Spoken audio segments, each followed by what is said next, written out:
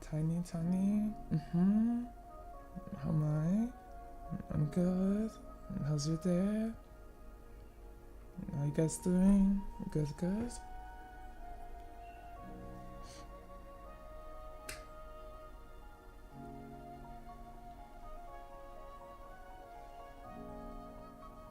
Pat, pat.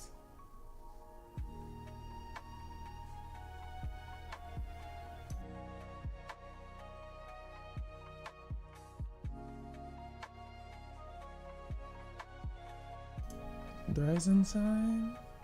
The sleepy. Sleepy baby. Get rest tonight.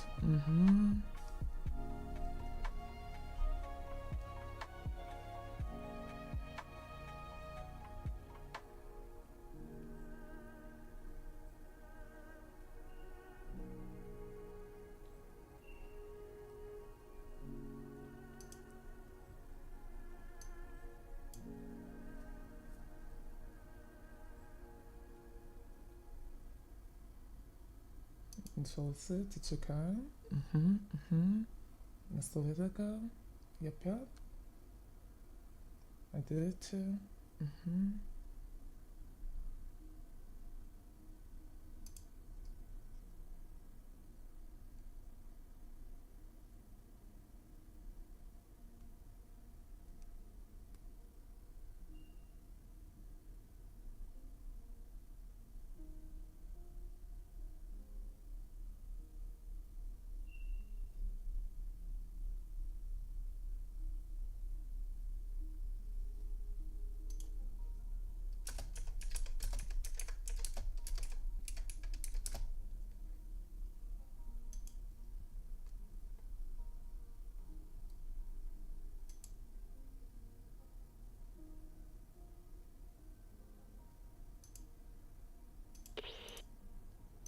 The husband that I just picked up. It took on. From server. Got some others. I did the marathon tonight. You guys got your blanket? Got snacks? Got drink?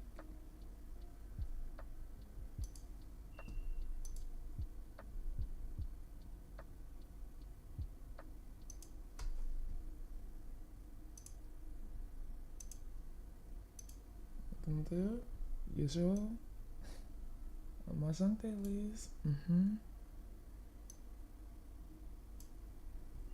I did some earlier.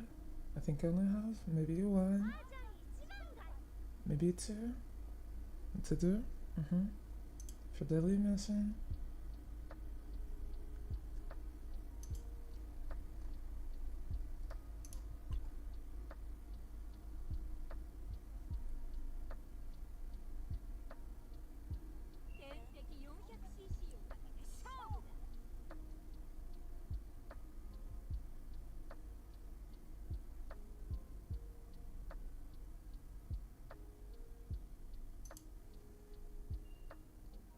This one's quiet.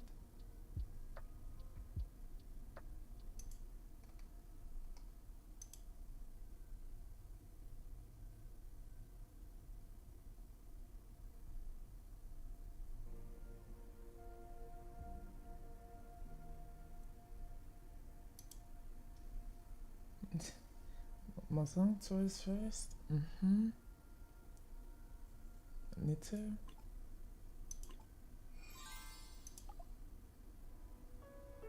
Only these two. See? I did this ones earlier. Before stream. One more match. And the win.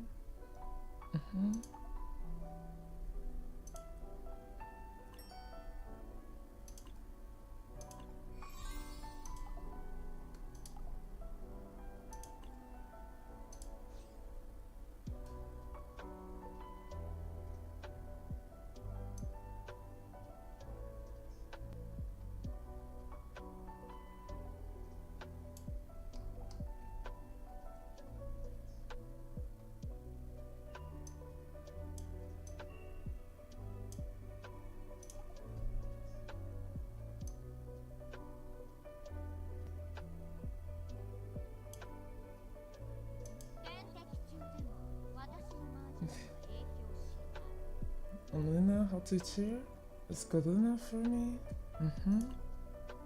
Cheer me on.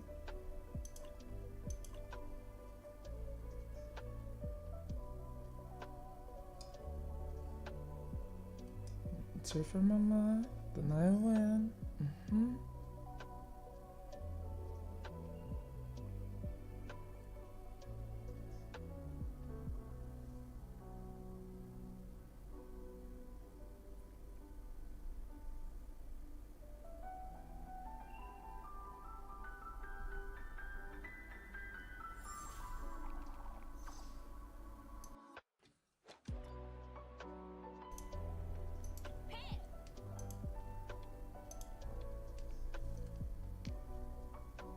What did you guys do today? Lucy, and I just woke up. It's all about the rest of yesterday. What are you guys up to?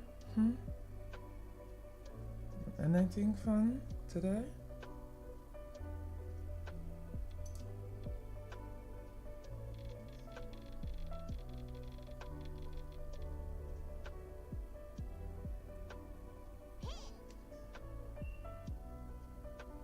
Spent the whole day.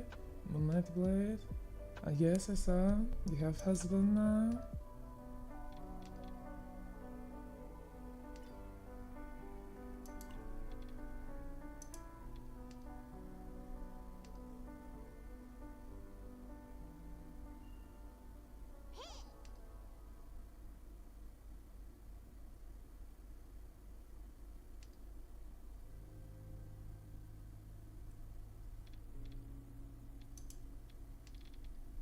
Yes, congrats.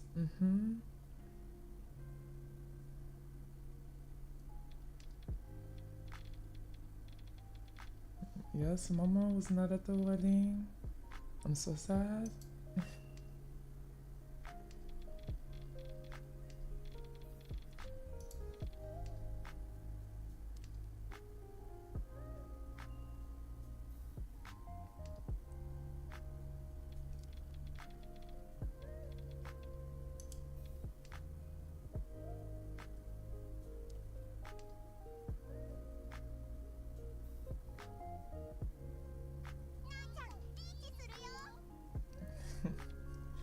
True, very true. You got me there. I still didn't update it. Goldfish brain, I forget. Someone has to remind me. Update it after stream. It's for real this time. I keep forgetting. I like think about it, and then I see my bed, and I forget.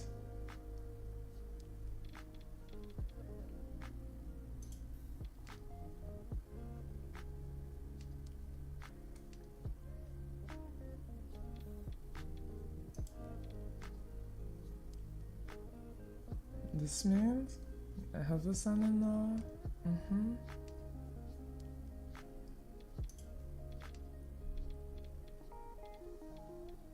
Thank you. You could even do it now while I'm not looking at Discord. Just ping me, the gaming channel. Say remember to update after stream. And I'll see you later.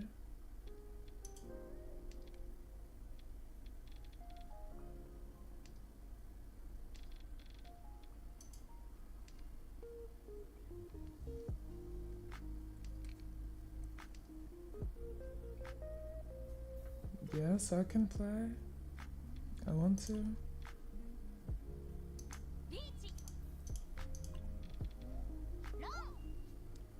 Damn it.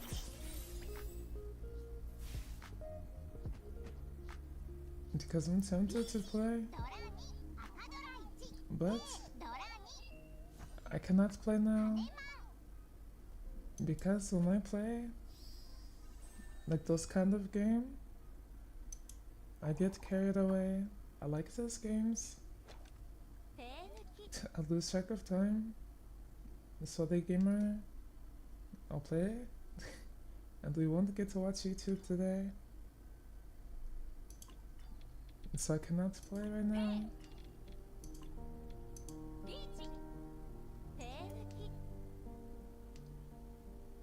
Yeah, no, I'm saying I want to play now, but I know I cannot. I would get carried away.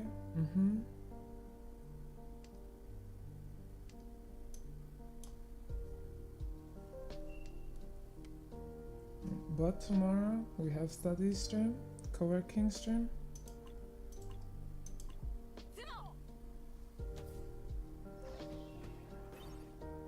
So it's later. Later in there. And because of it, since I do it later, yeah, I have time after stream to enjoy playing games before I have to do work tomorrow. So maybe I play tonight after stream. Don't remind me. I'm sorry.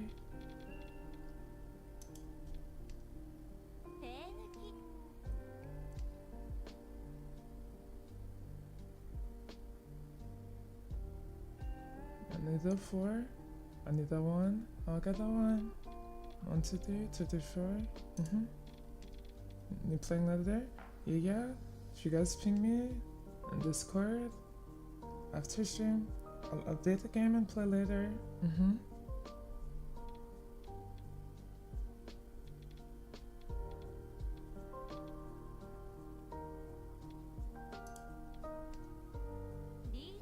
Because I've been wanting to play, just busy, but I have work to do tomorrow, so I have to get the gaming in tonight.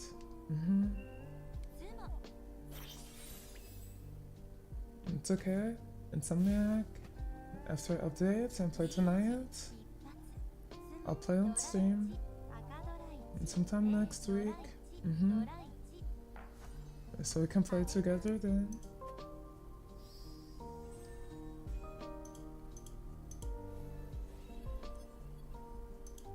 Because I know it's late for you, but the only reason I didn't play on stream this week is because I didn't update it. But I play tonight, and maybe Monday I'll play on stream. Monday, Moonlight Blade. MLB Monday. We call it this.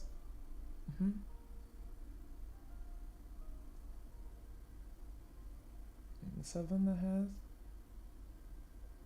What time is it? Oh, it says 2 p.m. That can't be right. 7 hours with Alosi, not me.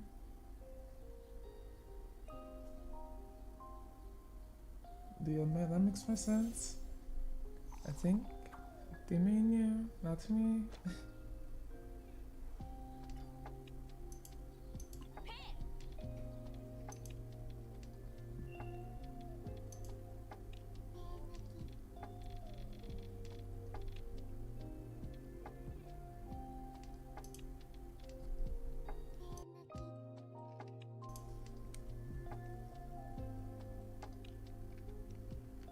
Mm-hmm. 9 p.m. So 7 hours ahead of me. It's 2 p.m. Also it's 2 for you.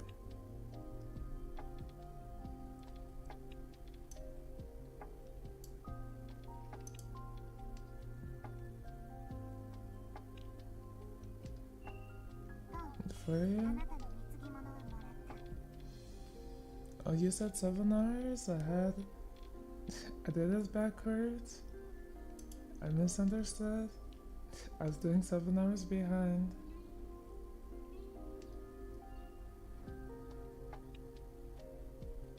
I see, I see.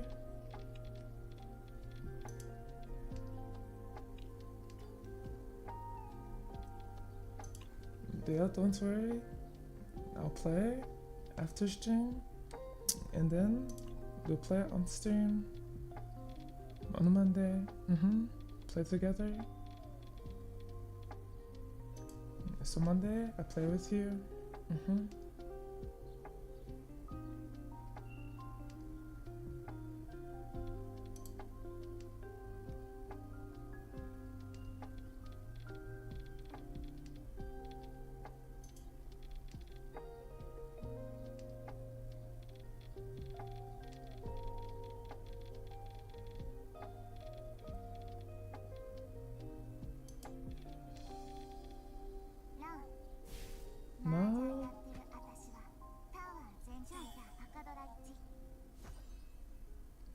not cool.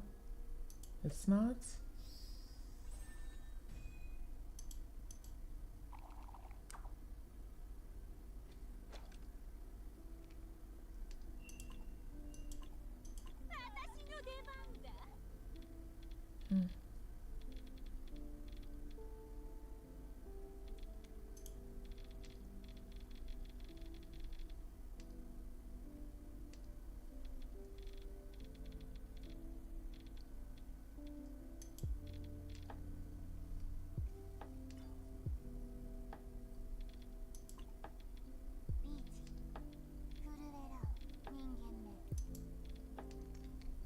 Maybe if I wake up, it might still be all night.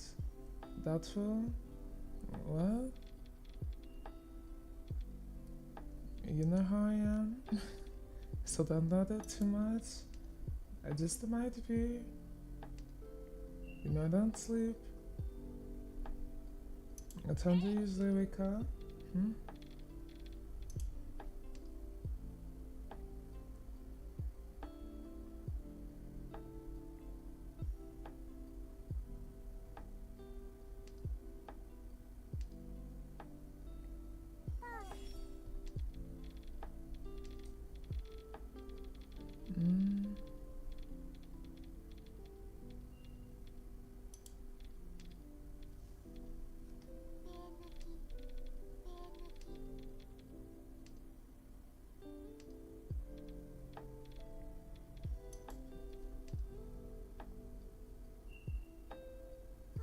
Because one time I played till like 6 a.m. and that's like 1 p.m. for you. And so, you'd never know.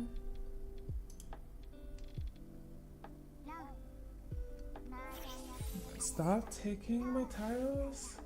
Why?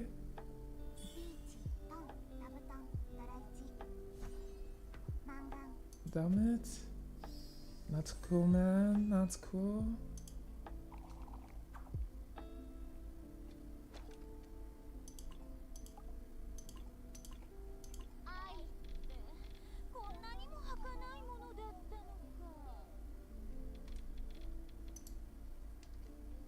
It's no fun. I get opponents like this. They don't send emotes back. They don't voice chat back at me. Why so boring?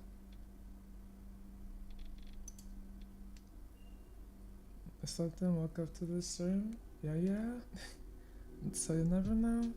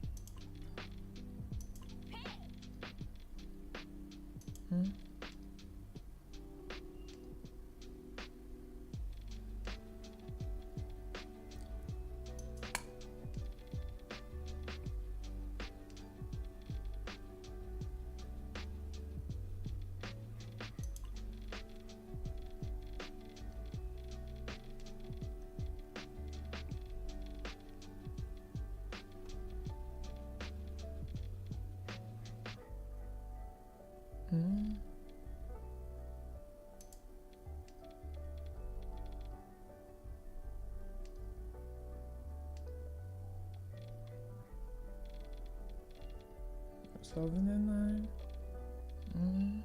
Maybe.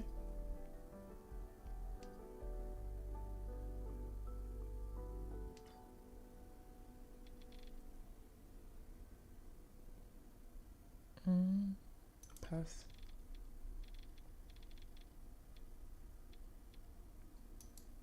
I have to get rid of this now.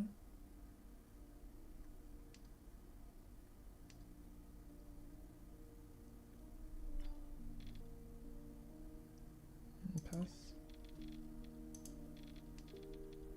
It's money 7.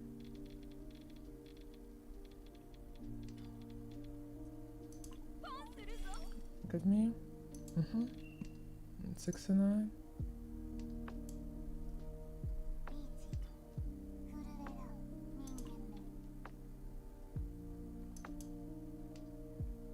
hungry? Don't have to eat? What's the options? Hmm?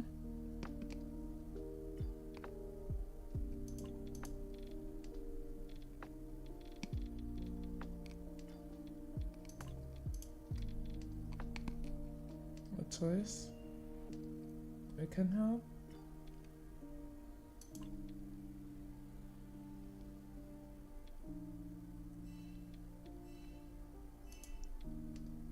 Give me 5.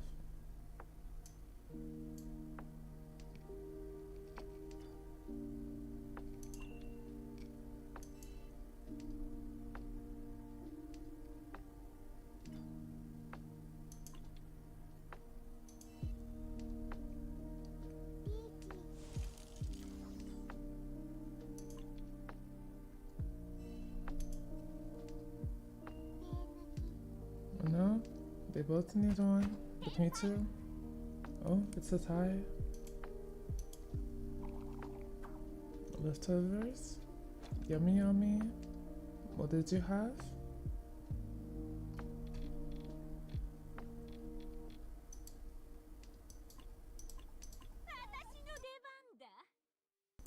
They won't talk to me. I talk to myself. It's fine. They're boring.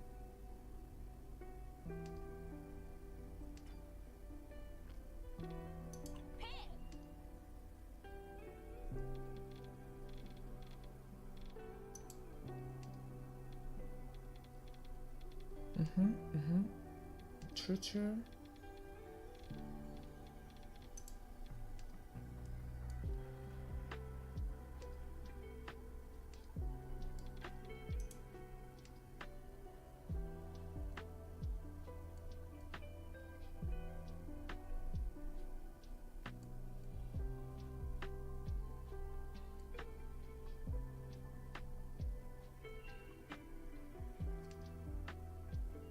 What did I have?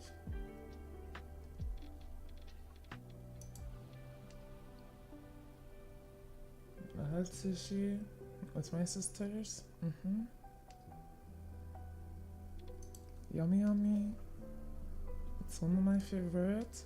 I like sushi.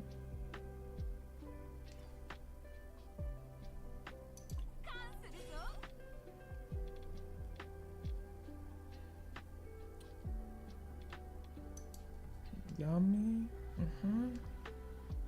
I think later during stream maybe, or maybe after, depending when I want it.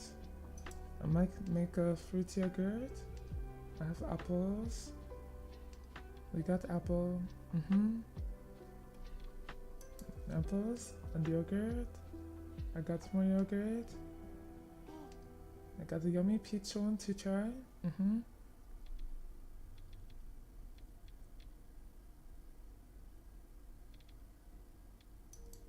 The second half, peach yogurt and apple. Yummy yummy.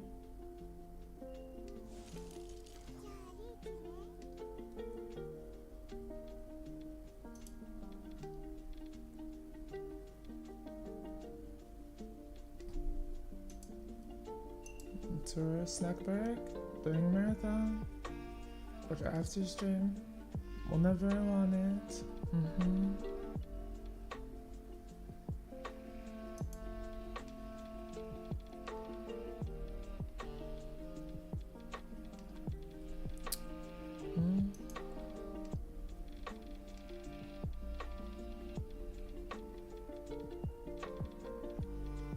Me 6.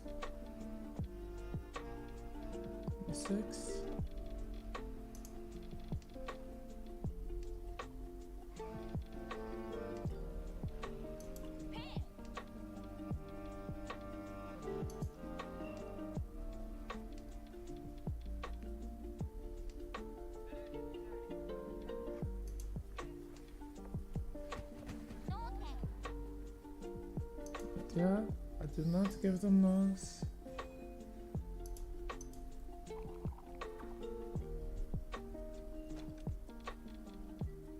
I still have not did the mission, I think. I have to another Ichi. I won before, but it wasn't a Richie one. So still have the mission.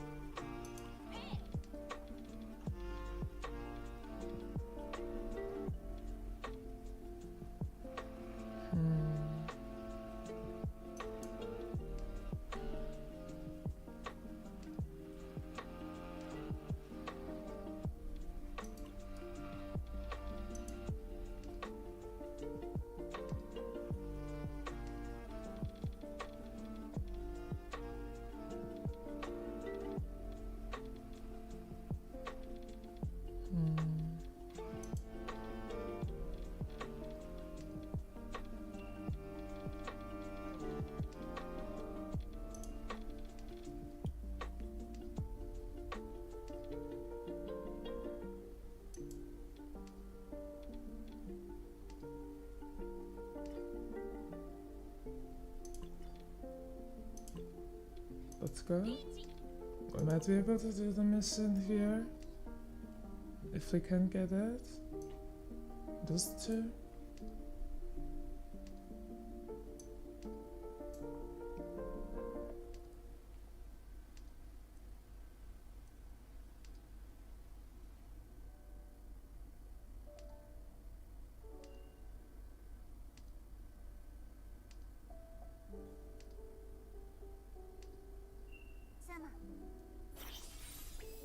No.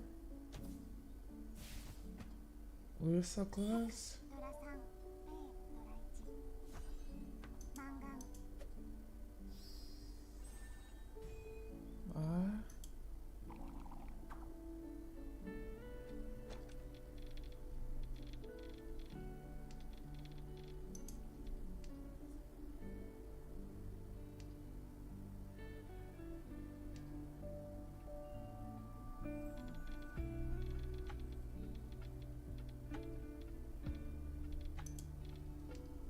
Also, I had something to show you guys.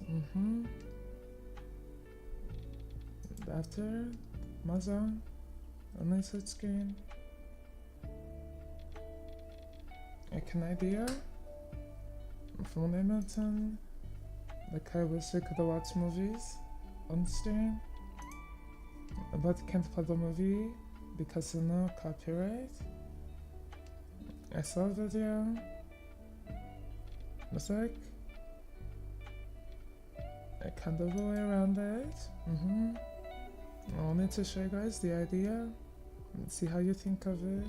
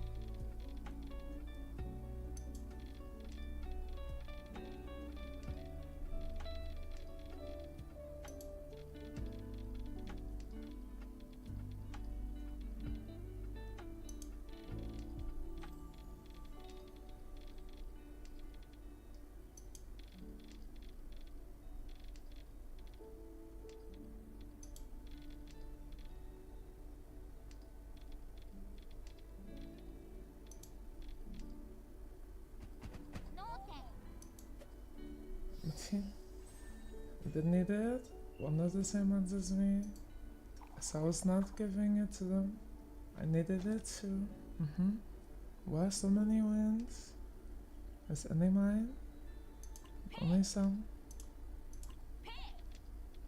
This one's not mine.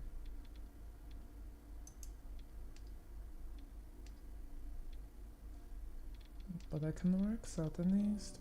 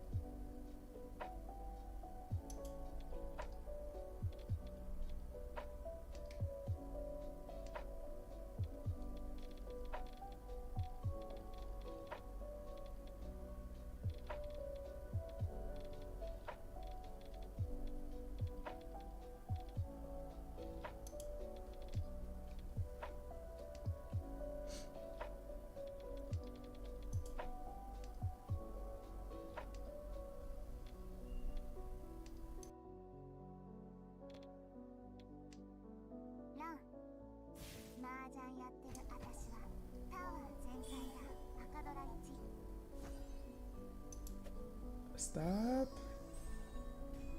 Why?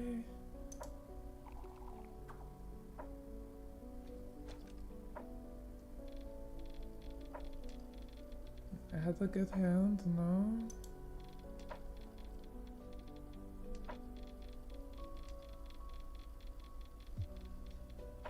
I guess it's not good. Not good. I forgot I had tea.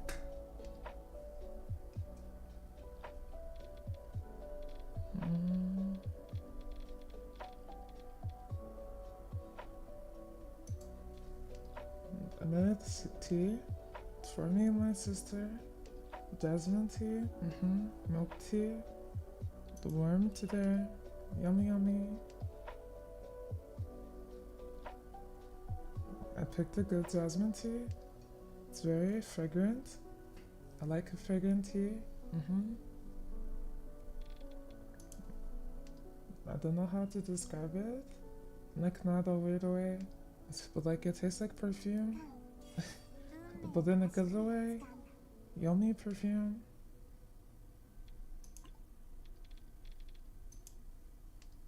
Do you want? I'll give you some. You know what I mean? Yeah, people look at me weird when I like say it. Like, perfume is not yummy. But like, it can be. This kind is yummy.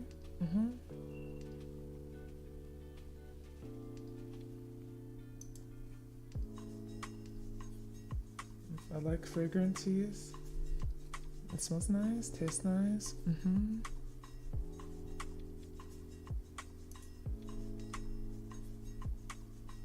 I'll serve it here. You can have some.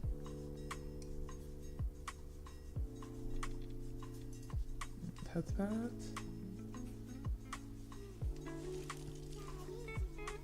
Since I'm in the game, I can't do the other one, but I can do this one.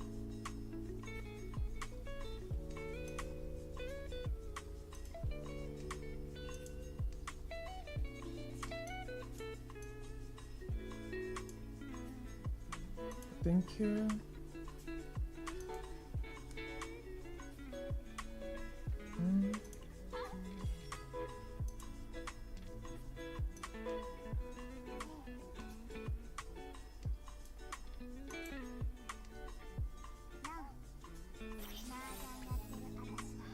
No, this is not good.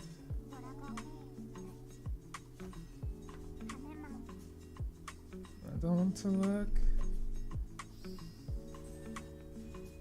No. Not good, not good.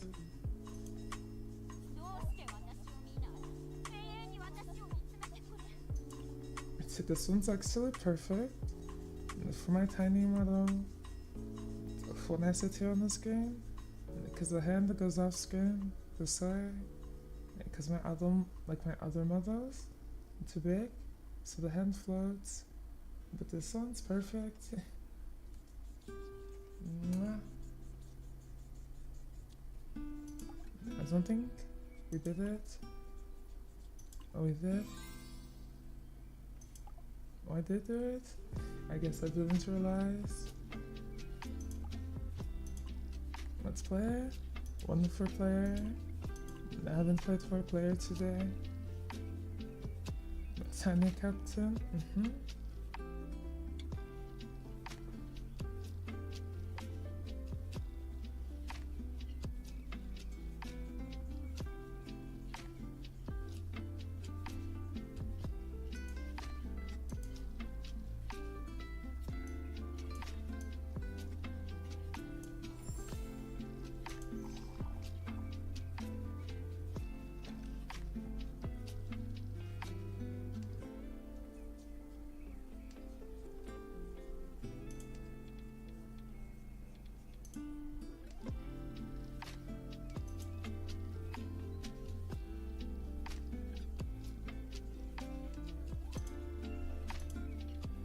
See? Oh, they cool? Oh, they talk back to me? Emote with me?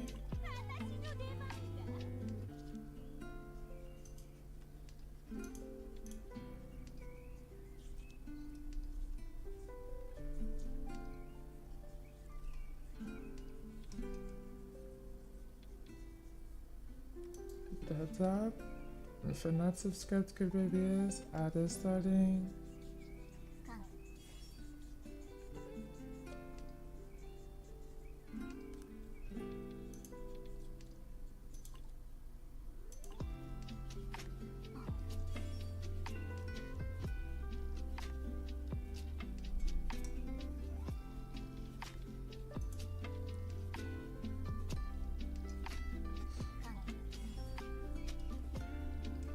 Why did they take my wind? That's not your wind. I hate when people do that. She stole my wind and took my tile.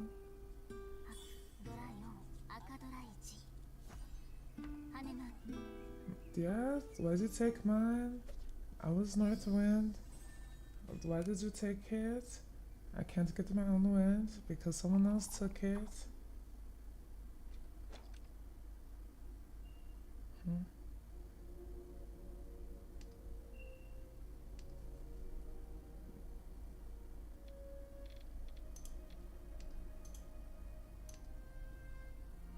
What's this? Someone on YouTube? Hello, hi. Sorry, I just saw it.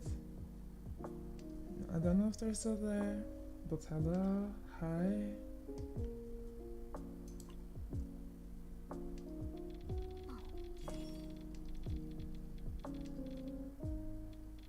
I had YouTube. The stream screen was pushed down too far, so I cut off the message. I didn't see it. Sorry. Hi, happy Saturday.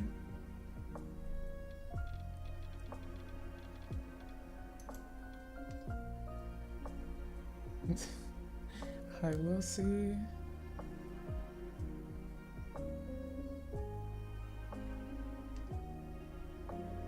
Yes, hello. That's on me. My screen was pushed down too far. It cut off messages, I had to fix it.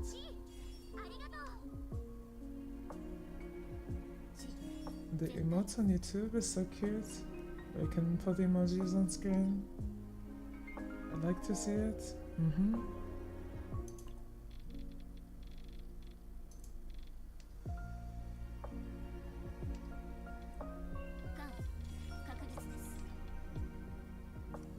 Hearts.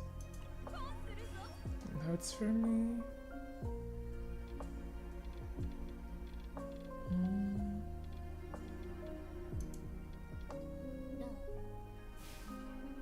Oh no. It's not good. Lucy playing peekaboo. hi hi.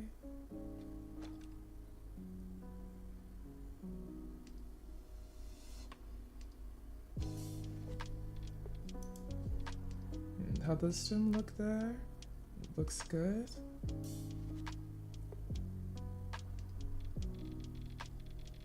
To appear in both places. I see.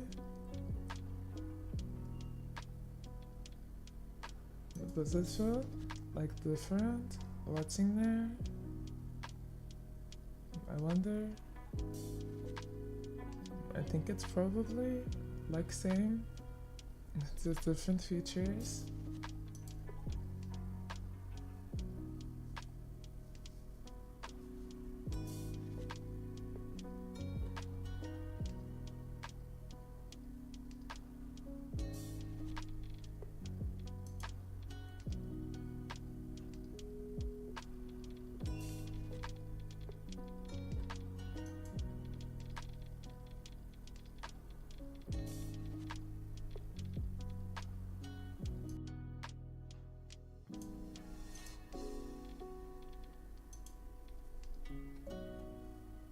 Yes, sir. Yeah, I feel like there's different features, but I was wondering if it feels different to watch.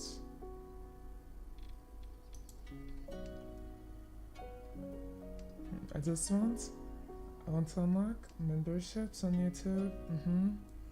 It's like YouTube equivalent of a Twitch affiliate. Like here, you can't use like emotes until affiliate. Same on YouTube. Once I unlock membership, I can have emotes there. And there, they can be used in stream. And also in YouTube comments. But I have to do membership first. Yeah, they have it. It's so cute. They can use them on streams. And I like that. You can use it in the comments too, if you're a member. And just like Twitch has a sub-only stream, there's also membership-only streams on YouTube. But you have to unlock it first.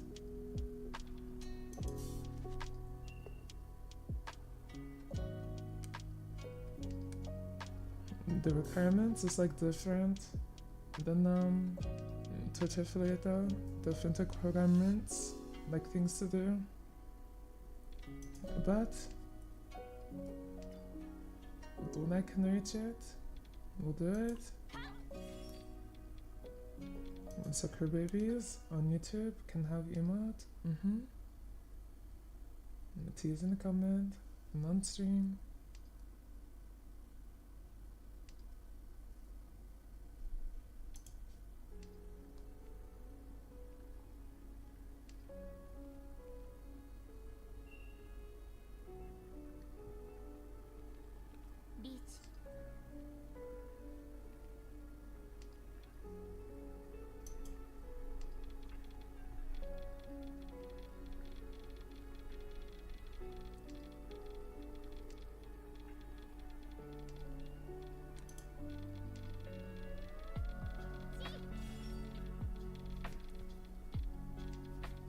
Is it fun?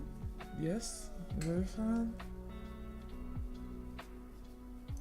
Did you figure out what you will eat? Didn't see a lead today? Yes, haven't seen a lead yet. I hope they're good today. Having a good Saturday.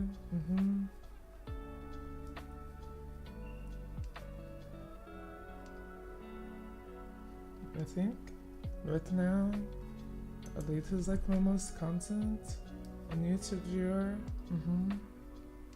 The one I see most.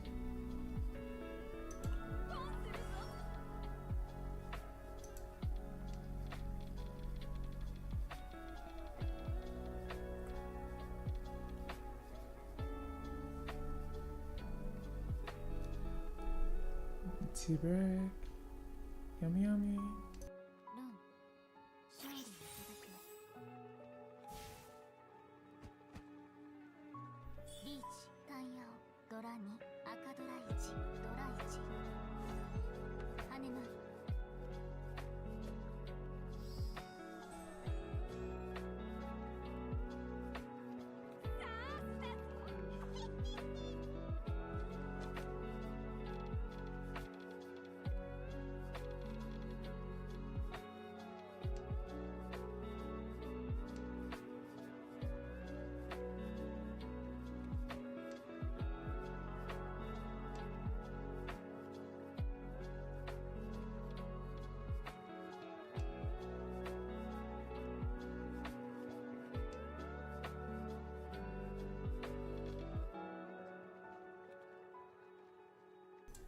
that you could say hi.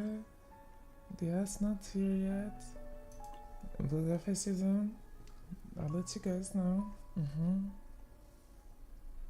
I'd like to talk to boss. But my YouTube window was down too far, so I missed the earlier message.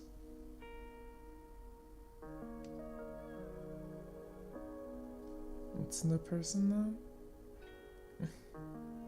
I feel bad. I hope they heard my hello in the universe somewhere.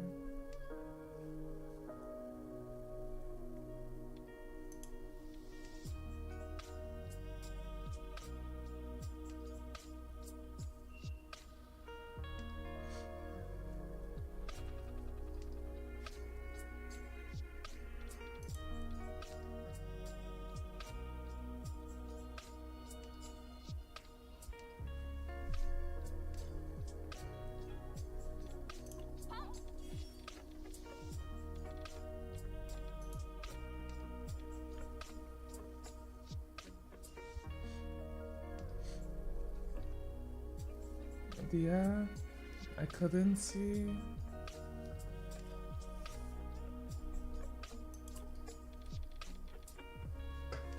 It's okay. At least not seeing. Let me know to fix it. So now we'll see.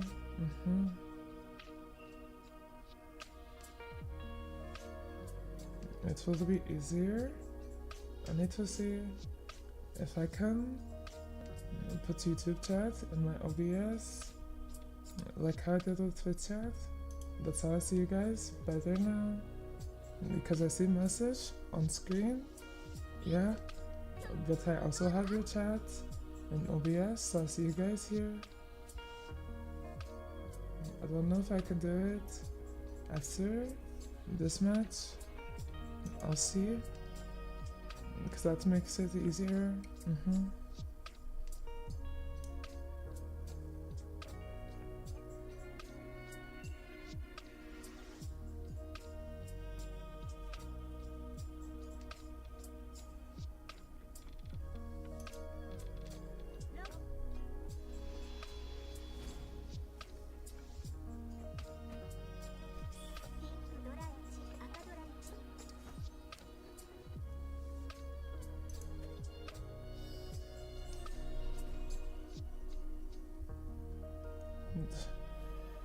But my song, it's not on my side right now.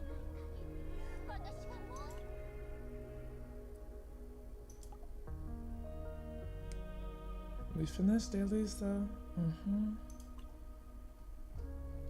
And then I get weekly rewards tomorrow. Let me see. And I got to update. No. Bye bye.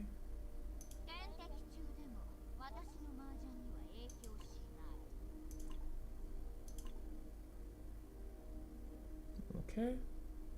Time to. Let's see YouTube. Can I do chat here? I think. Let's see. OBS.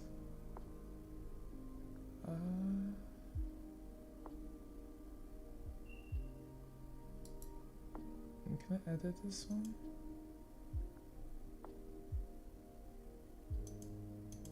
No? Settings? No. How do I delete this one?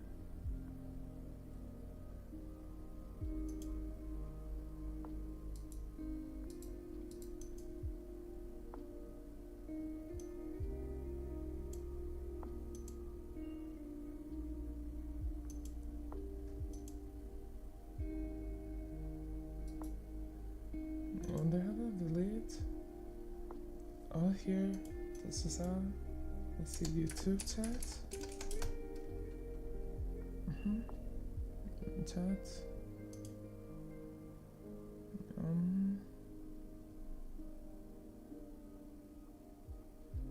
I think. Go to pop out chat. get the URL. Put it here.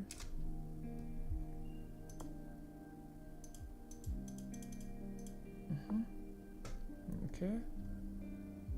I think I did that. Let me see.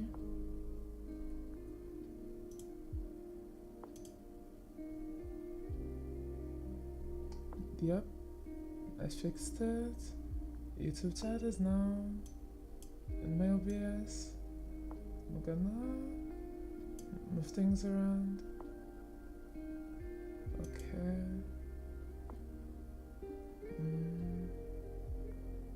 Twitch stats, is it this one? But no, this tells me viewers and things. Like followers. I didn't even know that's a feature. That's nice. But not what I was looking for. I was looking for this one. Yes. I'll put this one over here to chat.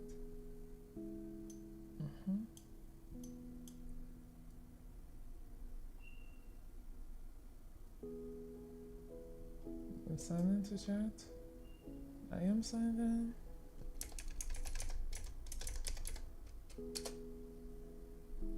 And password.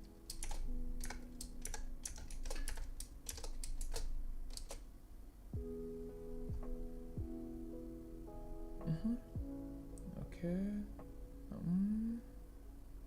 Wait. I can do this, right? Awesome. Wait, I feel like a genius. Wait. Awesome. Have it set now.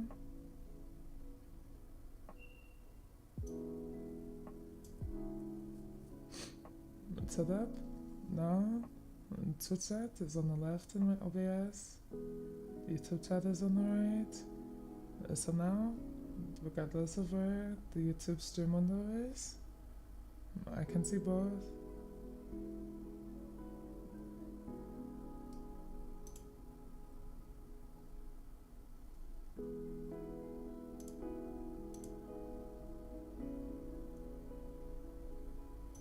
And the problem was, before YouTube chat was not on OBS, it was just in my stream window, and because I have my stream manager open for YouTube and Twitch, so because even though I can see my stream like in OBS, OBS doesn't always tell me if like the stream is lagging on the site or like if it crashes.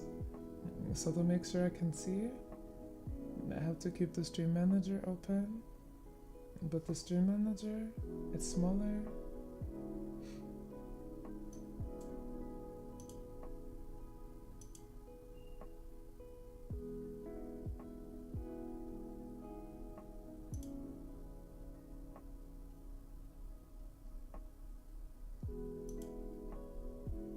Let me see, can I do this? Put this one up here. Put this one down here. And then scoot them over.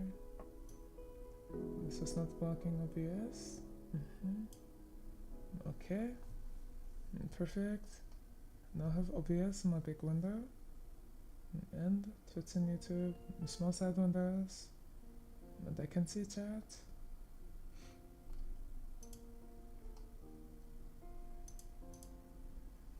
We found the new OBS layout theme.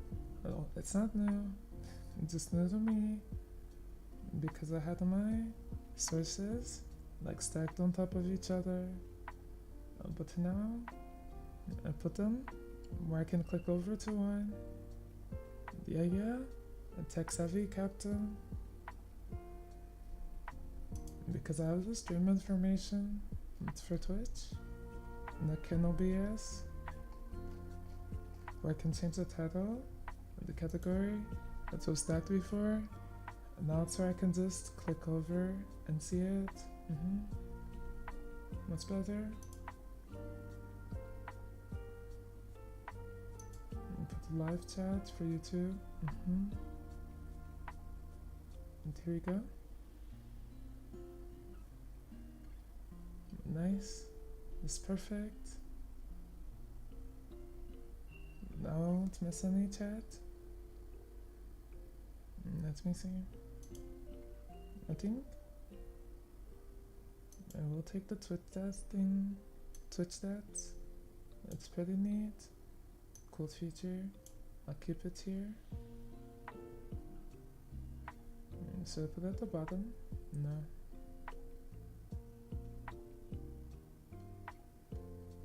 It shows me like how long I've been streaming, how many clips you guys made, and the view count. That's handy.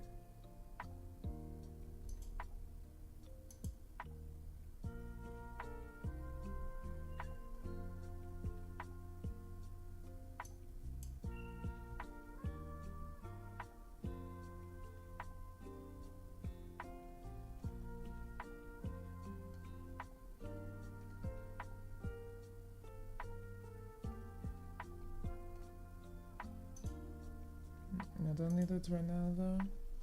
Since I keep my stream manager open, I can see these things. Clicking there, like followers, viewers, ads.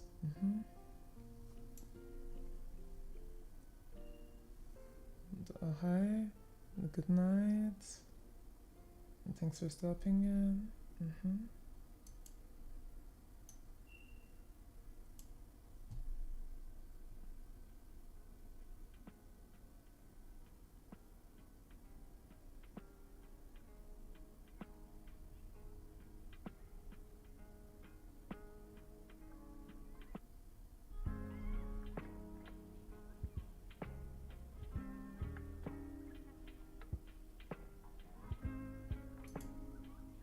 I need to close some of my tabs. I have so many things open. Close. Keep this. Keep this. Keep this. And keep this. Probably will have stream up all night. But get cozy. Enjoy. Sweet dreams. Mwah. Okay. Let me show you guys the movie idea for movies on stream.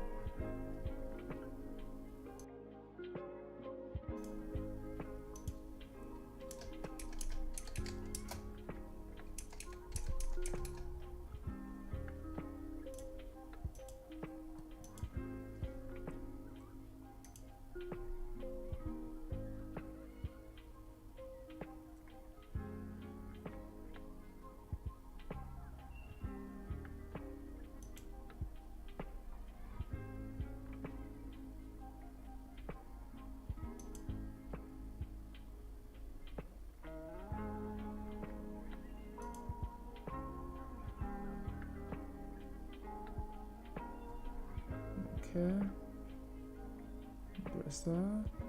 I'm the humanized captain on stream. You have to use points and to switch model. And ready, and you can switch it.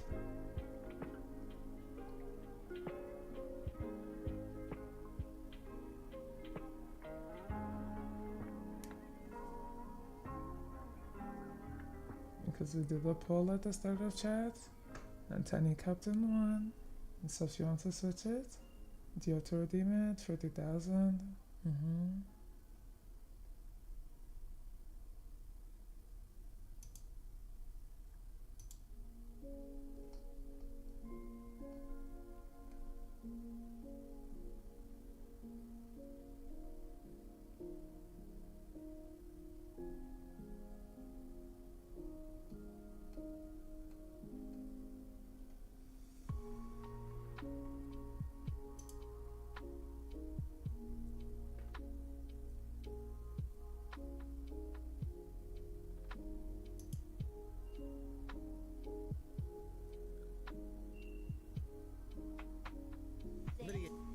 Diacus 3000 Dino Nuggies. Tomato swap.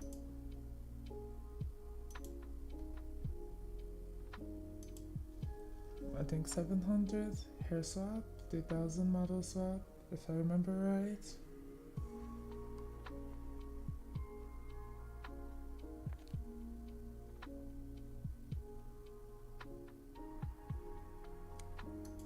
Don't ruin this for yourself. If he's down for it, then you should be up. He's on this. No! There it is.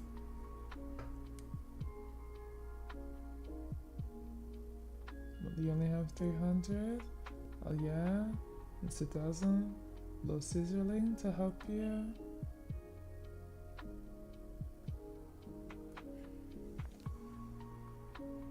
Yeah, of course you can. Anyone can redeem. I'm gonna say thank you, Lucy.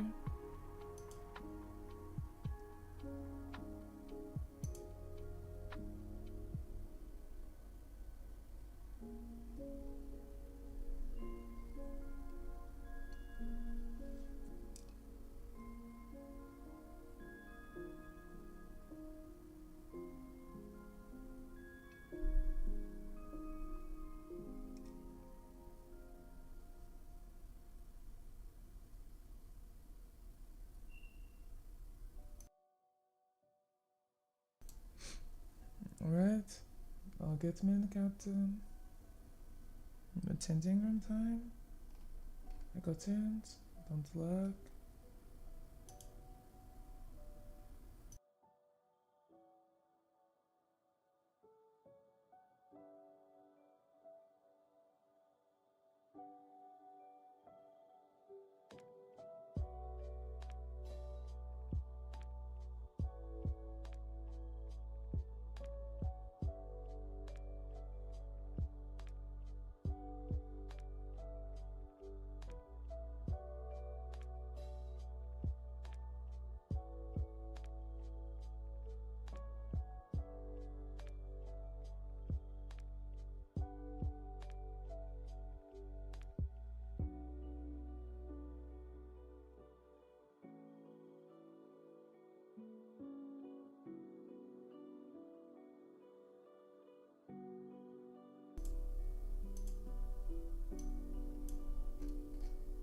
Alright, main captain is out.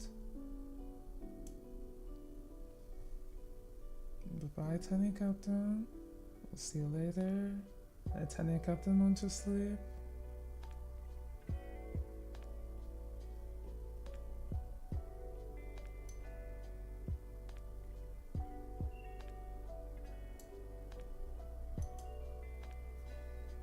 Now I can sleep better. You're amazing. Yeah, I think Army only likes main captain.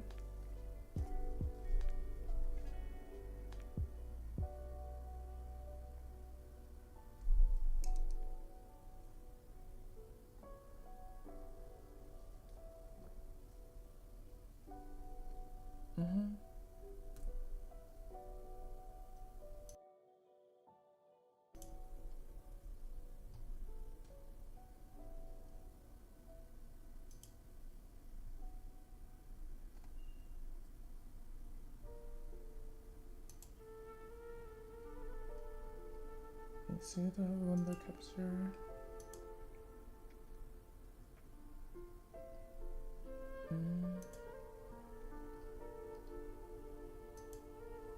Want to show it on screen? It's not showing up. Why? Is it this one?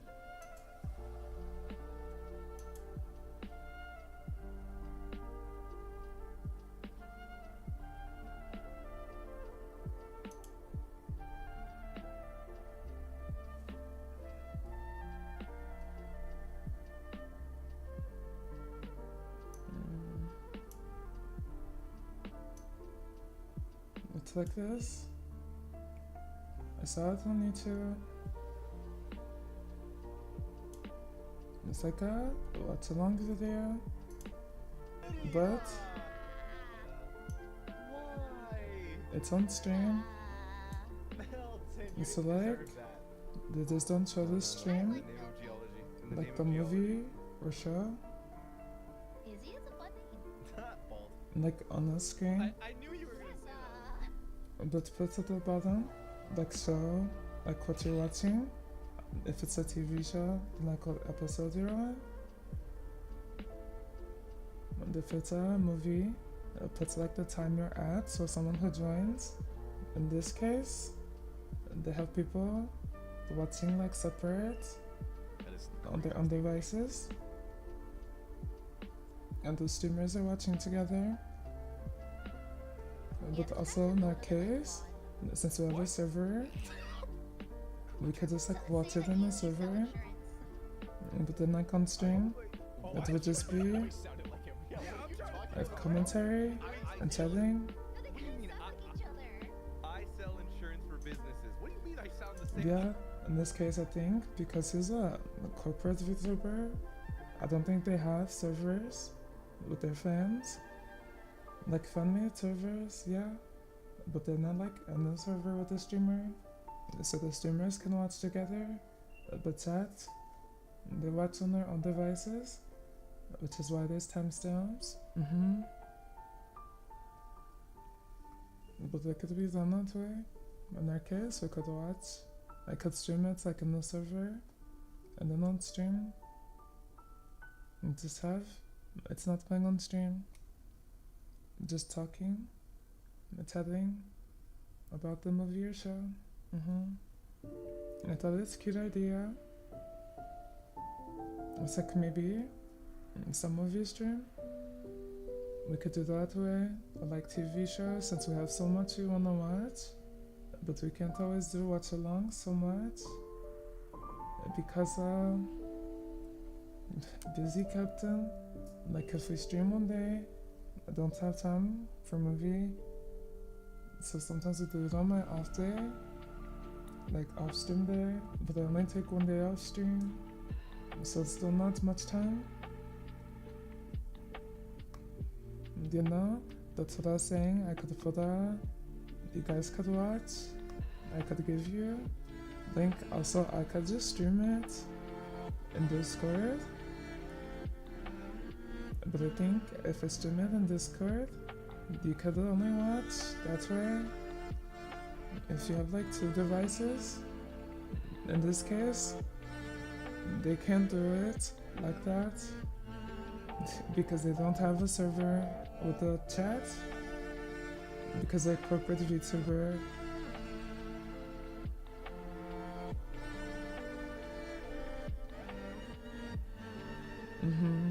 But I'm not corporate, I'm indie, so I do have a server.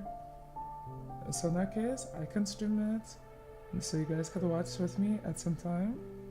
But like on screen, we could put the movie and the timestamp for the crew babies in chat who are not in server or can't join, so they can follow along on their own devices. But anyone in the server can just join the channel and watch with me, and we can watch and I stream. What do you guys think? Do you like the idea? It's like we'd have a stream VOD of my commentary on it, because usually we do commentary like in the server at the end of the movie.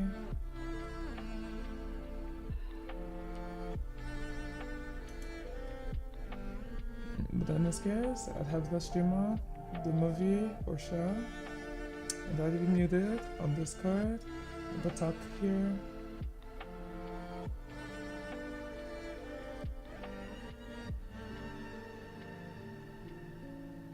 And so you guys could like watch the movie or show on Discord, on your phone, on like computer, and watch stream on different device, something like this. Yeah, I wanted to try it for whatever next movie night or show is, but this way we can have more, we can watch more and together Because now we can watch on stream without actually watching on stream. And you get the Captain Live reaction.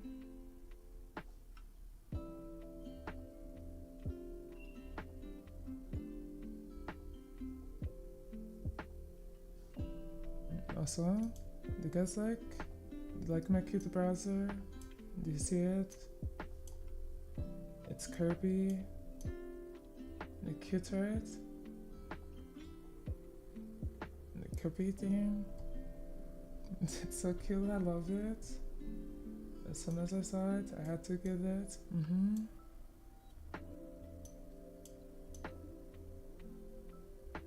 Your browser's so cute, thank you.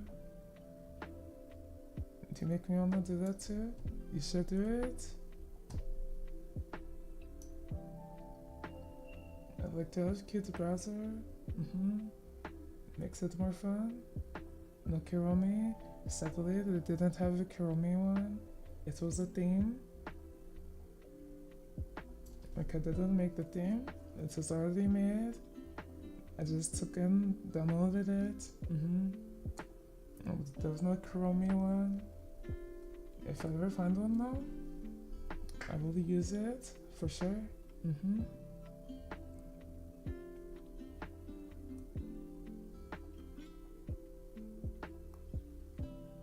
So this is our video.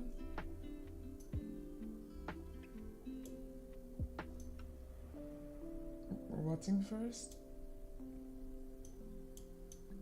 There's still only sent in the server. But I saw also under it there was this one, another TikToker one. And so I was thinking, could watch that one next after this one.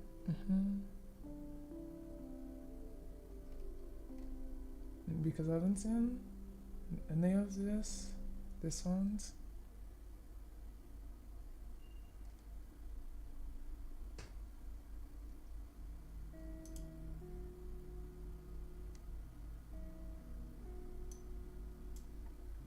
We're gonna switch screen so we can start the video.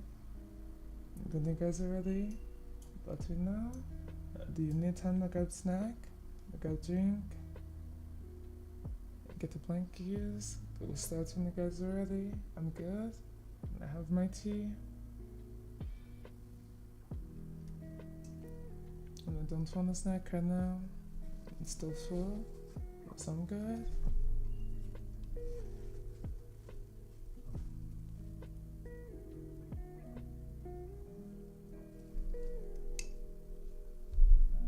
You're here? Ready? Okay. I say bye-bye music for now.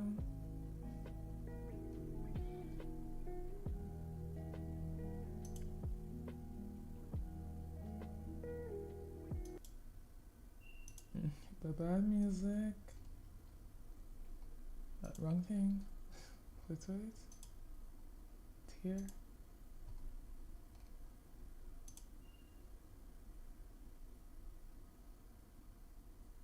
No, hello. I'm not in Discord. Don't put my Fuji on screen. It's looking for my PNG, my Discord one. I used it on the screen. Last time I had like a collab watch. So it was looking for PNGs.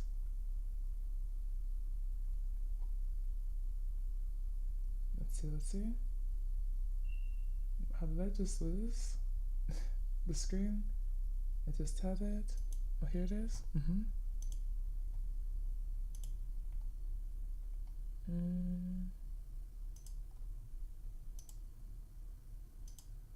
There you go. Yippee, yeah. Let me see it. I should turn up the video. Here. Let me see. You guys love to. Usually I just pause to talk. Because I talk too quiet sometimes to be heard with the video. But we'll see. Let me know how it sounds.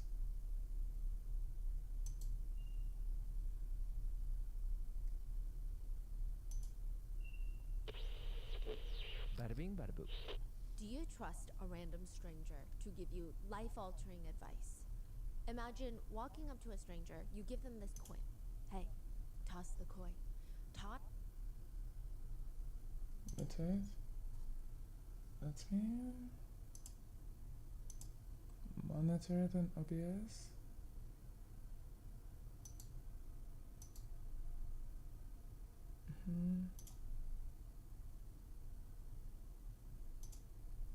Turn this off.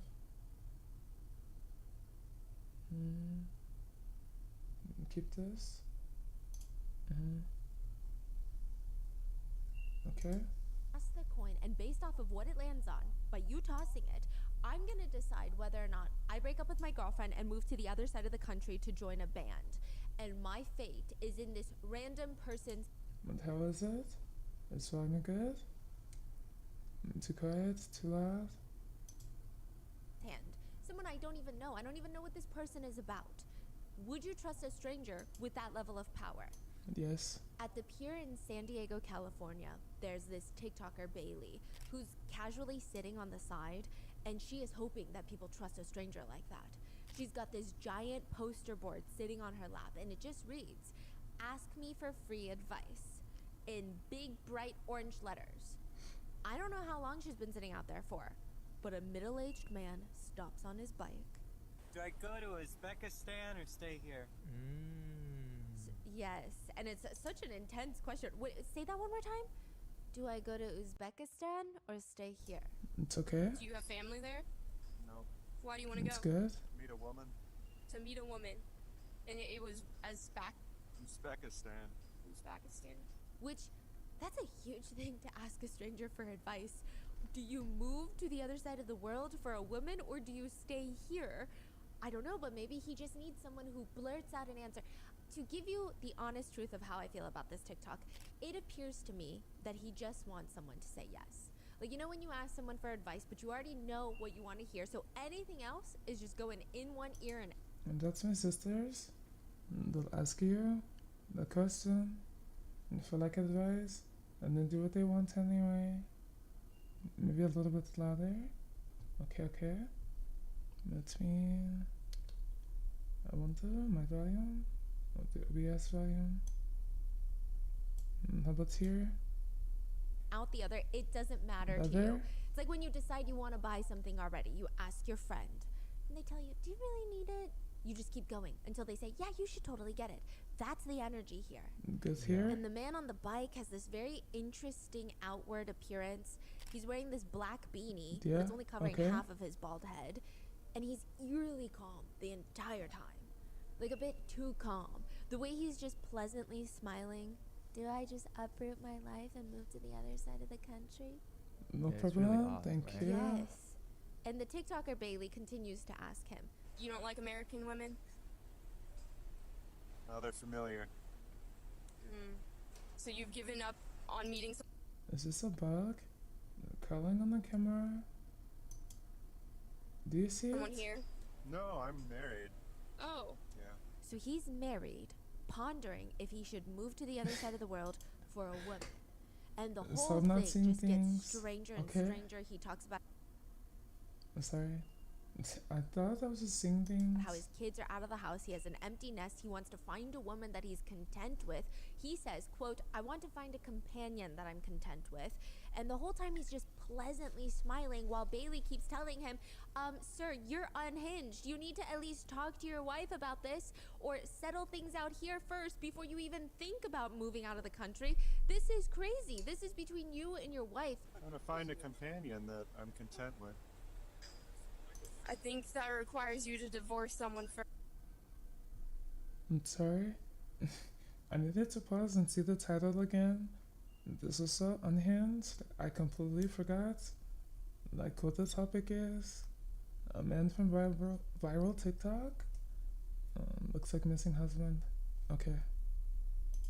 Got First. it. Well, maybe.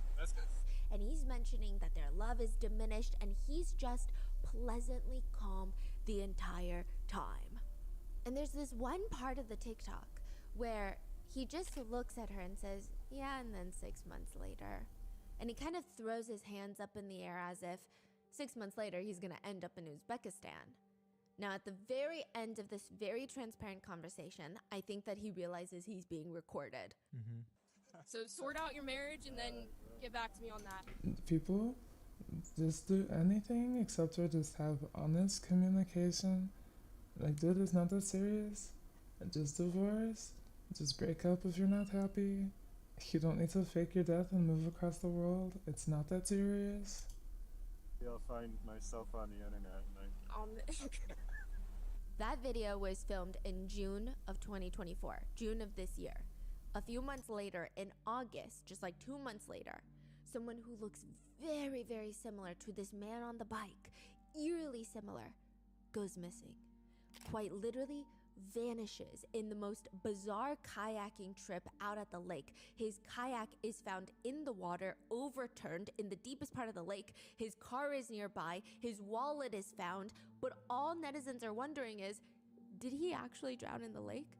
Or did he leave his family and slip away to Uzbekistan? Or is that even really him in the TikTok video?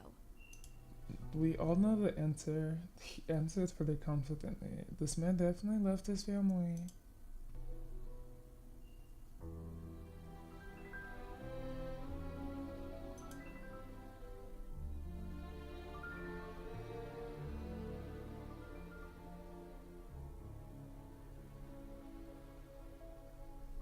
I love the transition screens for Rotten Mango We would so like much. to thank today's sponsors who have made it possible for Rotten Mango to support Bruce's legacy. They are a volunteer-based nonprofit who specialize in search and recovery operations for victims of drowning. For example, they have a specialized dive team that can be deployed to a drowning incident if the authorities lack the right resources. They also help by using side-scan sonar technology, decreasing diving risks for everyone involved in the search and recovery. As always, full show notes are available at RottenMangoPodcast.com. One quick disclaimer, this case is also ongoing, and as of now, most of this remains, I want to say, legally unconfirmed by authorities. So with that being said, everything is alleged, and most of these are speculations by netizens. The entrance to the cemetery looks straight out of a horror movie, or like a Halloween movie. Like, you know the show Wednesday? It kind of has that aesthetic. It's all iron. The gate to the cemetery is iron. And at the very top, it has this ornate design. And there's just 2 words hanging there. Dartford Cemetery. It's only one of the most haunted spots in the entire state of Wisconsin. It's located just right around the corner from Green Lake, which happens to be one of the deepest lakes in the state. And the cemetery is now the final resting place for at least 2,591 bodies. I wanna The go. local legend is this. If you were to walk into the cemetery, you walk up to this one tombstone. The name on there is Jackson Walker. Nobody really knows much about who Jackson Walker was, except that he died a long, long time ago. And he's got this giant mausoleum tombstone over his grave. It's huge. It could maybe fit 5 people on there. About 4 feet tall. And you climb on top of this tombstone. And you just sit there. Just and you don't. wait. That's That's what the disrespectful. locals say. Don't You sit wait, on someone's and you wait until tombstone. you feel something, like a hand on your back. And once you feel it, keep in mind, this is very important, you do not look. Not that you really have the chance to, because by that point, that force is going to push on your back and it's going to completely push you off the tombstone. Well, of course. I think if someone sat on my tombstone, I'd freaking push them off too. What's wrong with you? Don't sit on someone's grave. That's so disrespectful. Like, admire it. Look at the tombstone and talk to them. Don't sit on it. What did you expect? You thought he was just gonna be cool with you just sitting on him? On his resting place? That's so disrespectful. Of course you're getting pissed off. In fact, this urban legend could start even without a ghost. I think if I was roaming around the cemetery, I'd push you off before the ghost can. Like, don't be rude. Where's your manners? The whole thing is only about 4 feet tall, so likely you're not going to be injured. But even so, you're going to be standing there feeling like there's a long hair that fell into your shirt and it's traveling down your spine. You're going to feel a little shiver. One netizen writes about the cemetery. I was a junior in high school, and a group of friends and I had been looking for a place to hang out during late October. It was during Halloween season. So seeing that Dartford Cemetery was only 20 minutes away from our place, we decided, you know what, let's just venture out at 10 p.m., check it out. Upon arriving, there was nothing out of the ordinary. I mean, it just looked like a cemetery.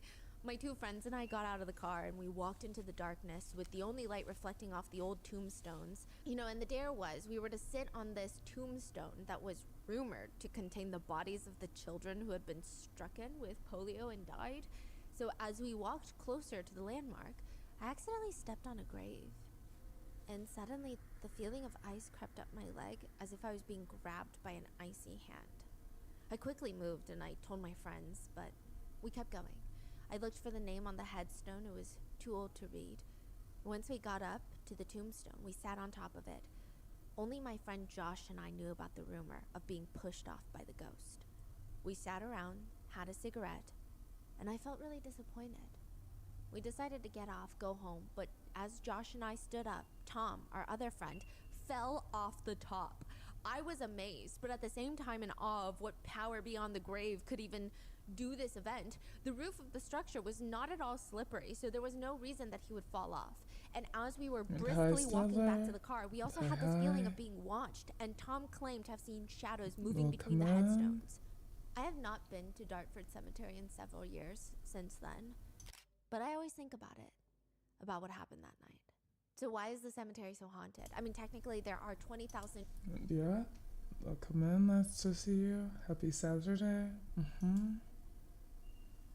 272 registered cemeteries in the United States, not including the unregistered ones that nobody knows about. But out of the 20-something thousand, why is this one so haunted? For thousands of years, the indigenous people considered Green Lake a very sacred place where you go to pay homage to, quote, the spirit that dwells beneath the water. Back then, the cemetery on the lake had a more beautiful history surrounding it, until of course the United States government forced the indigenous people off the land, and that's when things clearly go south. Yeah. Chief High-Knocker, the last indigenous chief in the area, was buried at the cemetery. He's known to be one of the spirits haunting the area because, I mean, do you blame him? He would have been very mad to see what happened to his people. Not at all. Which, side note, it is said he passed away August 12th, 1911 from drowning in the Green Lake. Yeah. And now, August 12th, 2024, exactly 113 years later, another man goes missing at Green Lake, presumably drowned in a part of the lake that is over 2... That's so disrespectful. To fake your death and dying in the manner that a literal chief died in. Like, actually, dude, even if you're alive, you're so haunted now. That's so disrespectful. And also, what this his name was? I'm going to the cemetery. I'm gonna go visit him. 100 feet deep. Which, if that's the case, that's not looking very good. I'm respectful. The call comes in If early you in won't the have a morning from problem a with woman. me. Her husband went missing last night at Green Lake. What do you mean he went missing? He texted his wife the night before at around 11 p.m. He tells her that he was kayaking on the lake, he's turning around in the water now, and he's heading to shore. So he should have been home, I don't know, let's say latest midnight, which already is alarming for authorities because even if you're an experienced kayaker, probably not the smartest thing to do in the middle of the night. But nevertheless, he doesn't make it home. His wife doesn't notice until about 5 a.m. the next morning. She wakes up, he's still not there. The authorities rushed to figure it out. Maybe he made it back to shore and decided to stay at a friend's house. Deputies rushed to the lake. The first bad sign, they come across the missing man, Ryan, his car, parked near the lake along with his trailer. Okay, that's okay. Maybe his kayak got stuck in the water and he's been waiting for someone to come and help him. You know, traumatic, but a great outcome considering the circumstances. First sweep of the lake, they find Ryan's kayak overturned, capsized, floating by itself in the lake. Now things are not looking as good. The biggest problem now is, well, if Ryan capsized in his kayak, he's likely dead. He was last heard from 11 p.m. He isn't reported missing until 5 a.m. If he capsized, how could he have survived? Perhaps he swam to shore, but there's an undercurrent that's strong. That doesn't make sense. And why wouldn't he be near his car then? Meaning he's likely dead and in the water, which means even the search for him is going to be hard. The part where his kayak capsized is, like I said, one of the deeper parts of the lake, 220 feet deep. That's deeper than the average lake across the world. At 200 feet, you can barely see what's in front of you. There's barely any sunlight that penetrates the water. The water is essentially black liquid. This is not something that the local sheriff's office can do alone. They have to bring in specialized search and rescue, a nonprofit called Bruce's Legacy that offers to help search for Ryan. Bruce's Legacy has helped us in the past with drownings that we've had on our lake, and the reason why is because of the depth of our lake. Our lake is 238 feet, the largest inland lake in Wisconsin. They're going to bring in sonar technology to scan inside the lake. They have those beams that shoot out into the water. They scan what's down there without actually going down. You can kind of see an image on what's under the surface from on the boat, but you really can't have a thorough search and rescue without divers. Sonar is like a flashlight. It quickly scans the whole room. It shows you where things are, but you can't tell exactly what each thing is. It narrows down a search area very quickly, but that's it. Once that area is narrowed down, you need divers. Additionally, the sheriff's office will be bringing in canine dogs. Canine dogs have actually been known to accurately detect remains even in murky waters at depths of at least 50 feet deep. What? They typically do not enter the water. They stand on the edge of boats to detect scents. They can do a lot of surface area very quickly. Doggy. Yes, but that also means that you need very specific boats because their snouts have to get close enough to the water to scan it while they're driving slowly. Really? Yeah. It's very interesting. The dogs will be very important considering the water is incredibly murky in this part of the lake that he's vanished. Every hour that passes since Ryan is reported missing feels like the tension is just getting bigger. His wife and his 3 kids are waiting to hear the news that he's okay. I mean, they have faith that he's somewhere alive and well, and they just need to find him. But within 24 hours of him being reported missing, a fisherman fishes up a giant fishing pole that is identified to be Ryan's. My dog will just drink the water. That's it. He's not helping sniff out anything. He's just gonna drink the water. That's what he does. They find a tackle box inside Ryan's wallet, ID, keys. For 54 days, they're searching. The entire community is getting involved, giving out food, gift cards to those searching so that they can go buy food because all they're doing all day for 12-hour days is searching the lake for Ryan's body. The local docks are loaning out boats to search and recovery. Meanwhile, Ryan's wife and 3 kids, the oldest is in high school. They're selling t-shirts that say faith over fear to help fund the search. And they're being very optimistic, but it's just not looking good for Ryan. I mean, there's just no way that this man is at the... This dude definitely deserved to. Is gonna have the worst karma of his life. You have these people scared. You're wasting these people's quality time that they could be using to find actual drowned people looking for you. When you're just staging this because you can't have a conversation, and also disrespecting a literal chief who drowned here by faking your death to match his. Like, this dude just has invited so much bad karma to his life, so much, and honestly deserved. Bottom of the lake. Keith is the man that runs Bruce's Legacy. He started the nonprofit because his brother Bruce was a firefighter who drowned while searching for a drowning victim. And Keith has done a lot of searches. He's scanned through so many lakes. By this point, 8 weeks later, in early October, he's pulling Sheriff Podal aside. Dude, This I is the love sheriff in charge of the firefighters. whole search. Sheriff, I'm good at what I do. In this particular lake, he's been doing 9 12-hour days looking for Ryan, and he says, I'm telling you right now, I don't think that Ryan is in that lake. What? Then where is he? Did he capsize the kayak, swim ashore, and then hide in the woods or something? What do you mean he's not in the lake? In light of this conversation, Sheriff Podal decides, I'm just gonna run his name. I'm gonna run his name and see what happens. They run Ryan Borgwart's name. His passport comes up. I was just about to say, run his name. You're gonna see a flight to Uzbekistan. As entering Canada the day after he's reported missing. Canada. Wow, yeah. That was something we didn't expect. Because there's a log of all of this. Uh-huh. How is that possible? How does a dead, drowned man go to Canada? He's supposed to be at the bottom of the lake that they spent $40,000 searching. Not critiquing their searching or anything like that, but couldn't they have saved the search team's time and effort by searching his name first? Is that not the first thing you do when someone goes missing? Search the name in the database and first to see if there's a record of them before you start a search? Is that not how things work? And if not, they should probably do things like that, because there's so many cases where they waste time searching for someone and it comes up that they helped a flight like 1 or 2 days after. Not very smart, but it would save search teams so much effort. Searching for him? What the hell do you mean his passport came up in Canada? Wait, so this is 50 days later? 54. They didn't search his name in the system for that long. No, because This is what I was saying. 54 days later, like, we didn't start with this? I mean, the evidence was very clearly, and his passport was at home. Oh, Exactly. then how did he pass? Okay. We'll get there. Yeah, that's like what I'm saying now. Even with the My evidence, husband though. has been so adamant on teaching Just our nieces about always investing. I check. really had to explain to him, sir, these kids are 3 years old. But he always tells me he wishes someone taught him more about finance and investing, because according to him, time in the market beats timing the market. And that is why we love Acorns.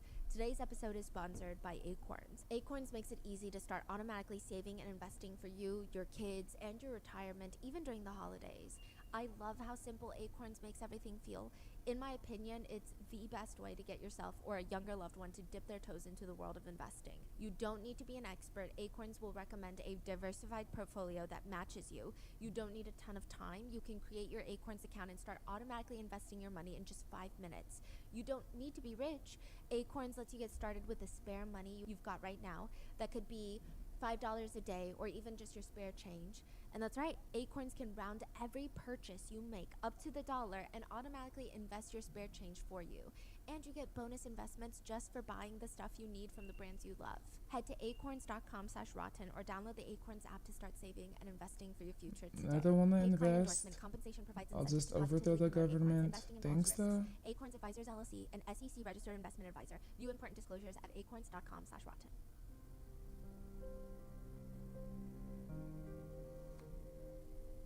Did you know that small businesses employ half of the nation's workforce? A time And if for you've been kind, thinking gets about cozy. launching that hand I have crochet my business that teacher. you've dreamed about for years, or maybe selling your artwork on a professional scale, you guys always tag me in your artwork, and I'm like, I want to buy this artwork. You're so talented. And the time could be now. With the new year coming up and Shopify's holiday special, make your any size business dreams come true. I hate Shopify. Is the most user-friendly e-commerce platform designed to help businesses of all sizes create, manage, and grow their online stores using. Sorry, I love Stephanie, but that's a lie. Shopify is not the most easy interface. I had a friend that helped me, help them set up their Shopify store, and I almost went bald from stress. Dealing with that shop, their site is so confusing. Everything is so pricey to set up, like the domain, expensive. I spent months helping her figure this out, only for her to not even use it. Never again. I hated it so much, I would never use it. 0 out of 10, don't recommend. These customizable Rice templates. cracker, A lot of you guys may yum. know that we've been loving Shopify for some time now. When we sold Grandpa Yeah, those limited edition art it's prints, not. Shopify took care of all the nitty-gritty tedious stuff. For example, it was the inventory tracker. It managed all of that and even provided alerts for when something is low in stock. If you have a physical location for your shop, Shopify's point of sale system and checkout tools will work in tandem with your online store's inventory management as well. Shopify makes getting paid simple by instantly accepting every type of payment. No, you know what's better? Etsy. Just open an Etsy shop, guys. So much simpler. Trust me. Trust me. Etsy, if you want to sponsor me, you can. No, but this is not a sponsor. So it's honest. I have no reason to promote them. I love Etsy. Yeah, me too. I bought so much on there. I've never had problems. Easy to set up a shop. Easy to buy. Easy to ship. Etsy sponsor Captain. Yeah, sponsor me, Etsy, please. Honestly, if I make a shop ever, it's gonna be on Etsy. They should sponsor me. I'll email them. I don't even know if Etsy does sponsors. If they do, they should sponsor me. First VTuber sponsor. The time is now. Make your any size business dreams become a reality this New Year's with Shopify. Sign up for a $1 per month trial period at shopify.com/rotten, all lowercase. Go to shopify.com/rotten now to grow your business no matter what stage you're in. Shopify.com/rotten.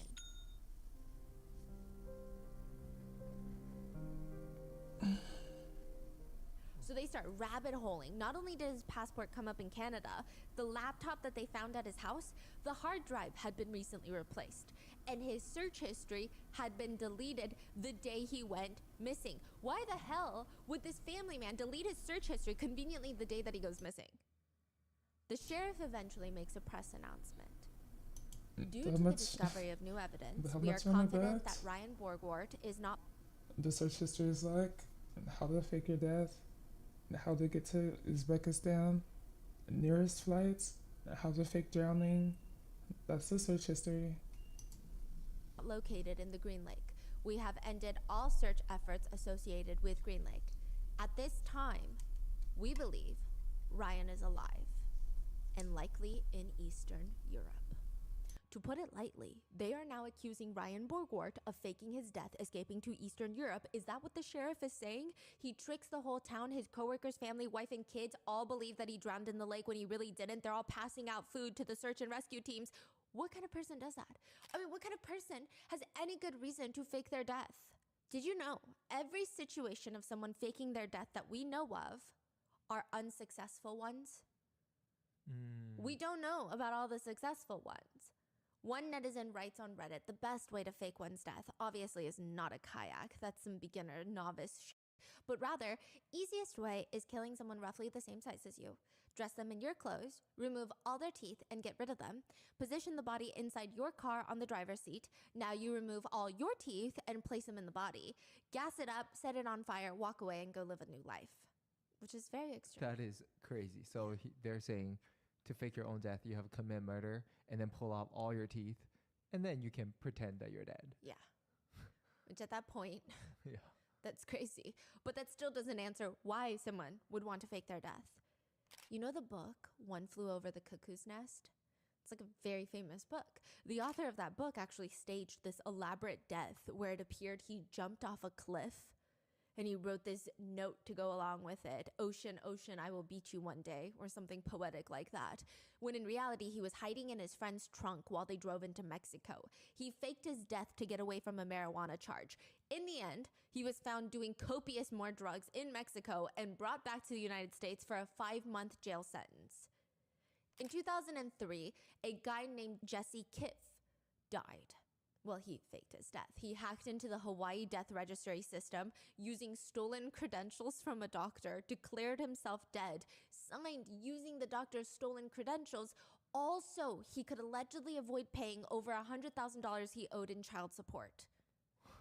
Or maybe sometimes people fake their deaths because they're spies for high-powered government agencies. There's many reasons why someone would fake their death. But Sheriff Padal is initially very cryptic. He reveals, yes, we suspect that Ryan faked his death, but he doesn't really reveal why. He says, everything we have found, we're in a really good position that we know he is somewhere out there. All we want to know is that he is safe. Our goal is to identify any crimes that have been committed by any individuals who assisted with this crime.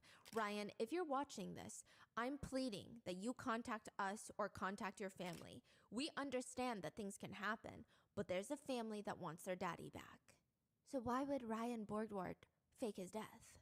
Authorities are able to retrieve data from his computer that he thought he had gotten rid of.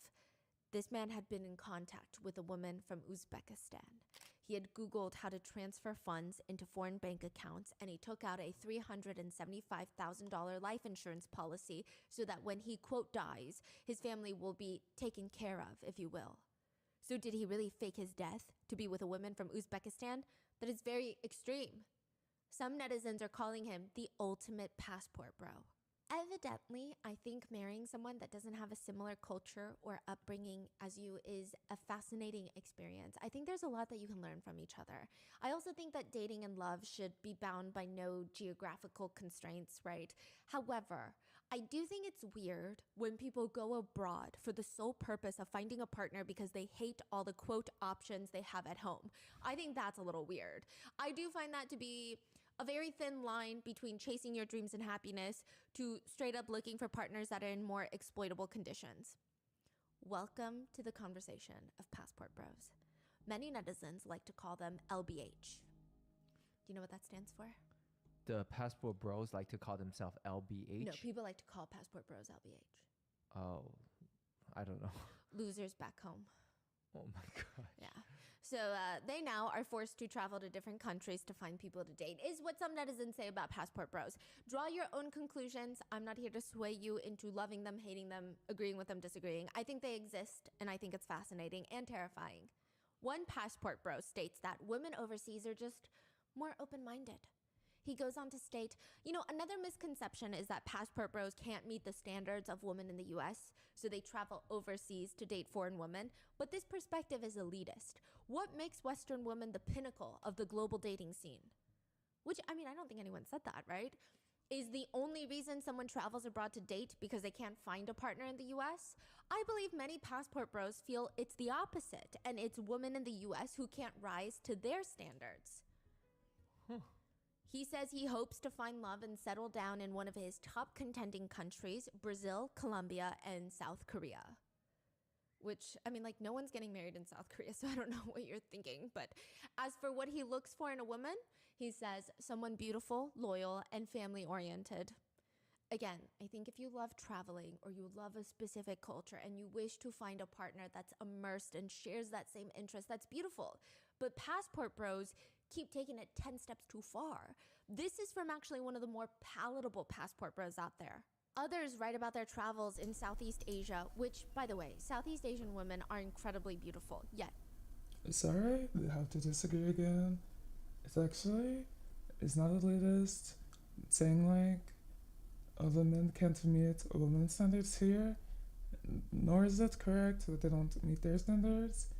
Notice, passport bros, they want to do this in countries where like the currency exchange rate, like the living rate profit is so much lower conveniently in the countries they want to go to, because if it really was just about going to another country, why don't you ever see passport bros picking like places that are like more expensive to live in than America?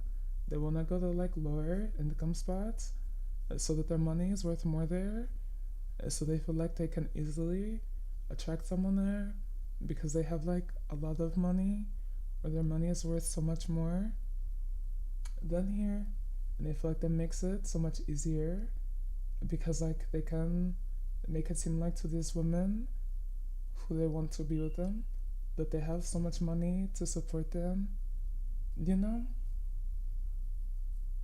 Yeah, exactly, because they feel like they have this conception, especially a lot of American dudes. It feels like you go to a country where the American dollar is worth more, they feel like they have like a savior complex, that kind of thing. Like, yeah, I have more money, you're struggling right now, I can do so much better for you, so you should marry me because I'm rich here and you can't get that anywhere else here. Like, that's what they think. It's very weird. It's very fetish behavior. I don't like it. But the way they talk about these women in these forums is, okay, just listen. They have traditional values. Every single one of them that I talk to lived with their parents.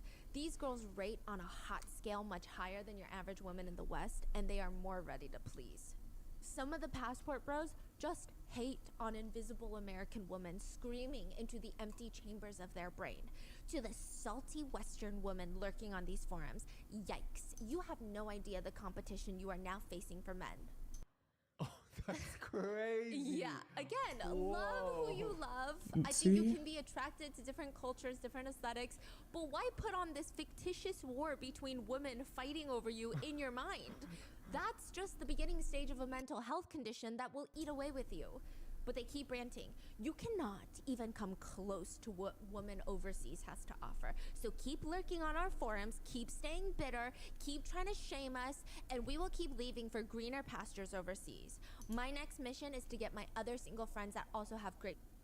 Just say that you're mad, that nobody likes you, and you feel like your only shot at getting someone to like you is picking up someone who you feel like. Because did you guys see that show? What is it? I think 90 Day Fiance. Was that one couple that like went viral? Rosa and Ed, something like that. Where like the whole thing was so obvious she did not actually like that guy, like at all. Yeah. Honestly, I loved her. She's iconic. I like her. It was so obvious that whole show she did not like that man. She just wanted that green card. Honestly, go for it. She's Liz. Yeah, I saw the rumors. And I'm like, again, further fuels, if it's true, she did not like him. But even if she's not, she just didn't like that man. But I'm like, a lot of these cases, passport bros, they want to flex to like Western women, right? That's like, oh, overseas, these ladies, like they want me most of the time. They don't want you. But if you're going and flaunting your money, if it like helps them, it helps their family, or they want citizenship in the US, they'll take it. Like for that, right? But they still don't like you. And so that's not really, it might give you an ego boost, but it's kind of proving the point. Flaunt about the green card too. Exactly, like if you really feel like you're telling Western women they have competition and you're like such a catch, why do you have to flaunt a green card? Like, what, do you have to bribe someone to be with you? If you're so great, right? You shouldn't need to bribe someone. They should just want you. But on that note, guys, anyone overseas, if you're trying to get married, if you wanna US citizenship, you can take it. I hate it here. Let's switch. Who's trying to get married? Jobs like me to give Passport Bro life a chance. Again, nobody is stopping you. Truly. This is why you have a passport. I'm so sorry, guys. I have been lurking on these forums and I read it, I felt the pain, and now you need to too, okay? Some of these passport bros, they're not even worried about Western women like that. They're worried about, quote, ruining the woman overseas. A TikToker posts a video from the Dominican Republic giving advice to other bros. Yeah, for context, not a bribe, not a passport, bro. I am not offering to take care of you. I am not rich. I'm not. I just want citizenship, so like mutually, you know, if you wanna come here, we can switch. Just let me know. Man, don't go crazy. These local countries, they have their own economy set up. In some places, for instance, in the Dominican Republic, you know the average person pays between $100, $200 a month for rent. So if you know you're coming here and being Papi Dinero and spending $200-$300 on a female in a day, you're just blowing things way out of proportion. You're messing up the local economy. So now the next guy comes down, these women are going to... Exactly. So the thing with saying passport bros, they're so full of themselves, but they have a bad rap. A, you're not as attractive as you think you are. B, usually the people who do, like, get with you, it's not because they like you, it's because they know that you're running away from the fact that no one likes you, and they can take your money, and if it helps them, they're like, why not? Why not? They don't care about the boost you're getting out of it, because they get something out of it, which honestly is sucky, but like, if they're gonna be weird, these girls, you know, get your money. But that's why other countries hate them too. They always go to the lower income areas and screw over the economy because you're spending lots of money here in an area where things are usually not at that kind of pay rate. And then you just leave when it's like convenient for you. She would so move to the Netherlands right now. It's so pretty there. Expect more than they've probably ever seen. I'm not gonna say deserve, because you can get what you can get out of life. When you come here and you start going crazy, throwing things off balance, you know, a lot of the guys are going down to the DR and treating the place like a strip club. You're upsetting the imbalance of things. I heard stories of guys back in the 90s. You know, I heard stories of guys going down there and having a nice time with a young lady for $50 or something for a couple of days. You try to offer that to a young lady now, she's gonna laugh in your face. Why? Because the local economy, the structure of things has been thrown off. Wow. Most people think that this man is a crusty man with crusty skid marks, but I regret to inform you that some people agree with him, and that could be potentially terrifying. One comment reads, "He's right, I ran into this exact problem the last time I went down there." Another netizen writes, "A majority of these passport bros are turning the women in these countries into Western women.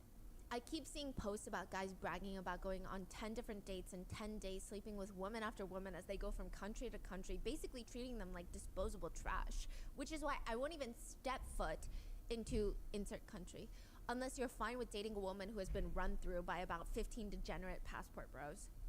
They also complain about the worst things that could possibly happen while they date overseas, which, side note, you know, some of the worst things that could happen to anyone, and obviously a lot of women. See, honestly, like going to a place and screwing over their economy, it's disrespectful, it's inconsiderate, but I'm not saying if you come from a country where like the currency is higher, that you just shouldn't go to these places. Just you shouldn't go to like be a passport bro and screw things over, but throwing money at things to just boost your ego. Like what I would do is go somewhere where the exchange rate is lower. I'm just buying a house, to be honest. That's it. I'm buying a house and I'm minding my business. Is, well, to be tortured, essayed, and killed going on a date, but passport bros complain online that some of the worst dating encounters that they've had overseas. They write, "The worst I've experienced is that they aren't as hot or as enthusiastic as they were online." Still significantly better than here in the US. On that same note, another netizen writes, "Oh yeah, the worst, the girl shows up and bum bum bum, she's fat." Another one just comments, "Oh yeah, the worst thing that could possibly happen is getting used for a green card."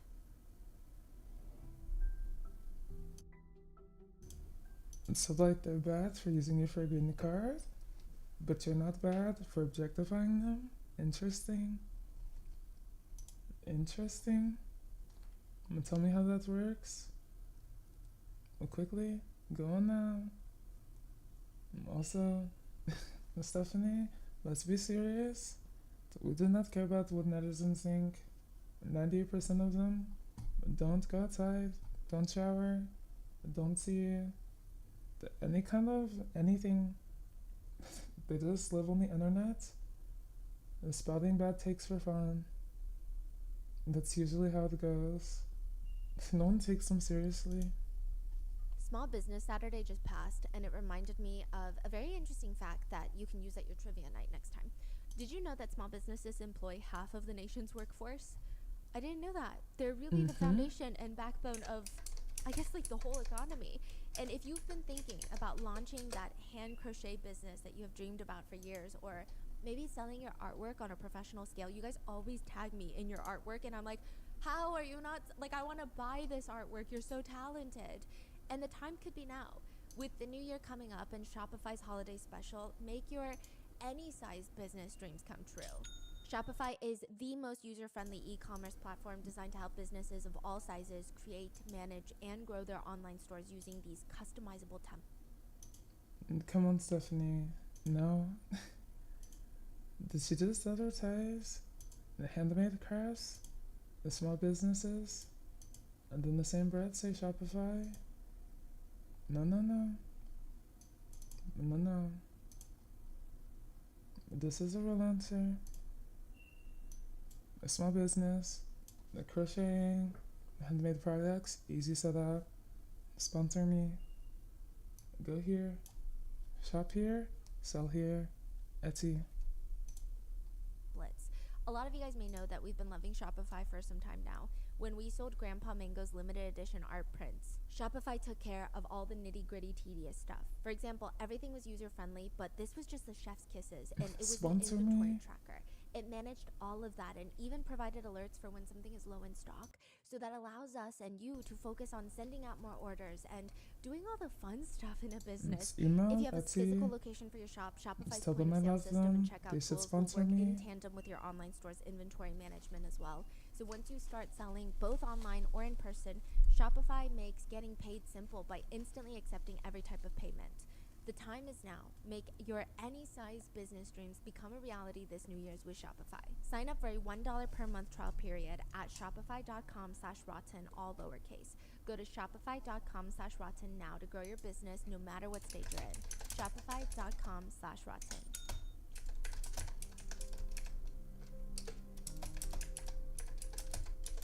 There's one video of a man who, honestly, I don't know how old he is, but he has a sour, wilted look to his face. He is standing in the parking lot, filming a younger woman who is visually so clearly out of his league. And he says loudly, "Passport bros, you want to hear a success story? Look what I pulled." She doesn't even speak English, so I don't even have to listen to her. Which the top comment reads, That's a crazy "Once she line. gets that green card, she will speak all the languages." But some passport bros try to argue that it's because they're just going where they're appreciated. They write, "I hated the term passport bro and all the negative connotations attached to it. For me, I was just going where I'm appreciated. It's really that simple." To which Yeah, it's like better life, but also not really. Like, it's the money, and it's a sad thing to see, but most of them, like, they do it to help their family. And, like, that's why, don't bash the women, bash the guys. But they want to get upset and say the ladies use them when things don't go their way. But they just overlook the fact that they're trying to use them too. They just don't like being used back. But the difference is one side is using it for something that makes sense, and the other one is just objectifying these guys, objectifying these ladies, and these ladies, letting these guys be stupid and getting money for their families. Like, it's very clear one here. netizen comments back, "The US culture hates men. The US culture uses men and discards them for not performing enough in long-term relationships. Most women don't value men in the US and view them as competition.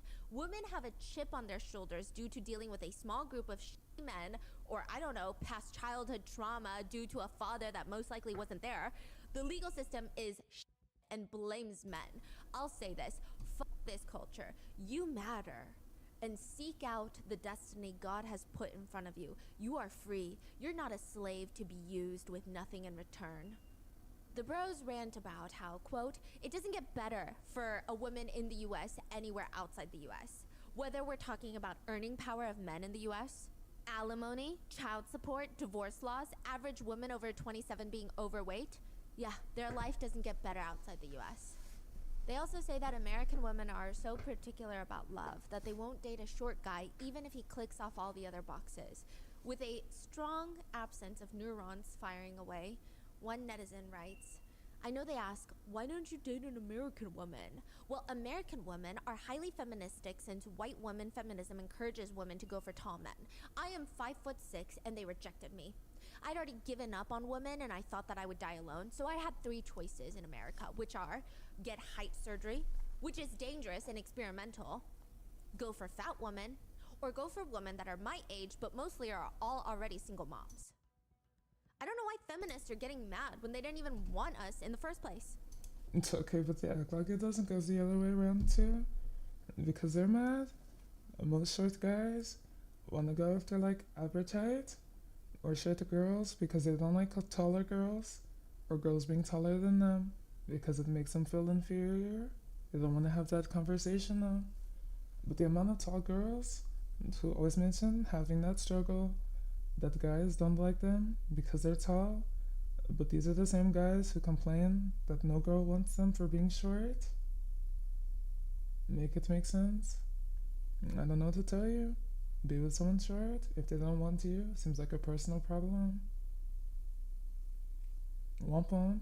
Do better. I don't know. Someone responds, "First, you must understand that modern women are not feminist. They are opportunistic capitalists who use feminist tenets to obscure their behavior. They aren't interested in equality, only anything that men use to have the upper hand. They don't want a level playing field. They want an advantage to take revenge on the so-called patriarchy. Keep in mind that their idea of revenge is basically everywhere being Sex in the City, where they get easy access to rich men and hot guys for sex. This guy is so mistaken. Every single girl in my life that I know, they do not care for capitalism. They care not to wedge their house keys between their knuckles in a parking lot. This is a mental war that you continue to fight with your own mind. You will never win the war because it is against yourself. In conclusion, you remain a loser. Not in like a mean, childish, another derogatory thing way, just logically speaking. that you're gets a loser. me. 'Cause you lose in Passport that. bros who like go to Korea, Meanwhile, this is what like South Korea, and you're talking about the reasons like the height thing. Clearly you don't do research. South Korea, buddy, you're not getting married. The married rates there are so low that people do not want to get married. Rightfully so, honestly. I don't blame them. But also, the height thing, South Korean women don't like short guys either. You can't be shorter than her. You can't be the same height. They also want taller guys. So good luck with that. That's what gets me with passport bros. How do you want to go to other countries and you don't do basic research? many, not all, don't get emotional, many passport bros are writing about in their forums. Listen to this. Been in Manila for about 5 months now, leaving soon in a few weeks. In the last month, I had my girlfriend live with me. Lots of ups and downs. So he goes to Manila, gets a girlfriend, and has her move in. Mostly ups, but she can be extremely annoying, defiant, and clingy at times. But I guess that comes with the territory of dating a 19-year-old. How old is he? Do we know? Mid-late 20s, I think. 40. This is the first time I've had a partner live with me, and it has made me realize that I'm not ready for it, and maybe I never will be. Things were a lot better when she would just come and stay on the weekends, and I would be seeing other women during the week. Today we got into a fight. I wanted to eat pizza for lunch, and she wanted to eat something with rice. He goes on to detail that he threatens to abandon her without a ride back to their house, threatens to starve her until she starts, quote, acting right, and sits down at the restaurant with pizza. He says, Passport bros piss me off. Next. I can see how a lot of Western guys with no dating experience come here and eventually get worn down and steamrolled by a girl they're dating because they're still in that Western scarcity mindset. But I know that I'm the prize here. It's amazing to have so many options here because I know if she gets too uppity, I could just be dating a new girl tomorrow. And she knows this too. Wow. Which I know some people do argue. The guys are getting something out of it. And maybe Yeah. some of the girls, The which passport side note, I bros think are it so is very gross. strange that we all believe everyone wants to move to America. Some people think, you know, if the girls do want to move to America, they know that the guy is not in love with them for who they are. This is their way to get a green card. By all means, do your thing. Everyone do their thing, right? It's its own little ecosystem that's working. It's a checks and balances. But these days, the passport bros are very angry about this idea as well. One writes, loving my passport bro decision, but I'm bringing my Filipino wife back to the West. I want to empower her to thrive, grow, and be fulfilled as a person. But I am concerned of her becoming converted to woke, politicized, feminist ideas. It sadly happened to my previous Western girlfriends.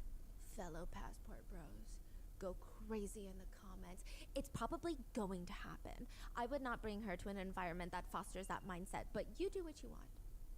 Or, fact is, all the odds are against you. Every aspect of Western culture promotes selfishness and lack of accountability and rewards women who have no morals. She will have friends and acquaintances on top of that are influencing her. It's built into women's brains, unfortunately, to never be satisfied or grateful for what they have, no matter how great it is, and always keep wanting more.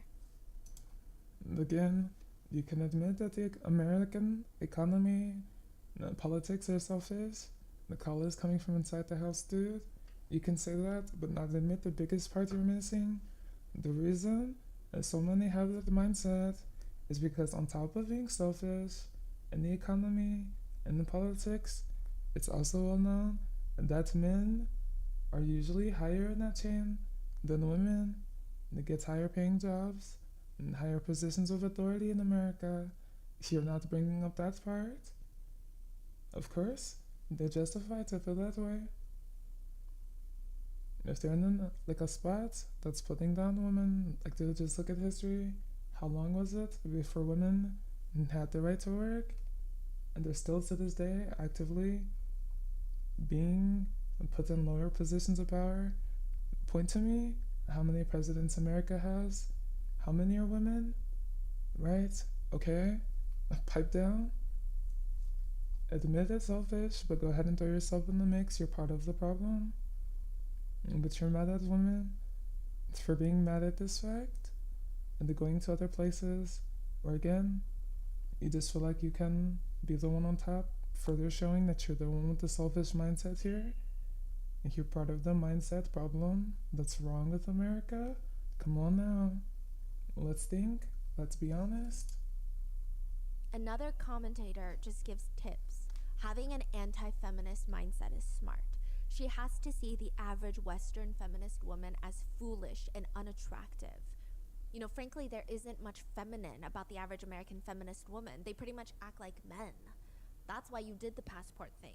You didn't find them attractive. You didn't want to be with a woman that had a male mindset. She needs to fully understand that and see how unattractive that is to you and to most men. But ultimately, if you bring a woman to the West, then she's going to turn into the woman that you're trying to avoid. Other people just encourage him to impregnate her as quickly as possible when she gets to the United States so that she can stay focused on him and the family. So is that what Ryan faked his death for? To be a I'm sorry.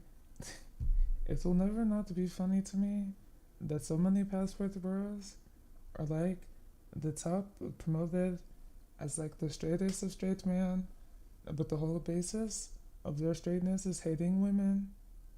Please make it make sense. You don't like women who make you feel inferior. You don't even like the women overseas. You just like the way they stroke your ego. It's so super straight, but you hate women. Interesting. passport bro? That's Interesting. everybody's best guess right now. I mean, perhaps there's a better reason, or perhaps the woman he's communicating with online was just a friend or someone helping him figure out how to fake his death, but didn't have any other relation to him. Maybe she ran an overseas relocation service. Who knows? He said American women are too familiar, right? That's what the guy on the TikTok said. Oh, right. He said that they're familiar, which is exactly the verbiage that a lot of these passport bros use. Yeah. Really? Mm-hmm. You don't like American women? Oh, they're familiar. Which I do want to clarify. The sheriff's office has stated that they are doubtful that it is Ryan in that viral TikTok video. They say, we are not actively pursuing this as a lead in this case, but we have seen the video and we have contact info for the people involved. We do not believe it is Ryan. Then who is the guy? Yeah, nobody believed the sheriff, so they argued again. We have verified that it is not Ryan by contacting people who know Ryan. Some people still don't believe it, and they state either that's the same guy or there's a lot of married men with girlfriends in Uzbekistan. Yeah. Yeah, probably. Ultimately, all this news coverage, because Ryan goes missing, the TikTok gets posted, and everyone goes, wait a minute. Okay, so the TikTok is filmed June of 2024, but it's not posted until November 2024. He goes missing August. So he goes missing August. The TikTok is posted in November. So people are like, wait a minute, this guy just went missing. Like 2 months ago, he went missing. I was seeing it on the news. Then this blows up, snowballs, everything goes, it becomes like international news. Ultimately, all this news coverage leads to Ryan sending in a proof of life video because he's alive. He's not dead in the lake. Wait, Ryan sent a video? Yes. To who? To the police, the sheriffs. what? How? Yes. Why? It appears that things are snowballing too much. The sheriff knew that he was alive, knew that he went into Canada, and was like, Ryan, if you're seeing this, contact us. And I think he didn't want it to snowball into an international manhunt for him. Okay. So he sends in a proof of life video, and I will say it is the most bizarre proof of life video that I've ever seen in my life. I think those hostage videos where they hold up the newspaper is less bizarre than this. Okay. Yeah, the hostage movies I meant, where they hold up the newspaper, is less bizarre than this. He's wearing this orange shirt and he looks like he's having a rough time. It looks like, and I don't say that with sympathy, I say that with he's not looking good. Uzbekistan is not treating him well, is the vibe. He Good. says, Good evening, it's Ryan. That's what you Woodward. get. Today, hello, Matt. Today is November 11th. It's approximately 10 a.m. by you guys. That's what you get. I'm in my It's running apartment. off on your family. I I hope you're having a terrible time. Enjoy the bad am karma. secure. No problem. Hope this works. Hope this works. yeah. What does that mean? I don't know, but people think once this video came out, this reminds them so much of the TikTok video because their energies are so oddly similar. He's not smiling and pleasant, but it's just the deadpan, this is what's happening. Do I go to Uzbekistan or stay here? Safe, secure. No problem. So looking at that video and the first TikTok video, Yes. do they look like the same person to you? They actually look similar, but if you look at the ears and the eyebrows and the nose, which are typically how people will indicate, because those things don't change that drastically over time. Yeah. It does not appear to be the same guy. But they look crazy similar. Okay. Like you would really, I had to pause both videos and I was just studying. I was just analyzing their faces. Now Yeah, to some degree, a lot of passport bros just look the same. Further proving a point, if you guys are so desirable, but not having a problem, like killing people, why do you all look like that? really need to know what happened to the TikTok guy. That's what everybody is saying. Where Right. is he? He was in San Diego. The video was filmed in San Diego. I don't know if he lives there. I don't know if he's visiting, but someone needs to find that man. Where does Ryan live? Wisconsin. I Mhm. see. Wisconsin? But he could have gone for vacation. I've never been Right, there. right, right. But I will say there Wow. are some discrepancies. Ryan's kids, he has a high schooler and some in grade school. The TikTok video, the man said he is an empty nester. So all of his kids. But I think it's worse that there's two people like that. Yeah. I think it would have been better if it's just Ryan. Yeah. Yeah, Wow. That's it. The context of the video that he submitted. that's it. What happens next? The police is like, okay, with this video, we don't have to worry about him anymore. So they take that as proof of life and they hold another press conference where they show this video to the world. They say, we received this video and the authorities hint at the fact that he's likely in an Eastern European country. Correct. We do not know exactly where he's at. We know that it's someplace in Eastern Europe. Now, this could be valid. He could very much well be in Eastern Europe, but My solo flex, just like have him do a walk around of like whatever hotel he's staying in, and based on like the wall sockets, the interior design, window placement, I could probably tell you what country he's in. if he's in Uzbekistan, just technicality-wise, that's not an Eastern European country. It's a Central Asian nation, but I digress, okay? A lot of netizens have been pointing to it, so I want to include the discrepancy. But as of right now, the public is not even sure if he's in Uzbekistan. He could be anywhere for that matter. People have even tried to tag. Yeah, probably, honestly. Even if not like specific like a country, I could like well yeah, country. Like not individual, what's it called? States? But like I could say like Europe, Asia, things based off of interior design, because so many countries, they have like different kind of designs, layouts, different like sockets, outlets, infrastructure, especially don't let me get like a window view.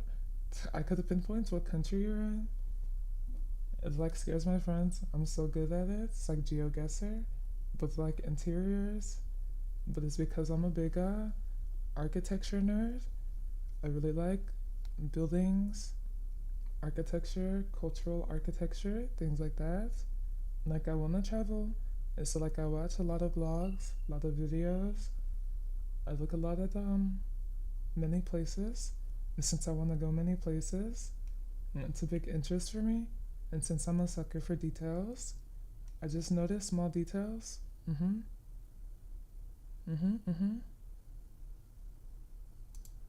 GeoGuessrs to guess his location, but nothing particularly enlightening has come out of that. In the video, the 24-second clip sent by Ryan to the authorities, he says, "Good morning, it's 10 a.m. for most of you guys," which in Eastern Europe, if that is where he is, because he says good evening, but it's 10 a.m. for you guys. It would line up with Central Asia, Eastern Europe. They find a door with curved windows on it that could be traced to places like Turkey and China, but those are likely where it's manufactured. Do walk So around. technically they Let could me be anywhere, see. but it doesn't seem like those doors are that prominent in the Western world. I see. Now, interesting is there are these little vents above the main front door. So he just shows us like 2 doors. We don't really get to see anything.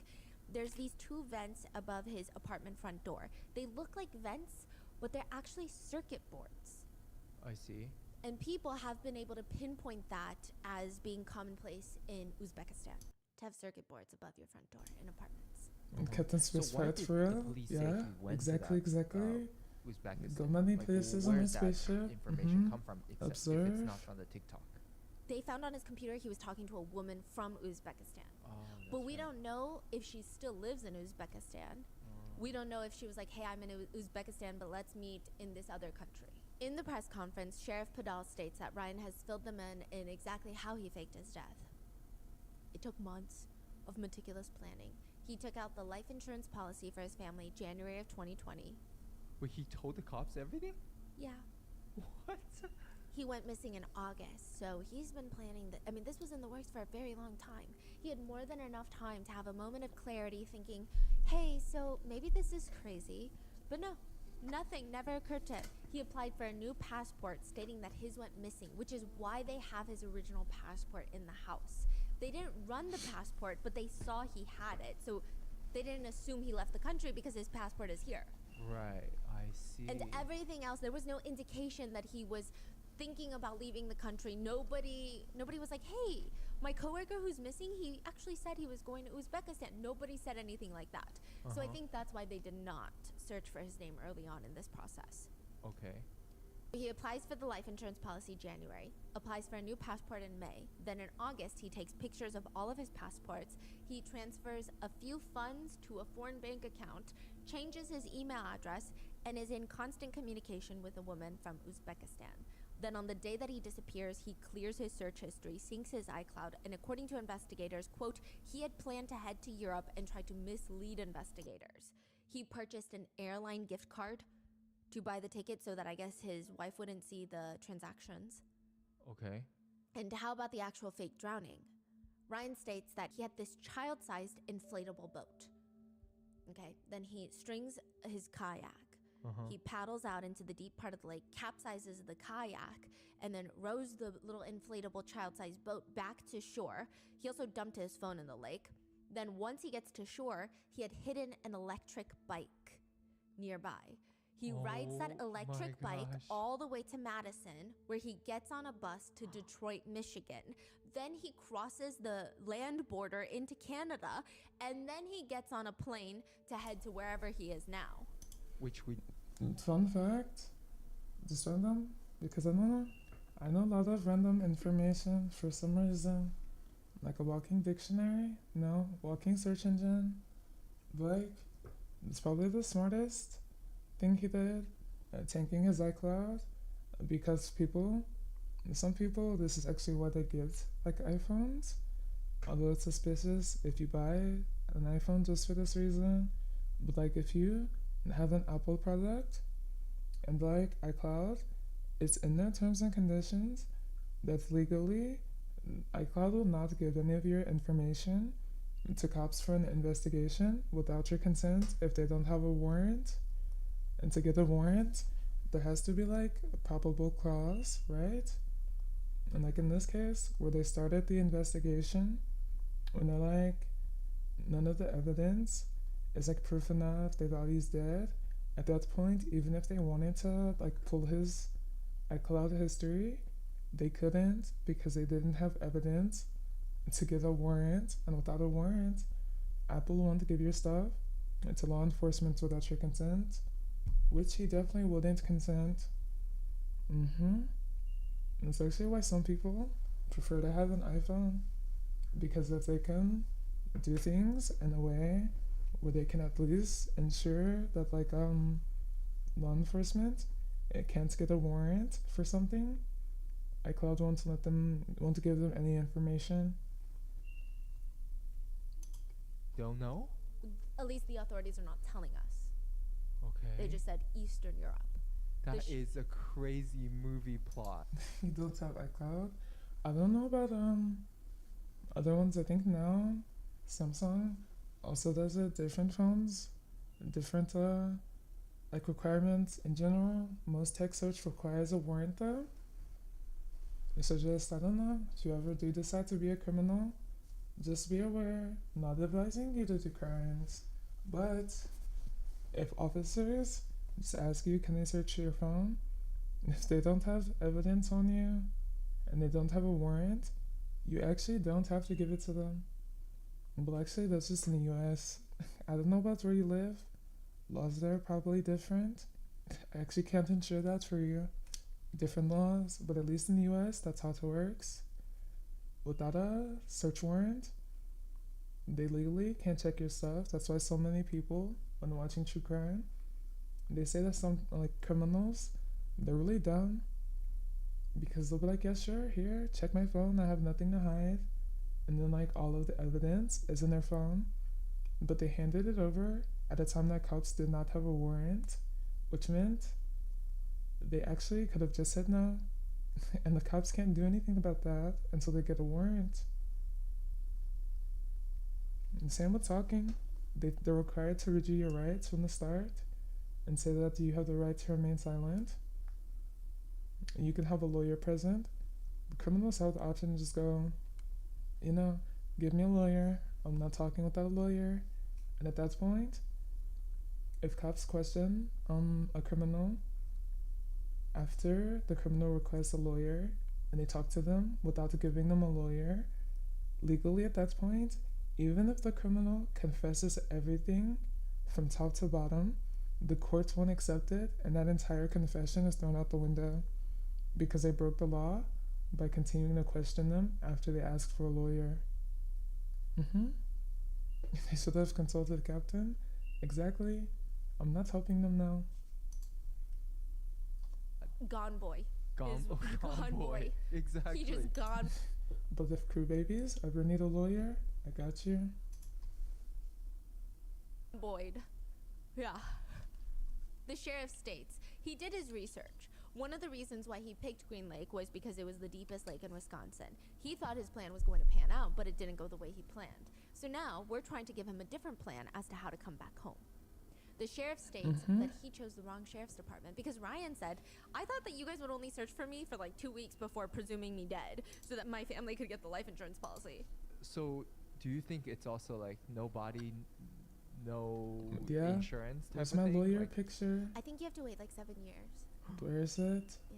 Let me see it. Do I still have it? Yeah, but the sheriff states, well, I hate to tell you, you picked the wrong sheriff in the wrong department. As for how the authorities got in contact with Ryan, they were able to get in contact with a woman who spoke Russian through his laptop. I guess maybe there were some remnants of a woman. And that's it. They won't say who this woman is. They won't say if it's the same woman from Uzbekistan. They won't say what her relation Exactly. to Ryan is. You They won't didn't have to say Just anything. a woman who speaks Russian. That's it. That's It's all we got. funny. The cops are required Sheriff to tell you Padal that, states in the and they're press still conference, stupid enough the to great talk. news is that we know that he is alive and well. The bad news is that we don't know where Ryan exactly is, and he has not yet decided to return home. And it's been really hard for the kids, which would be considered an understatement. During the press conference, Sheriff Mike Padal was asked, how's the family doing? The family is doing rather well. We met with him earlier today. Yeah, it was a big shocker for them. I put a lot on his wife's shoulders. It cracks my friends up. I'm not gonna lie. Like outside of interrogation, obviously, I'm not being interrogated for anything. I didn't do anything. But like just in general, if a child just tries to talk to me, I just pretend I don't speak English. It was It hard works because every of her time. kids, and she couldn't tell them or anyone. So for a while, she couldn't tell them that the sheriff believed he was alive. Yeah. So community members are coming up to her, apologizing, giving her condolences, and she's like, I think my husband... Like they probably think I'm so suspicious. I remember one time at school, like in the past, one of my like elementary schools, even then, I was too smart. They thought they were slick, right? To get your information on file. They had like a kind of like a career day thing in my school.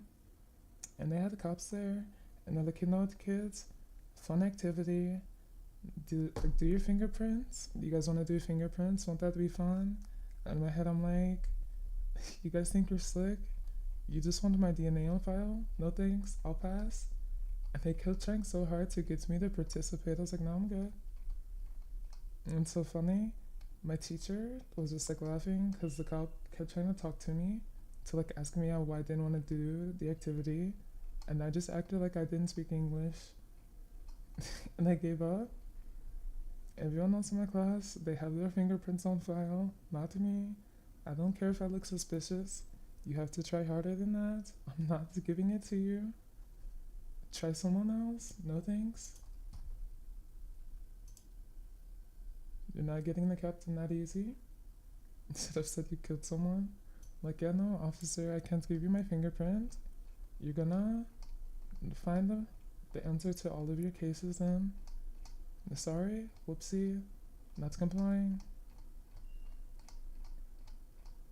The smartest thing, always lawyer up, and if you get a cop who's stupid and continues to question you after you ask for a lawyer and there's no lawyer present, talk to them and confess everything top to bottom because the whole case will be thrown out and the cop will be suspended. It's been faked his death and is in Eastern Europe, but I can't even say that. I want to thank his wife. Yeah, That is one just act like I strong don't link. speak English. Whenever we called on her, she always responded and she gave everything that she could for us. He says I was that mad at lady is giving them very my strong, fingerprints. very strong. The press asks, so there's no indication that any family members had any connection with Ryan and what he did? No, there is not. He goes on to state later. His biggest concern is how the community is going to react to him. And I can see that. He staged his death, unfortunately. So, he is a little nervous about coming back, and he doesn't want to come back.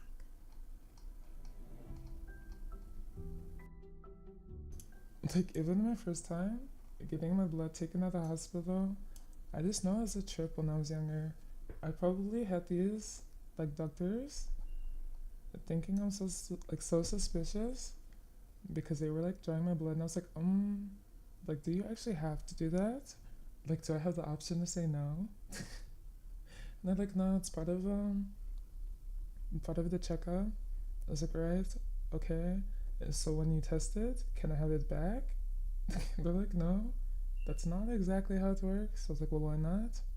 Are you keeping my blood? And they're like, no, it gets thrown out after. I was like, alright, so if it gets thrown away, why can't I have it back? Like, you know, that's not sanitary. I was like, sure, right. Either you guys are being suspicious, or for a while, I had a theory that my nurses were just vampires, and the reason they didn't want to give my blood back is because they drank it. I still kind of believe it. You know those cute PowerPoint videos that your phone makes with the old photos that you come across every few months? I get the cutest little videos of my nieces. My sister takes hundreds of photos of my little nieces, and I don't know if they ever go back and look at them. And then I got them Aura frames. They now appreciate all of those moments just randomly throughout the day, every day. Aura frames is the world's smartest digital picture frame. It's an easy and beautiful solution to instantly frame photos and videos from your phone. All you need is the Aura Frame and Free app, Wi-Fi, and you automatically get free unlimited storage. You can also have your family or friends or whoever you invite to also share photos and videos that will instantly appear on your Aura frame wherever they are in the world. I think this is so beautiful for long distance friendships, relationships, or if your kid is going to college, this is kind of perfect. No memory card required.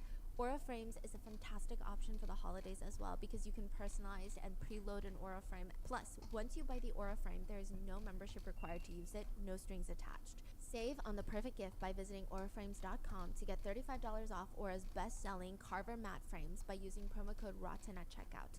That's AURA frames.com, promo code ROTTEN. This deal is exclusive to listeners, so get yours now in time for the holidays. Terms and conditions apply. My first time ever getting a reflex test, I kicked my doctor. I talked about this in the past, but my family has a history of Alzheimer's, and Not on it's made purpose, all but my it was family very funny. active and thinking of different ways to keep our brain alive, keep working, and learning new skills. And did you guys know bilingualism is associated with a smaller rate of cognitive decline in older adults? Studies have shown that bilingual individuals may exhibit symptoms of Ouchie, it was his own fault. Because, like, it was my first time ever getting one. And at first I was like, what do you mean? You're gonna hit me in my knee with a hammer? Are you threatening me? I was like, no, it's just a test for reflexes. I was like, okay, well, just a heads up, I have great reflexes. And he was like, well, how do you know? You've never got a reflex test before. I'm like, I can know my reflexes without a test. I'm warning you in advance. I have great reflexes. And he just kind of laughed. And he's like, we'll see about that. And apparently, he did not calculate the fact that I have very long legs, so he should probably stand back pretty far if he's about to test my leg reflex. So, like, he tapped my knee with a hammer, and reflexively my leg shot out, and I kicked him right in the stomach. And then he just looked at me. I just stared at him. I said, I told you I had fast reflexes, man. You should have scooted back. I tried to tell you. Alzheimer's and other cognitive disorders later than monolinguals, and that's why I love working with Rosetta Stone. It is the most trusted language learning program that truly immerses you in the language you want to learn. The program is available online and on the App Store, and Rosetta Stone has taught millions of people new languages for over 30 years. Instead of those traditional textbook methods, which never really stick with me, they use a learning method called dynamic immersion. It mimics how you learn your first language as a baby by surrounding you in that language, encouraging you to learn naturally. Rosetta Stone's True Accent feature will ensure that you get the vital feedback and your pronunciation. Don't put off learning that language. There's no better time than right now to get started. You didn't even have time to scoot back. Listeners can get Rosetta Because Stone's again, lifetime fast membership for reflex, 50% off. long Visit legs, he brought it on himself. rosettastone.com/rotten. That's 50% off unlimited access to 25 language courses for the rest of your life. Redeem your 50% off at rosettastone.com/rotten today for yourself or as a gift that keeps giving. Yummy. The sheriff is asked, has he expressed remorse for what he put his family through? Nope. Yeah, he talks about that. He also talks about how he feels bad for the amount of hours that we've put in and the community. He says, I got myself in this situation and I just got to try to get myself out of it. No, Sheriff stay. Vidal does state that Ryan gets emotional at times and that he's, quote, trying to work out the right things. Sheriff Vidal states, we just want him to come back home, rejoin his family. They just want their dad back. They love him. They want him back in their lives. Christmas is coming, and what better gift could he give to his kids than to be here for Christmas? Which could be true, or it could be a way for him to get Ryan back home to be charged. But they do state that they have been in contact with Ryan every single day since he sent that video. So potential charges are, for faking his death, Ryan could be charged with a misdemeanor for obstruction, which is crazy. The actual act of faking his death is not illegal. Having everyone search for him, causing a whole spectacle in the area and on a national scale is technically not illegal. Like it's not, it's the fact that he planted the kayak that's illegal. Yeah. If he just disappeared without misleading investigators by putting things in certain places that make them search the lake, that make them do certain things. And again, a stupid criminal. Just do basic research and you would know it's actually not illegal to fake your death. It's only legal to do an elaborate scheme that makes cops have any reason to believe they have evidence to find you and waste their time searching. Then it becomes illegal because you're wasting enforcement time and hours. But if you just disappear, it's not illegal. Then technically it's not illegal. And even if it is a charge, it's a weak little misdemeanor. Yeah. The law professor states that him either giving an officer false information or knowingly placing physical evidence that would mislead the investigation is obstruction. That's $10,000 or a max of 9 months in prison. However, the real legal trouble comes in if the feds want to go in and charge him for insurance fraud, because that would actually be a felony. That charge is higher than the obstruction. The way insurance fraud is considered a worse crime than this, it just tells us what lobbying is doing, okay? Insurance companies have lobbied extensively to make sure insurance fraud gets classified as a felony in most jurisdictions. They paid a lot of money to legislators. To make things even more bizarre is that he's allegedly an insurance agent prior to all of this. So, in this situation... Hey, IRS, if you're watching this, I was totally kidding. All those times I said, I'm all for tax evasion, right?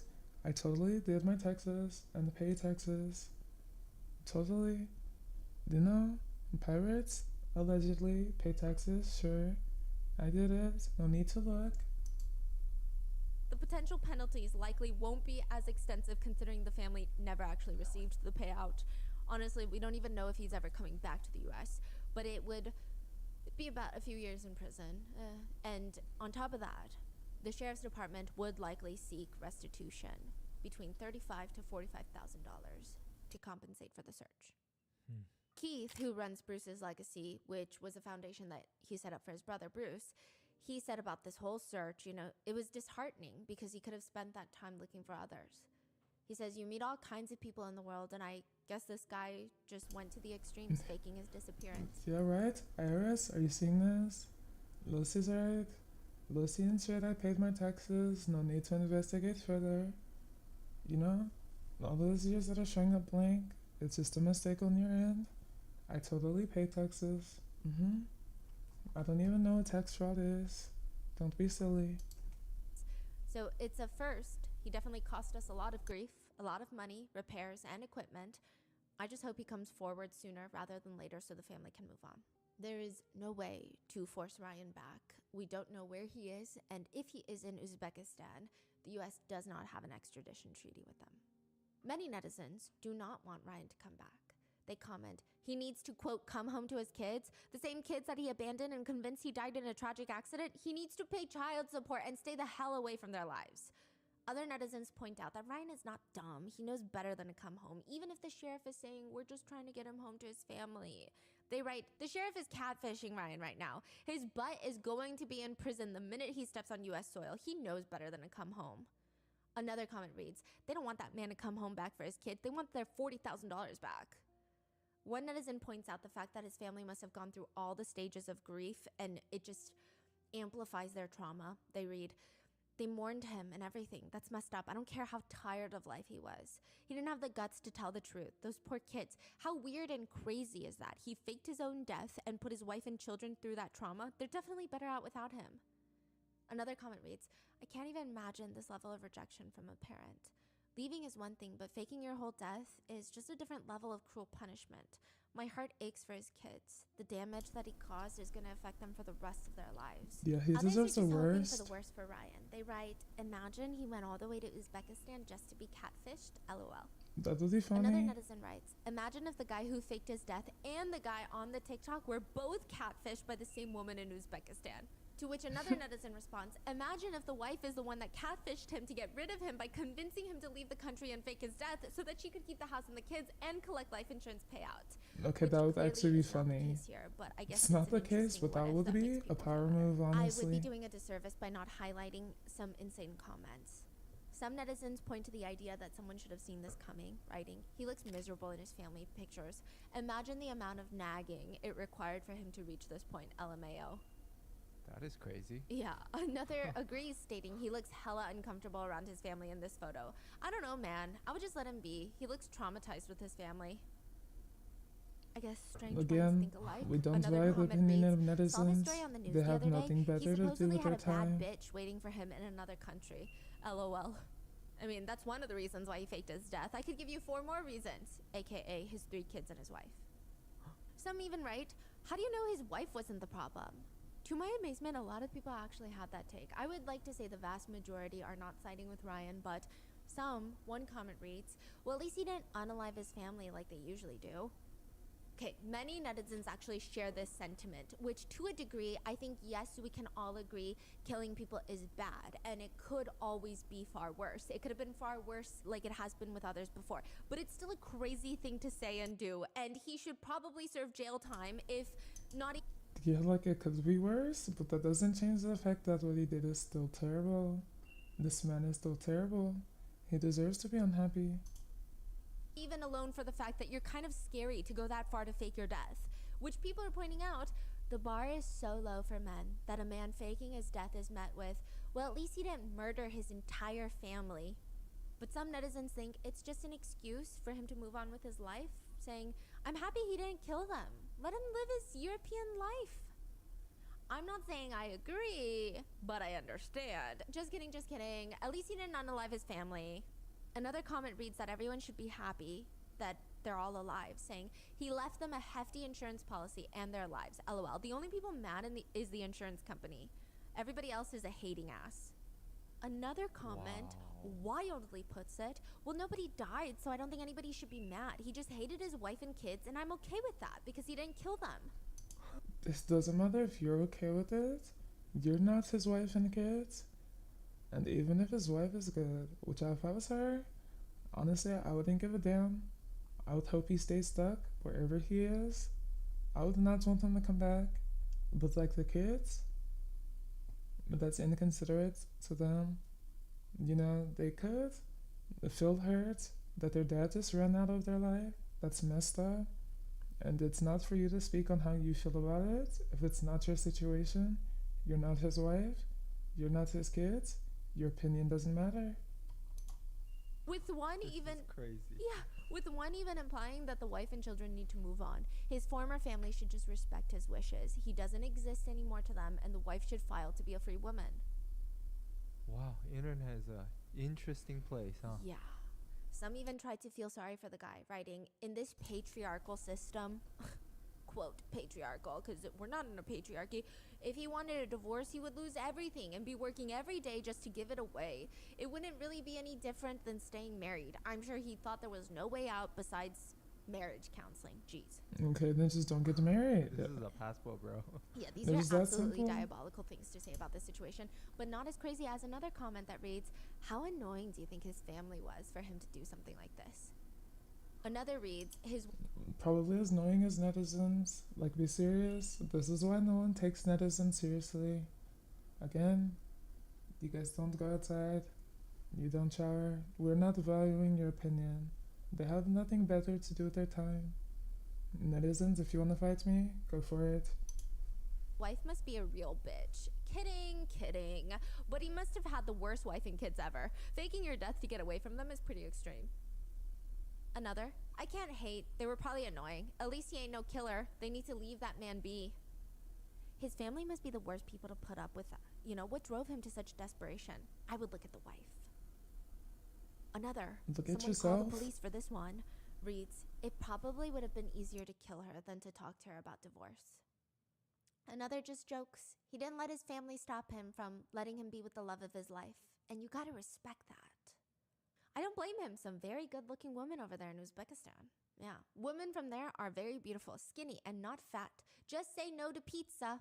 Yeah, but then you have some women commenting, and they just write, how do I get my husband to do this? Yeah, and some people just write, don't let your wife stop you from finding your dream girlfriend. Or another one reads, someone just purchased a kayak, is watching this, and is looking at his return receipt thinking, damn, back to the drawing board. Do these people just not understand how stupid they sound? Don't let your wife stop you from finding your dream girlfriend? Dude, go outside. Like, what's wrong with people? If you feel that way, just don't get a wife. Just only have girlfriends. Don't marry someone then.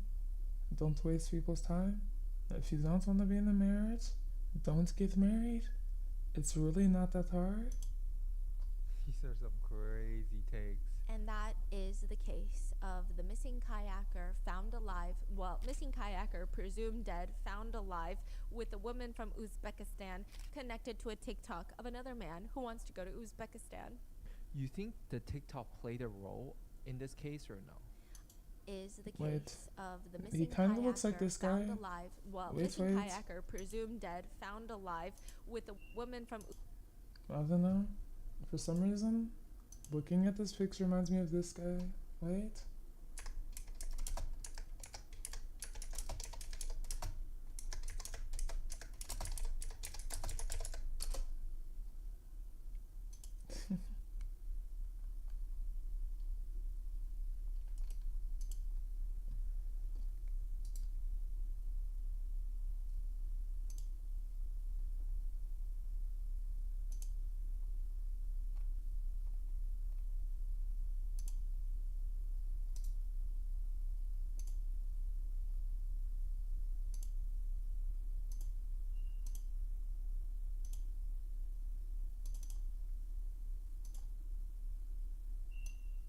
Sorry, this is very important. Very important, I assure you.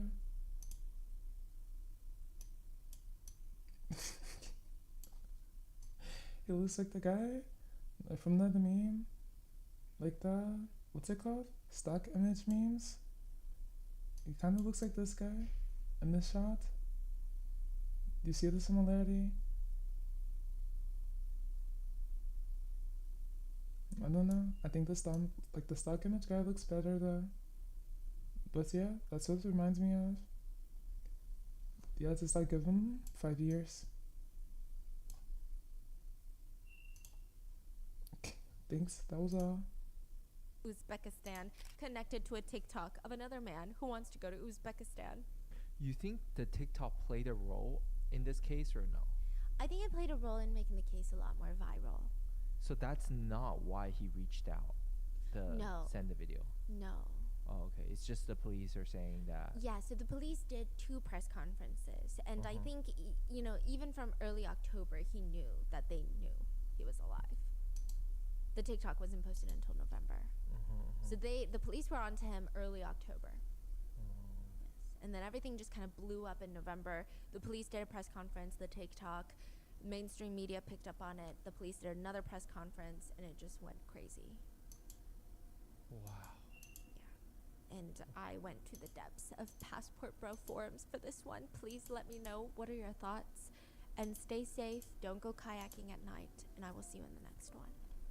Don't go kayaking ever, actually. Just never do it. Trust me. Never kayak.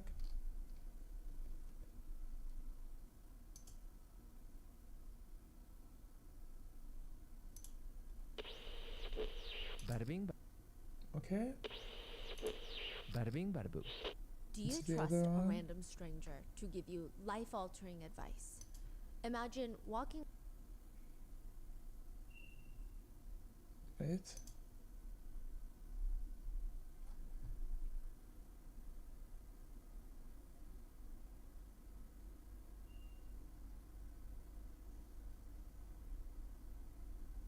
This one we're watching next. Do you guys need intermission? Potty break? Snack break? Drink break?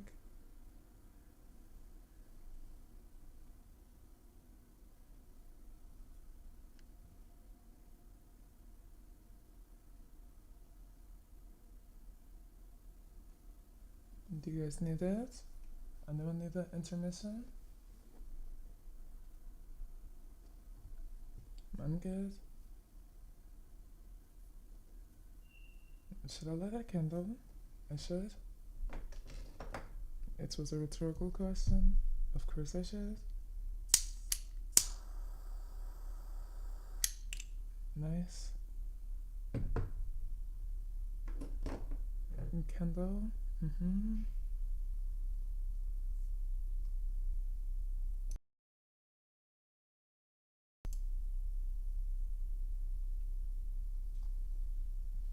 You guys need a break? Are you ready for the next one?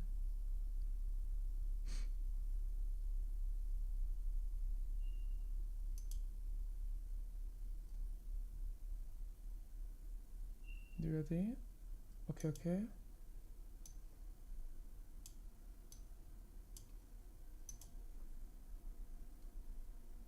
On how to fix my stove, the emotional text message that I never sent but I redrafted 25 times, like all of that is in my notes app, and I'm sure a lot of you guys can relate to that. A lot of people speculate that a famous TikToker and influencer by the name of Kathy Vu, they speculate that she, like us, had a very colorful notes app. So she mainly did voiceover TikToks. I actually came across her page before I even knew about this case, before this case even took place. I felt like we had very similar aesthetics. Like, she loved everything pink, pastel. She had this moving out series that was actually very fun to watch. And I think that's how her social media just started blowing up, like taking off. She had this very sweet way of speaking. When I navigated dating before I met my boyfriend, I literally used to think that I had to prove to the people that I dated that I didn't need much from them. And it just kind of made you feel like, she feels like an older sister. Yeah. Or she feels like a sister telling me I about like her the day. aesthetic. She's also a little bit inspirational. She would showcase her lifestyle, which was, I wouldn't Cats. even say it's like normal. Kitty. It's just really nice. Like, she had a very nice lifestyle. She had just moved into this new luxury apartment, bought a ton of these like cute kitchenwares, and she would show everyone hacks on like how to do your laundry the right way, like what to check Kitty. before you move into a new place. She also gave a lot of relationship advice. She would post motivational workout videos. I mean, it wouldn't be hard to imagine that she had a lot of young girls looking up to this seemingly... It's gonna be how my place looks, except instead of luxury apartment, luxury camper, gonna buy an RV, make it look really nice on the inside, and then stay there and travel. That's the plan.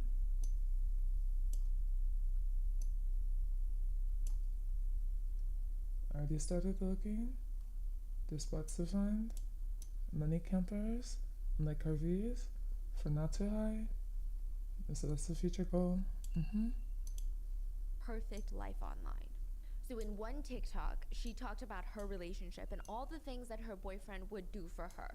It's kind of giving the audience the whole, this is what a man should do in a relationship. This is how you should be cared for. If he wanted to, he would, type of advice video. She writes text in the TikTok while she shows off clips of him doing all these things for her. And it says, things my boyfriend does that have forever raised my standards. Always carries my luggage for me. Always down to travel and do something spontaneous. Shows me his favorite things and is open to my interest even if they're out of his comfort zone. Is the most practical and thoughtful gift giver and pays attention to my interests. But most importantly, he caters to my emotional needs, which allows me to be my most authentic, weird self. She even posted a TikTok showcasing a MacBook that he had bought her for her birthday. And people were looking up to this relationship. I mean, they were commenting about how this is how boyfriends should be treating their girlfriends. This is the new standard. And then everything absolutely imploded. Kathy's boyfriend was wanted by Interpol for a double homicide, and Kathy Vu herself was arrested for tampering with a crime scene. Authorities would find a notes app on her phone filled with a list of cleaning supplies that they think was used in cleaning up the crime scene to a murder. A murder that allegedly, the authorities theorize, her boyfriend had committed.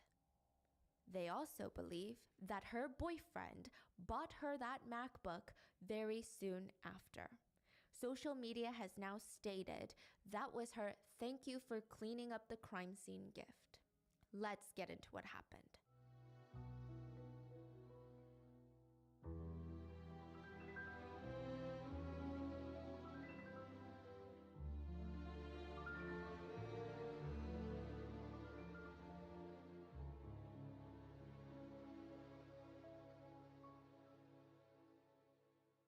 As always, full show notes are available at rottenmangopodcast.com. This is still a developing case, and this is just what we know as of the production date, or rather, like what we know of when this video is posted. With the trial coming up, I'm assuming there's going to be a lot more information that comes out with the legal process.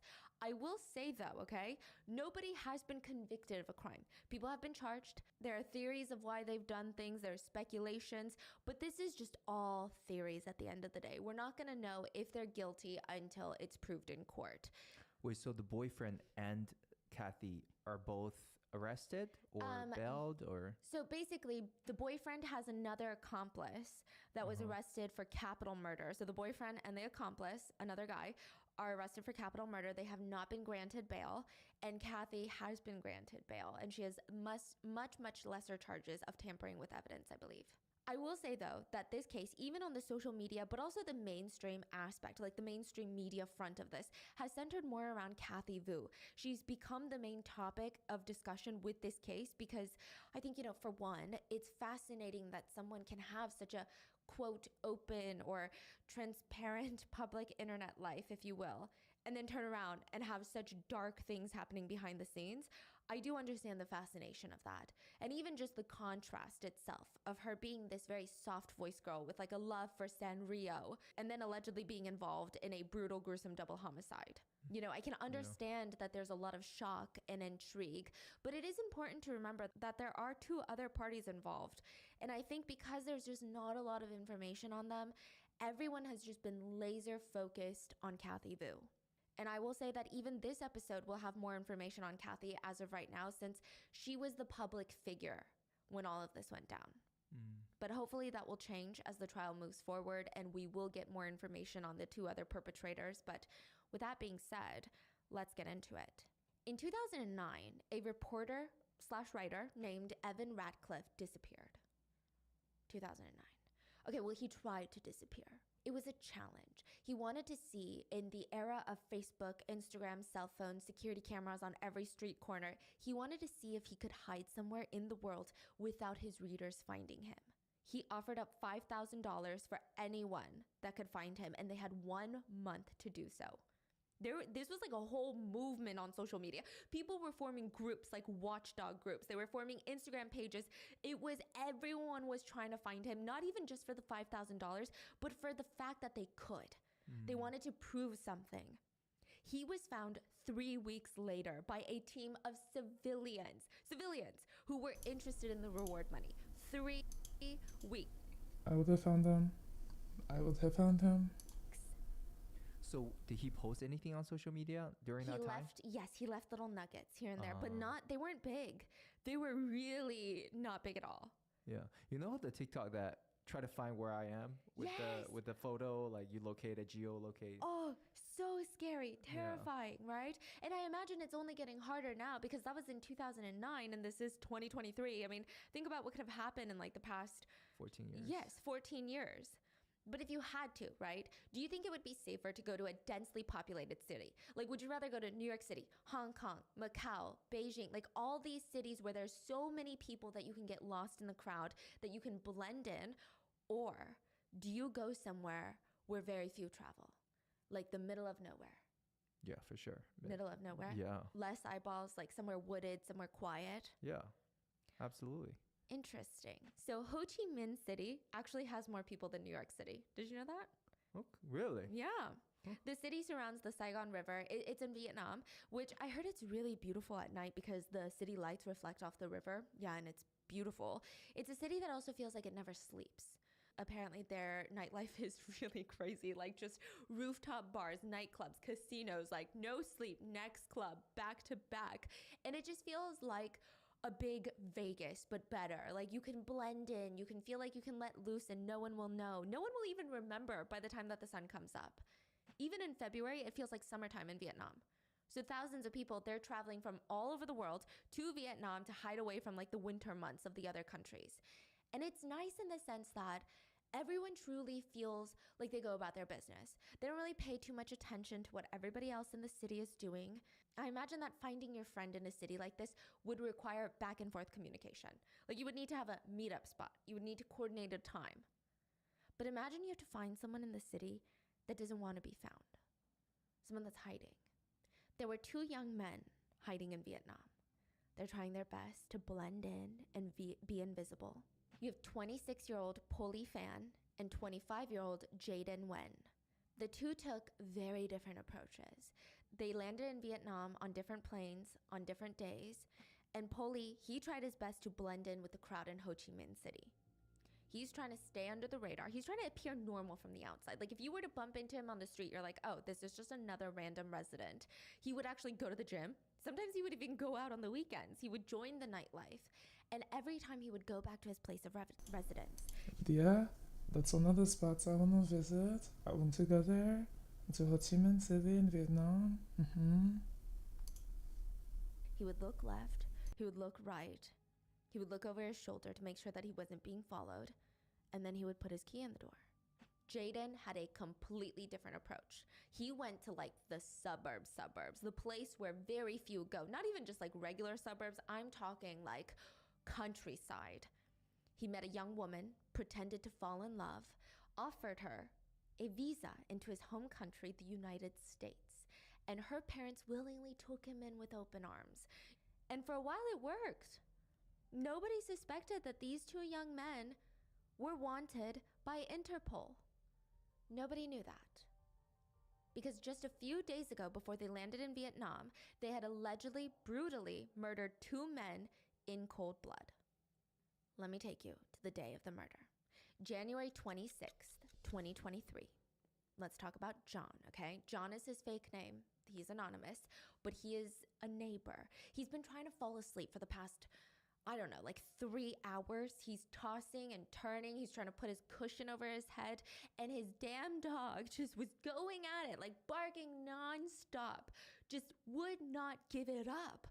John is like, what do I need to do? Do I need to show you every room in the house to tell you that we don't have a home intruder? Nothing is going on. His dog is practically pacing around his house nonstop as if someone had lit a fire under its butt. Side note, John doesn't really seem that nervous that there was something going on or that there was someone outside lurking in the woods trying to get into his house. He lived in a gated private community in Houston, Texas, with only about like 10 other houses. It's really safe. The houses were also pretty close to one another. So it's not townhomes. They're not stuck together. They're not sharing walls, but they've got tiny little slivers of side yards. So it's really hard for someone to have a home invasion and the neighbors don't notice. Everyone sees everything. So this is pretty much as safe as you can get in a single family home. There's a lot of Ring cameras nearby, a lot of nosy residents, a lot of close proximity. It would be very difficult for someone to even rob one of these 10 houses. So he lifts up his head and he's like, okay, what in the world is going on? Like, please go to sleep. And he flips over and he knocks out. He gets up a few hours later to start the day. And he looks out his window as he always does as he drinks his cup of coffee, and everything is normal. Neighbors are walking their dogs as normal. He could see across the street into his neighbor's house, James. James is his neighbor, and James's white Prius is in the garage. I mean, everything seems like that morning bustle before everyone's heading to work. John picks up his dog to bring him to the front lawn, and he glances back up at James's house. And it's strange because his white Prius is sitting in his garage. His garage door is open. It's lifted.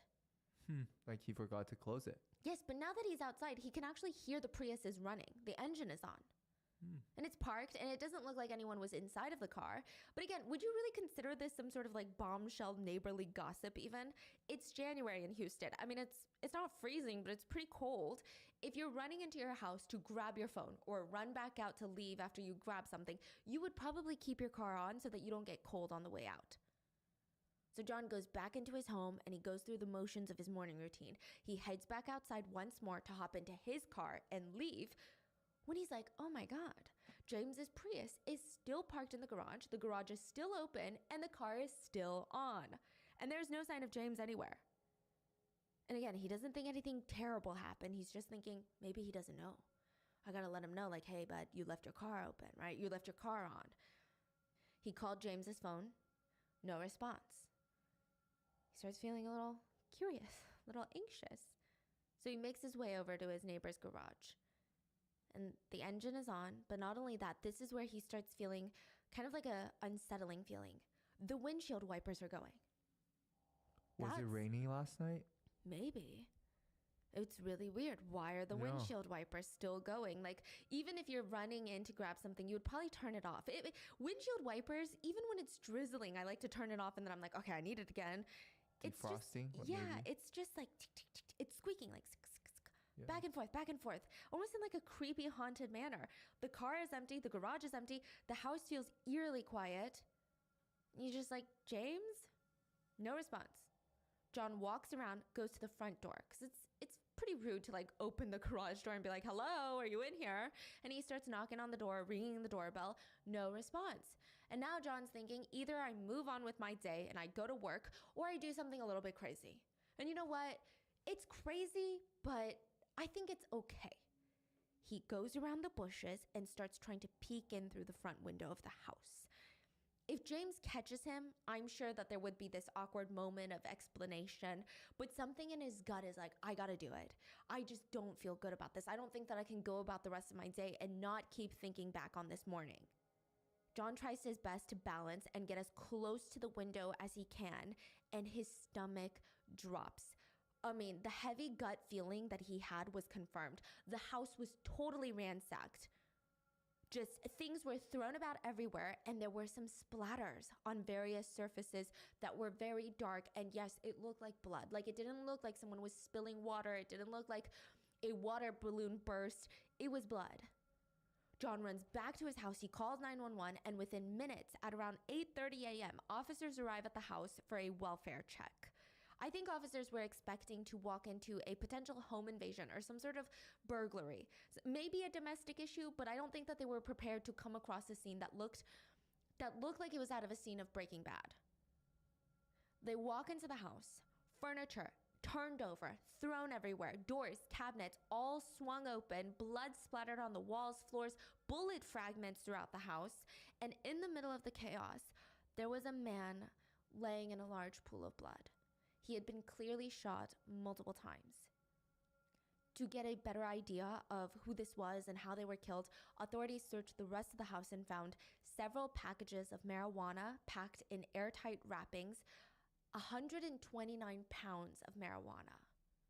129 pounds? That's like a human. That's like, yeah. So in Texas, marijuana is not legal. Okay. Yeah. Wow. So that would probably possession with intent to distribute. Okay. Wow. Yeah. So they also found 10 pounds of hash oil. So think of like a dog, like the weight of a dog in hash oil. What is the hash oil? It's like a CBD oil that is like more potent than marijuana. Okay. And when they opened up the freezer, they found $36,000 in cash staring back at them. But nobody took this? No. I mean, the marijuana itself is worth a lot of money, but then $39,000 just in cash? Yeah. I don't know. Yeah, I don't know why. And you say all the cabinets were open. Yeah, so it seems like someone was trying to find money or find drugs or find something. But what happened? Like, how did they not take any of this, and why is there someone dead? Yeah. Because just doesn't make sense. Like, what the hell happened here? Was this a drug-related murder? If so, why did they not take anything? Why didn't they take the marijuana? Why didn't they take the frozen cash?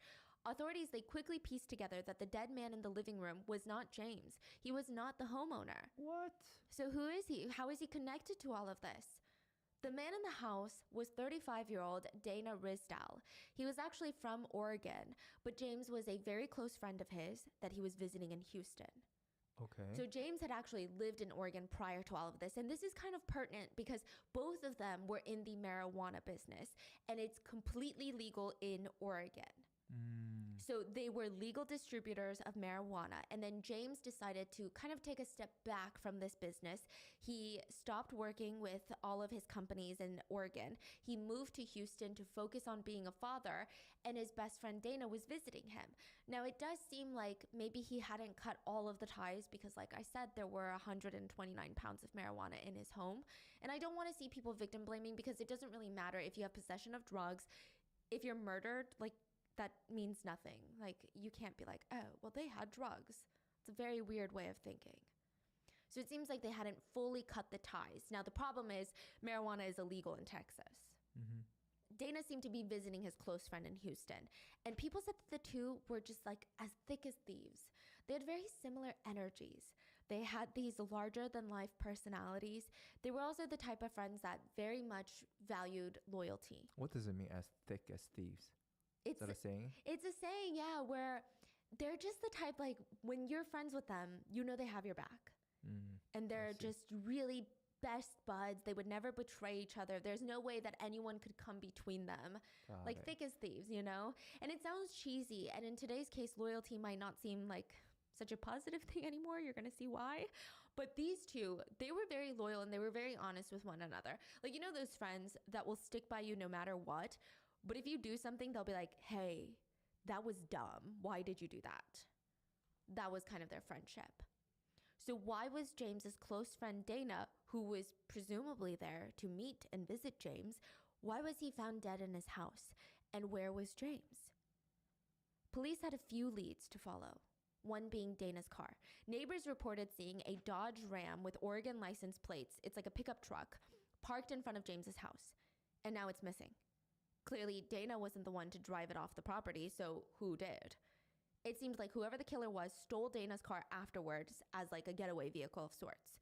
So this car could potentially provide them for the answers that they're looking for. They issue out a be on the lookout, a BOLO, for the 2002 white Dodge Ram. Additionally, authorities reported James missing. They tow the Toyota Prius. So the Toyota Prius is James's car. It's in the garage. They tow it to their impound lot. This is like police evidence lot. This is not just like a random tow truck lot. This is police evidence. This is where they're going to take your car if they confiscate it. And they go back to following the rest of the leads. Dana's pickup truck was found 2 days later, abandoned. Just the truck was completely empty. James was nowhere in sight. They towed Dana's truck to the police station to be processed for possible evidence as well. And other officers that are working on this case, they used Find My iPhone to track down James's phone. It was just left at the White Oak Bayou. So it looked like either someone discarded it to get rid of evidence, or maybe James himself could have thrown it out the window or thrown it away himself to avoid being tracked and throw officers off his trail. So now, authorities have Dana's body, Dana's car, James's phone, but where is James? Now, this is the part that I cannot wrap my head around. This is truly bizarre. 5 days later, investigators find James's body in the Toyota Prius. What? In the trunk of the Toyota Prius that they have that they had confiscated and impounded to the police lot 5 days ago. I don't know You're why. kidding And me. it's not like he was hidden somehow in this very intricate manner in the Toyota Prius. He was in the trunk of the Prius. Wow. There's even a very eerie picture of a police officer with crime scene tape all over James's home, and you see the Toyota Prius still parked in the garage, and the officer is kind of like looking at it. At that moment, James's body was in the trunk. What? Yeah. Even that's odd, because usually before they take a car in, they do a full car search to see if anything's out of place, or like in the house where there was, lots of stuff found, turned over. Usually they check the car. It's surprising that they didn't look for 5 days.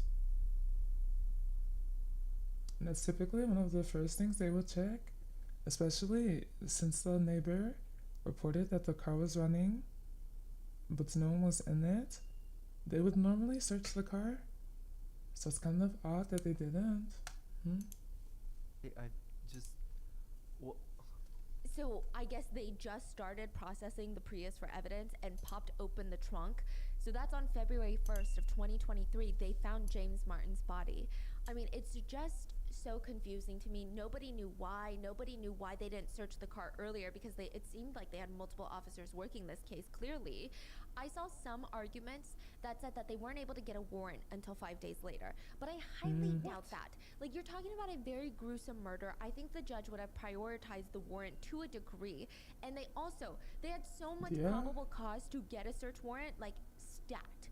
ASAP. Wait, there's a murder and you need a warrant to search the crime scene? Yeah, that doesn't make sense. It doesn't make sense. And okay, please, someone who's more familiar with the legalities of this, but if they're already searching the home, and the they impounded a car, they took the car.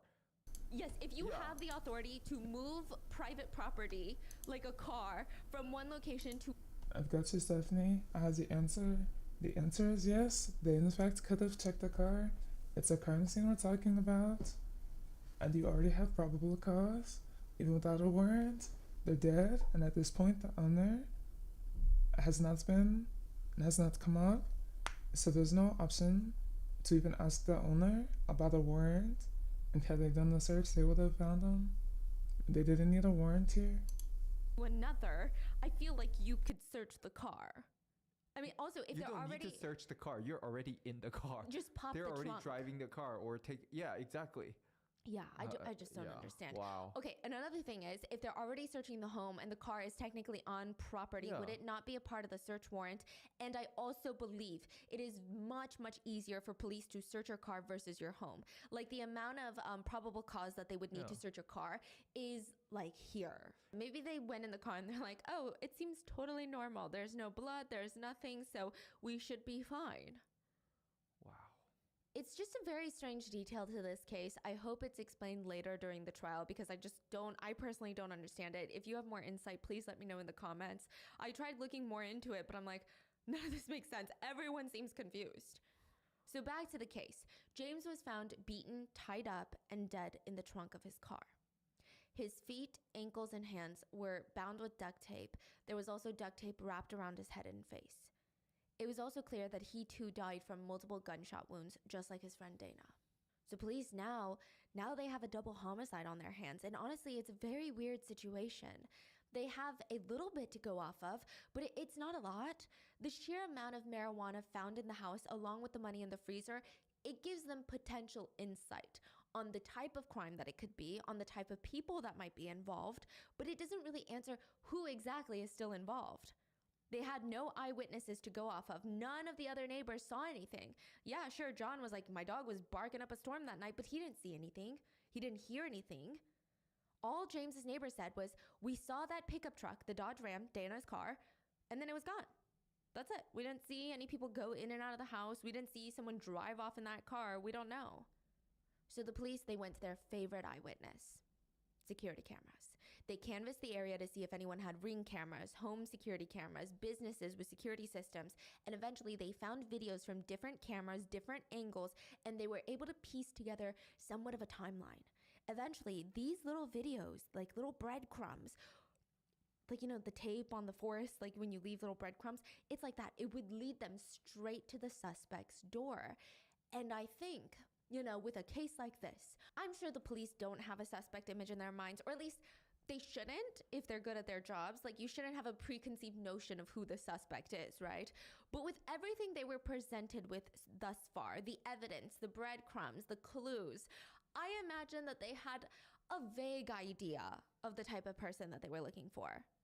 You're like, okay, maybe you could see them and be like, I could see how these two are connected. Maybe the suspect has some drug charges in the past, or maybe this person has some sort of criminal history, maybe some dealing charges.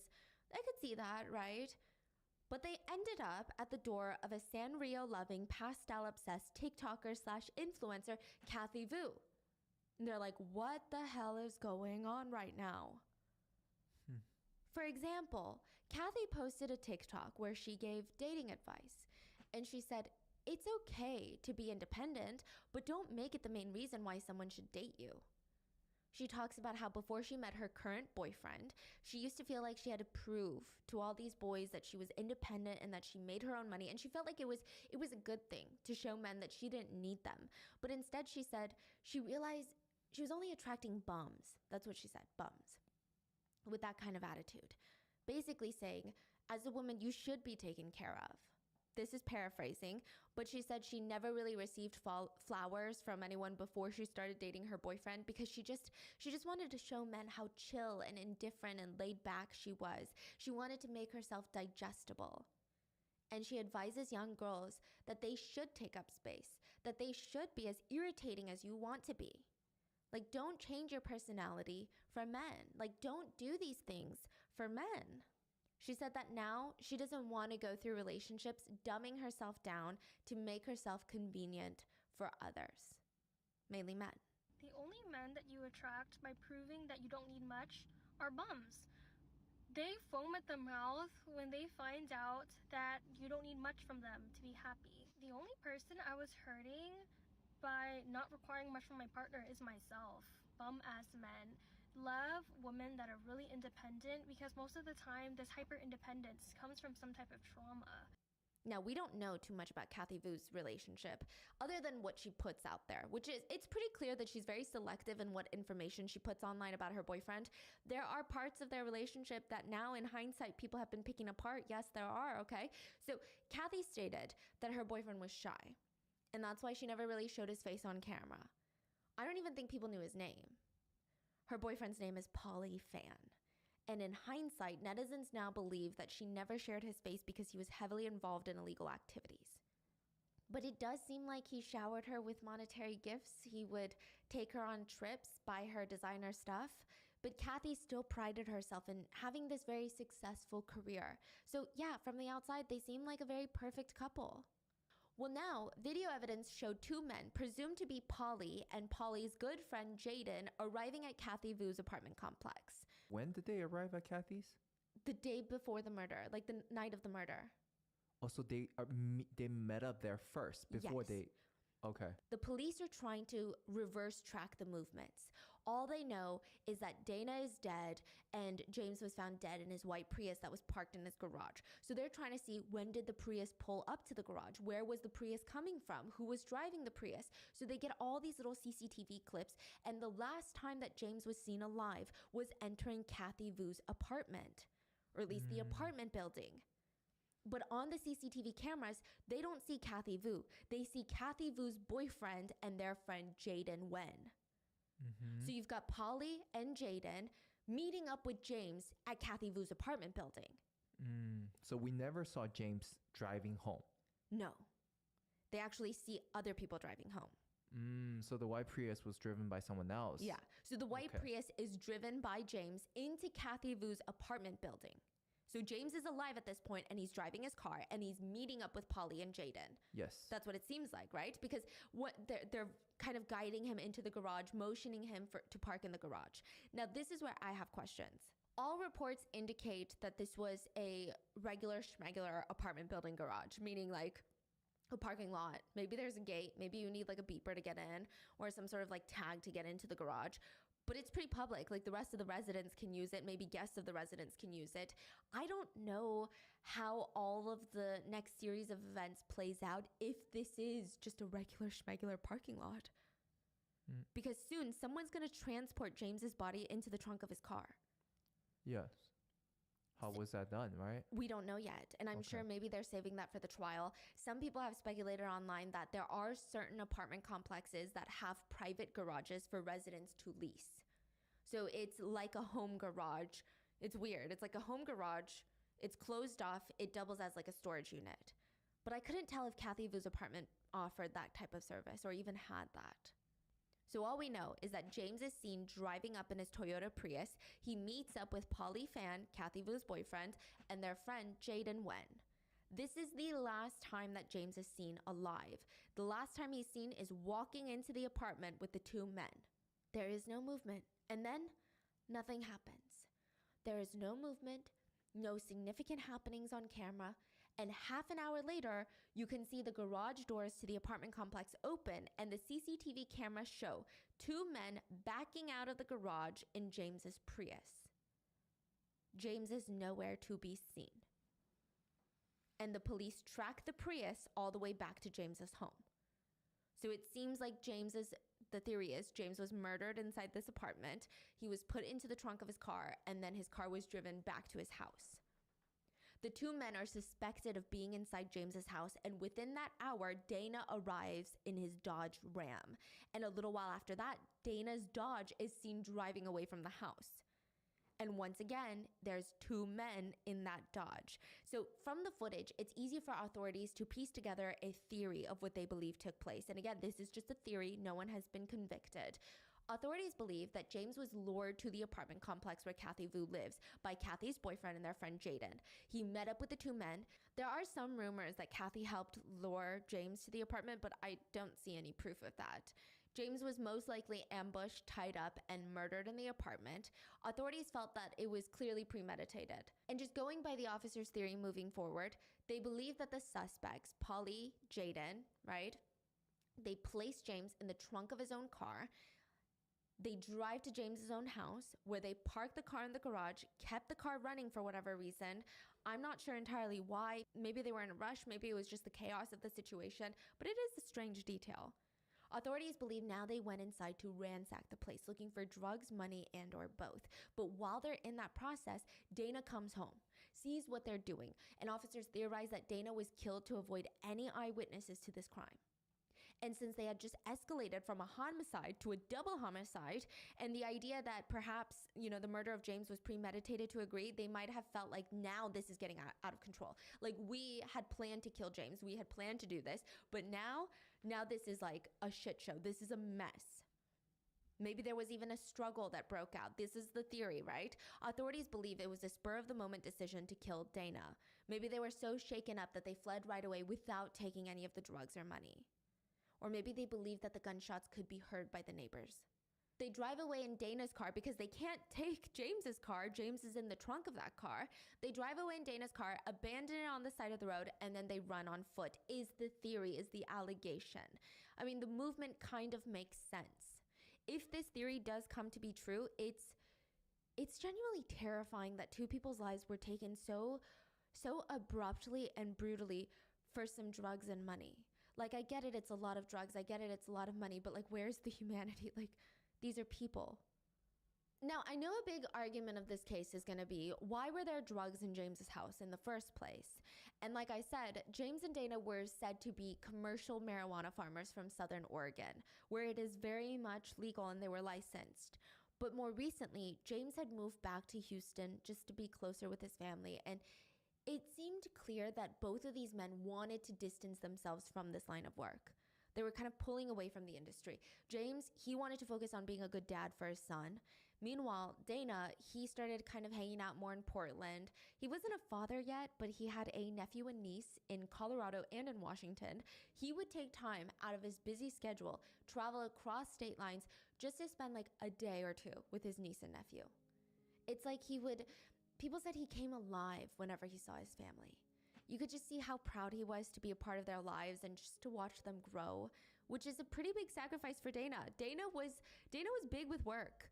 It really was his passion before he started kind of pulling away. So in 2016, he started a cannabis distribution company called LTMRN. It was pretty successful. A lot of people said that Dana just had this crazy networking ability. Like, if you had an aerial view of a networking event, people would all kind of like ebb and flow around, but there was always a circle just gravitating towards Dana.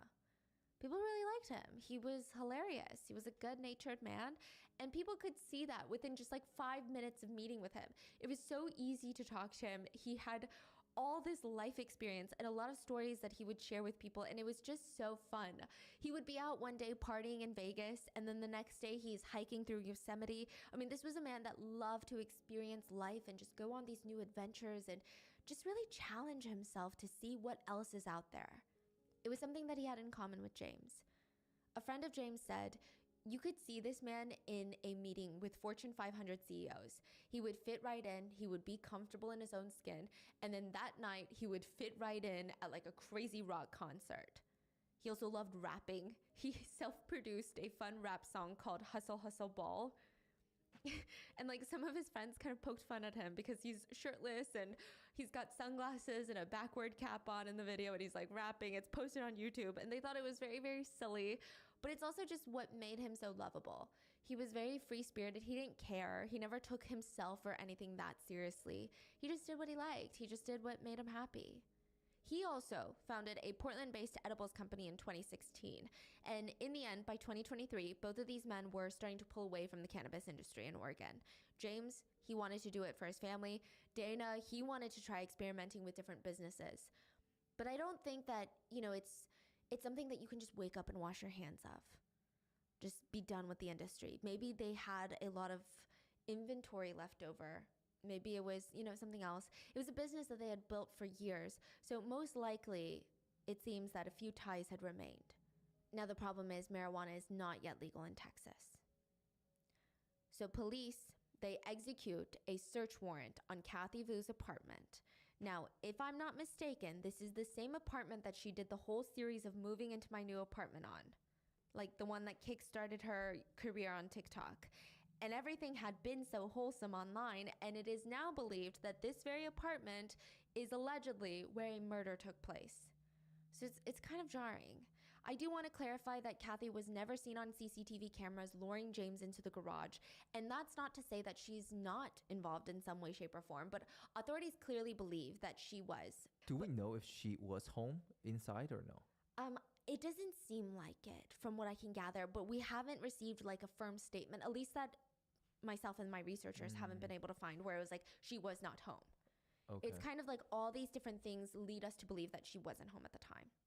Okay. And I'm sure if she was home, it would be shown on CCTV that at one point she arrived home earlier of the day. Yeah. That will put her at the crime scene, which will change her charges. Yes. For this case. Right? Yeah, she'd probably be an accomplice to capital murder. Right. So, okay. Yeah, so authorities clearly believe that she was involved in some way, shape, or form. They found an H-E-B store receipt. So this is like your Ralph's or your Kroger. they found a receipt that showed that Kathy purchased items the day of the murder. And, the items were suspicious. She bought bleach, peroxide, trash bags. On top of that, police found bleach and iodine bottles in the back of Kathy's car. Bleach and what? Iodine. What's it's iodine? Like salt, basically. It's like a cleaner. You can use it as cleaning. Found in the back of Kathy's car. And to buy that on the day of the murder is it's kind of suspicious when someone is seen coming into your apartment and then never seen coming out, and then you buy cleaning supplies before the murder took place. Oh, this was before. Not oh, after, not during, but it was before James was last seen alive. But to be fair, I mean, you could argue that maybe she was just a clean freak. I mean, there was a TikTok that she posted that stated that she loved cleaning. She was insinuating that she was kind of a bit of a clean freak. I will play it for the visual watchers, but for the audio listeners, she's kind of doing a day in my life as a corporate marketing girl in the alcohol industry. She walks us through her day of getting ready for this promotional event at a club. She's got to go to Michael's, get some gift bags, set up a backdrop, photo booths. It shows her being incredibly hardworking, but the part that has definitely been picked apart, like to hell and back, is at the club. During her day in my life TikTok, there is a moment where she talks about how this particular club has a wet rag scent because a lot of the workers use wet rags to clean the countertops. And she talks about how she even brought her own cleaning supplies and is literally seen in the TikTok cleaning the counters while people around her are partying. Okay, so Heart, the club that we were at, sometimes has this like musty smell because of the wet rags they use. They're not entirely clean, so there's always this really bad lingering smell. My friends thought it would be funny to record me cleaning. I actually didn't know they were recording at first, but I did bring my cleaner bottle from home to wipe down my section. I also hate that. Did apart because she was cleaning. Some people stated that she posted like places when you're cleaning, but they don't like replace the water that the towels are sitting in, and so like even when you clean up, everything smells like dirty mop water. It's gross. I don't like it either. Did this because she wanted to kind of have something to fall back on. Like, when you're in that state of like, this is purely speculation from netizens, not even police, okay? Some netizens were saying maybe she posted it because she knows she's about to buy cleaning products for a murder, and now she's like slipping that in there to be like, look, I actually love cleaning. I'm just a clean freak, and that has nothing to do with anything. It's not out of the norm for me. Some people were saying it's just a coincidence. So this TikTok would be dragged to the depths of hell and back and analyzed till it could no longer be analyzed. And some people argue that she truly maybe was just a clean freak. And while most of us probably don't buy bleach, iodine, peroxide, trash bags all at once, and coincidentally on the day of the murder that allegedly took place in your own home, but maybe she's a clean freak. Like, we won't know until there is a trial. Authorities stated that they found a note on her phone, which was a list of items to purchase, including, but not limited to, bleach, towels, and iodine. Is iodine a very common cleaning supply, or? I don't think so. Because I feel like I would kind of consider myself a bit of a clean freak. And I don't even use bleach. When's the last time you saw bleach in our house? Yeah. Yeah, because, I mean, you can use a little bit. I mean, not saying that everyone with bleach in their house. I know that there's a lot of uses for bleach, but I guess it's just a very hard substance I try to stray away from as like just a cleaning my apartment type of girly. They also believe that this indicates that Kathy had prior knowledge of what was about to happen, and she was planning to help assist and have someone. I was saying I don't like the smell of like cleaning towels. Like when I let it sit in the same water for days, and it has like that dirty, old water smell. She was saying in the video she doesn't like it, and so I was agreeing. But guys, I'm gonna actually pause here. Be right back. I have to take a potty break.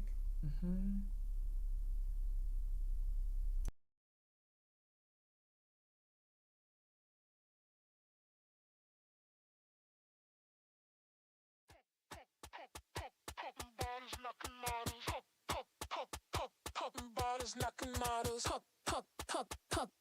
bodies knocking models. I wanna bump a beat that goes hard.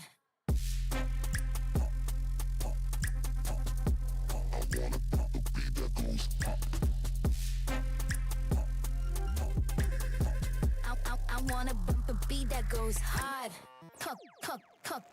Poppin' bottles, knocking models. Poppin' bottles, knocking models. Poppin' bottles, knocking models. I wanna bump a beat that goes hard. Pop it.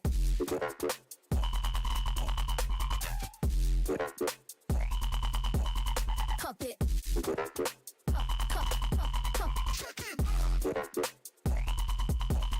Pop it.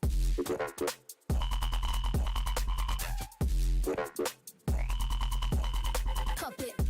I wanna bump a beat that goes hard.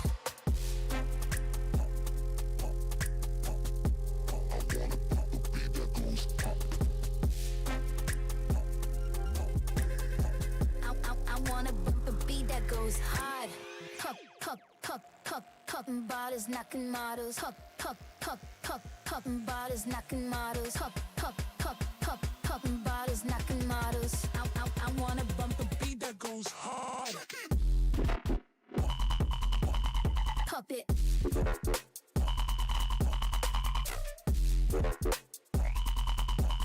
Pop it.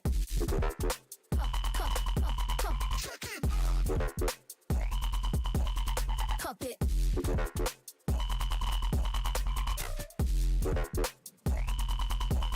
Pop it. I wanna bump a beat that goes hard.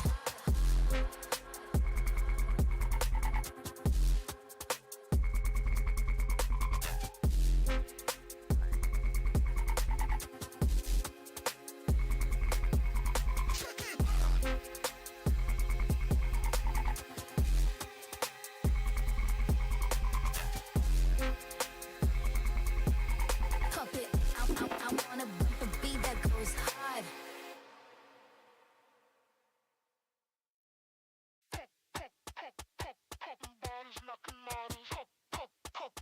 Poppin' bottles, knocking models. Poppin' bottles, knocking models. I wanna bump a beat that goes hard.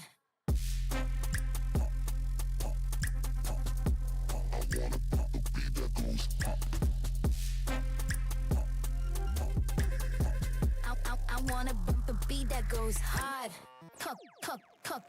Poppin' bottles, knocking models. Poppin' bottles, knocking models. Poppin' bottles, knocking models. I wanna bump a beat that goes hard. Pop it.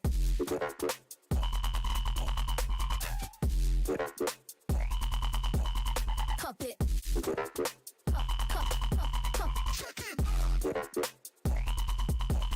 Pop it.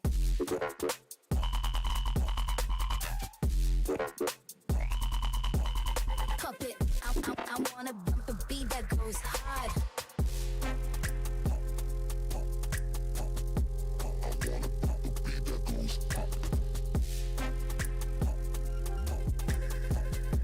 I wanna bump a beat that goes hard. Poppin' bottles, knocking models. Poppin' bottles, knocking models. Poppin' bottles, knocking models. I wanna bump a beat that goes hard. Pop it.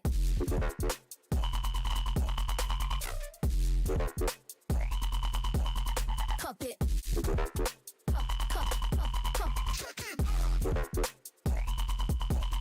Pop it.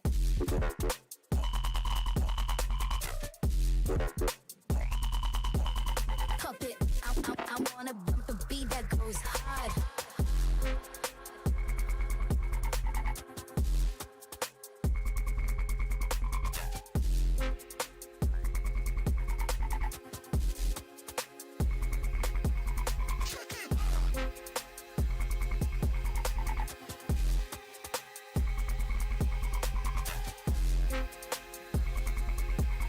Pop it.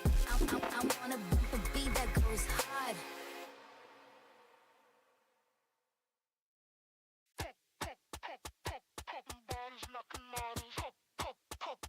Poppin' bottles, knocking models.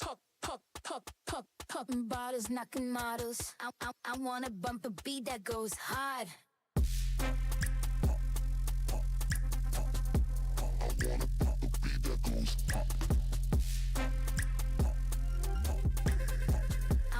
wanna bump a beat that goes hard. Poppin' bottles, knocking models. Poppin' bottles, knocking models. Poppin' bottles, knocking models. I wanna bump a beat that goes hard.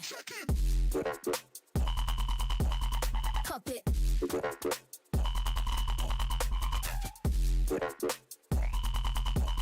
Pop it.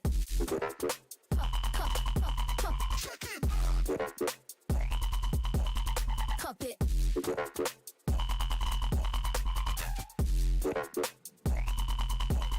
Pop it.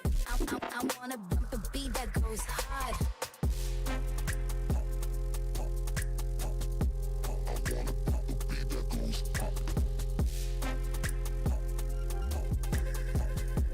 I wanna bump a beat that goes hard. Poppin' bottles, knocking models. Poppin' bottles, knocking models. Poppin' bottles, knocking models. I wanna bump a beat that goes hard. Pop it.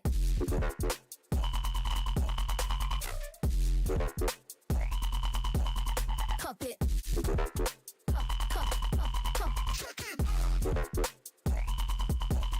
Pop it.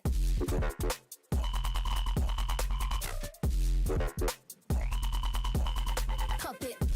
I wanna bump a beat that goes hard.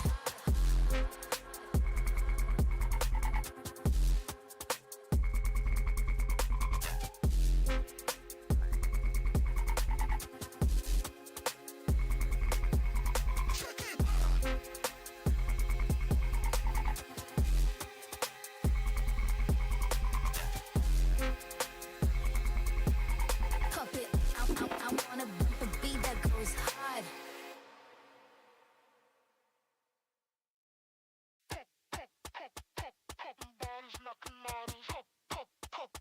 Poppin' bottles, knocking models. Poppin' bottles, knocking models. I wanna bump a beat that goes hard.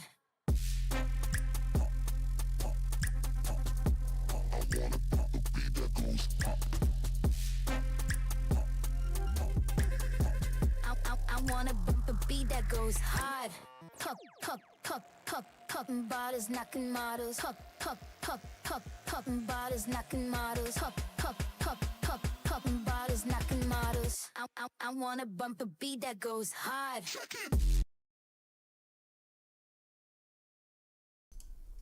Sorry, I'm back.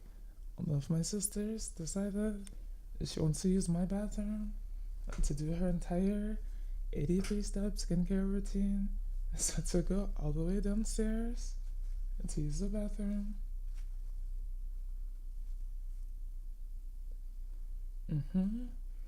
Always at the scene of the crime.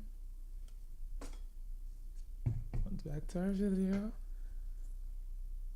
This one is kind of crazy. This person, I wonder what's her charges. Probably just accessory to the crime. Because so far it sounds like they don't have any evidence of her being involved. And like anything except for cleaning. So probably just accessory. Hello. Somewhat of an I'll active tell role in her. the crime. They also ran her phone records, and they found that Kathy was messaging her boyfriend Polly during and after the suspected time of the murders. Authorities think that she was coordinating using her garage and apartment and then coordinating the cleanup. So just to clarify, it seems like officers believe that she was helping coordinate and clean up the crime scene. So we don't know what she said. No. This is from police. Police saying we feel like this is what was going on. Yeah, I'm sure police know kind of what was said, maybe the text messages, maybe not the phone calls, right? Like there were multiple FaceTime calls. There were some speculations that she was calling to verify over and over again that her boyfriend had closed the garage when they left her apartment. That's kind of what we know as of right now. After Polly and Jaden left her apartment in James's car, she FaceTimed him 6 times in the span of 25 minutes. They also texted each other to verify that the garage door had been closed. So she at least know that they Are left. there. They're there and they left. But you could argue that she didn't know that James was there. Right. You could argue that she only thought that her boyfriend was there and was like, hey, babe, did you close the garage door? Because I'm not home. Multiple times or? It says that she called him 6 times. Or she was FaceTiming with him 6 times in the span of 25 minutes. So I think more than the cleaning supplies, the text messages and the phone calls are probably a worse look, in my opinion. It just, the cleaning supplies, you could try and twist it and argue and be like, she works in a corporate sphere. Maybe she bought it for this or that. But the text messages are interesting. Now, I have seen some online discourse, and right now it's all speculations and rumors, this whole case is, but some people have posted online that Kathy was a very sweet, trusting, almost naive to a fault person that probably was too scared to say no to her boyfriend, which I'm not sure how to feel about that because she's 23, I believe. So when you're 23, maybe there's some things. I'm a people pleaser. I have such a hard time saying no to people. Trust me, I understand that feeling. I relate to it like on a spiritual, deep level. But if you ask me to clean up a crime scene, that's a solid no. So I don't know where that argument comes in. Some people say that she didn't really know what she was getting into and maybe thought that because her boyfriend was potentially allegedly involved in some harsh illegal activities, she was scared for her own life. She got roped into it because she was terrified. And then I see the argument that people are saying, no, she's 23. She was actually benefiting from her boyfriend's alleged illegal work. She wasn't afraid to spend his money going on trips, getting all these gifts. She was benefiting in some way, and now she's cleaning up a crime scene. You can't really say that she was so scared and terrified. So it's just kind of an argument. I do think that it does rub a lot of people the wrong way, that she was kind of preaching online about having a good relationship and having boyfriends that respect and cherish you. Meanwhile, she is accused of doing something absolutely heinous for her boyfriend. I also see a third group of people, a very small, tiny group of people that believe if the series of events are true, they like Kathy even more now. What? I actually saw a lot of Reddit comments that said, gotta get me a ride or die like Kathy Vu. Oh, come on. Yeah, which is truly unhinged if you ask me. Yeah, this is not a movie. This is nothing to romanticize here. Kathy Vu was taken into custody and she started giving her version of events. She claimed the night of the murders, she had a work-related dinner planned and she actually wanted to invite her boyfriend Polly to go with her. He didn't show up. Instead, he messaged her saying, hey babe, sorry I can't go, like emergency happened. So he couldn't be there. She stated that that's all she knew. She didn't know what the emergency was. She didn't know emergency was murder. He just couldn't show up to her work event. That's all he said. Now, I'm not sure if she did this as a self-preservation argument or if she was still looking out for her boyfriend Polly, but she told officers that James, the victim in the trunk, was the problem. She stated that he had a history of threatening people, including her own boyfriend, and she said, quote, if anything were to have happened, it would definitely have been self-defense. That's what she told the police? Yes, after being arrested. She told officers that James owed her boyfriend, Polly, about $40,000. And when asked why, she said, after a narcotics-related transaction that didn't go as planned. Which authorities didn't believe. Because according to James's mom, Polly was the one who owed James money. So while officers state that they had knowledge of a history between the two, it seems like they are inclined to believe that Polly was actually the one that owed James money. And maybe, theorizing, this is pure speculation, potentially Polly had lured James out under the guise of like, I'm going to give you your money back. And instead of giving his money back, he murdered him so that he could be absolved of that debt and then went to his house to ransack it and steal stuff. And maybe it could even look like he was just targeted for the drugs.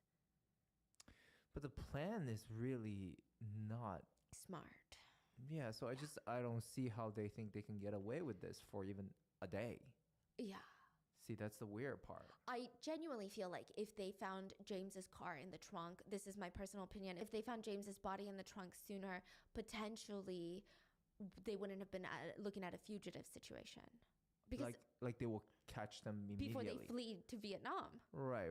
Yeah. But even that, they still caught them very quickly. Yeah. So So Tuesday, March 21st of 2023, Kathy Vu was officially charged with tampering in the deaths of James Martin and Dana Risdale. She appeared in court with the most Texan-looking lawyer I have ever seen in my life. Like, I'm talking cowboy hat and everything.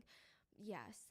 Her attorney focused on getting her out on bail. He tried to draw sympathy from the judge, stating that Kathy Vu had lost her job after her arrest, which I don't know why he said that. I don't know why certain attorneys say things like that, because it's kind of a situation of read the room, sir. 2 people were killed. I don't think losing a job is the end of the world, and I don't think anyone is going to dig deep into their hearts right now to find sympathy for something like that. But her attorney continued to argue that Kathy had only been dating Paulie for a few months, and she, quote, only did what her boyfriend told her to do. That did not sit right with a lot of netizens, because ultimately she's not a minor. She's a 23-year-old woman who works a corporate job. Wait, I'm so sorry. Before you move forward, the lawyer says she only did what the boyfriend told her to do? Yeah. So are they admitting that she did something for the boyfriend relating to the case? Yes.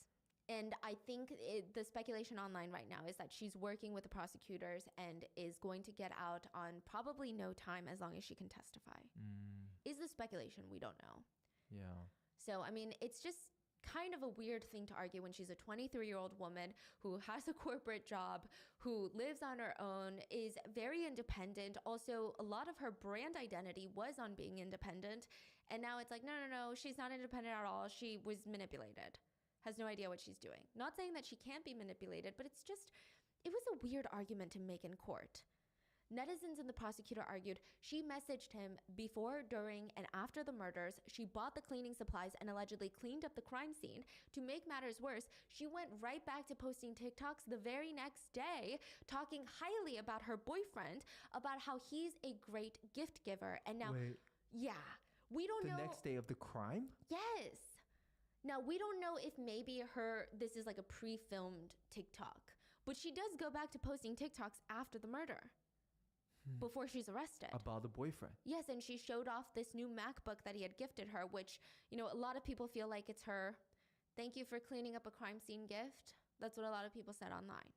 One thing that's really sweet about my boyfriend is that he thinks that he's a bad gifter, so he always overcompensates his gifting and actually gets me really good things. He saw my raggedy ass 8-year-old MacBook and replaced it for me. This is my birthday present. I'm so grateful. Wow. Yeah. Like, wow. Even if this was pre-filmed, still, like, this event just happened in your house last night.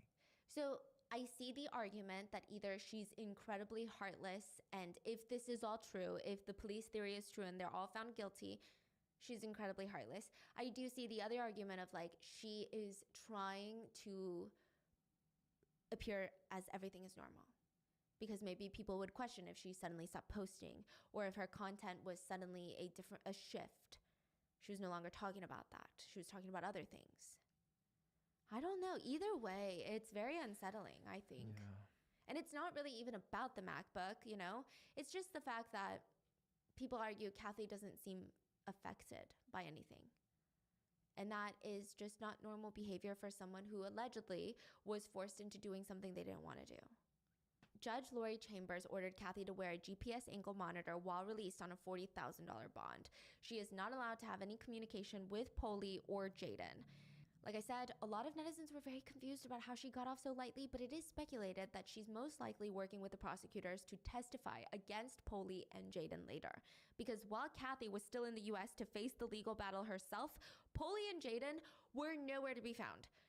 Side note, I do see a lot of discourse that this is a learning moment for a lot of people. There is this romanticization amongst certain couples, like the ride or die couples, the Bonnie and Clyde couples. And sometimes that adds this romantic main character element to committing, literal crimes like drug dealing. But this is a good learning lesson that even if you think that your partner is your ride or die, and you could really feel that in your heart and soul, you would do anything for this partner, they are the Clyde to your Bonnie, or vice versa. It might just be one-sided. Yeah, the guy left. Yeah, because if this is all true, if Kathy did indeed clean up a crime scene for her boyfriend left her in the US to deal with the aftermath while he fled to Vietnam without her. And he used her apartment to do the crime, allegedly. Like they know what's coming. Yeah, this is not Bonnie or Clyde. This is Bonnie and the fugitive who doesn't care about Bonnie, if this is all true. So just be careful who you think is your ride or die, or just be careful if you think that you'll do anything for your partner. There is a chain of events, though, that gets triggered when Interpol sends out a red notice. The first step is any of the member countries of Interpol. There's 195 member countries. Each country can request a red notice be sent. A red notice is essentially a global, international BOLO. Be on the lookout for this fugitive on the run. Interpol, international police, will check the request to make sure that that government, that country, is not hunting down a refugee, is not hunting down a whistleblower, and once approved, that red notice will be sent to authorities in 195 different countries, which it sounds like you still have places to hide, but not really. Almost every single country in the world is involved in Interpol and will receive a red notice on their desk. So do they know that they went to Vietnam, or they Yes. Oh, they knew. They use their passports. Oh, okay. So they just need to go to Vietnam. Exactly. Then each country will decide how to handle that red notice. Vietnam's Interpol received a notice. The United States were looking for 2 citizens involved in a double homicide, U.S. citizens, Polly Fan and Jaden Wen. Now, again, to clarify, they're both U.S. citizens, and I'm not sure if they're born citizens or have immigrated. So it's unclear if they have family in Vietnam, and even if they did, were they staying with family? Were the family helping? We don't know. But we do know that the 2 fled to Vietnam. They're on the run. And the police have no official leads. They don't know if they went to Vietnam and then went on the run crossing borders, not using their passports. Here's a very interesting detail. One of the 2 perpetrators actually applied for an emergency passport reissue in the US, like immediately after the crime, and then fled to Vietnam. What does that mean? Why is that? So that, I think, goes again to bolster the theory that they thought that they could premeditate a murder against James, kill him, and get away with it. But once Dana came in and the whole thing flew out of control, now they're like, okay, shit has hit the fan. I need to leave the country. They apply for a emergency passport to leave the country. They don't have a passport? Maybe it was expired. Oh, I see. So that just goes to show, like, the train of thought. They thought that they were going to get away with James's murder. It seems. What you're saying allegedly. is, I'm sorry. What you're saying is the emergency passport, meaning he wasn't planning on leaving. Yes. This is very last minute. It's like, let me get my passport renewed so I can leave right now. So they didn't plan that part. Exactly, in like 48 hours. So I think that's why a lot of people believe the police theory that they premeditated James's murder, thought that they were going to get away with it. It flew out of control when Dana walked in on them ransacking the house. But what if that murder also is not premeditated? Yeah. That's why they didn't get the passport. I don't know. Yeah. Yeah. Interesting, right? Yeah. Now the 2 have fled, and they're dealing with Kim Bryant. Kim Bryant is the unit manager of the fugitive apprehension team in the Harris County DA's office. She was tasked with locating Polly and Jaden. So when this case comes onto her desk, she moves it up to the top of the priority just based on the shocking nature of the crime. She was told a few times by superiors and other people that had been working this unit, they're like, okay, the suspects have fled to Vietnam. Most likely, you might be looking at years, a few years before you can get them into the US again and formally charged for their crimes. Like, it's hard to find them. Hard. Again.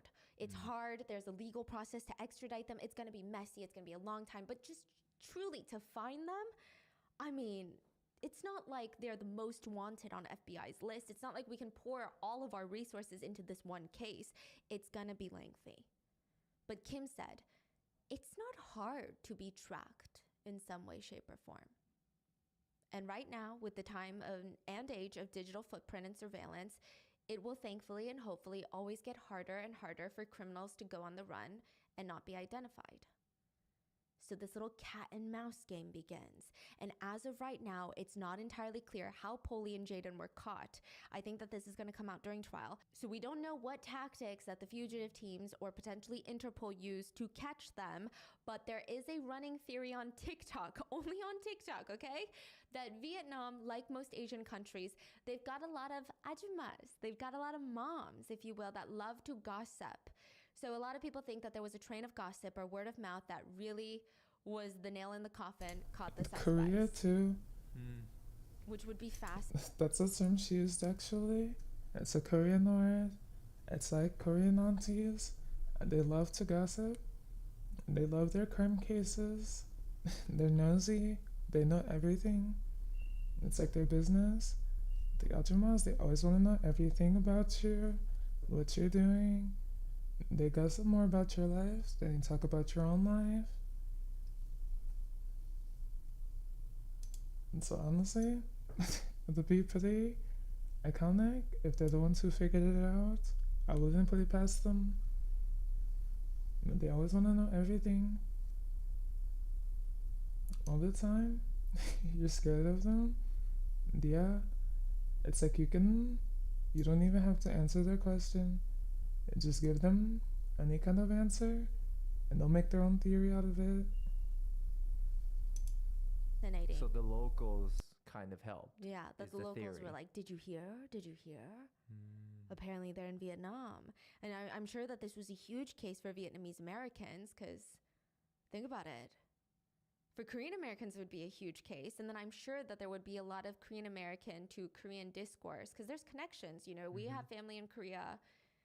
The conversations would keep going. So June of 2023, Polly, Fan, and Jaden were caught. Polly was found living in Ho Chi Minh City. Authorities stated that he seemed alert. He seemed aware of his surroundings, yes, but he still tried to live a normal life, which is shocking. It's crazy.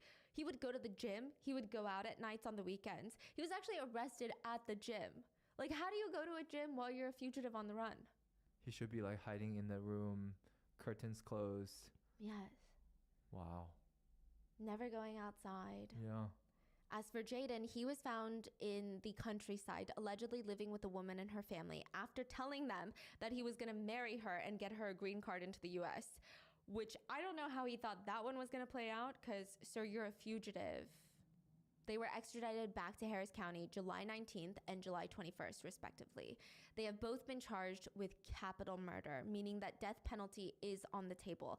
So typically when you're committing a crime, and then you murder someone while you're committing a crime. So in the state of Texas, if you're robbing someone and you end up killing them, if you're having a drug deal and you end up killing them, if you're assaulting someone and you end up killing them, it's automatically capital murder. Which is worse than just murder. So just homicide, first degree homicide, you're looking at life in prison. Capital murder, it could be death penalty. All signs point to the fact that they will be facing potential death penalty charges. Both Polly and Jaden have been refused bail. Jaden's attorney have stated that they may be able to indict my client, but they absolutely do not have enough to convict him. Which I understand that this is an ongoing case and that lawyers have a job to do, but I just feel like, again, not the best statement.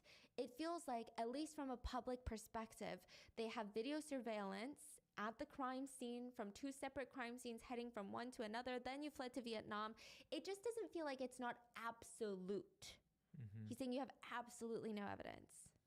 I don't know if it's absolute. Maybe it's circumstantial. You could argue that, right? So right now, people are speculating that Kathy Vu will be throwing Polly and Jaden under the table. And now it seems like Jaden will be throwing Polly and Kathy under the table. Jaden's going to try and be like, no, it was all the couple. I don't know what is going on. The couple, it's like Bonnie and Clyde masterminds. And I am just like a bystander to it. That's the speculation of how people think that it will play out in trial. I'm not sure how Polly will be approaching this case with his attorney. I guess we will just have to wait and see how the trial goes. And again, just to clarify, we don't know the absolute facts of this case yet. We have a supposed motive, we have a supposed theory, but we don't know the exact reason that two individuals' lives were cut short and exactly who was involved in what. But it has been a huge relief for the victims' families that the fugitives were caught. James's family said, "We are thankful that we had James walk with us for the past 37 years. He's our sunshine and is now our shooting star out there in the greater universe, shaking things up. God will take him in the fold of super angels." Dana's father said, "It's so hard to grasp that he was just visiting a friend in Houston. He didn't even live there and he was murdered." Dana's stepmother emotionally stated, "He did nothing wrong. He walked in the wrong door at the wrong time, and it has devastated our family." Dana's that's dad literally said, "For 5 just like a really bad wrong place, wrong time kind of thing. Like, that's terrible. He was just there to visit his friend.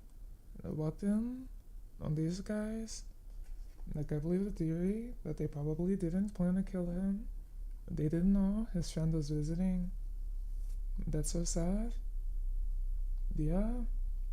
Also, Lucy, I meant to tell you the other video that you sent me in the tunnel when I was telling you that there's another person who, like, I watch and she does true crime and makeup, but I couldn't remember her name.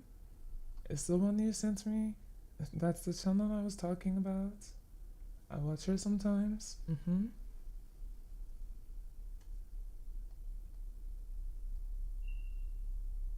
It's like she does makeup and talks about true crime. I said I couldn't remember her name because the first time I watched her, I didn't like subscribe. I would just watch her videos because she kept coming up on my feed. Yeah. But now that I have her name, again, I will subscribe because I like her videos. I just usually see her so often. I have that habit. I forget to follow channels sometimes. If they, like, already show up in my feed. But they're watching the one you sent next. Who am I talking about? Bailey. This video is about to end. I'll show you. 7.5 months, I prayed for them to be caught every day. I'd like to meet the woman that's the head of the fugitive task force next time I come to Texas, so that I can shake her hand, and if she'd allow me, I'd buy her a steak. He went on to state that his son Dana was one of the better human beings that you would ever meet. He said we had a lot in common, and now that's gone, and he's gone, and I don't know how to make up for that. And that is the very viral case of how a TikToker is allegedly involved in a double homicide. This has been highly requested. Yeah, it's just, everything is kind of up in the air though. Please let me know in the comments, what are your thoughts on this case? Did you watch Kathy Vu's TikToks before all of this happened? Were you a viewer of hers? Let me know, and please stay safe. I will see you guys on Wednesday for the main episode. Bye. Another one to I watch. It's not like her main content, but sometimes she covers true crime cases. If you know her, Swoop. She has like a blue hair, sometimes purple. It's like her constant look. I watch her too. Yeah, I like her. Like her videos in general.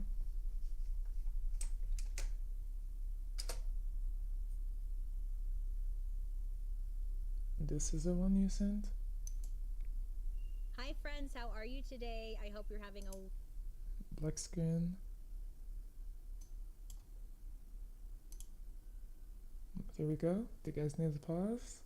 Need intermission break, snack, potty, or is everyone good?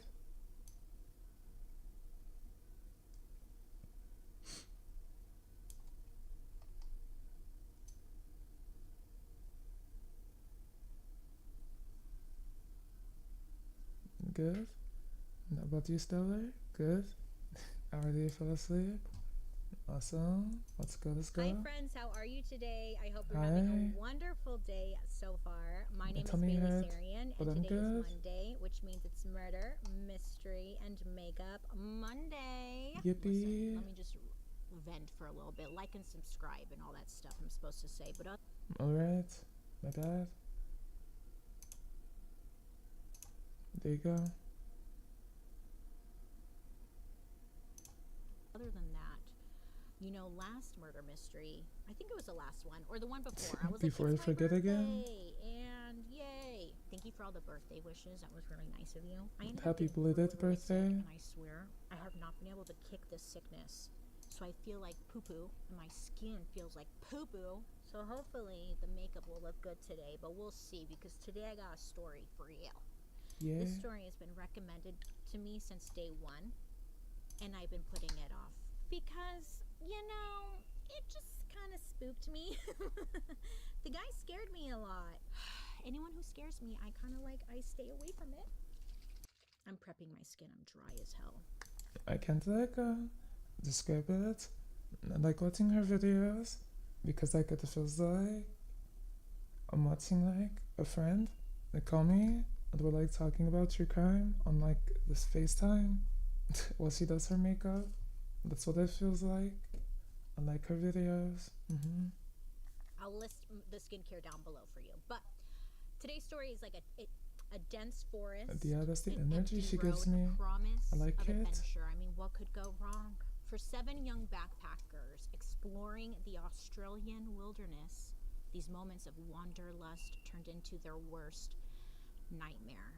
One by one, they vanished, only to be found brutally murdered, their bodies left to rot in the eerie silence of the Belangolo State Forest. And at the center of this nightmare, Ivan Milat. Oh, you've probably heard of his name, haven't you? It's a man whose ordinary Like chatting life while masked Dusty does their makeup. horrors. Now, he was dubbed the Backpack Killer, and Ivan's gruesome acts of violence turned the scenic Australian outback into like a chilling hunting ground, okay? So it's like, how did this soft-spoken road worker guy lure his victims into a deadly trap? You know, like what drove him to commit these unspeakable crimes? And how did investigators finally uncover like the twisted truth that ended up just shocking the world? The stats? Well, listen, today we unravel the dark tale of Ivan Milat. Now, this is not just a story of murder, it's a journey into the mind of pure evil.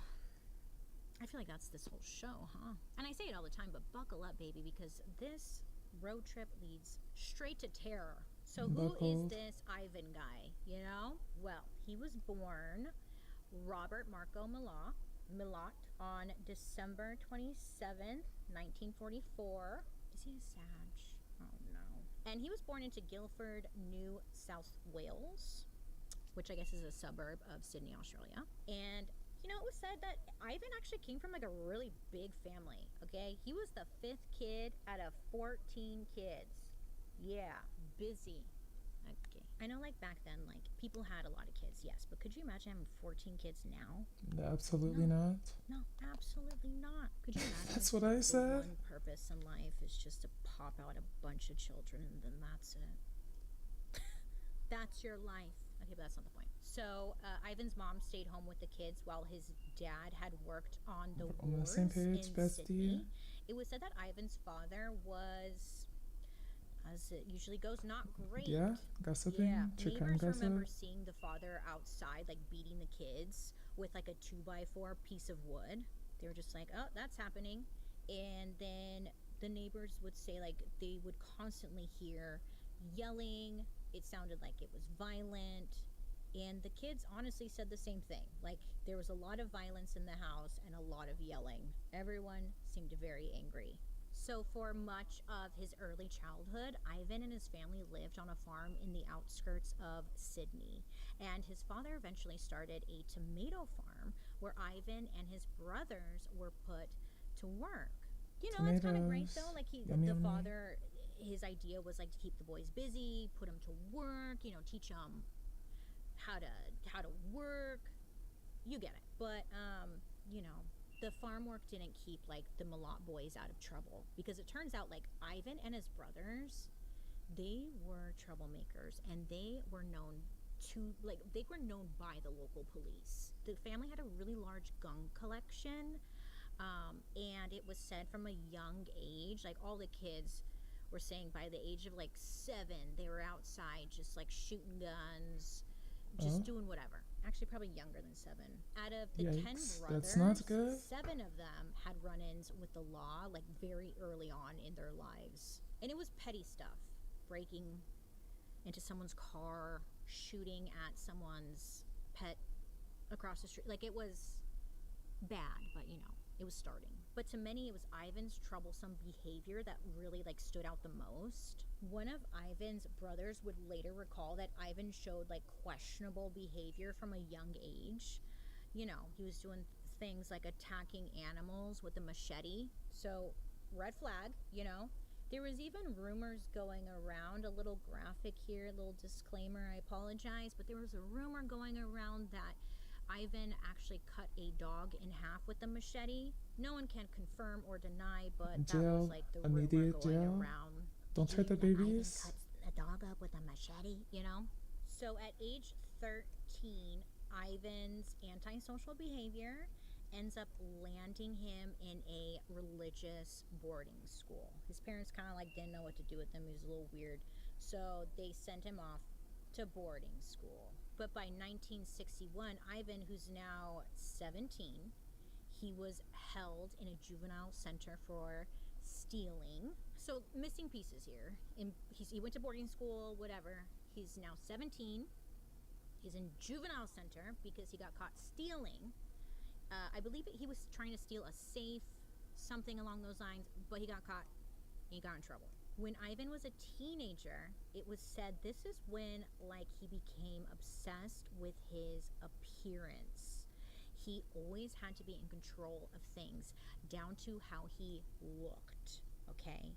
So people would describe him as tan, good-looking, muscular, and he had like charm. On top of that, he didn't drink alcohol because he would tell people like, I don't like feeling out of control, like it's just not for me. And he was always neatly dressed. He loved fast cars.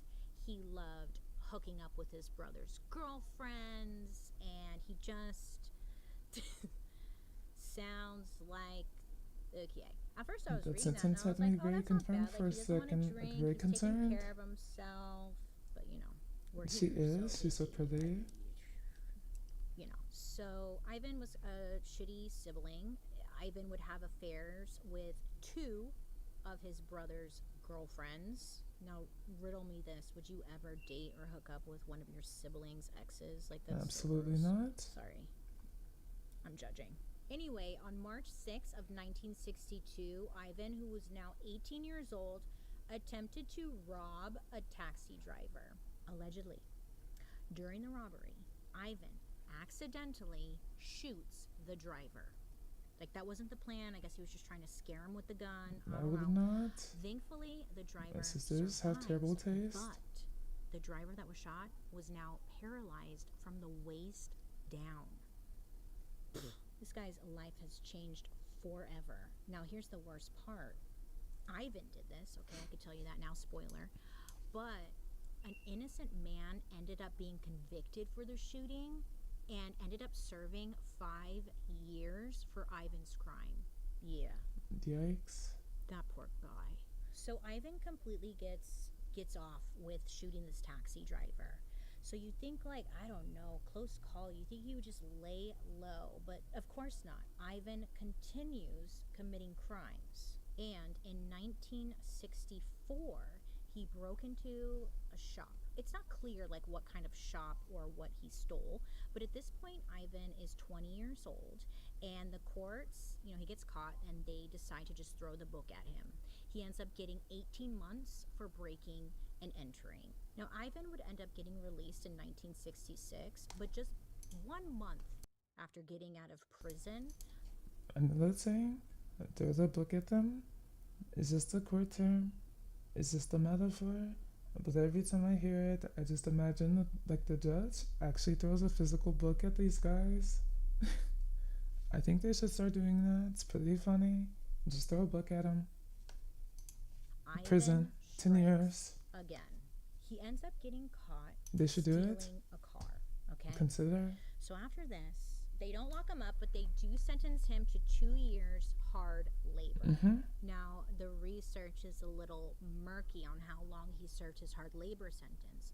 But what we do know is that in 1967, Ivan was sentenced to 3 years in prison for theft again. So he's just stealing a lot, okay? And he goes to prison, whatever. He seems to learn nothing, and then he gets out in 1970. Okay, let me get rid of these things because they're annoying. 1970? But if we've learned anything at this point, it's that Ivan has learned nothing. He has learned nothing. And his crimes continue to escalate. So then, April 1971, Ivan kidnaps 2 18-year-old female hitchhikers. The girls were near Liverpool railway station when Ivan, I guess, like, went up to them at knife point and then just, like, abducted them, was like, come with me. He would later sexually assault one of them. Thankfully, the woman escaped when Ivan stopped at the gas station, and she was able to get out, run away, and then Ivan was arrested later that day. Now you think, okay, that's it, like, he would be locked up for a while. You would hope, but of course not, you know?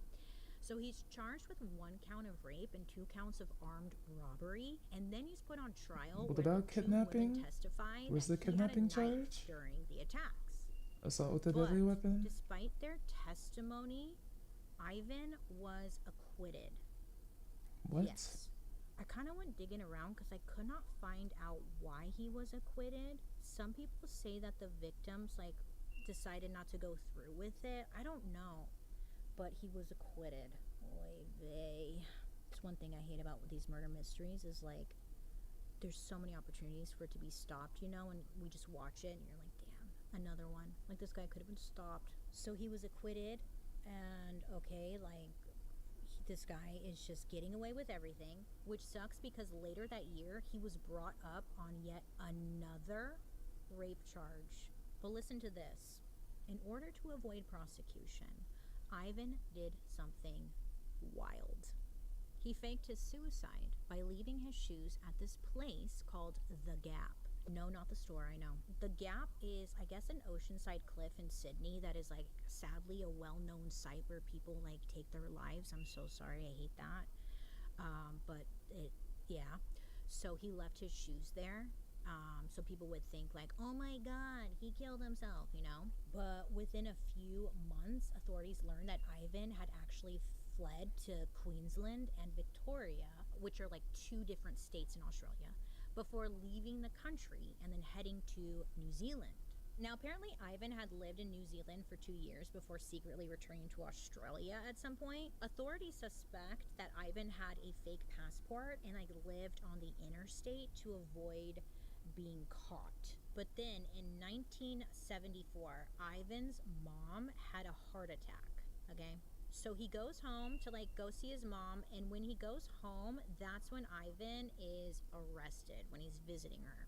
It's unclear where Ivan's mom was exactly, but Australian police were finally able to, like, catch Ivan as he was with his mom at her bedside.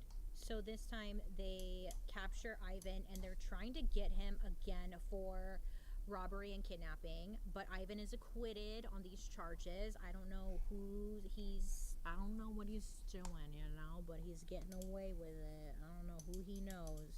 I guess apparently, you know, the family had a great family lawyer. I don't know. So now it's 1975. Ivan, who is now in his 30s, he ends up finding a job working as a truck driver. Not great for people who have, like, killer tendencies, I'll say that much, huh? Because 2 years into his driving career, Ivan attempts to rape and murder 2 other women. They were also hitchhikers making their way from Liverpool to Canberra. I'm sure I said that incorrectly, but yeah, 2 cities that are in Southeast Australia, and they're about, like, a 2-hour and 40-minute drive from one another. Now, thankfully, Ivan is, like, not successful in his attempt, but it's clear that he's, like, growing in that direction, right? Like, he's getting braver. Within a few years, Ivan met and married a woman named Karen Duck.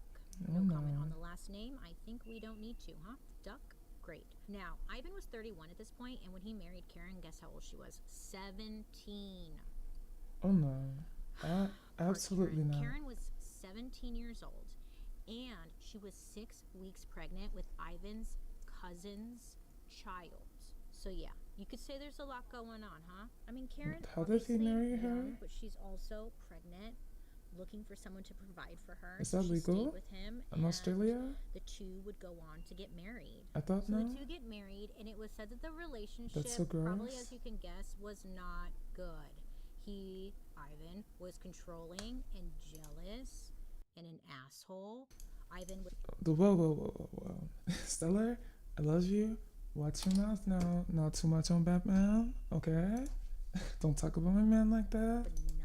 Not let Karen out of the house. He needed to know every minute of her day and like where she was, what she was doing. It was said Ivan would quote unquote control his anger for a period Not of time. Batman. And would it just explode at any Leave our Goth King alone. You know, he wasn't afraid to be aggressive with her in public. That's scary. Karen finally was able to get away from him in 1987, and then she would go back to live at her parents' house. Well, Ivan obviously didn't like this, so you know what he did? He got revenge by burning down the front of her parents' house. Exactly. Why is he not in prison? Love I don't know. Batman. Okay, so they break up. He sets the house on fire. Then it's kind of crickets for a while. Like, Karen's left alone. Ivan has seemed to, like, gone away. Well, 6 months later, 2 hitchhikers completely disappeared off the face of the earth. Vanished. Poof. Gone. And this is when things went from, like, bad to worse. Really, really ugly.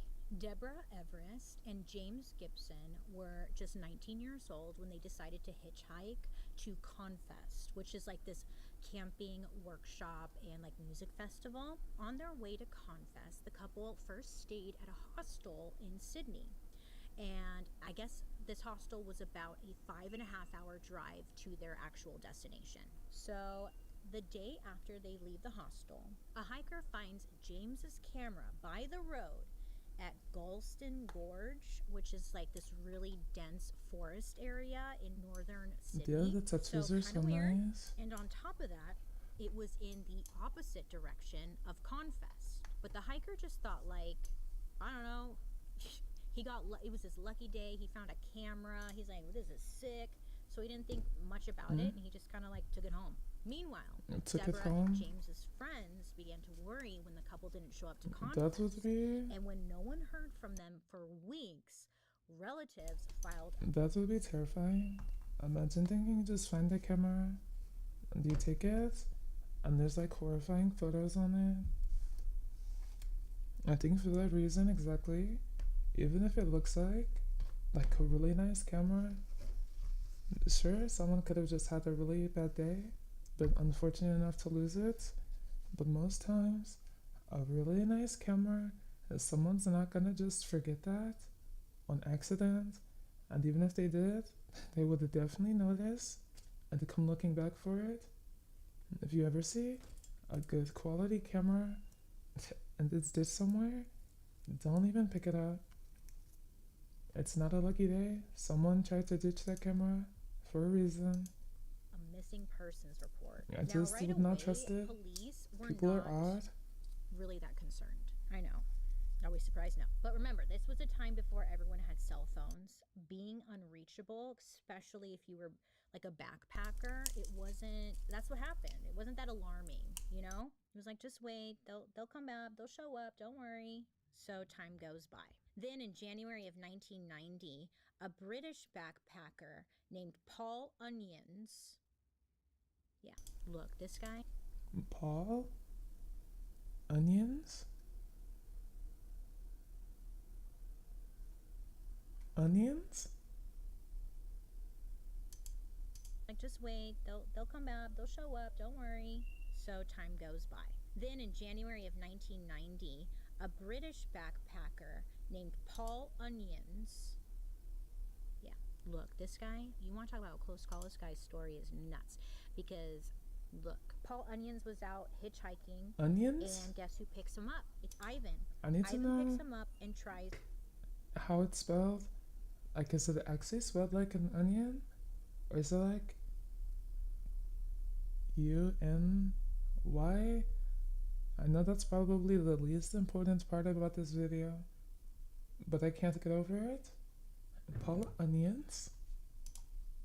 To attack Paul Onions, but Paul was able to make an escape. He knew something was up, something was wrong and off with this guy, and he was able to get away, and it was a very close call. Paul. Paul Onions made a run for it.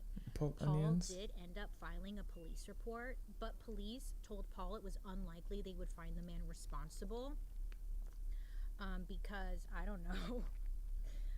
Do your job, man. They were honest again. I don't know. It would just suck to like, okay, you had this like terrifying experience happen to you. You just got robbed and almost murdered. And then you go to police and you're like, oh my God, I was just robbed and murdered. And like, here's what he looked like. Here's all the information. And then at the end, police are like, Yeah, I was just gonna say, she said, like, just kept repeating it, which made it even funnier to me. She did really good at not laughing, but when she paused, like she wanted to laugh but didn't, that just made it funnier. so we probably won't be I able like to it, do anything Paul for Onion. you, but thanks for letting us know. You know, it's like that. It's like, ugh, I couldn't imagine. Paul has to now carry this with him, okay? But Paul, he did his part. He went to police, and then he booked it. He returned to the UK.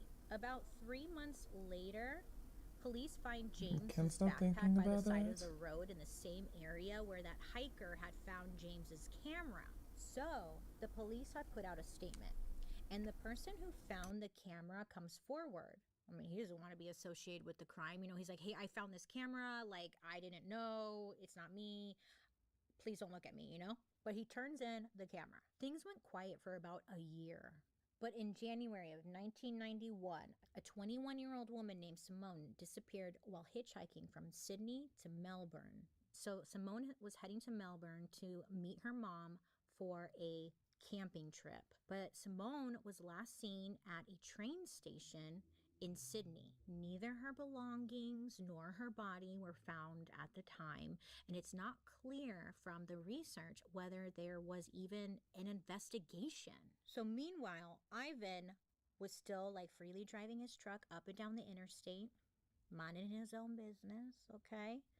And then later that same year, in December of 1991, yet another couple disappeared. It was a 21-year-old man named Gabor and a 20-year-old woman named Anya, and they were visiting from Germany. Like, she has me wanting to do my makeup while commenting with her, and I don't even wear makeup, but she's making me want to do makeup now. So Anya and Gabor, they left their hostel in Sydney to hitchhike to Adelaide in Darwin, which is like a really long trip. So it's unclear if they were like planning to hitchhike the whole way. I'm assuming they were, because look, this was a time when hitchhiking wasn't like seen as scary. People hitchhiked back then, which is wild to think of. But like, yeah, you know, I would never hitchhike. Like, yeah, I'll hitchhike, whatever. Unfortunately, though, they never made it to their final destination.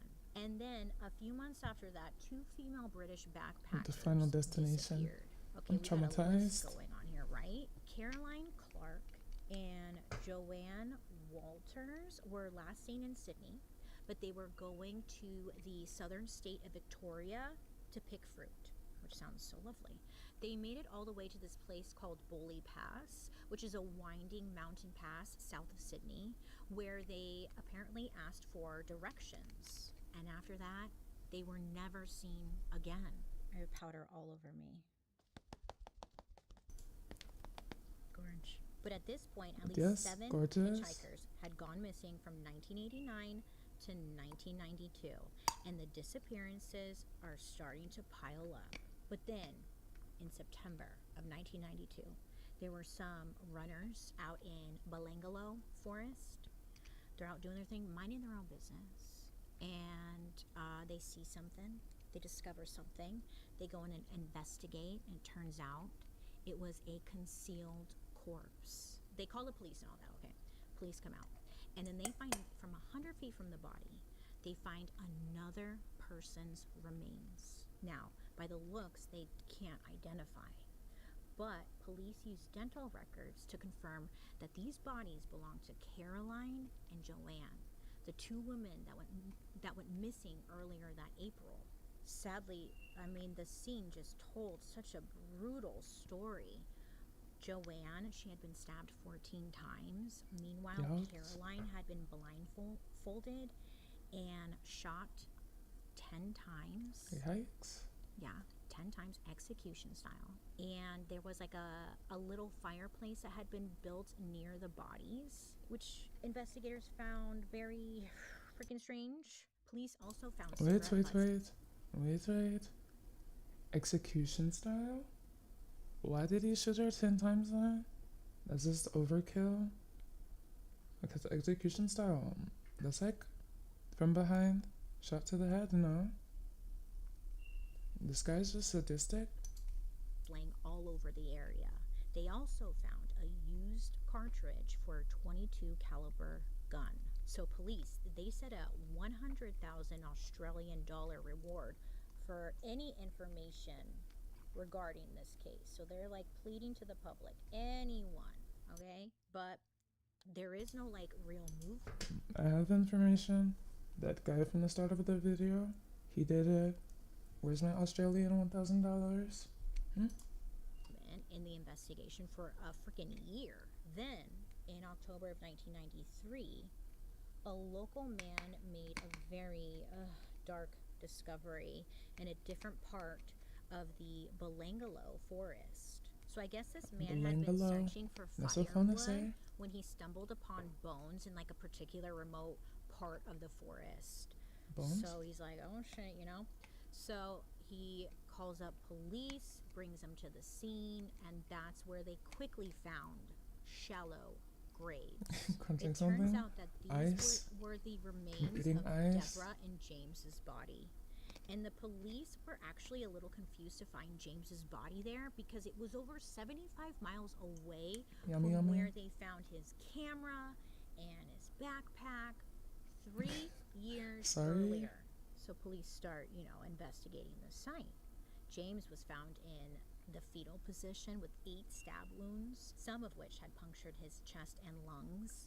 Ouch. It was also revealed that he had been paralyzed because his spine was cut. Jeez Louise. Dude. Meanwhile, poor Deborah, she had been also badly beaten. Her skull was fractured in 2 places. Her freaking jaw was broken. There were knife marks on her forehead. Deborah had also been stabbed in the back. Both of their clothes were pretty, weather worn, but police were able to... Okay. Obviously, this guy, as a criminal, is the one who's most terrible here. But also, the Australian government just fumbled. This guy had a criminal rap sheet. You could have written a book with how many run-ins he had with the law. But how was this guy ever let go? Like, he was exhibiting behavior a long time before this. How was this man free from anything? He should have stayed locked up.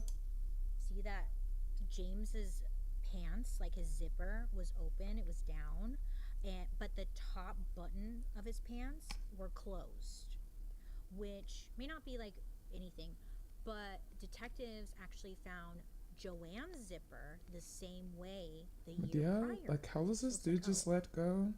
They were like, oh yeah, you were a kid, firing guns, multiple cases of theft, you sliced the dog in half and killed other animals for no reason. You know what? You seem safe for the streets. Go ahead. What?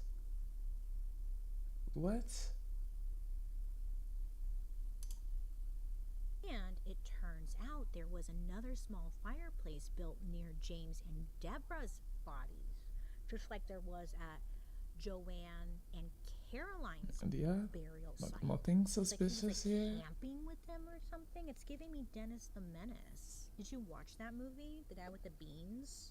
So it's October 1993.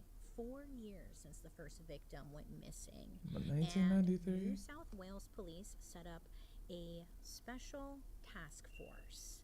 And this task force was made up of more than 22 detectives. That's such a long time ago. Now, this is my own observation, blah, blah, blah, blah, blah. I just feel like when you have 22 detectives on one case, how is everyone communicating? Police already have a hard time communicating with... What was that movie? I don't know. I've never seen it. She said Dennis the Menace. I think I've heard the name before, but I've never seen that. It must be an old movie.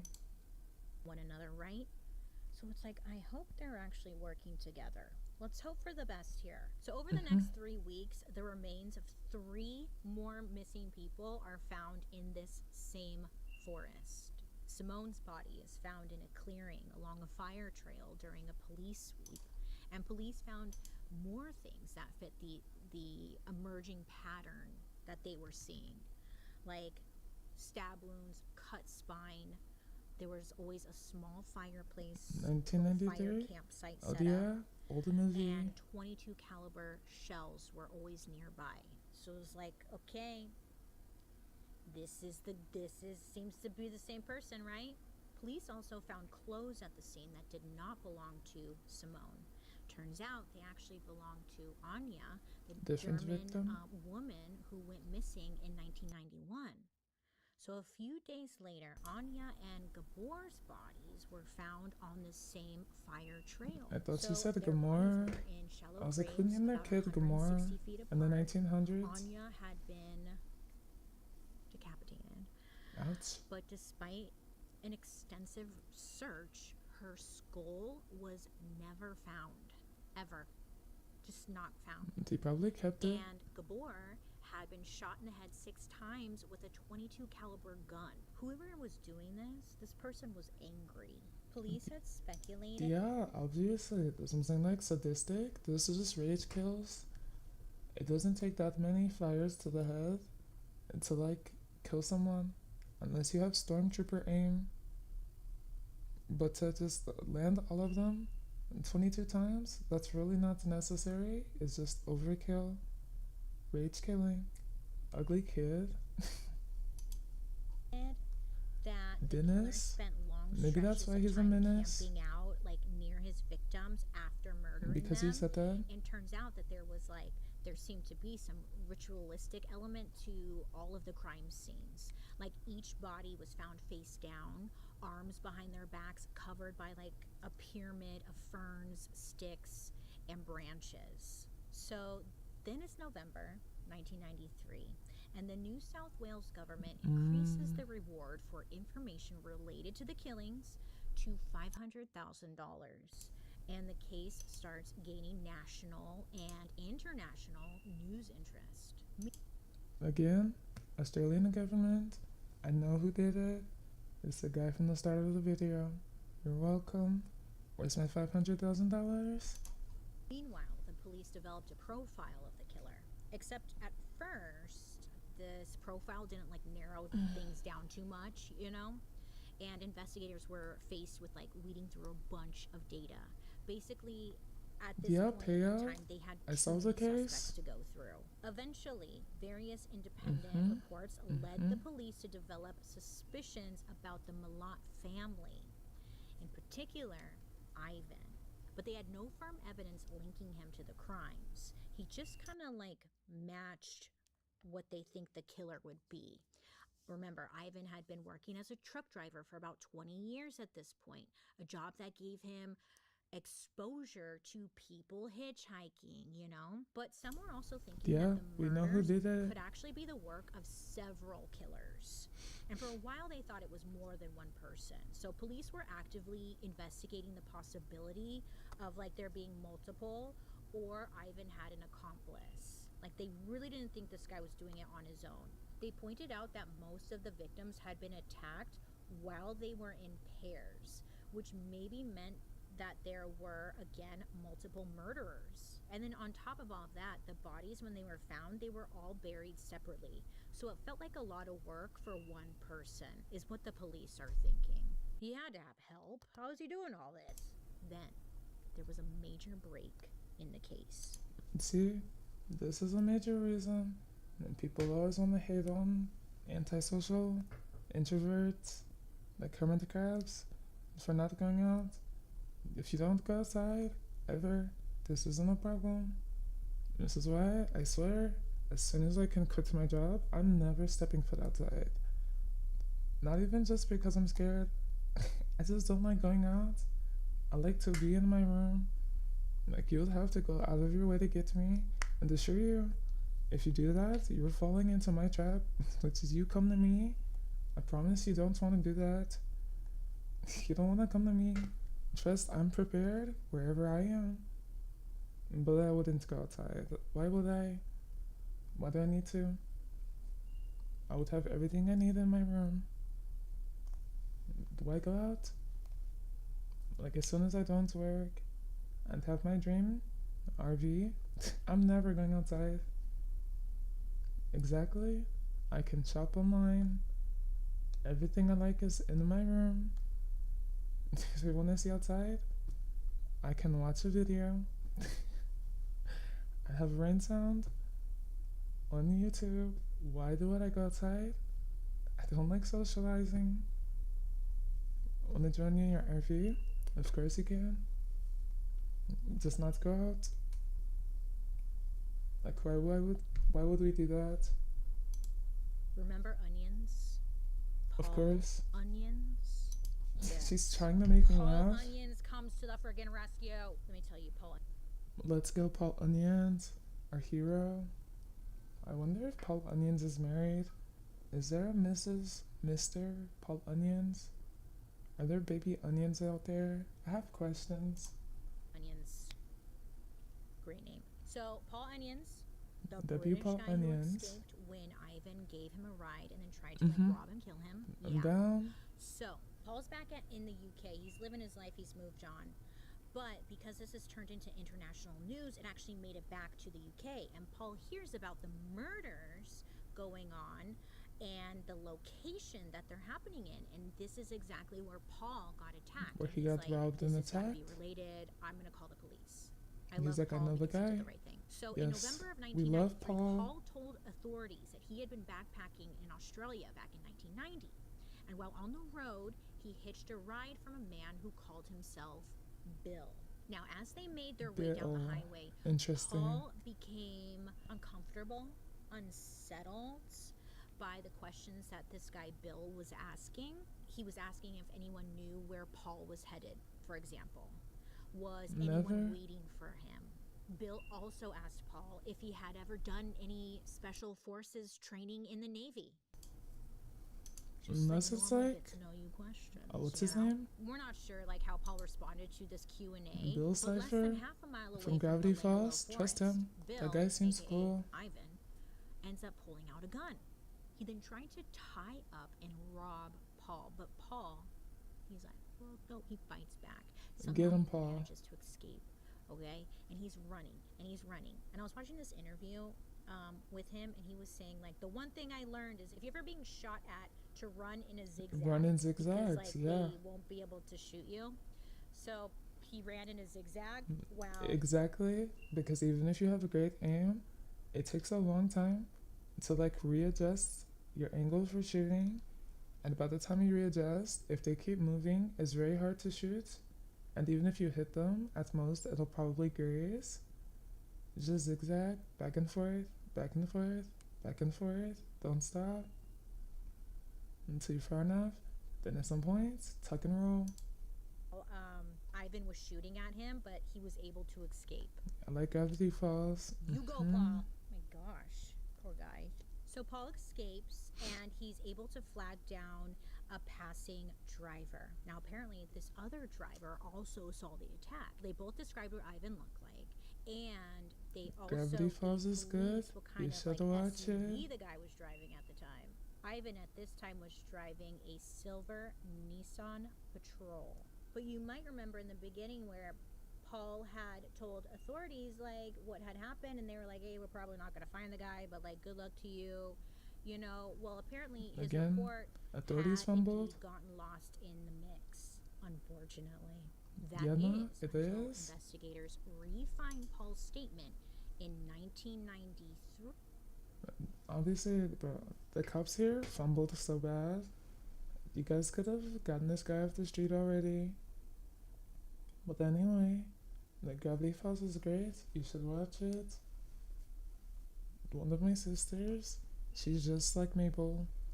Like cut and paste. She's just like her. Same personality, same behavior. She's just like her. I love it. When Paul had heard about the other murders and had Screwing things up. contacted the Australian police.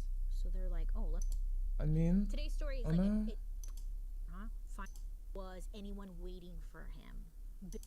Wait. A job that gave him exposure Where were we? to people hitchhiking, you know? But some were also thinking that the murders could actually be the work.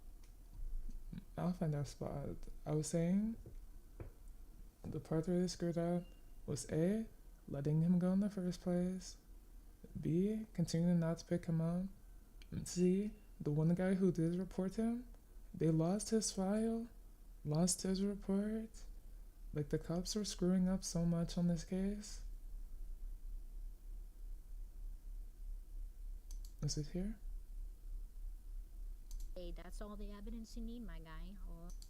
So, now it's February of 1994. Police know, like, Malott family, Ivan guy. Yeah, sometimes the cops mess things up. I just think it's important to account for that. Like, both sides can mess up, but they have to be on top of things. I know being a cop's not easy, but like, it can be frustrating for a case when things don't have to go like the way they go. If they were just more on top of things. This is our guy. They're doing surveillance on Ivan's house. And during their investigation, they learned that Ivan sold his silver Nissan Patrol shortly after Caroline and Joanne's bodies were found. I don't know, I say that's all the evidence you need, my guy. Arrest him. Investigators also confirmed that Ivan had not been working on any of the days of the attacks. And apparently, some of Ivan's acquaintances also told police about his obsession with weapons. Police learned that Ivan was an avid shooter. I mean, growing up, they had, again, many guns. So he was very familiar with it. And on top of that, he often hunted in the very same forest where the victims were found. Again, need you say more, huh? Finally, on May 5th, 1994, Paul officially identifies Ivan as the man who attempted to rob and kill him. And a few weeks later, Ivan is arrested on robbery and weapons charges related to Paul's attack. They had to get him on something, so they got him for a weapons charge at first until they could really gather all the evidence for the murder charges. And I mean, this was a pretty high profile arrest, you could say. I mean, there were 50 police officers in bulletproof vests show up to Ivan's house, surround his house. When they searched Ivan's home, they found a ton of weapons. A ton, including 2 different types of .22 caliber rifles that matched the guns used in the murders. Would you say it matched the guns or the ammunition? Either way, it matched, okay? Detectives also found a third gun called a Browning pistol, as well as a Bowie knife. What was he doing? What was he doing? But not only do police find murder weapons in Ivan's home, they also find things that actually belonged to the victims. And this is this is what you want to find, because he can have guns and knives all day, but it's when you find stuff that links him to the victims that is going to really just nail it in the coffin. For example, in Ivan's house, they had found Indonesian money. Ivan had never traveled to Indonesia, but 2 of his victims were there right before coming to Australia. So detectives also found cameras and camping gear, all belonging to the victims. Detectives also found a postcard from New Zealand addressed to someone named Bill, which, I know you remember, is the fake name that Ivan used when he picked up Paul. The person who wrote the postcard turned out to be one of Ivan's friends, and it's very unclear why he called him Bill. Maybe that was his nickname or something, but there's still a lot of questions here. Meanwhile, Ivan was being held in custody for questioning, but apparently he was really evasive and just not very helpful. He was initially charged only with the attack on Paul Onions. But by May 1994, once ballistic evidence matched his weapon to the other attacks, Ivan was charged with the murders of the 7 backpackers. Ivan appeared in court on May 23rd, 1994, but he ended up not entering a plea. He actually fired his family lawyer, that he had used previously, because I guess the lawyer at the time was advising Ivan to plead guilty, and Ivan was like, I'm not pleading guilty. An initial hearing regarding the murders began in October of 1994, and over 200 witnesses against Ivan showed up. Yeah, 200. I know. I was kind of confused like that because there was 200 witnesses, but like nobody, like not one, well, besides Paul Onions, but like not one of those 200 like led them anywhere. Like it was a little confusing. At least they got him, Bailey. At least they got them, okay? It's like, how are there 200 witnesses and not one person is like, hey, I know that guy? So the hearing ended up lasting until mid-December, and based on all the damning evidence presented, Ivan was held in custody until the start of, obviously, the big trial. So finally, in March of 1996, Ivan's trial begins. And despite the overwhelming evidence against him, Ivan continues to claim that he's innocent. Even in a news interview, he tells reporters that he believes he will be found innocent at trial. And they're like, really? Why is that? And he doesn't really have, it's like he didn't think further than that. They never do.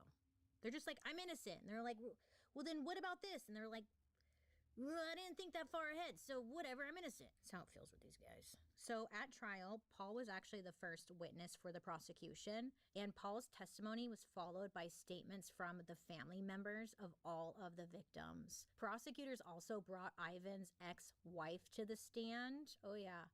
She described Ivan as, quote, gun crazy, and told the court that Ivan had killed kangaroos during a trip to Belangolo Forest. Correct me if I'm wrong here in Australia, but you're not allowed to do that, right? You're not allowed to kill kangaroos. I think they're like protected by your country, correct? I'm sorry, I didn't look that up. So he's not supposed to be doing that. Either way, he shouldn't be killing kangaroos. But she said this in court. So the prosecution, they also had presented hundreds of exhibits, including expert witness testimony, crime scene photos, all of it. 12 weeks and 145 witnesses later, the prosecution rested its case. Then it was time for Ivan's side of the story.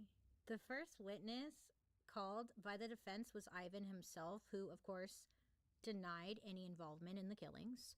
But apparently, he did poorly under cross-examination and made a very bad impression on the jury. Other witnesses included members of Ivan's family, some of whom tried to provide alibis for him. Yeah, they did. You know, I was watching like an interview with Ivan's family, and they're like, blood is thicker than water. You know, that's why, like, they kind of, like, wanted to have his back and stuff. But it's like, yeah, I get that. But I think all that goes out the window when your blood starts murdering people, you know? But, like, they just wanted to cover for him so bad. Ivan's team tried to say that all the evidence was circumstantial. And Ivan's lawyers even tried to point the finger at his brothers, or at one of Ivan's brothers. Finally, none of that shit was working, okay? All signs were pointing to Ivan, and on July 27th, 1996, after an 18-week trial, Ivan was found guilty of all 7 murders. So he was sentenced to life in prison without the possibility of parole, as he should not get out. But here's an interesting thing I discovered. The sentencing judge that said it was clear that 2 people had been involved in at least 2 of the killings, no one else was ever tried. I don't think there was multiple. I don't know. That's just me, though. Maybe there was, though, Bailey, because, like, how was he wrangling 2 different people in 2 different crime scenes? It's not possible, but it's just, like, he would have to be really strong. But going off track here, Ivan did work out and, like, didn't drink, and, like, he was fit and stuff, so maybe he was just, like, going after people he knew he could take advantage of. I don't know. I don't think other people were involved, but a lot of people do think there were other people involved, as far as, like, the Malott family goes, like the brothers and whatnot. I'd love to hear what you think there. Maybe, possibly, but I don't know. Ivan was also convicted of the attempted murder false imprisonment and robbery of Paul Onions. Let's go. I know, thank God. Justice for Paul Onions. Justice Ivan for Paul was first Onions. sent to Maitland Prison, and he's been there for about a year before he tries and fails to escape. Yeah. So he's there in prison for about a year, and he's like, I'm going to get the fuck out of here. So he tries to escape, and it fails. He gets caught. So he ends up getting sent to a maximum security prison in Goulburn. Then, in February 1997, Ivan appeals his conviction on the unusual grounds that he didn't act alone in the murders. So he wants to lean into this, in my opinion. But then later that year, Ivan fires the lawyer who tried to pin the murders on his brothers. Ivan fired his lawyer because he wanted to represent himself in a new appeal to the New South Wales Supreme Court. He wrote a ton of letters to the DNA review panel, reporters, and Australian newspapers claiming his innocence. And at one point, he even printed out the phrase, "Ivan is innocent," using... I'm sorry. I don't care if this is like blunt. How is this dude not just executed on the spot? Like, honestly, what do you mean he was even sent to prison? This guy should have been executed immediately. Next. A prison labeling machine, and then he put the labels all over He murdered multiple people. But then in brutally. July 2001, Ivan's appeal was denied. Showed no kind of remorse. So later that year, execution. In an attempt to draw attention to his quote-unquote innocence, Ivan swallows razor blades, staples, and other objects. Yeah, he lived. And then, because this guy does not let up, in 2005, a shocking revelation was made that no one saw coming. Ivan's former lawyer, the one that helped him when he was a kid and stuff, made a surprise confession on his deathbed. A deathbed confession? Come on. Love it. So this lawyer waited until his last breath to reveal that Ivan's sister, Shirley, had also helped Ivan in killing Caroline and Joanne, the two British backpackers. Okay, so executor. Apparently, this is all according to him on his deathbed. Apparently, Ivan's younger brother had also said Shirley was in on it, which is like, what?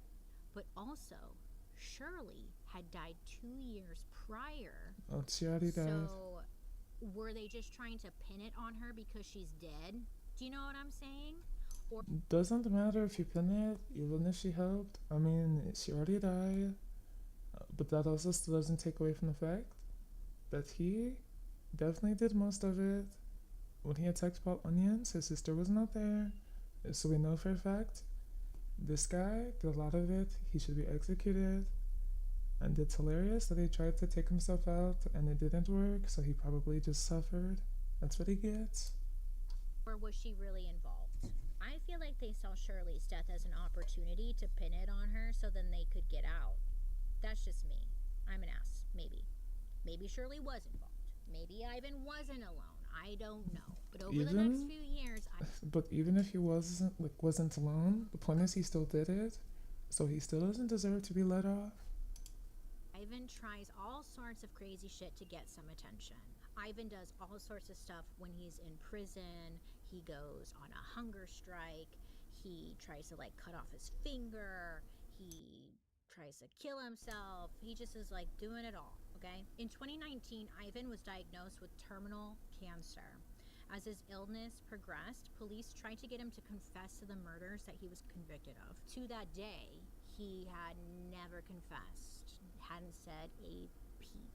So they're coming to him, they're like, hey man, you're almost dying. Don't you want to let it go, God, all that stuff, I don't know.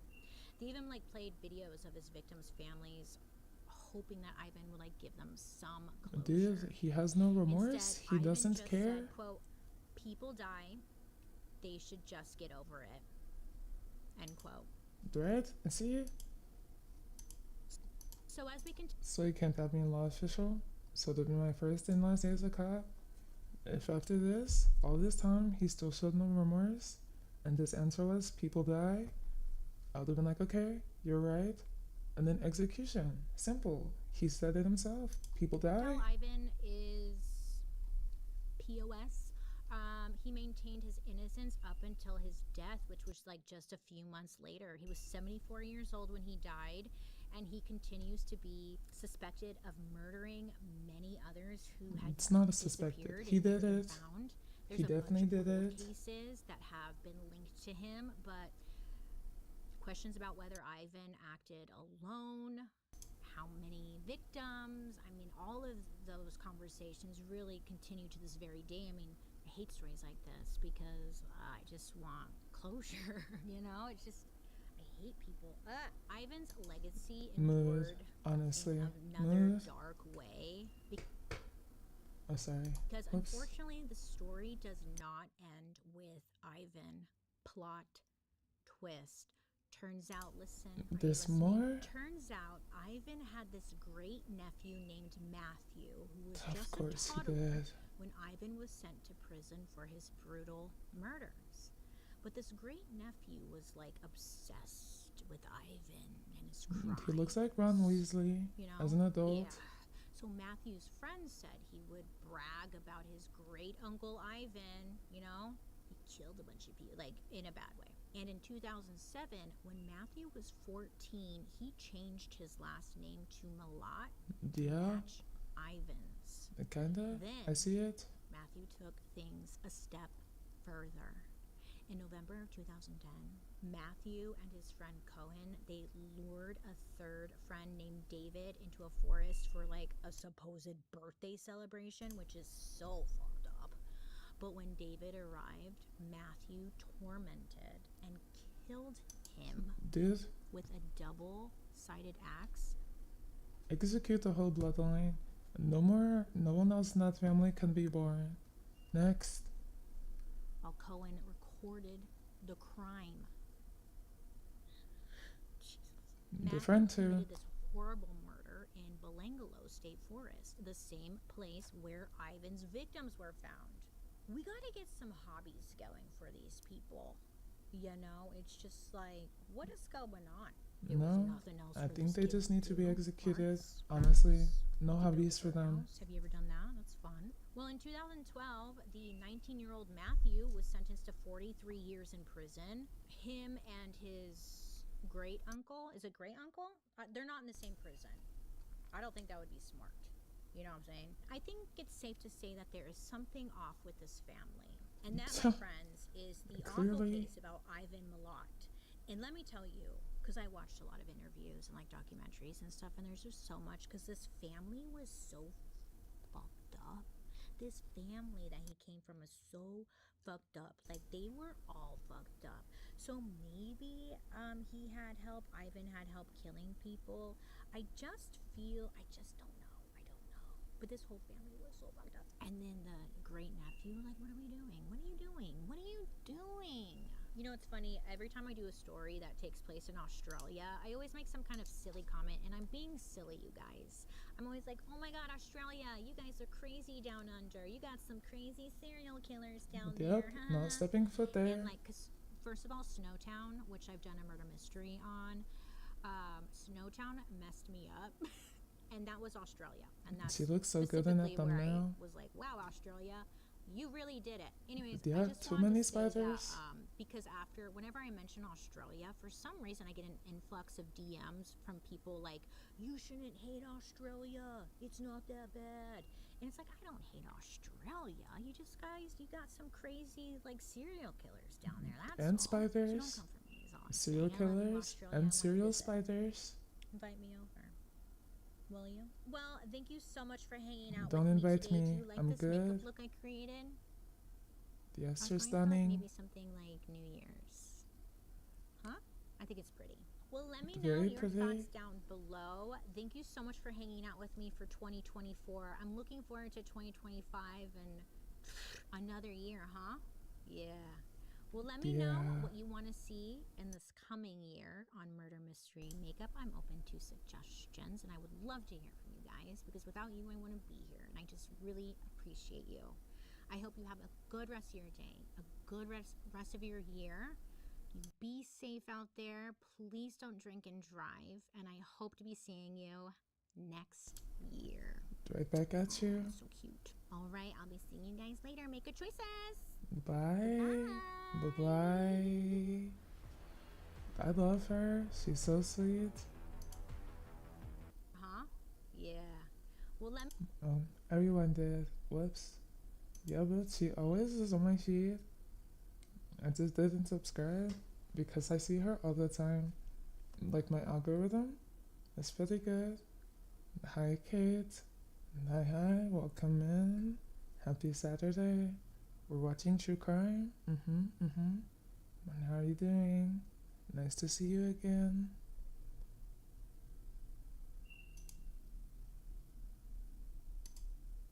Oh, whoops. Hi, friends. How are you today? I hope you're having a wonderful day.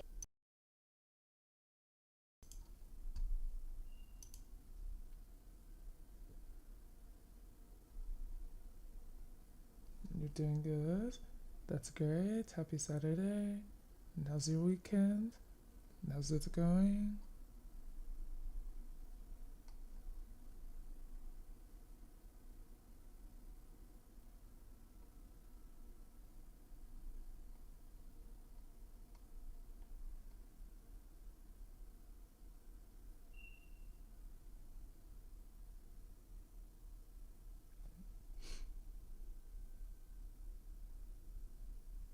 You're good as well?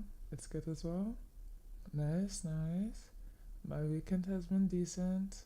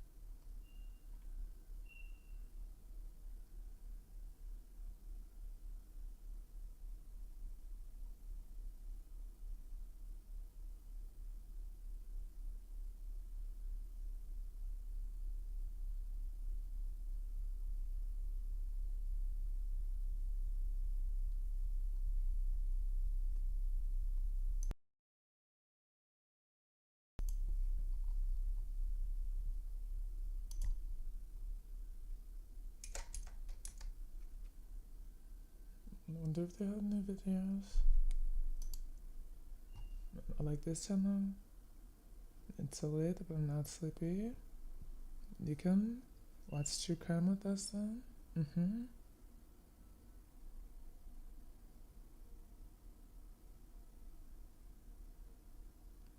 What? Did you have a new one? Yeah, you can show with us. True Crime Time. In 2018, two women Yeah? Listened about her grandma.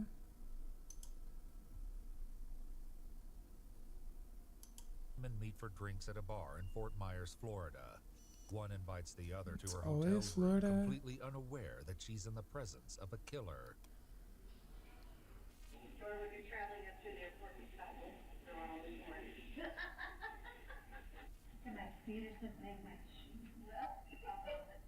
This encounter sets off a chilling chain of events, linking their meeting to a gruesome crime 1,000 miles away. Now, investigators across state lines must work together in a race I don't against know what's time up to with the put an end to Florida. the ruthless There crime aren't so many spree true crime before the killer videos. strikes again. You're gonna find a body there. Somebody better look. The following report is based on police records, and most of the footage has never been seen before until now. On April 9th, 2018, dispatchers in Lee County, Florida receive a call from a motel manager with reports of a chilling discovery. 911 Miller's emergency? Yes, this is at Marina Village, Snug Harbor down in Fort Myers Beach. And there's a dead body in one With of the your units. mom? Her body's covered Nice, in towels nice. and there's blood in there. I'd like to watch this The with my manager explained that sisters. several And do it units with my were crew experiencing babies. a plumbing issue, and every other unit had been checked except for A room good True Crime 404. marathon. When I walked in there, I said, front desk, and no one answered, and the master bedroom was closed.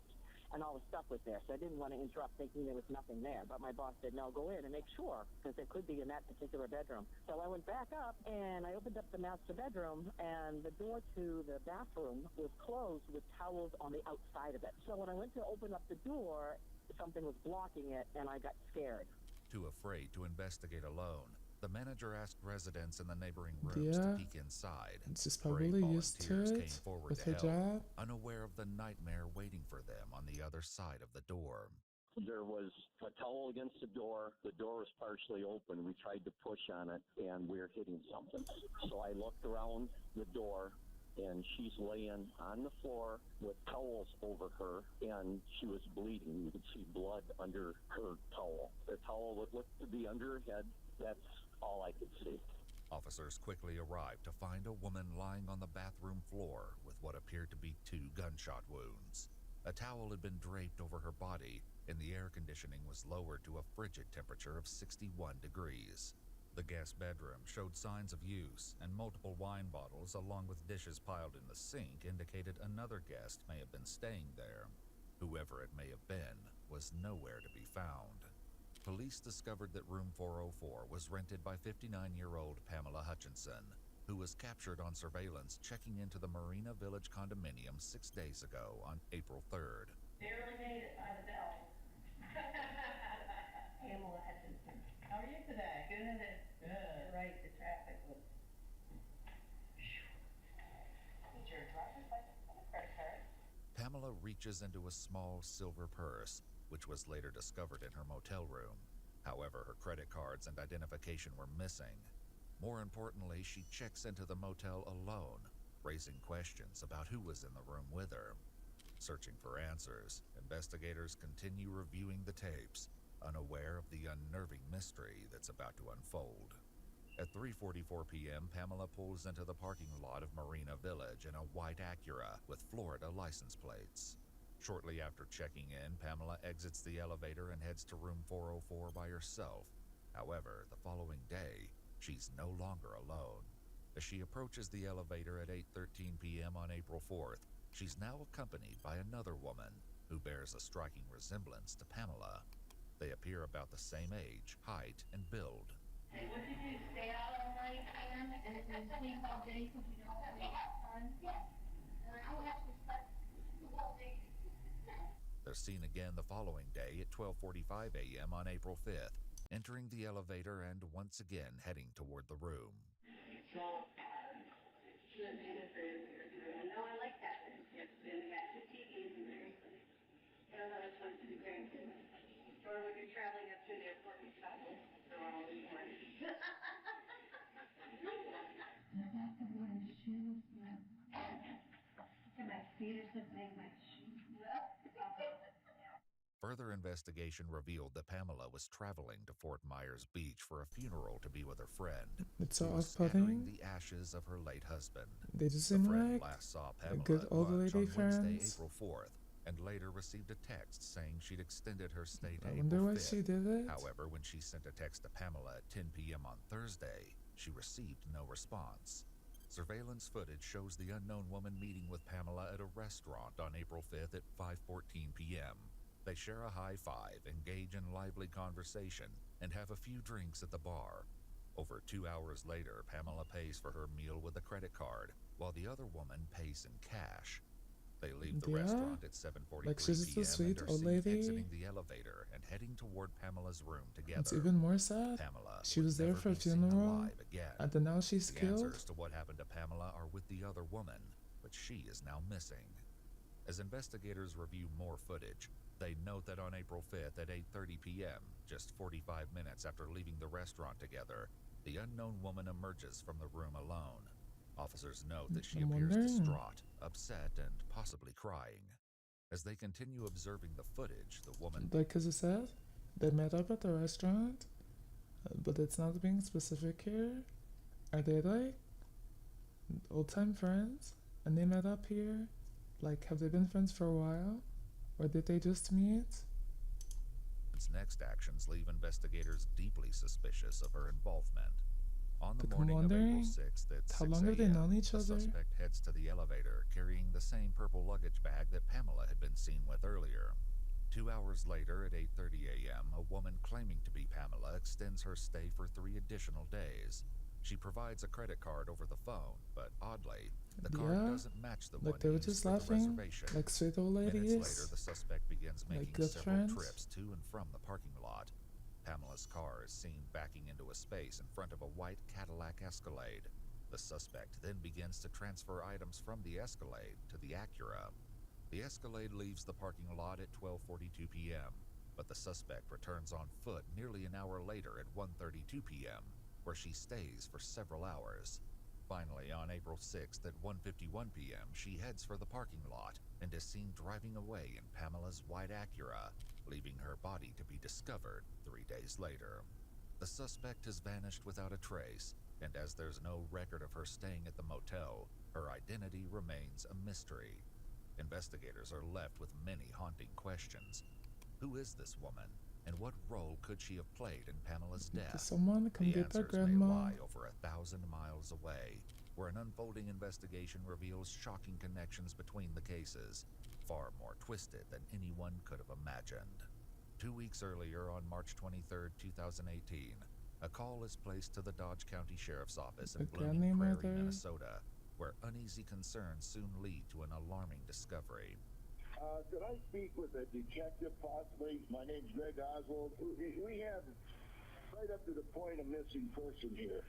My business partner, and there seems to be something Wax seriously wrong. worms, like fishing shop. Well, I haven't been able to talk to him for 16 days, and neither of any of the employees. He's never done this. Dave's never done this. In the 20 years I know him, he's very involved in our business, hands-on. Okay, and what is his name? David Reese. Greg further explains that the Prairie Waxworms farm is just 100 feet away from David's home, where he and his wife Lois reside. Thomas, the farm's manager, explained their Lois? concerns began 10 days prior on March 12th. Lois Family come down guy. to the shed and told me that David was sick and he would not be down today, and she also wanted me to take care of the payroll because we get paid every bi-weekly. David having some health issues in the past, I did not think anything of that. Soon, David's co-workers became suspicious after unsettling differences emerged in their usual communication. The texts we were getting from his phone were not his texts. It just wasn't Dave's style. Dave didn't abbreviate, didn't punctuate, didn't. You could tell it wasn't him. Thomas, Greg, and other employees claim David's text messages seemed to change around the same day Lois began telling others he was sick. He does talk text. That's what he's always done, you know? And the ones I was It's getting was like like, important. So I'm glad like I look at like my friends type and text, because it makes it very easy to know when like someone else is sending messages for them, if you know their texting style. I had to like, I think I mentioned on a stream before, but I had to make like my texting style like more casual, because my friends, it says like they used to bully me playfully. They said I wrote like a teacher, like a professor, because I wrote messages like the same way I read an academic paper, like formal language, full punctuation, like I'm writing an essay, like I'd write a sentence, proper punctuation, with proper capitalization. And they said it felt like they were talking to a professor, and I need to text normal. they call exclamation marks and commas and dots and thanks abbreviated with an X instead of spelling it out and stuff, you know. Okay. And he doesn't normally do that. No, he just text and it spells I mean, out full words. I still use Despite their punctuation, concerns on Monday, March 19th, but like I 8 think I'd days have after he like was text first more reported to be casual now. sick, Lois A assured little bit. Thomas that David still had plans to attend a fishing tournament set to take place the following Friday. March 23rd, I watched the live weigh-in of the Cabela's Masters Walleye Circuit that David was supposed to be at, according to Lois. When they announced David's name, I did not see him, and I became very concerned. He then called Greg, David's business partner, who contacted local police to perform a welfare check on David. Deputy Hoffman from Dodge County Sheriff's Office arrived at the house on March 23rd at 6:49 p.m., but no one answered the door. Through the window, he noticed the television and gas fireplace were on. With nothing seeming out of the ordinary, the deputy left, unaware of the horrifying secret hidden inside the house. We were so frustrated sitting there talking to these people. Mental health people are going to go out and check, and the guy says, "You're going to find a body there. Somebody better look." Determined, Greg once again calls Bloomington Prairie Police. This time, officers Peterson and Peach returned to the house. One officer boosted the other, lifting him just high enough to peek through the bathroom window. Lying on the bathroom floor was the body of 54-year-old David Reese. Though investigators in Minnesota would have no way of knowing it, the chilling discovery of David's body would soon reveal haunting parallels to Pamela's death in Florida.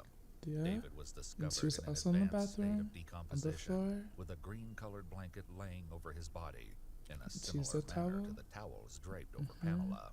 He had multiple gunshot wounds to his torso. The window was left open, bringing the temperature in the room to a chilling low of around 30 degrees. The eerie similarities raise harrowing questions. Is this simply a coincidence, But or why, the beginning though? of a brutal killing I spree? need to know why. With many questions for David's wife, Lois, Minnesota investigators begin looking for her, but she's nowhere to be found. In an effort to trace her movements, they review local business surveillance, starting from the last time the couple was seen together. On March 11th, David and Lois both enter their local general store. David walks out at 9:01 a.m. and would never be seen on surveillance footage again. The following day, Lois explains to Thomas that David has fallen ill and would begin using David's phone to text his coworkers. However, as Thomas explains, it was more than the unusual text messages that left him concerned that something was terribly wrong. We have a money bag, and that's where my drive slips go and all our checks from our customers. Okay. I did my route on Friday, yesterday, and I noticed everything was missing out of there. All the checks out of the money bag. On Monday, March 12th, Lois enters Citizens State Bank, approaching the counter with a check from David's account, written to her in the amount of $1,000. The teller fails to notice that David's signature doesn't match the previous ones on record.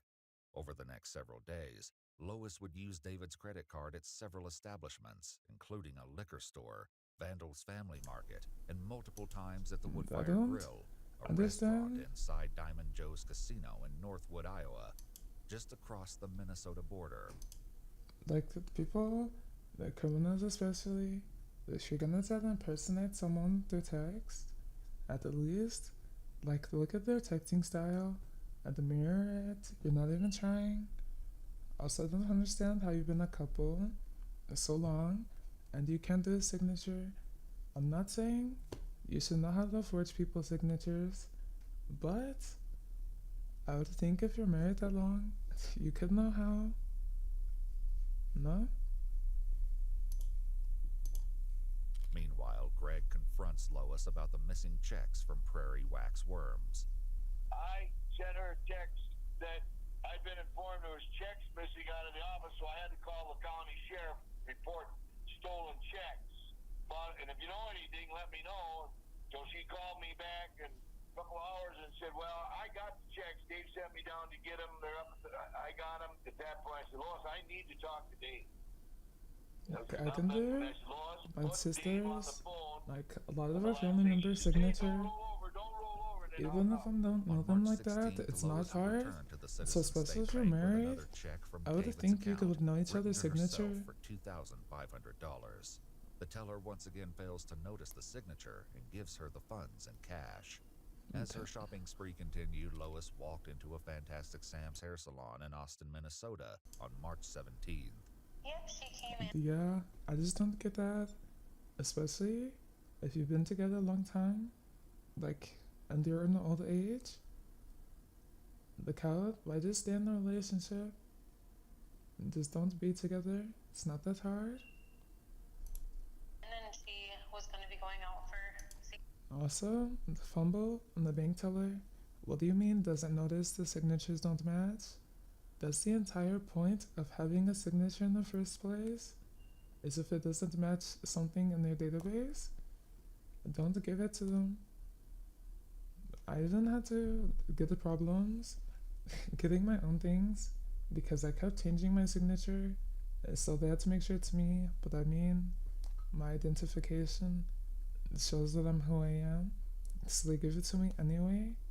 But like, if you're getting something for someone else and it's not like able to be got with your own identification, if it doesn't match, they're not supposed to give it to you. How do you overlook that? Patrick's Day. She said that she was going to be going to Diamond Joe Casino, so she wanted her hair to look like Peggy Bundy and have it nice and big. 3 days later, on March 20th, Lois is once again spotted on camera at the general store, this time wearing the same hoodie that David was wearing on the last day he was seen alive.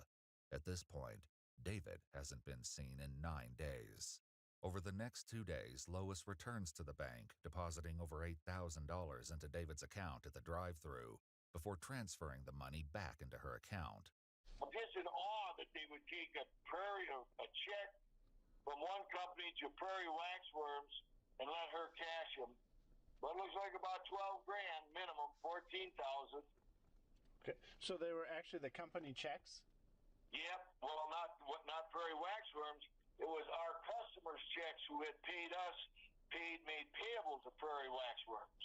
Lois would hit the Diamond Joe Casino again on March 22nd, where her unusual behavior caught the attention of a casino regular. She's doing money fraud. She kept acting like she was real suspicious on who people were and what was going on, you know?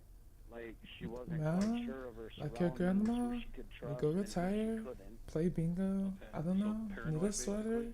Yeah, kind of. Aren't you too tired to be doing all of this? I'm not even that old.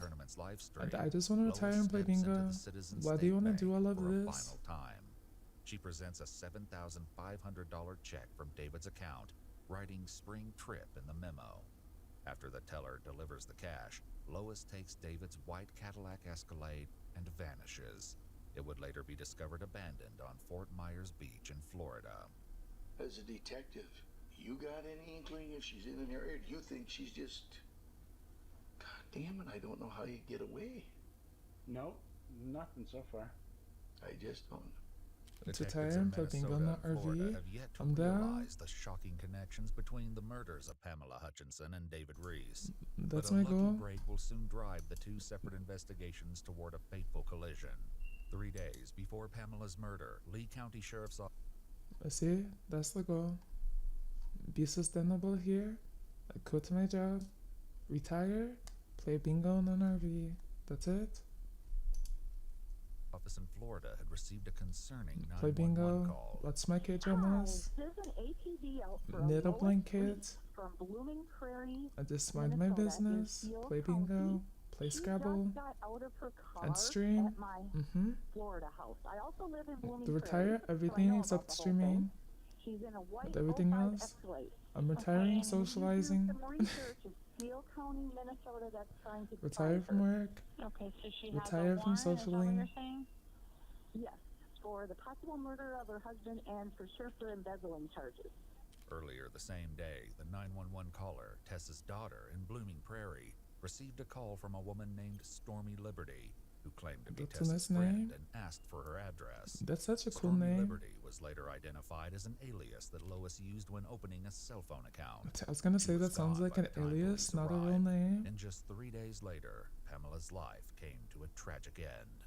Now, after Pamela's death, as one deputy reviews the security footage from the Marina Village Motel, he recognizes the woman with Pamela as Lois Reese, based on Tessa's 911 call from 3 days ago. I do rentals, so she had a little notepad like she was gonna Agreed, rent, or that's what I thought. agreed. And then she got out, and she saw me. I said, "Can I help you?" And she looked at me and she said, "Oh, I'm in the wrong place." And she quick got in her Escalade. You said it was a 2005 white Escalade? Yep, pearl-colored Escalade. After being recognized in the surveillance footage, Lois is officially named a person of interest in Pamela love Hutchinson's bingo. murder. You know, On I April should get it 10th, back on my investigators phone. in Florida I wonder if they have a contacted bingo Minnesota game law on Steam enforcement, actually. requesting Let a me see. photo to confirm their suspect. This And is very finally, important. information between the I two used to play on my investigations phone. was shared. And With evidence physically. connecting Lois to more than one But I murder, wonder if it's on Steam. investigators are left with the chilling question: is she finished, or is she planning to strike again? You see? While following her trail, Steam those who bingo? knew her begin to share a troubling history with investigators, one that hints at a possible motive for her ruthless actions. My grandpa passed away and she got her Let's see. inheritance, and she was so unbelievably bored out there at that house, and the only time she was happy is when she'd have the grandkids out there, and she had them This a one lot. coming soon. My kids and my brother's kids And were called the there a Bingo lot. Girl. If she It's wasn't like anime bingo you game. know, with us, It's not like out her kids or yet. her grandkids, she was probably Add at it the to my casino, wish and I list. had told my What dad, else? and I told her like that I was getting concerned with how much she was going there, and she's like, Bria, it's just something They have for me some? to do. It's fun, but I don't have a problem. She blew through hundreds of thousands of dollars there. I had no idea it was that What's bad. this one? With Pamela's credit cards missing, This one's got the bingo investigators pets. begin to Save the trace where they may have animals. been used. By On playing April bingo. 6th, a woman claiming to be Pamela Hutchinson entered a Wells Fargo and withdrew $5,000. Sorry, I don't want to seem like I'm not paying attention. So I'm gonna put up Steam just for a second, so I can make sure I'm good at splitting my attention, so I can watch both at once. But I don't want it to seem I'm not looking. So we can comment on the video together. So I'll show this separate, and then we'll get back to the video.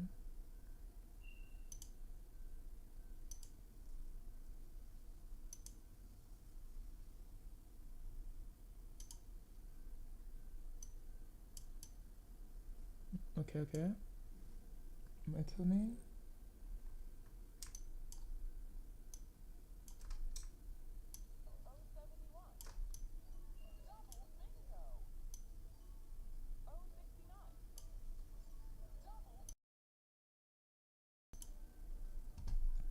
Okay, this is this one.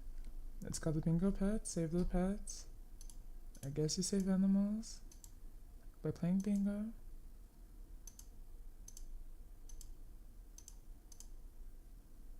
Yeah, this one's free. I'm gonna put it in my library. And then this one, Bingo Girl. It's coming soon. I don't know. It looks cute though, so I put it on my wish list. I don't know if it will be free or not. It's party bingo, but one costs money. Scary bingo.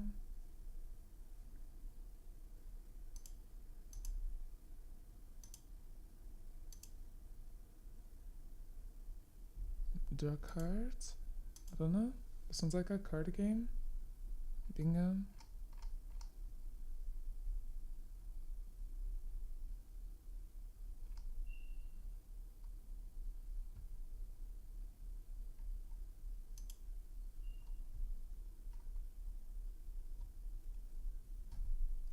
I don't know.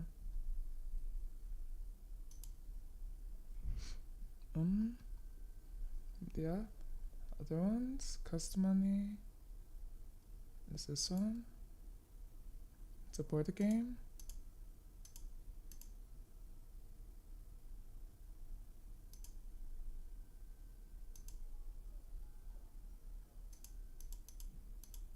I don't know.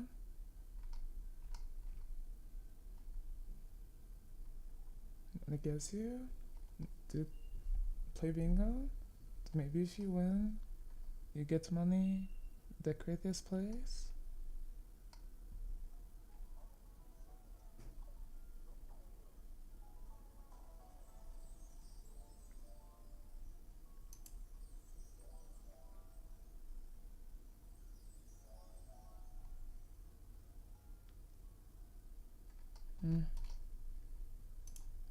What's this?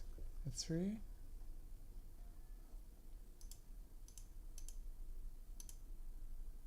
It's like a matching game.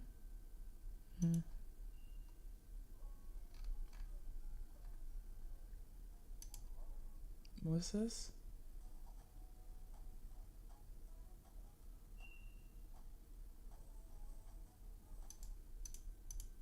I'm getting it. This has nothing to do with bingo, but I want it. And it's free, so why not?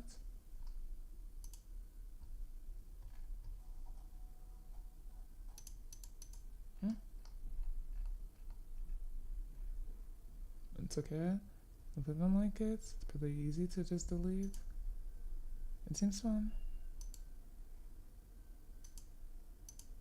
But yeah, I'll give it a try. Save the animals, bingo. There's a Bluey video game. Why is this game $40? I mean, I know a lot of people like Bluey, so maybe, but $40? That's crazy. What could possibly be in this game?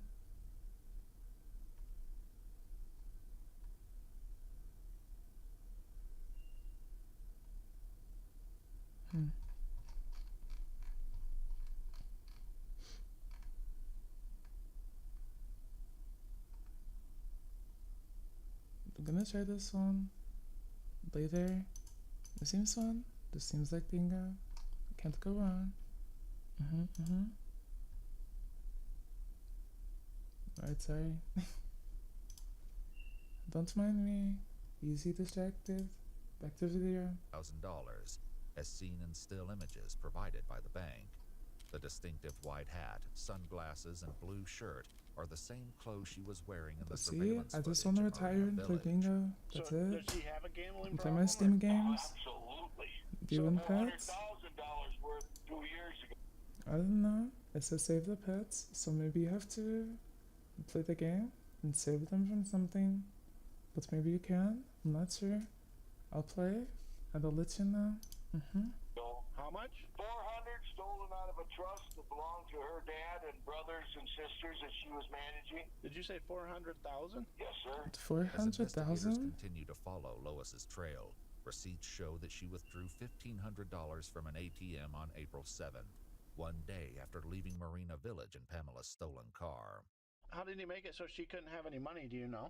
Well, I think the last go-around, you got to read between the lines with me. This is just conversation between Dave and I. I know all credit cards were taken away.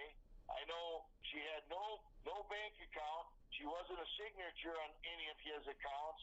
Investigators also discovered that Lois had recently checked into the Hilton Hotel in Ocala, Florida for a day, using Pamela's credit cards and forging her signature on the room service receipts. When all the money stuff came up after he realized, that she has a bad gambling problem and she went through all that money, she was put on lockdown. She's a gambling addict. Now it makes sense.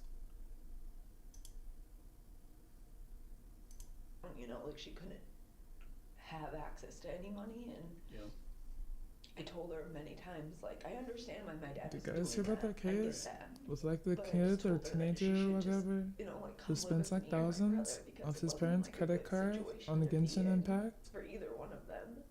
Brianna further explains that the financial issues Lois faced as a result of her gambling problem led to an attempt to take her own life 2 years prior.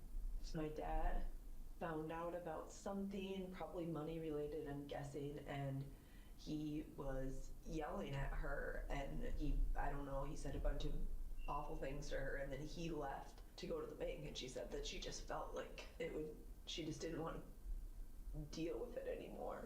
That's sad. As Brianna continues to explain Lois's financial troubles, she recalls a recent situation involving her disabled sister Kim that landed her in legal trouble.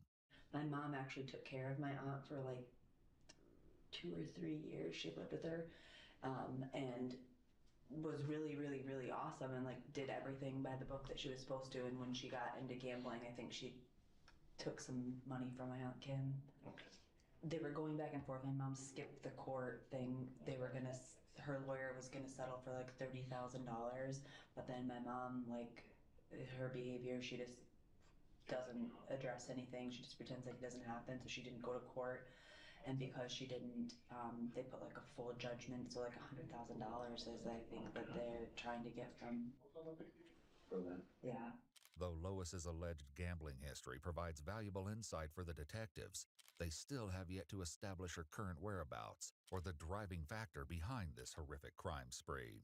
With Lois's location and her motives still unclear, the fear that she may be armed, dangerous, and hunting for a new victim fuels their efforts as they continue following her trail. On April 8th, one day before Pamela's body was discovered, Lois attempted to use Pamela's credit card at an ATM in DeQuincy, Louisiana, but the transaction was declined. Investigators learned that Lois then traveled to another casino in Louisiana and won a $1,500 jackpot. As the interviews continue, one investigator brings up a possible concern that may make finding Lois an even more challenging endeavor. I was just wondering if she was could make it to where she looked something different with makeup beyond the hair color, that she had some kind of a talent of what do you call the people out? Oh, makeup artist? Makeup artist, yes. But I don't think that, but I think that she was skilled enough with makeup that she could make herself look a little different. But I would say with a gambling problem, yeah, and now she's got time on her hands, right, she'll be at a casino. However, Lois's son Billy has a far more grim expectation for how this fugitive search may end. Not sure that we're out here, but I'm surprised she didn't go to Oklahoma. That's like gambling capital. They have a lot of casinos there. Like some of the bigger ones in the US. Her past actions, I'd say, I don't know, finding her alive probably isn't very good, as sick as that sounds. Right. She's obviously tried to do it before. I think this is a like little bit some more past friends who like to go to casinos. Right. They always would go there, take a trip to Oklahoma for like the weekend, and they go to casinos there. At 11:16 p.m. on April 8th, Pamela's stolen Acura is seen traveling westbound on Interstate 10 in Not Lafayette, me. Louisiana. I personally don't like putting my money into machines and not getting it back. That's just me though. Continuing to cross state lines, a U.S. Marshals Task Force takes over the investigation and issues a BOLO for Lois Reese. She's now wanted for 2 murders, grand theft auto, financial theft, and identity theft. As the case gains national attention through widespread media coverage, she earns the nickname Killer Grandma. News outlets nationwide ask anyone who sees Lois or her vehicle to come forward. When a promising tip brings investigators one step closer to ending her reign of terror, one question remains: can they get to her before she disappears once again? At 6:58 p.m. on April 19th, over a week since she was last spotted on traffic cameras, Lois enters Dirty Al's restaurant on South Padre Island in Texas, just 30 miles from the Mexican border. She lingers upon entering, taking a moment to look at the posted menu near the main cash register. It isn't long before an employee sees Lois and stands watch. As she suddenly makes for the exit, the 2 male employees briefly converse before following her.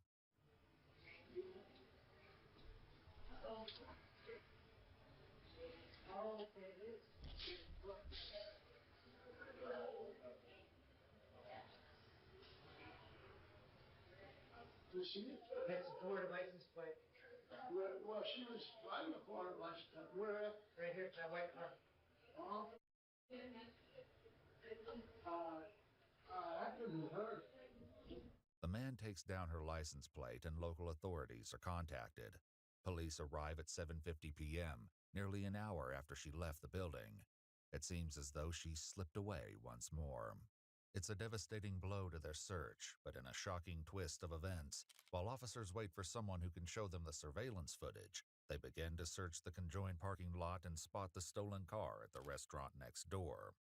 They enter the restaurant and find Lois sitting at the bar, talking with an unknown male, but wait for backup before moving in for the arrest.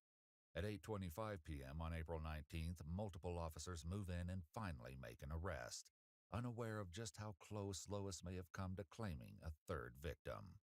With Lois now in custody, one chilling question remains unanswered. What drove Lois to commit not 1, but 2 brutal acts of murder? Lois, what's your last name? Yep. I'll try it out. Right now you're going to be detained.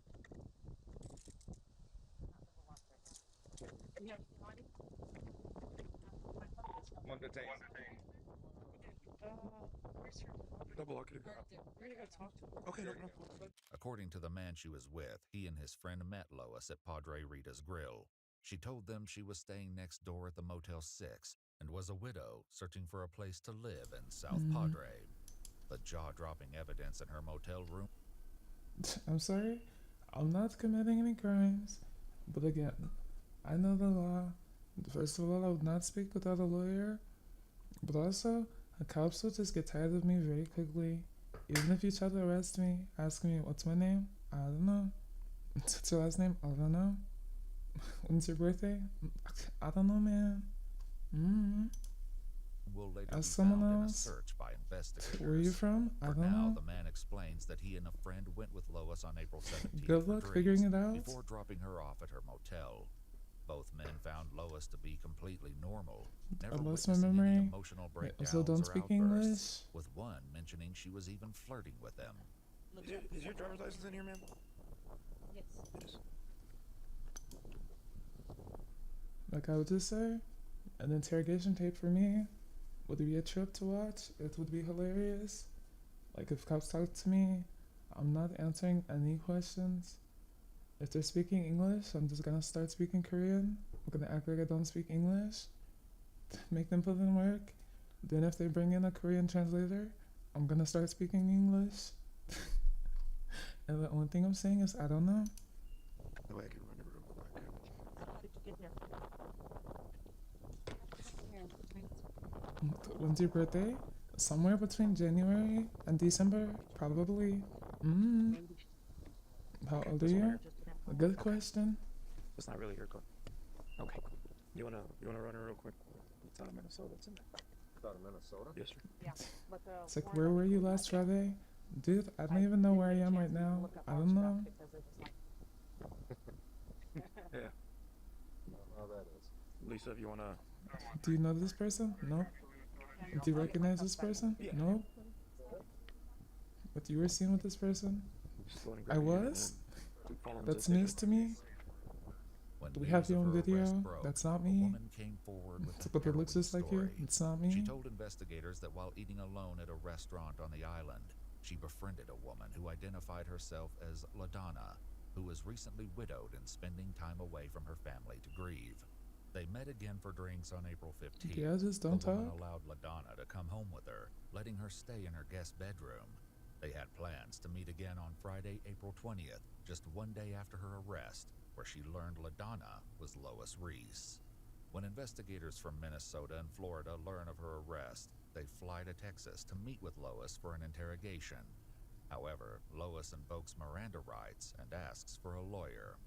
Eventually, Lois will break her silence and recount the shocking details of her final moments with David and her motives for pulling the trigger. For now, Lois raises an unusual concern. The process for getting you out of here takes a little bit of time, and you got to get transported back to Florida. So I'd imagine in a couple weeks, we'll see you back in the Lee County Jail, and then from there you'll be eventually going back to Minnesota to deal with the charges up there. Okay. Do you have any questions of us right now? Will they put me in a room that has a bed? I'm sorry? Will they put me in a room that has a cot or something? When you come to Florida? For 2 weeks, Oh, I here? will sit in that bench? No, you'll be, I believe you're going to be transferred to a sheriff's office in the area. Okay. You'll have to see a judge, I think, for extradition purposes in the morning, a magistrate. And then from there, you'll be going to a sheriff's office where they'll house you until we come pick you up. And they'll be able to answer some of those questions that you have on the bed. We just don't, we're not We're not that from far, here. so. I'm telling you, again, she's doing it all wrong. It puts me in this situation. Only thing I'm saying, from the moment they pick me up, they ask me my name, where I'm from, age, where I'm coming from, response to everything, just na는 모른다. Just repeating that. What's your name? 나는 모른다. Bring in a translator. They're like, what language is that? 나는 모른다. Just repeating it. They're gonna eventually figure out Korean, and then realize I wasted their time. because as soon as the translator gets there and translates, all I'm saying is I don't know. That's what it meant. And if the translator like asks me other questions in Korean, same answer over and over. What's your name? 나는 모른다. It's not speaking English whole time. And the translator, good luck. I'm saying the same thing. I don't know. Oh, okay. If you do have some of those concerns Well, they just- when you go downstairs. Did you do it? No, it'd be better for my 나는 my 모른다. blood pressure, like Yeah. they said. It probably better if you ate some food too. Yeah, but it'd be worse if I had to go to the hospital and have an attack. It'd be worse. Oh, for sure. All right, that's why we're gonna be crackers right now. Exactly. One final question from Lois leads Doesn't to a it shocking matter? revelation as she learns Not saying I'm committing a crime. Even if I'm innocent, that's what I'm doing. Good luck. I'm not talking to you. the truth of just how far her notoriety has spread. I can't tell. One question I have is, do my kids know I'm alive? I don't even go here, man. Yes. I don't know if you know this or not, but your whole story has been national news. Okay. It broke last night. It broke last night that you were arrested in South Padre Island, that you're alive and well, and that you were found by the U.S. Marshals and the local police department here. So, so they know. I don't personally know that they know, but I can tell you that every local news media outlet nationwide has picked up the story. Before Nationwide? searching Lois's motel room, investigators spoke with an employee of Motel 6. She says Lois claimed to be a victim of domestic violence, hiding from her husband, who was a cop. When she next saw her, she appeared to be completely different, even dressing more provocatively. During one conversation, she heard Lois say, "I need a sugar daddy," before asking about another customer seen Oh, driving she's just an like me? expensive vehicle, raising unsettling questions about her future plans. A search of her motel room uncovered too, a girl. mountain of evidence. Among the discoveries is a white towel wrapped around a pair of sunglasses, previously seen to be worn by Pamela. Lois's distinctive white hat, earlier seen to be worn as she withdrew $5,000 using Pamela's identity, is located on a pile of clothing. They also locate credit cards and checkbooks belonging to both David and Pamela, along with Pamela's luggage. A road atlas is found, and tucked within its pages is a brochure for a casino in Eagle Pass, Texas. They also uncover Pamela's driver's license, and finally, 2 loaded firearms. With a mountain of evidence against her, Lois is extradited to Florida and held without bond to face charges for the murder of 59-year-old Pamela Hutchinson. To Yikes. avoid the death penalty, Lois pleaded guilty on December 17, 2019 to 1 count of first-degree murder, grand theft of a motor vehicle, grand theft of property, and criminal identity theft. She later And the returned money to Minnesota embezzling? to face Where's charges that for the murder charge? of 54-year-old David Reese. At a hearing on August 11, 2020, in the auditorium of a Minnesota high school, after delays due to coronavirus, she pleaded guilty to first-degree murder and shared with Why was her hearing at a high school auditorium? And you know what? Never mind. This is Florida. Proceed. the judge her version of what happened on the fateful night of March 5th, 2018. According to Lois, she and David had a heated argument following their grandson's basketball game. She claims David handed her a loaded firearm, encouraged her to turn it on herself and take her own life, saying, "Maybe you will get it right this time." Yikes. In her own words, she explains, "He was right in front of me, and I looked right at his heart and I pulled the trigger." However, this is based solely on Lois's account, and David will never have the opportunity to confirm or deny her claim. As for Pamela, Lois never provides a reason for taking her life. For both murders, Lois Reese was sentenced to life in prison without the possibility of parole. She's currently serving both life sentences concurrently at the Shakopee Correctional Facility in Minnesota. That means she's already old? So life in prison isn't gonna be that long? God sometimes tells him to kill people. Sorry, that was blunt. I forget how blunt I am. That probably sounded mean. Whoops.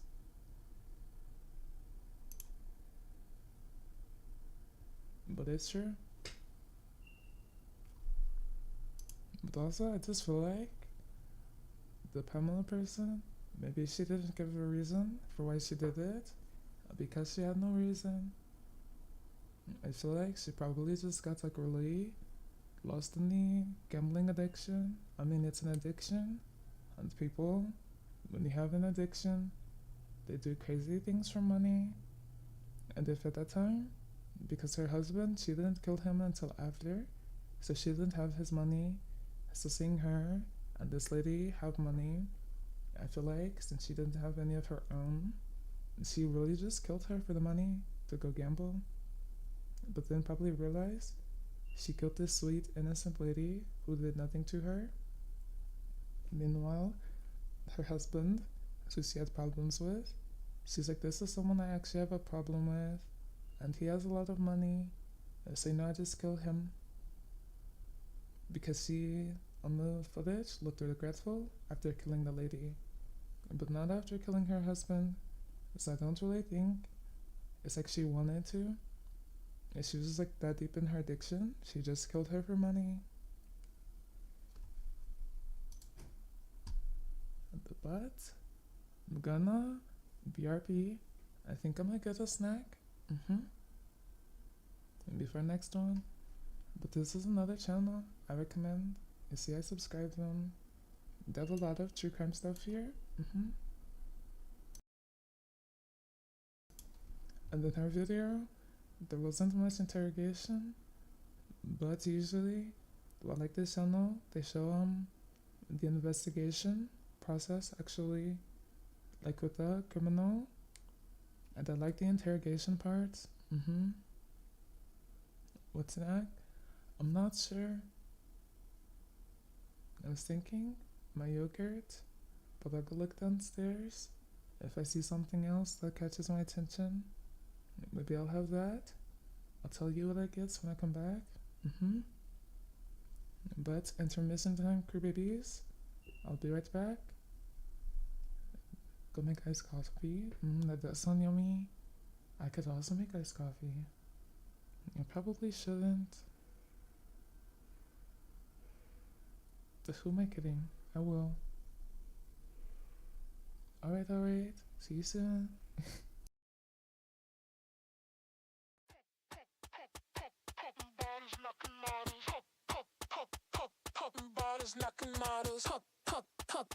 Popping bottles, knocking models. I wanna bump a beat that goes hard.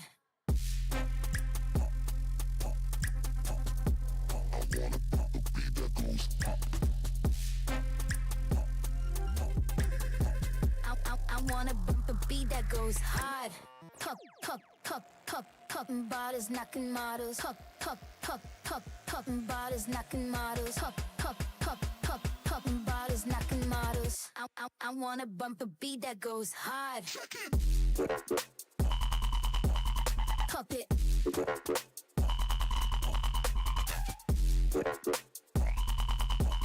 Pop it.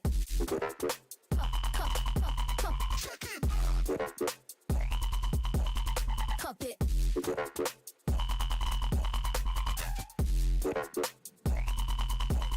Pop it. I wanna bump a beat that goes hard.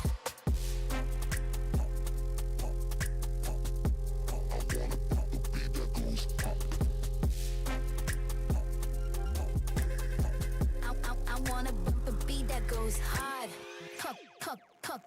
Popping bottles, knocking models. Popping bottles, knocking models. Popping bottles, knocking models. I wanna bump a beat that goes hard. Pop it.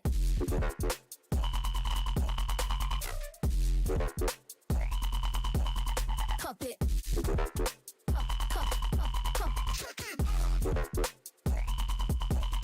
Pop it.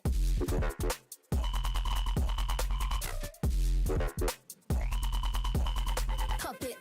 I wanna bump a beat that goes hard.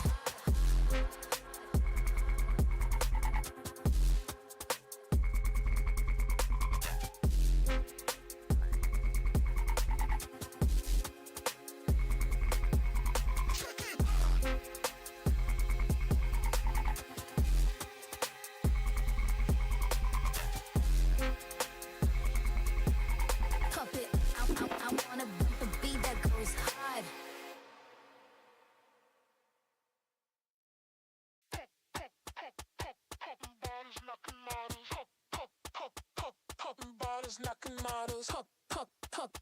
Popping bottles, knocking models. I wanna bump a beat that goes hard.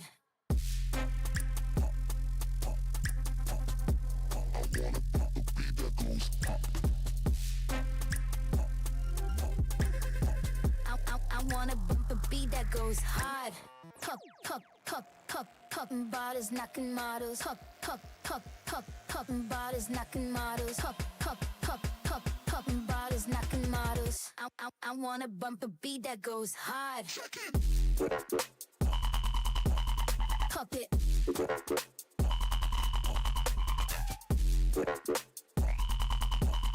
Pop it.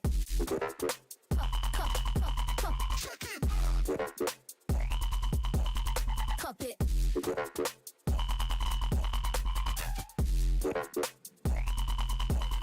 Pop it. I wanna bump a beat that goes hard.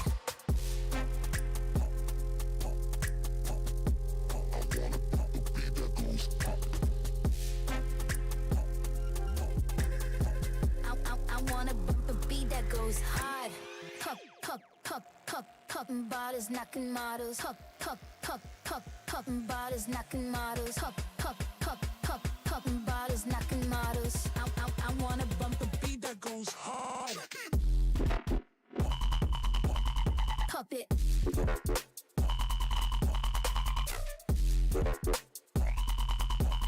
Pop it.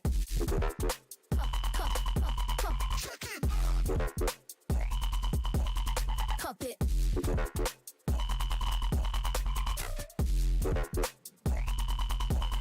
Pop it. I wanna bump a beat that goes hard.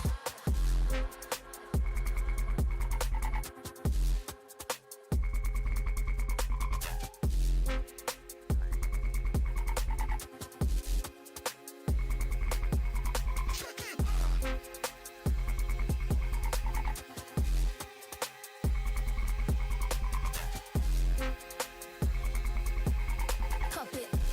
I wanna bump a beat that goes hard.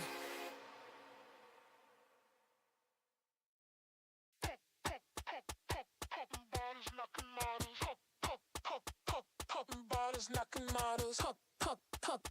Popping bottles, knocking models. I wanna bump a beat that goes hard.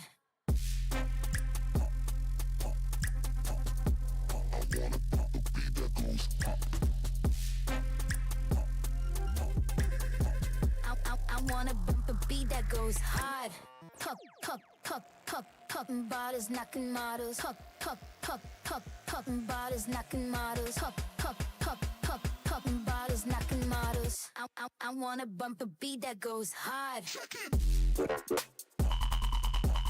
Pop it.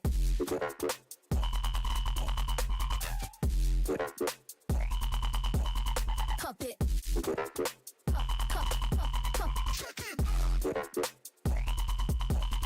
Pop it.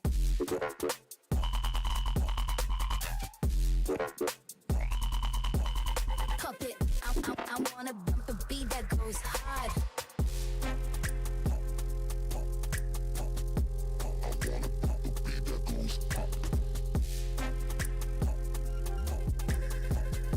I wanna bump a beat that goes hard.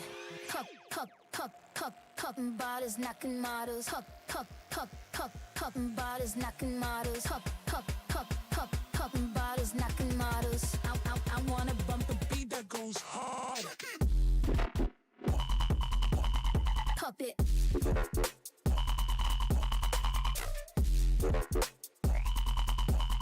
Pop it.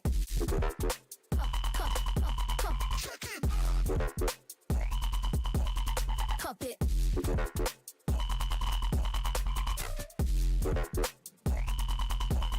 Pop it. I wanna bump a beat that goes hard.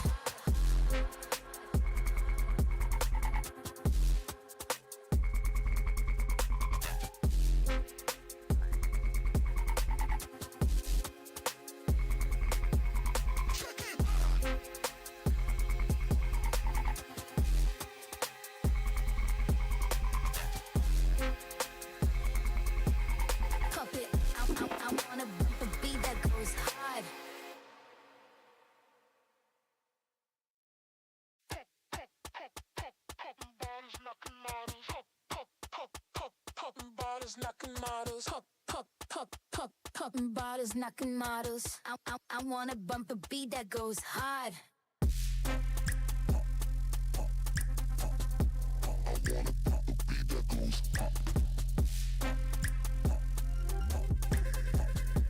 I wanna bump a beat that goes hard.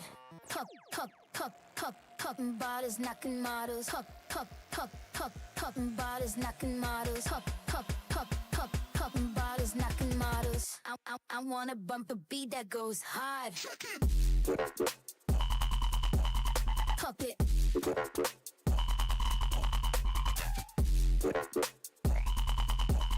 Pop it.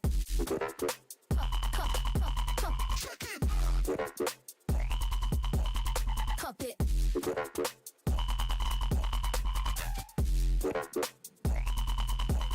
Pop it. I wanna bump a beat that goes hard.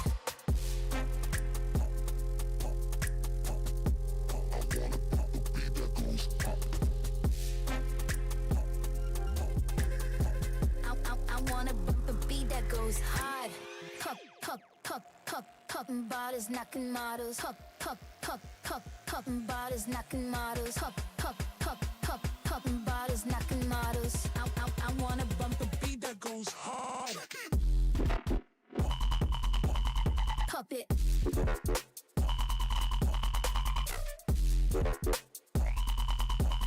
Pop it.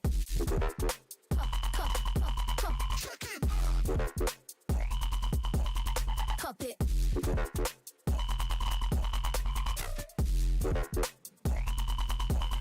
Pop it. I wanna bump a beat that goes hard.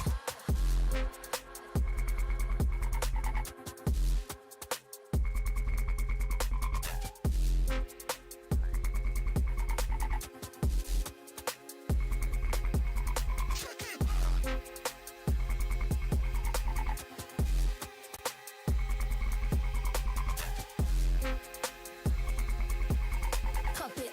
I wanna bump a beat that goes hard.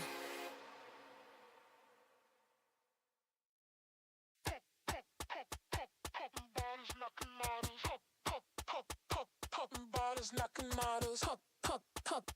Popping bottles, knocking models. I wanna bump a beat that goes hard.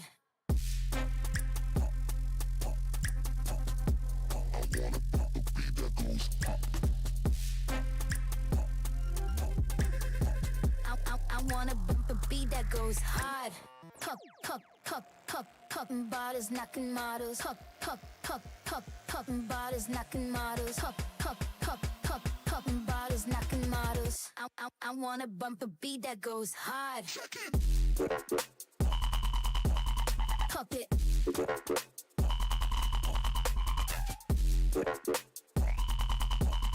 Pop it.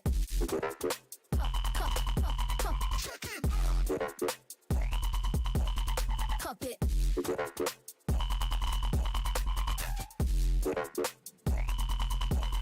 Pop it. I wanna bump a beat that goes hard.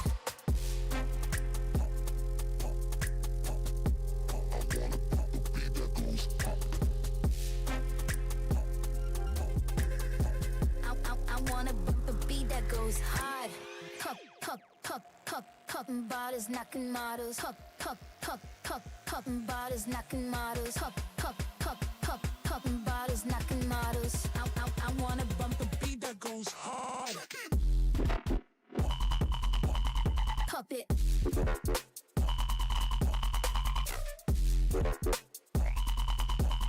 Pop it.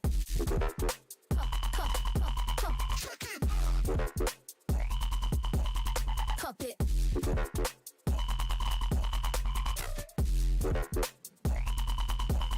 Pop it.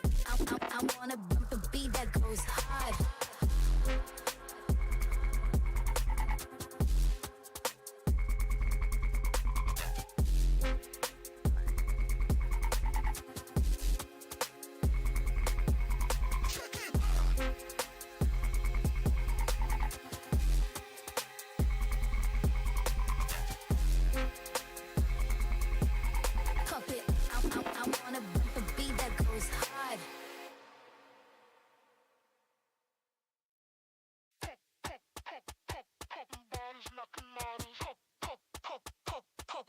bottles, knocking models, popping bottles, knocking models. I wanna bump a beat that goes hard.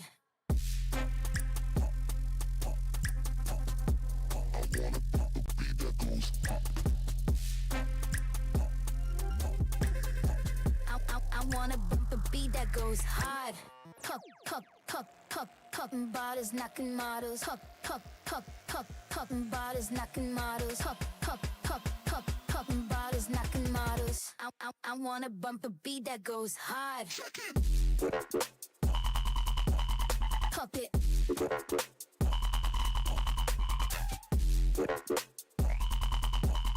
Pop it.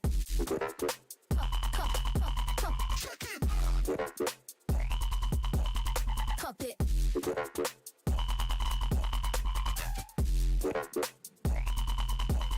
Pop it. I wanna bump a beat that goes hard.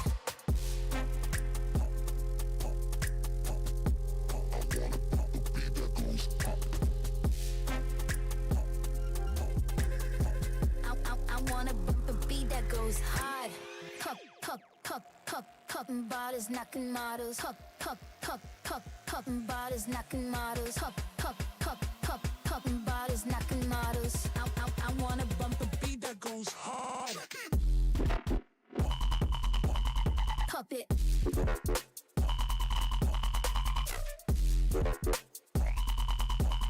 Pop it.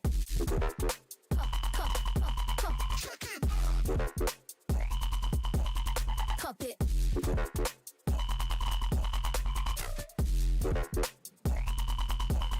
Pop it.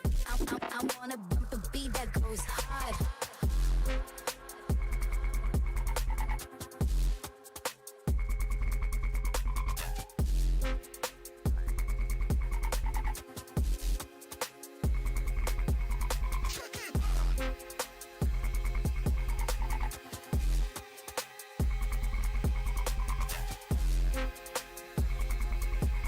Pop it.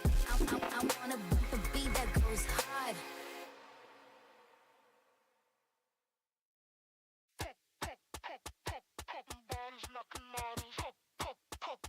Popping bottles, knocking models. Popping bottles, knocking models. I wanna bump a beat that goes hard.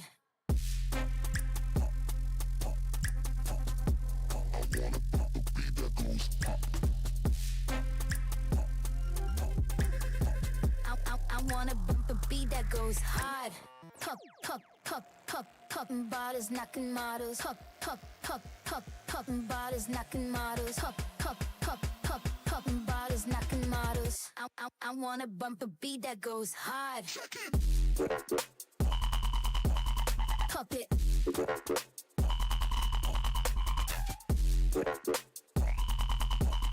Pop it.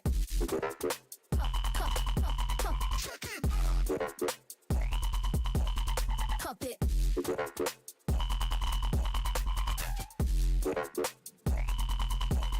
Pop it.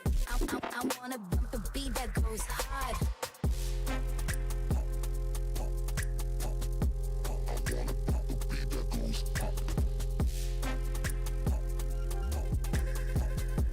I wanna bump a beat that goes hard. Popping bottles, knocking models. Popping bottles, knocking models. Popping bottles, knocking models. I wanna bump a beat that goes hard. Pop it.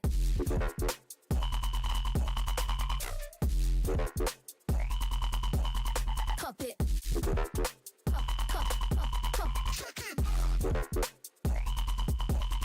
Pop it.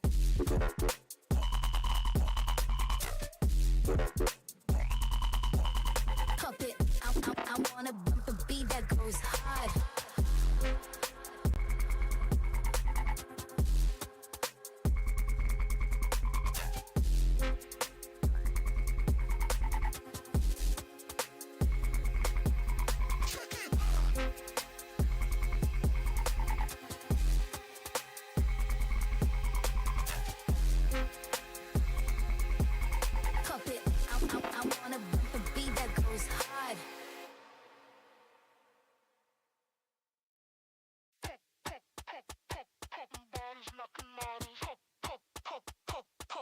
bottles, knocking models.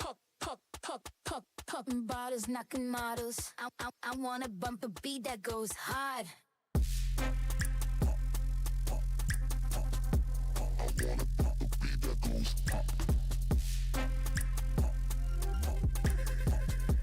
I want a bumper beat that goes hard. Popping bottles, knocking models. Popping bottles, knocking models. Popping bottles, knocking models.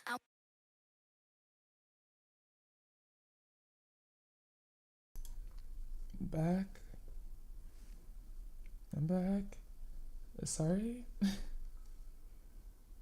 I had so much troubles on my way back. But I got to my snack and the tea refill.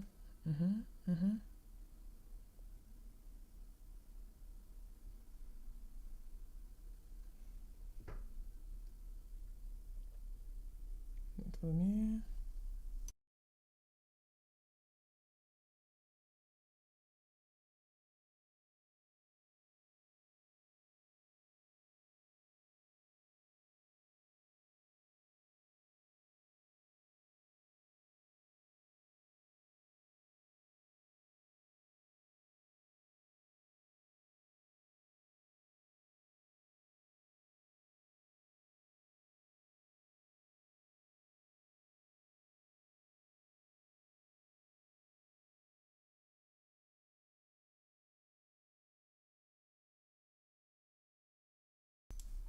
Sorry.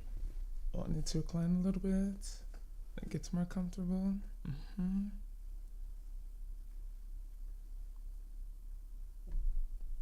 Out. Moderate. That's me. See new videos from creators I like. Let me see my subscriptions. What I have to watch. Not for now. We're gonna still watch true crime. I'm just checking.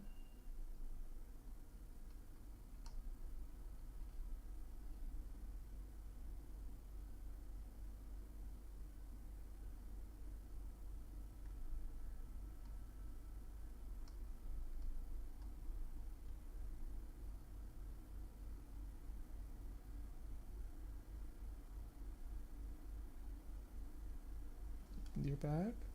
Welcome back. What I get? I got blueberry bagels. Biscoff coffee. Yummy yummy. I refilled my tea. More jasmine tea. I got so distracted when I went to the kitchen. That's why it took so long. There's some errors like getting my snack. In true cat dad fashion, my cat distracted me because first I put water into the kettle, then I saw my cat, so I went to go make faces at her, give her kisses, pet her all over, and then I realized I forgot my cup upstairs for my tea, so then I went upstairs to get my cup. I came back downstairs, and then I realized I never turned the kettle on. So then I turned it on. I went to pet my cat again, and then I took a bathroom break, and then afterward, I took up my bagels, and I realized I forgot my tea downstairs, so then I had to go back downstairs and grab my tea, and then I come here. So I finally got it.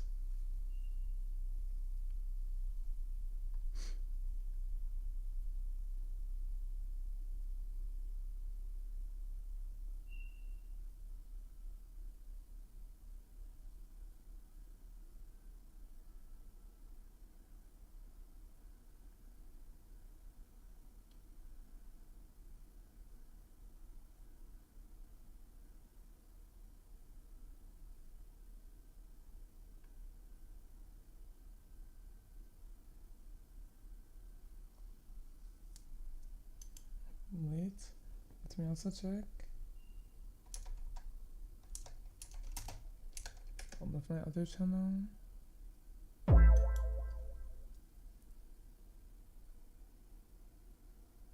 Thank you for the follow, Dutch. Hi, welcome.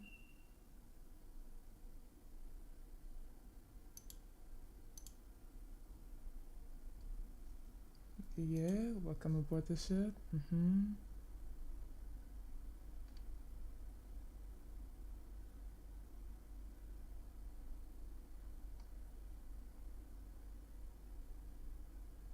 Welcome aboard.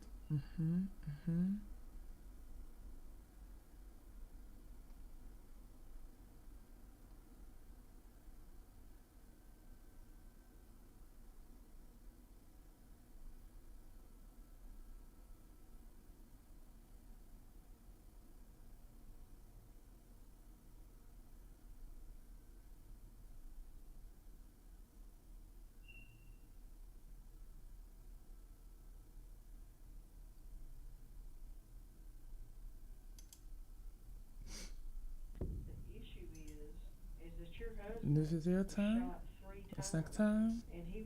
My tea is sleeping, but by the time I finish my snack, it should be finished. How is this possible when I've been in the bed all night? Let me tell you, your daughter is fixing to be without a mother. She is fixing to go through graduation, hating you. She is going to go through getting married. I was in my bed. Looking in your phone. Honey, you're not innocent. This is Angela Wilty, and she is far from innocent, though she certainly likes playing the part. After her husband of 15 years was gunned down in front of their suburban home in the early hours of the morning, law enforcement is looking in her direction, and she's convinced she can throw them off her trail.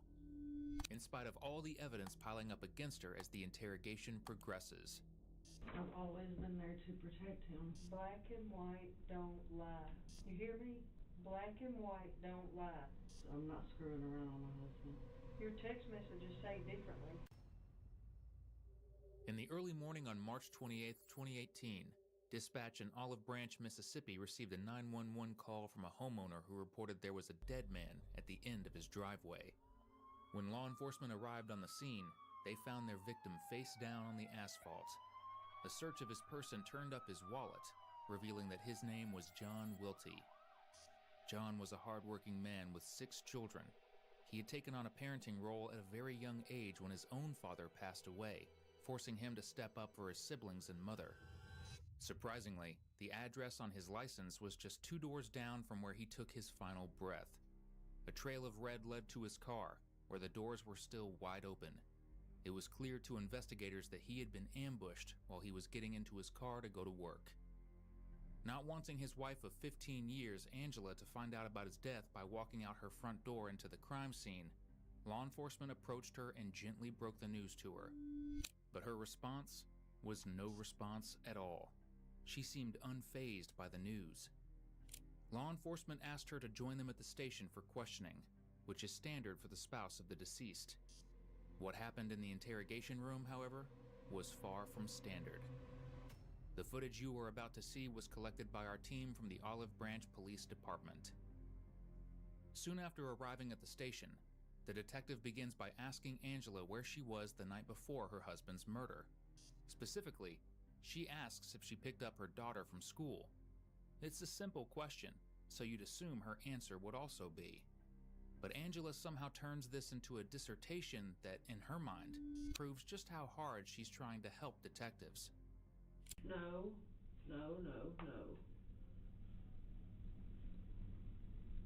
What was yesterday? Thursday. Thursday. Yeah, because I worked yesterday. We had appliances delivered over there. And I picked up my daughter from school at time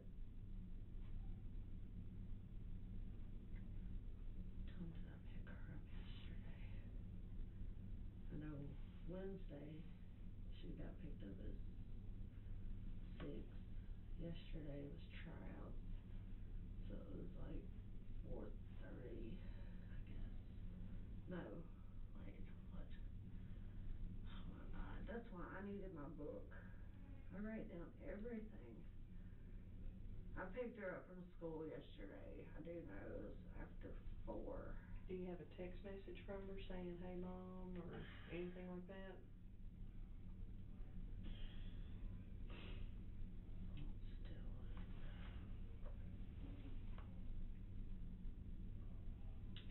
Okay, 5:08, she texted me and said she was done.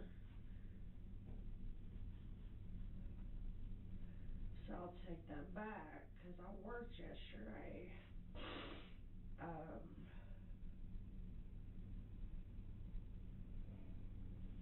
told her I was on my way back to Olive Branch, so Dad went and picked her up. I said I headed to school unless you call your dad because he's already home. That was at 5:19.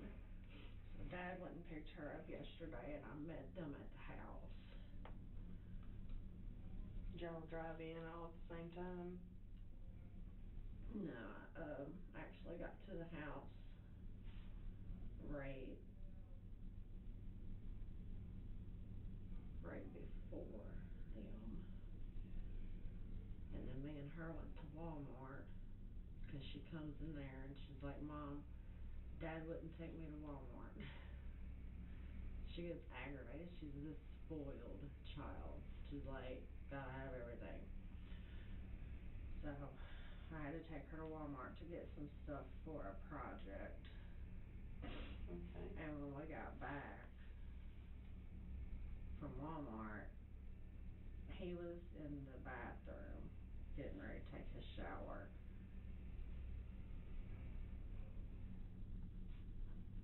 And when he got out of the shower, he asked me if I picked him up any drinks or anything for work. And I said no, that I didn't, because he does a lot of the grocery shopping, because I work a lot. He works a lot, but he likes to shop, where I hate to shop.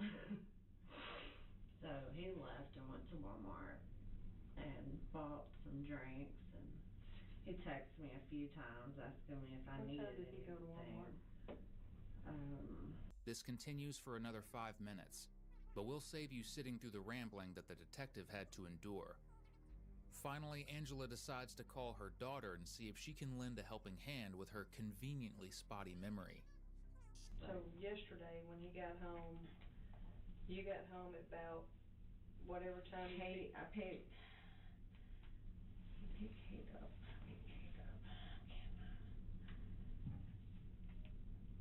This is gonna bother me.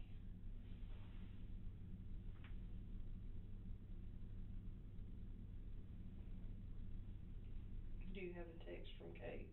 I'm gonna ask her. Who picked you up from school yesterday, baby?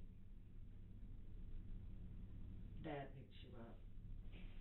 Alright, and did y'all come straight home after that?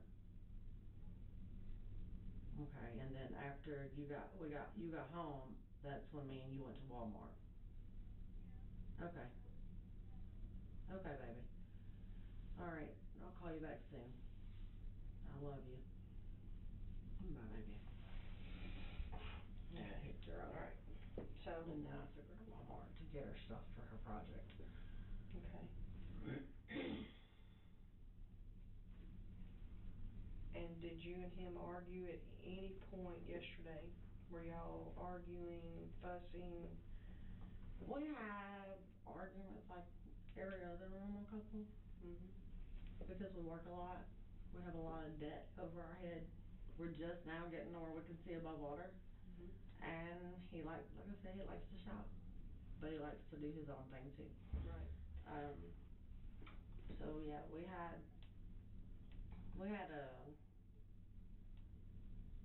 one of our normal arguments. And what was that over about? money. Financial argument? Yeah. Because he wants a car. He don't like the truck. And we can't get another car. Because when his other car got stolen, before he came back to me, his car got stolen. And we had to get that one paid off. The insurance didn't pay for it? He had just had it. He got it like that December. He made the down payment in December because he had totaled his previous truck. So when he got back on the truck, he put money down on the car. And being that I guess the blue book value of the car, he gave more than what it was really worth. And the insurance paid a good bit of it. We still owed a few thousand on it. So within the last year and a half, we've tried to clear up all his debt that he got into while he wasn't with me. Okay, and you said y'all broke up when? 2015. We had a big fight. It was August 21st. 2015? Yeah. And what was that argument over? He was drinking Jägermeister, which John never drinks hard liquor. He's not a drinker. I've got 4 Bud Lights that's been in my refrigerator for probably a year. Mm-hmm. He doesn't drink. Okay. He never drinks? He hasn't drank anything since he's been back. He might have drank 2. There was a 6-pack. He won periodically, but he's not a drinker. But on August 21st, he was drinking Jaeger. Yeah. Where did y'all live then? And I wonder if they're gonna point this out. But I found it so interesting. Her spotty memory. Did you pick your daughter up from school yesterday?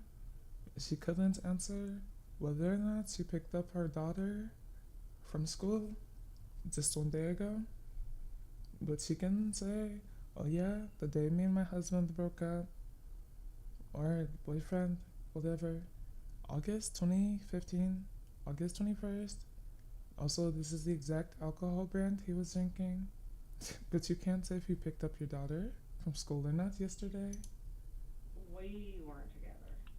Okay. We were living separately. He lived in an apartment. I lived at the house, and he called me over to the apartment. He had been drinking. We had had a big fight prior to the incident, and he beat the shit out of me. So you went over to the apartment, y'all got into a fight, and then he beat you up, and then what happened? He went to jail. You called police? No, I didn't. I wasn't able to call the police. He was trying to kill me. I told my son, you should have never called the cops. He was like, Mom, you cut him open. You cut him open? During the incident, and I don't even remember doing that. Where'd you cut him? On his knees. Both of them? That's what he told me. Because when I've always carried a pocket knife on me. Convenient? Do you remember the exact date you broke up? Remember the exact day you argued? Remember the exact alcohol he was drinking? But you don't remember cutting him open? Interesting. Today. But, I guess when he was, because I know he had me on the ground, beating me in my head, telling me he was going to kill me. And I don't know, that fight or flight kicked in, and I just went to swinging, thinking that he would back up. I don't know. But, like I said, with us drinking, we moved past it. It's hard not to feel sympathy for Angela here while she's painting herself as an innocent wife under the oppressive rule of an aggressive husband. But the story she's telling isn't exactly the truth. At the time of this argument, Angela and John lived separately because, allegedly, Angela left him for another man. John moved in with his co-worker Kyle, who was a first-hand witness to what happened between the couple. During this argument in 2015, Angela wasn't on the ground being hit and threatened by John, as she claims. Which I figured as much, but I was like, even if you were, just be honest, that actually makes you look better in the detective's eyes. But like, yeah, he was hitting on me, so I sliced him open. He deserved it. It's simple, because then they're not gonna focus on, oh, you injured him? Yeah, because he injured you. and say it like, okay, yeah, fair fight. But for you to bring up all of this that he allegedly did, but conveniently, you leave out everything you did. Also, that your son, you made it sound like he called cops because, like, he's worried. But then you made the mistake of making it known that it wasn't you he was worried about. He called the cops because you cut this dude on his knees. And then you also just told the cop that you fussed at your son for calling the cops, which means you weren't trying to help him either, which is a worse look for you. Since it's found out that your story wasn't true, that makes you look really bad. She was arguing with him in a parking lot about her infidelity and pulled out the knife in anger, slashing him. In other words, the toxic relationship wasn't quite as one-sided as Angela is painting it out to be. And you said you went to bed what time last night? Yet another one with cheating relationship. Just break up. You don't like him? Break up with him. It's not that hard. The people really do anything but just have an honest conversation and break up. It's been a pattern. It was about 10:30 or 11, 'cause I told my daughter to take her shower. Yummy, yummy tea. She had a friend over last night.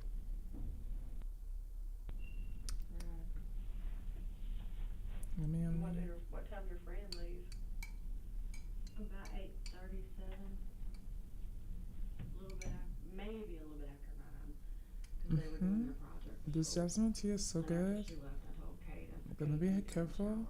Try not to drink it all within this week. It's so yummy, especially with the bagel. The fragrant teas are really nice with like fruit things, so it's really yummy with the blueberry bagel. Yummy, yummy. Okay. And what kind of gun do you have? It's a 9mm Ruger. It's loaded. Is it the LC9? I have my box to it. I left it on my bed, but I have my box, but I can't find my receipt. That's fine. Where'd you buy it? Sports Authority. It's in South Haven, the sporting goods. Sportsman's Warehouse? I think so. The big, like, yeah, you know, if you go in But and especially buy a gun, they don't let you with buy fragrant the front teas, door. fruit They'll take bagels you out the are the front, best. but it's With through the fragrant office tea. part. through the office area and out the he's gonna, Let me borrow your cell phone if you don't mind. I'm gonna do a cell phone dump a bit. do you need to get a consent form? Either consent or I can do certain Help one me. either one. Can I text my daughter real quick? Sure. And let her know not to. That's fine. It won't bother anything. It'll all be in there. Oh, okay. Yeah, it won't bother anything. Is there a passcode or anything? It shouldn't lock. Here, I'll take it off though.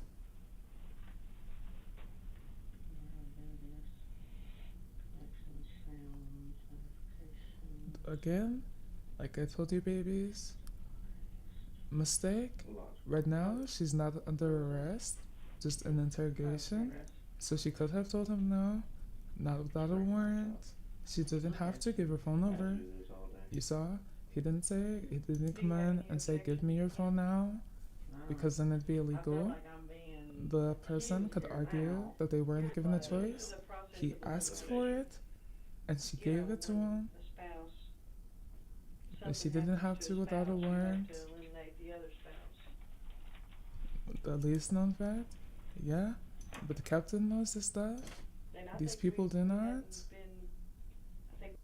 So said they're not kidding me. Also, just before I won't forget, I want to say it. Before stream continues, because it's already almost 4 a.m. for me, so technically it's already not Saturday anymore. It's Sunday now.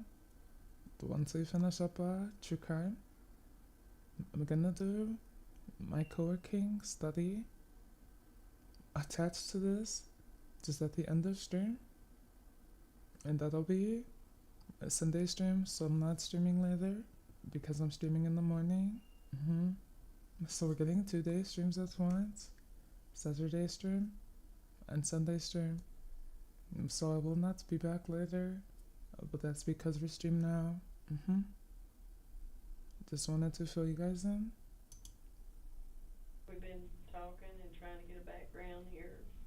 I don't think anything's been said that would make you feel like you were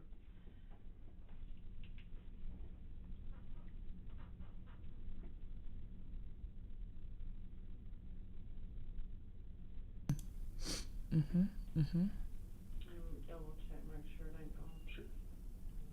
Okay. I'll come back with the consent form right quick.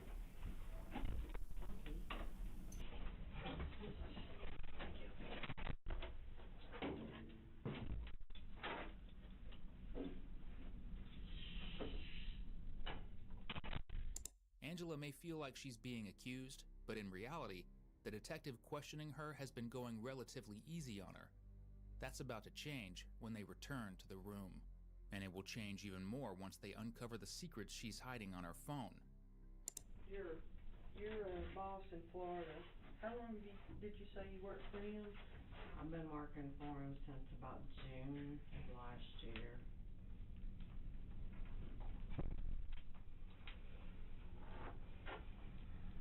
I went to New York with him and done a house over there. My husband locked him, is the only reason I was allowed to work for him. And he knows I'm not doing nothing. I don't have that drive to do nothing. I just walk to work. So, if I go over here to the trailer park and pick your boss up from Florida, is he gonna say the same thing? No relationship between you and him at all? He's actually in off of Walnut Grove. Right, Yeah, Memphis. but yeah. What did I say, Walls? You said over here at the trailer park. Well, Angela has seemed to miss the point of the question.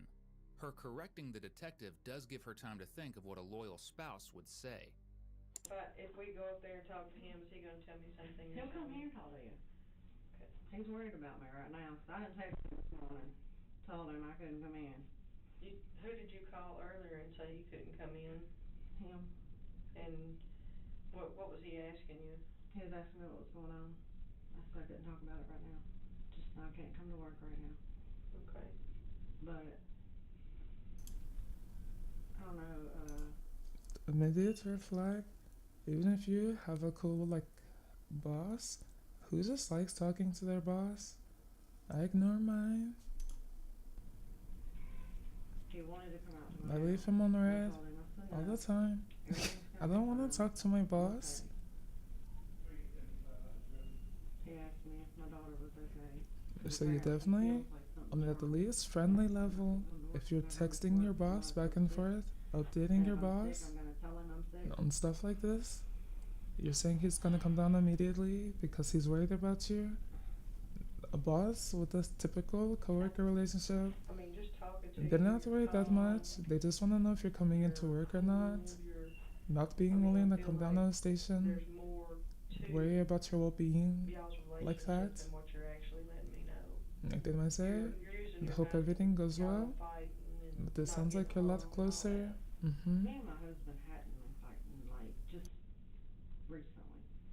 Like, Because he's stressed. He is very stressed over money. Because he knows he owes a lot of money to the courts. And managing money. how much money would you say you have in your account right now?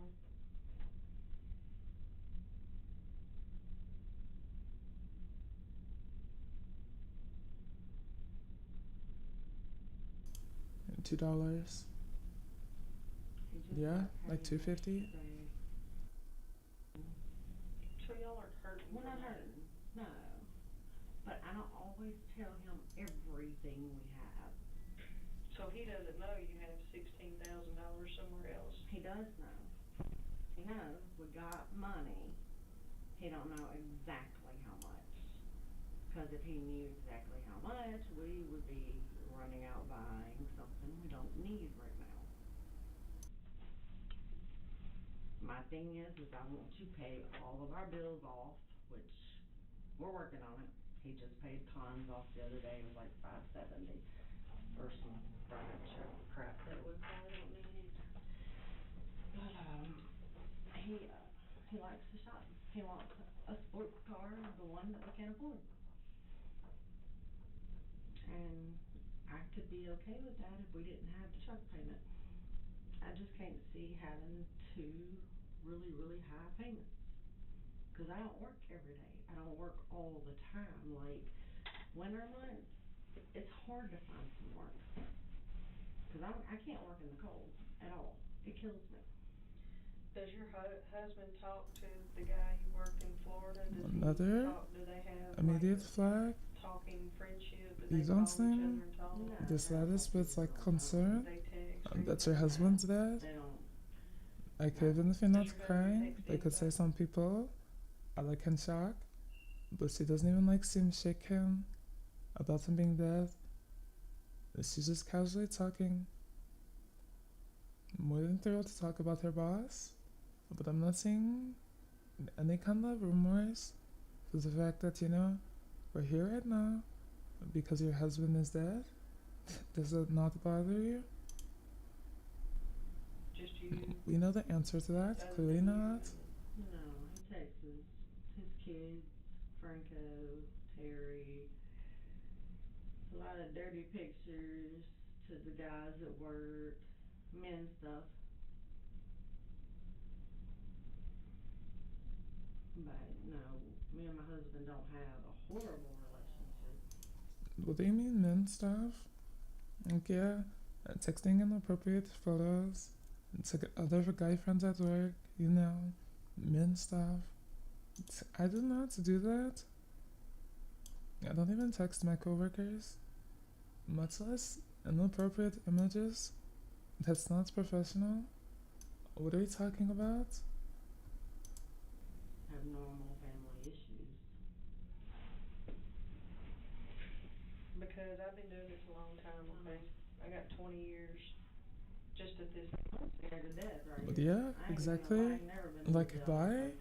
You won't hear from me again until next time I come in. Like, if it's not regulated, I'm not answering. Was geared towards thinking you shot him. But even then, if it better be mandatory, if it's not mandatory, I'm not answering. Or it's a no.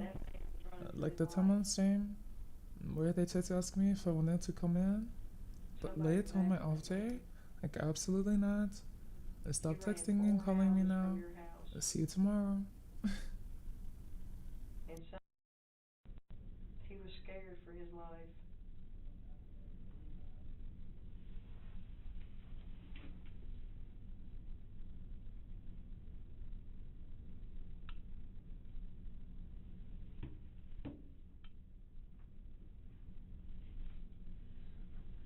I don't know who else he.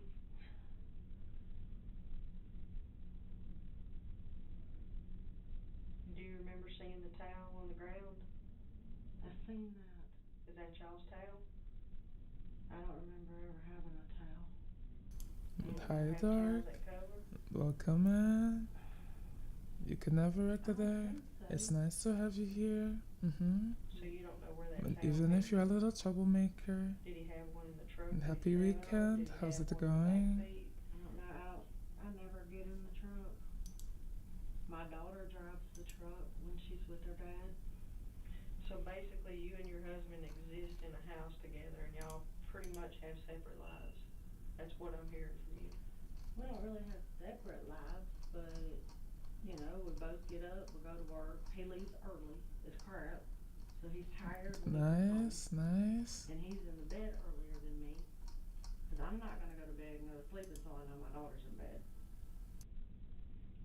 That's my main focus, is my kid. According to Angela's phone records, however, her main focus wasn't her kids. It was... Right? I was gonna say, if your main focus is, like, your kid, you wouldn't have been struggling to answer who picked up your kids from school yesterday. I think you would know that. Texting other suitors.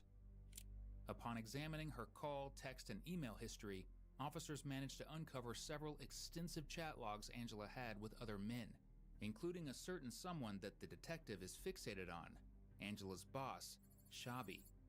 Perhaps that's because when she asked earlier if Angela was sleeping with him, she changed the topic not once, not twice, but 3 times, and never answered directly. Which is a liar's way of saying, well, duh. Does your boss from Florida, does he do drugs? I wouldn't think so. And what does he drive? Who? Your boss from Florida.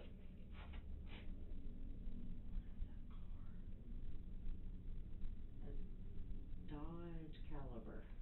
So how does he pull his RV? He pulled the car with the RV. So it's a motorhome? Yeah. Okay. So he drives up here with the motorhome with the car attached to it. And how long does he stay here when he's here? It depends on what he's got going. The house in Memphis on James Street we did, it took us a little over a month to complete the house. And then he left and went back to, he went to Florida. Then him and his wife went out to New York and back to Florida. He's here now because a guy from New York owns a duplex off of Park Avenue, and they're redoing the roof on it right now. So I told him I can't go back to work there until, I'm not getting on that roof. Tree fell through it, and it just does not look safe. And I told him, I said, my husband and kid needs me at home every night, so I'm not getting on the roof. You're gonna have to hire that one out.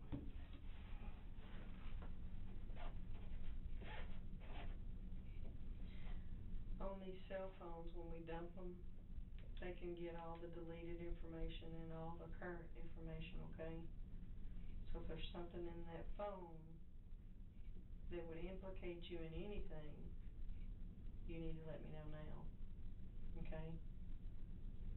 Because this is the critical point right here, okay? So if you've been having an affair or anything like that, I need to know it. I ain't been having no affair. I talk a lot of shit with people, but I ain't been having no affair. Like, who do you talk shit with? I talk shit with everybody. But when it comes down to sleeping with somebody, that's my husband. If I'm gonna have sex with somebody, I'm gonna have sex with my husband. And you've never had an affair with Shabi? No. But you've been to New York with him? Me, yes. I've been to New York with him. I've been to Florida to his and his wife's house. Was she there? Yes. Where do they live in Florida? Hudson.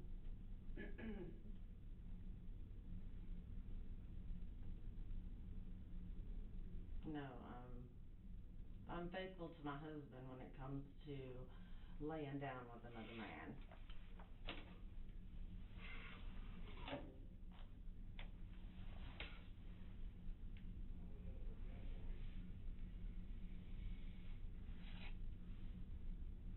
Do you think your husband was out buying drugs when he would take money out of the account? I can't say that.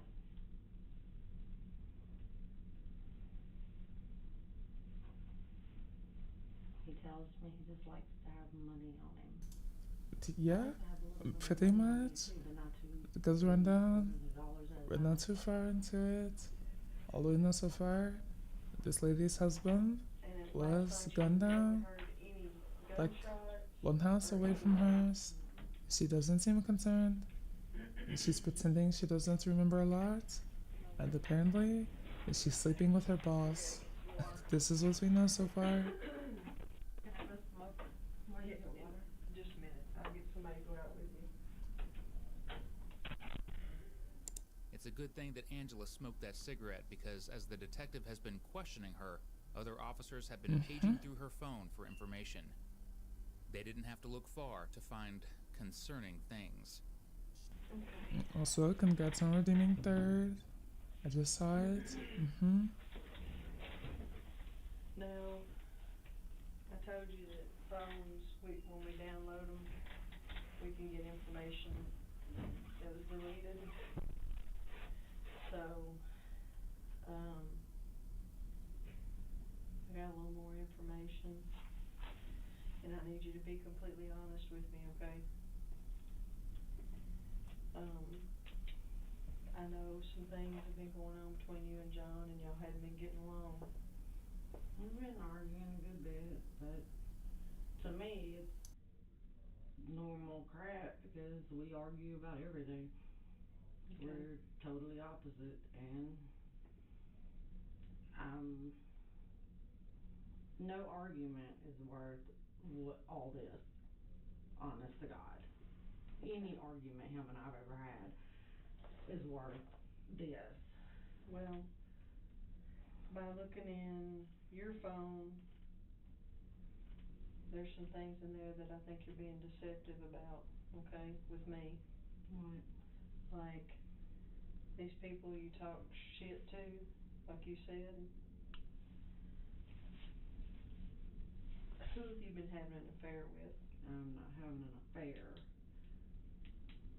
Do you just leave these guys on and make them think you want to be with them? I don't want to be with nobody but my husband. The stuff that's in your phone leads me to believe that you have been having an affair. Okay? So,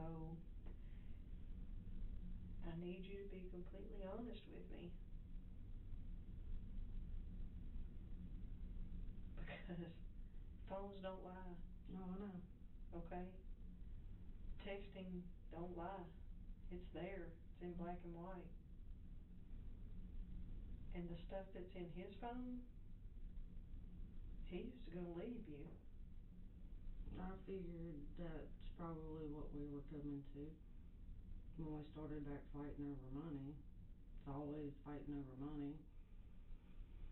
But you have, the money's not the issue right now. The issue is that your husband was shot 3 times, and he was scared for his life. He ran for his life. And you know more than what you're telling me. And you can't sit here and tell me you don't. You know more than what you're telling me. I don't know anything as far as him getting hurt, because I would never want to see him get hurt. I've always been there to protect him. Black and white don't lie. You hear me? Black and white don't lie. Phone calls, cell phone locations. What's that mean? That means I can ping anywhere in this town and they will tell me what cell phone was in that location. Okay? And the location, like this morning? Yeah. When I was asleep? Yeah. But you know who came over there. I don't. I swear I don't. Do you know I can pull all that off your phone?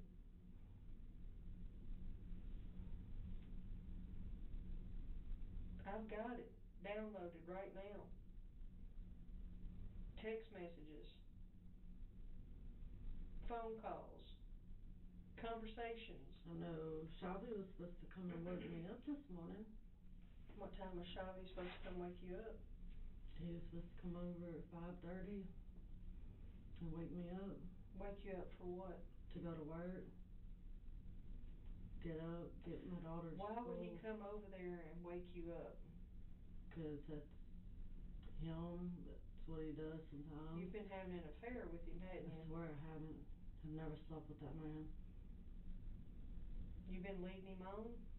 Nope. We've talked. We've got a lot in common, but no.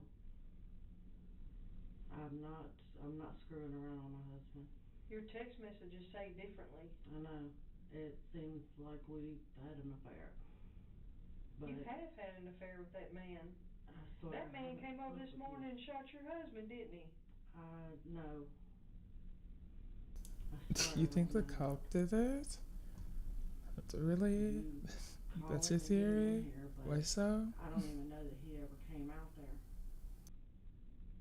I swear to If you, he I was don't supposed know to that. be there at 5 o'clock this morning, I told him he could come over at 5:30 and ring my doorbell and wake me up.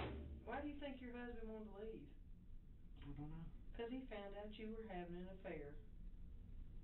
So why hadn't he talked to me? Why would he want to? He just wanted to leave. And your boyfriend shot him. I don't know that. You don't know that? I swear I don't. I don't even know if Shelby owns a gun. How long you been seeing Shelby? I haven't been seeing Shelby. I've been working for Shelby. Shelby's the one came to my house last night and was working with my husband on the truck. But Is this something you and him put together? What? You and Shelby, is this something you and him put together to get rid of your husband? No. I would have never had someone to kill my husband. If that's what they're supposed to do, silly. They have to apply pressure He had a better life. to get her to tell the truth. Nobody, it's not worth killing somebody to be with somebody. It's not worth it. That's crazy. Have you led Shelby to the point to where he thinks you were going to leave your husband to be with him? Shelby knew me and my husband were arguing and had some problems. Shelby talked to me. He tried to guide me a little bit, but we've never slept together. What was he guiding you to? Telling me how, because I suck when it comes to words. I suck when it comes to trying to talk to somebody. Well, by your text messages, you don't have a problem at all. I don't have a problem talking to other men. Well, yeah. Okay? You don't have a problem talking to other men.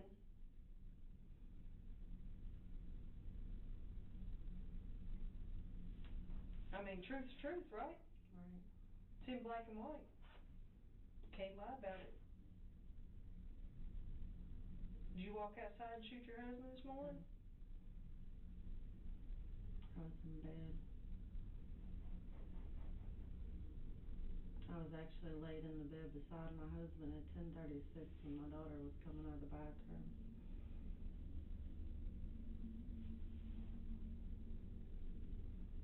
I don't believe you. By reading your text messages, I don't believe you one bit.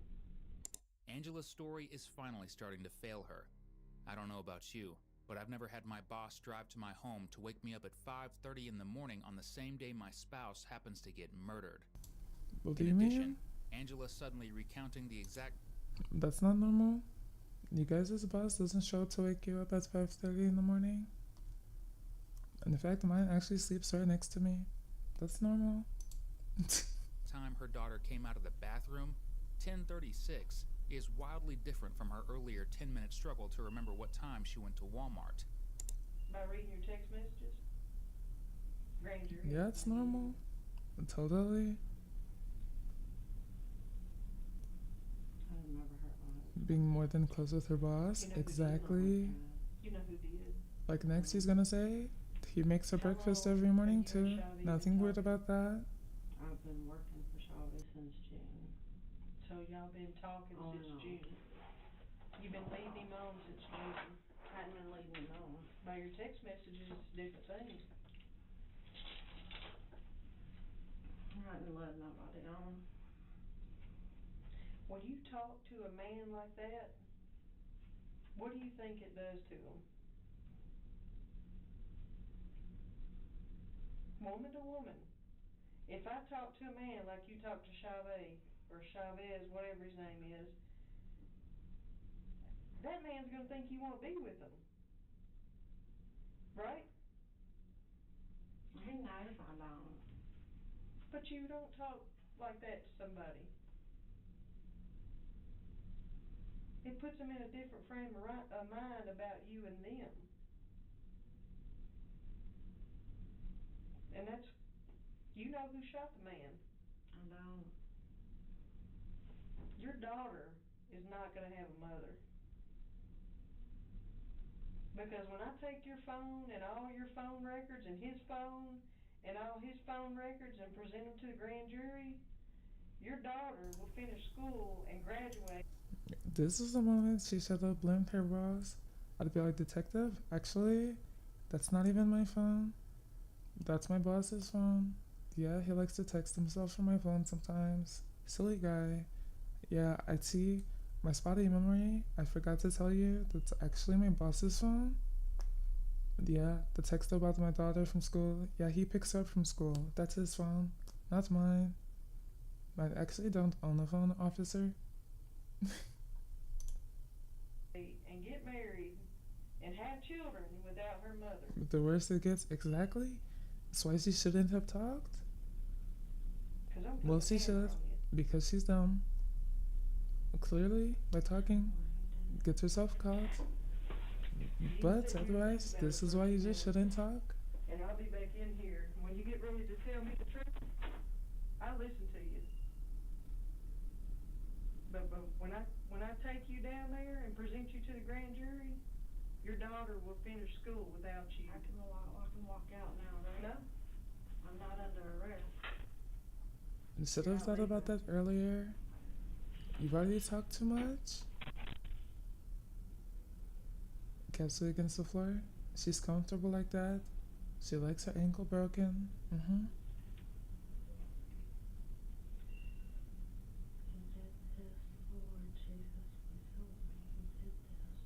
You know who did it.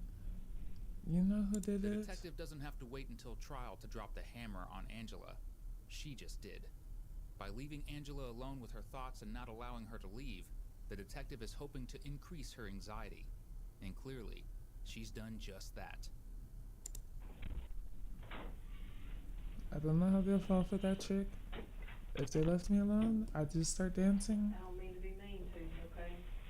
We just gotta find out what's going on, okay? I'm putting on a whole solo concert. And not the room if they leave me alone. Because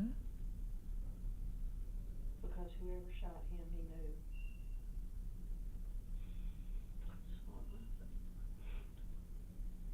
Whoever shot him approached him at the car and shot him. He ran, screaming and yelling for help.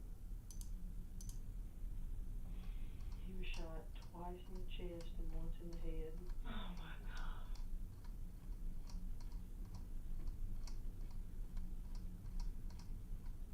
And like I said, I don't want to be mean to you, but I do. In my life, taking my husband away from my daughter like that.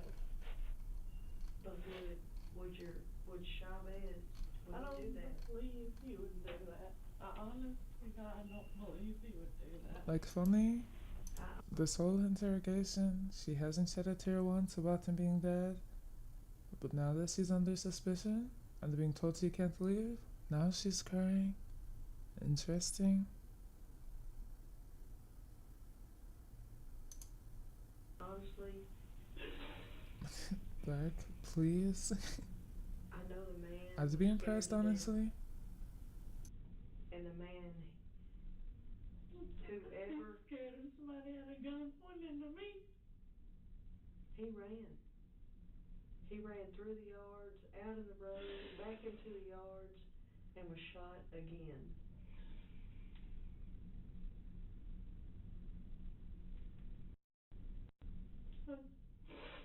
I would rather him leave me, us split up, than something like this happen to him. This is a terrible, terrible, unfortunate event for you and your daughter and his children, because now they don't have a father. And by looking in your phone, honey, you're not innocent. But detective, that's not even my phone. I don't know whose phone that is. I don't own a phone. I had nothing to do with my husband. I actually don't even live here. What husband? I could not see somebody losing their life over no kind of argument. I couldn't take my husband away from his daughter like this. But you did? Me and this man is all that child has. Have y'all just maybe fallen out of love, you and him? Maybe you didn't love him anymore, that way, that's what you were going to these other men for. Why is she copying me? How they talk That's to how I'm you sitting in around? my chair. Copycat, get your own The things that they pose. said to you? Now I have to Even though move. you wasn't sleeping. She's copying me. None of it is worth this. Remember how when you were a teenager, okay, you and John met, y'all talking, texting, whatever, back 16 years ago. I don't think texting was that prominent, but you remember the feelings that you had when somebody engaged you and made you feel like a new person? No. Remember, detective? I don't even remember who picked up my daughter from school. I don't remember anything. How do you say his name? Chavez? Shabby? Why do you call him that when his name is started? When I first met him, that's what I was introduced was Shabby. Just Shabby. S-H-O-V. S-H-A-B-I. Shabby. That's fun to say. Because it seems, it seems like you and him text quite a bit.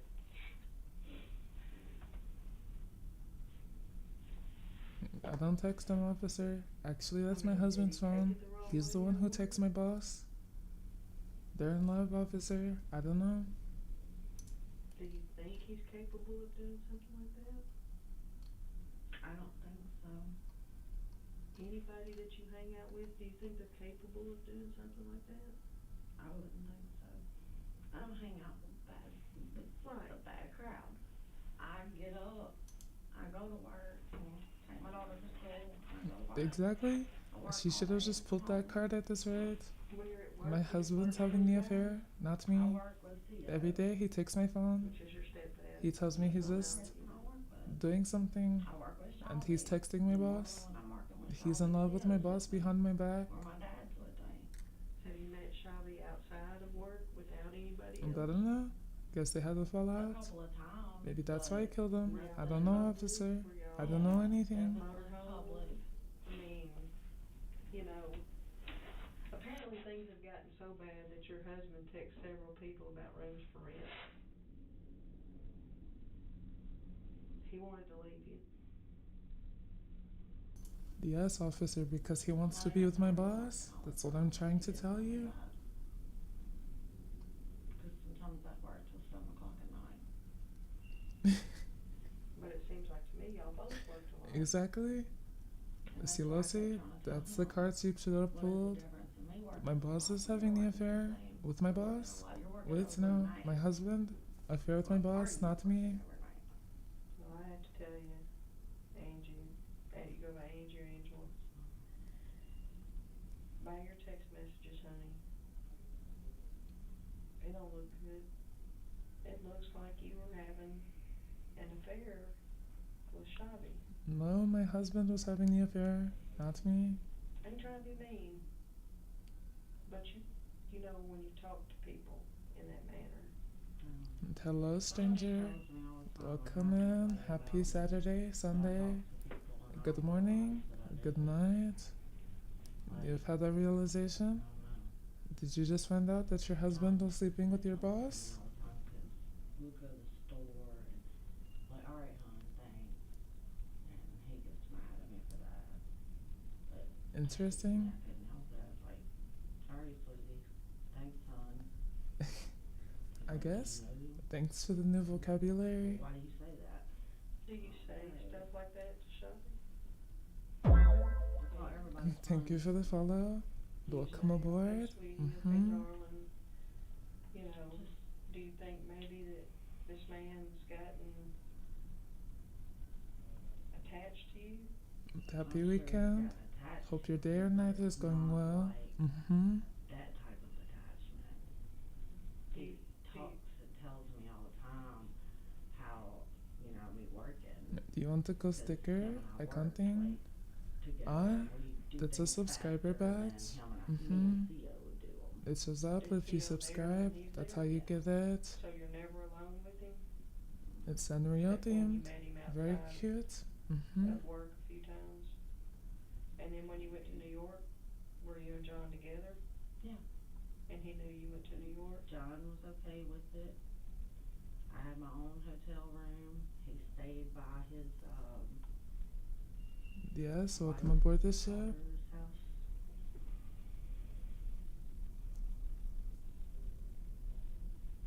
And what did y'all do in New York? Roofed a house.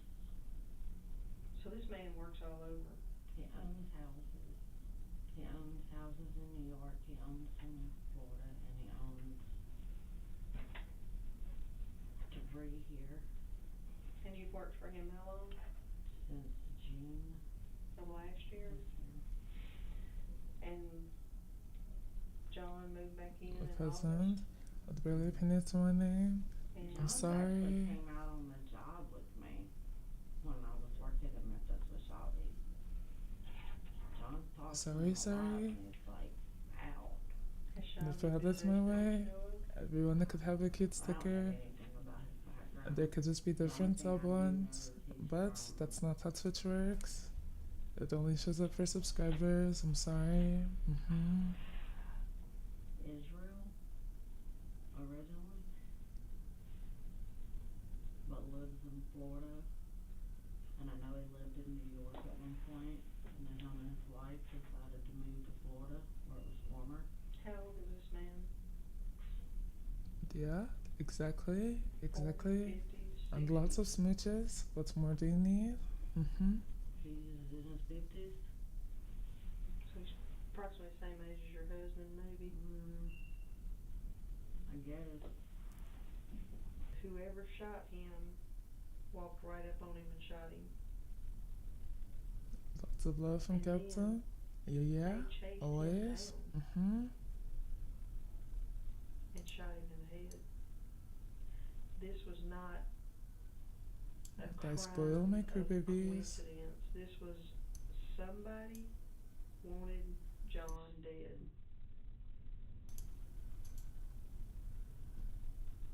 Now your daughter has no father, and your daughter will not have a father to walk her down the aisle or see her graduate or see her grandkids. Your daughter will have an empty hole in her chest and her heart for the rest of her life because somebody has taken her father away from her.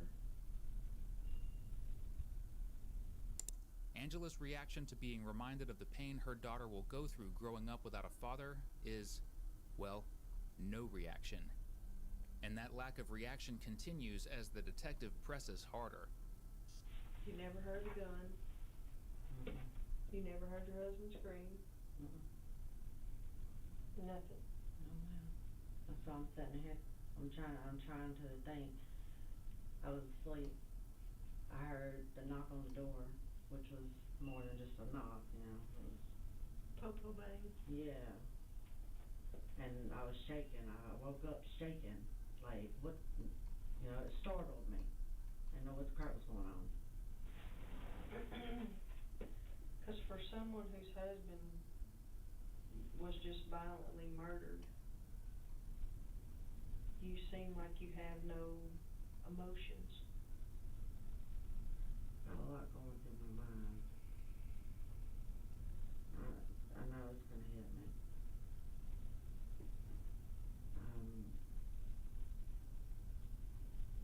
I wanna know who did it.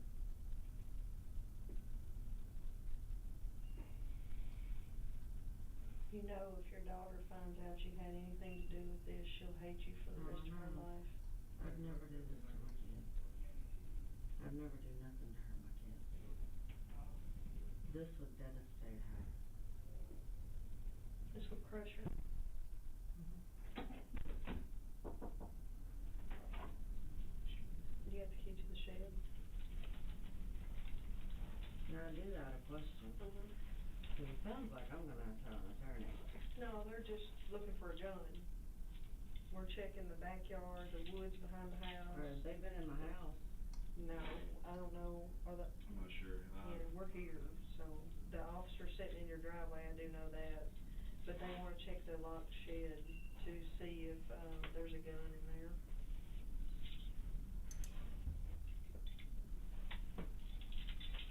She thinks that's it right there. Thank you.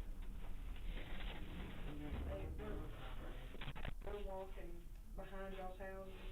They started from that cove area, and they're going through those woods. Well, I know to go through somebody's personal belongings, there's just no warrant. You know, I am being cooperative. Oh, I know. I'm not not. being overly cooperative. I understand that. I know I'm We're just- innocent. I didn't do it. And, I had nothing to do with it. I know you've watched TV, so you know that the spouse is normally Always the okay. first person to be suspected. And that's I'm what we're telling you, trying to do, detective, eliminate you. I'm not the spouse. My And boss then I'll is. need to talk to Caitlin and eliminate her. I don't see a problem with that. A 15-year-old, she's her daddy. It's She happened. was still sleeping. It's happened. You know, when I woke her up, I told her. I know. I stood by it. What is that? You know, it's I'd like to know who did it. it's an unfortunate You know who did situation, it? and now you're working for people you really don't know. Plus, the text messages that you got in your phone can be misleading. Those are my husband's text Especially messages. for a man that I'm telling may you. or may not want you. I don't even have a phone, officer. Okay. I hope you understand that. Because you said John's, talked to you about that before, You're kinda like me, you're oblivious to. I'm super naive. Yeah. Yeah, I'm super naive. So I didn't know my husband was sleeping with my boss. But when we dump a cell phone, it dumps the deleted, and I can look at all your deleted and all your current, okay? I want you to understand that. Yeah. You guys will never get to my phone. My Pinterest is on there. Absolutely not. I'm just trying to be upfront and forward with you, okay?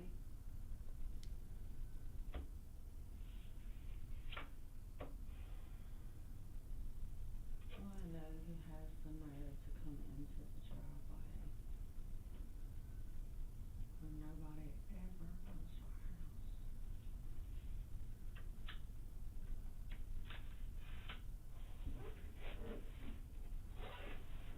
Theo comes to my house a couple times a year. Did someone mention Pinterest? I don't know what you mean. What Pinterest? I wonder what Captain phone looks like. It's pink. That's his real name. My phone is pink. Because of course it is. Normal, he was in prison for murder. You see, these are some things I probably should have known. Give me the else's Pinterest. I don't think you do. What's Pinterest? Richard, R-I-C-H-A-R-D. Your phone's pansexual? Nice. N-M-A-R-D. Has he ever been locked up? How Mine old is just pink. He's in his 50s. He was born in 50. I want a new case. He's old. My other one is cute. But like it has like charms on it. And some of them started to fall off. And so I want a new case. Or do it and nobody Maybe I knows? can get one soon. Have you been saying things to CO like? Do you decor your phone? Yeah, sometimes I decorate the cases. Tired his ass. Well, me and Theo talk. We work together. Then I got the new one. We talk, And so I but couldn't use my don't old think cases. any of my problems So I just with had this John one. or our fights But it's falling cause him apart. to flip. So I need a new one. And it's CSO. Yes, ma'am.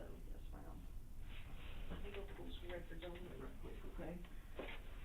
Can I go smoke while you're You're crazy. They would make a custom one. But right now, I don't have materials to do it. Angela's stepfather So I have to get a served new as one, her father new throughout the case. majority of her life, wasn't just in It's prison for pre-bought. murder. He was in prison for murdering the estranged boyfriend of one of his daughters. One night in the 1990s, he walked up to the home of the man, knocked on the door, and shot him point blank. He was sentenced to prison for 60 years, but only served 20. Pretty odd coincidence that another one of his daughters ended up with a dead partner, wouldn't you say? Interesting.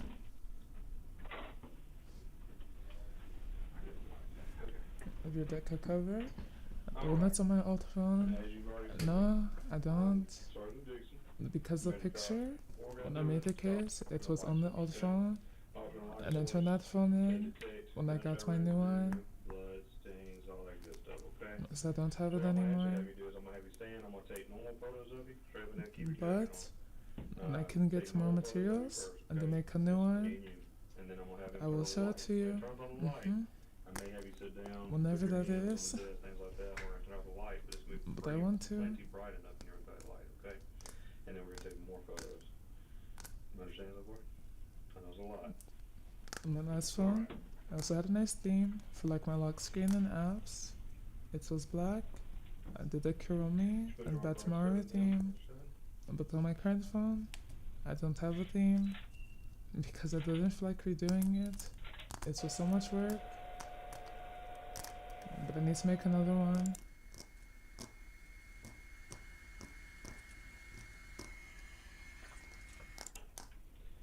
Alright, be back in just a minute.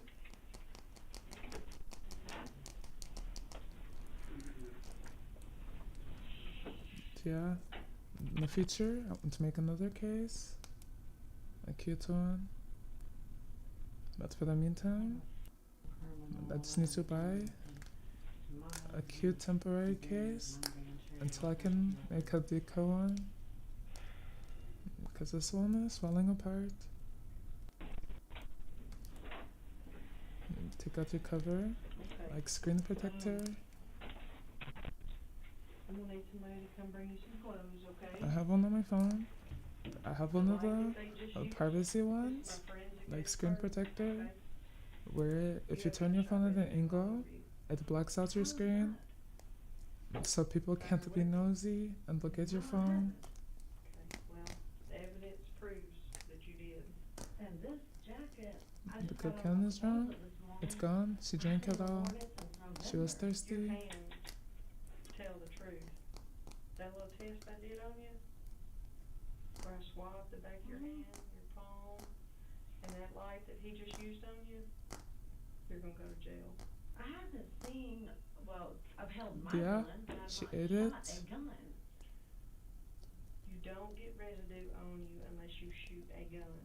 You have blowback all over you. Officer, these are not even my hands. I don't see how that's possible. These are my husband's hands. I borrowed them. We swapped hands before he died. Possible when I've been in the bed all Let me night. tell you, your daughter is fixing to be without a mother. She is fixing to go through graduation, hating you. She is gonna go through getting married. In my bed. These are not even my hands, officer. I swear. Do you understand me? I'm listening, but I have not been out of my house. Remember when I told you Y'all that woke me up this morning. I knew by your phone, I can ping the towers in that area. Why would you shoot him? I did not shoot him. I swear I did not shoot my husband.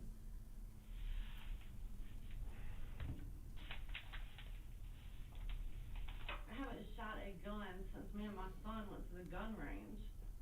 And how long ago was that? This morning, December. Yeah.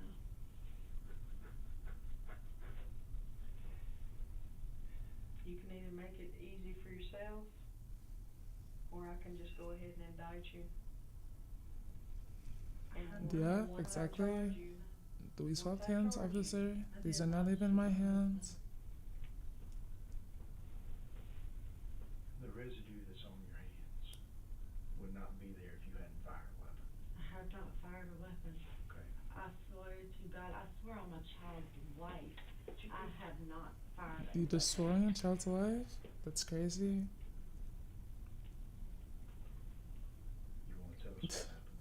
Destroying a child's life and then lying. Cops woke me up this morning. Yeah. What happened? After saying you care so much about your children. Can I use your phone since I can't use mine? Exactly.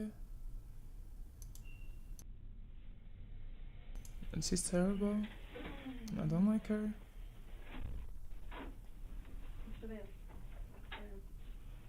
And she tried to just leave. Did she think they wouldn't notice?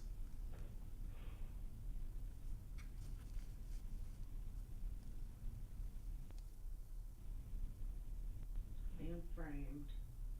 Angela starts to panic and attempts to open the door to ask detectives a question, which goes about as well as you would expect.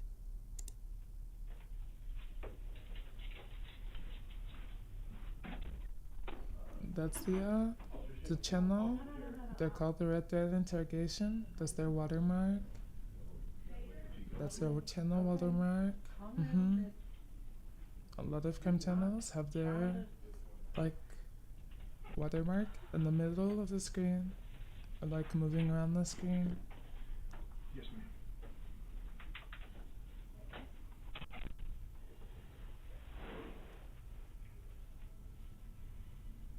I swear to y'all, I've not shot a gun in months. Several months. Okay. Lady, I won't believe you. Okay? No, you don't. You're It's officer. distracting. Y'all like to frame us. Okay, wait. I know the solution. That's what's happening. Okay. I'm There you being go. framed for something I didn't do. I went to sleep at 11 o'clock last night. I woke up when the cops were beating on my door. Now you can't see it. I have a conscience. I couldn't live with myself. I couldn't live with myself to take my child's father away from her. This is all Much she better. has with her mom and daddy. We don't have family here. There's nothing that man could do to me in this world to make me want to kill him. Like he was tied up in outside our home, I don't know. I think But I know I'm more interesting than her. This video's about me now. She's not here. It's just me and this detective I'm guy. not gonna put words in his mouth. The man is not here to defend himself. I can't do it to him. It's so much better. The right I choice? know he liked his pain pills. I know he liked money, and what he did with his money, I don't know. But I cannot be framed for something I didn't do. The officer? I can't be framed. How did a gunshot residue get on your hand? I don't know how. That's Are you way having an affair beyond with her me. husband? I mean, it can only get there if you fire a weapon. Well, I understand that. Unless No. it's from work. You know, I do No. construction work. How I could use that be? those He's nails, dead? The hammers to hammer the stuff into concrete. That's the only other way. Angela, gunshot residue would not be on your hands if you had not picked up How a could gun that be? and An fired affair it. with him? I have not shot He's a not gun. alive? The evidence does not. Because of lie. someone? Because of the lady behind me? Who we can't see? I put that on my daughter's life, and that's my whole life. She put that on her daughter's life? This lady is so messed up. Daughter's up here. Okay. How do you put it on your daughter's life and then lie? I have not shot a gun in months. Months. The Do you have last to time I think shot a about gun it? was with my Maybe you're son having an affair with at her gun boss? range. No comment? All those pictures we just took, all that gunshot residue is all over you. Your hands are glowing. My hands are glowing, thanks. I've been doing my skincare. I haven't shot That's a gun. why I can give you the God's my routine. witness, I have not shot a gun. Yeah, don't shoot guns. And They shoot themselves. Let me just explain something to you, okay? Why would I be sitting You lied to me. No, I didn't. But Angela is not the only one lying. This may be a good time to mention that legally, law enforcement is allowed to lie about evidence in an interrogation room in order to get a confession. Which is why If you a person shouldn't talk to believes them. that they're going down for They're a crime allowed to they do didn't that. do, they may tell officers who actually did commit the crime. Our team could find no evidence that Angela had gunshot residue on her clothes. Won't stop As the touching end and of playing this with my case hair. unravels, Yeah, I think you'll she see likes why it's me. highly unlikely she did what the detective is about to accuse her of. When you shot your husband, She might like me. Hit my husband.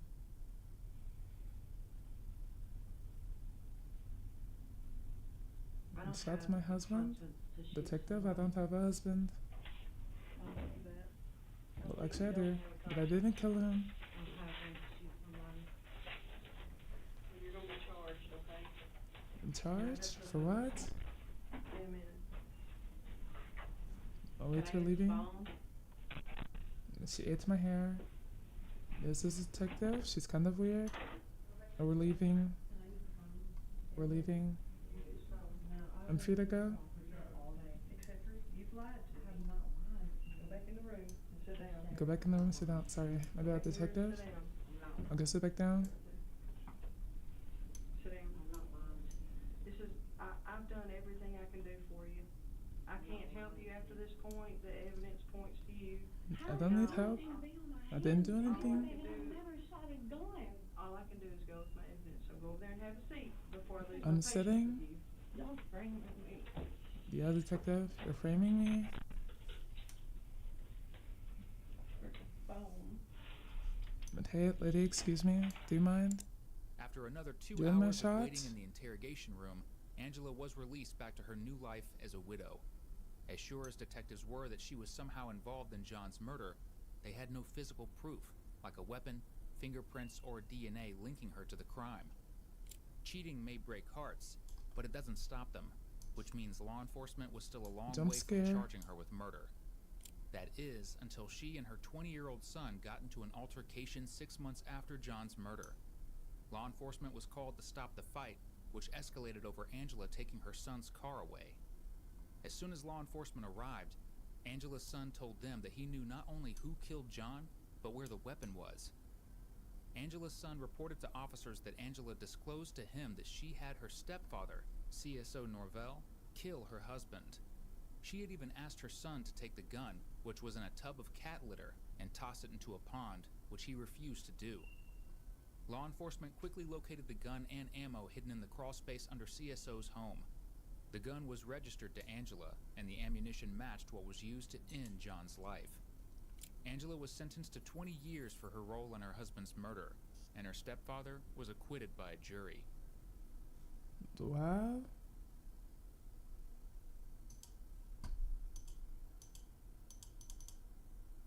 Whoops, I clicked on Why did they something. leave a witness right there who was facing them when they... That was good. The issue is, Personally, I think I made the video better. I was more interesting than her.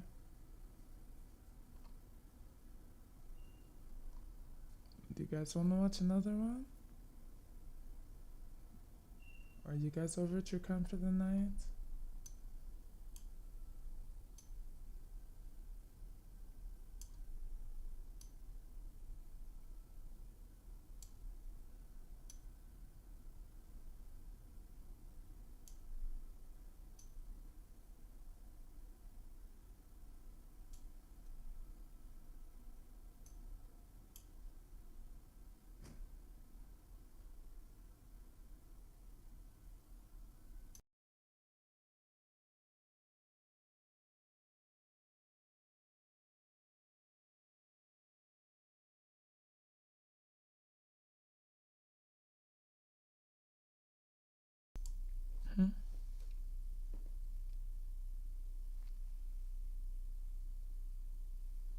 One more.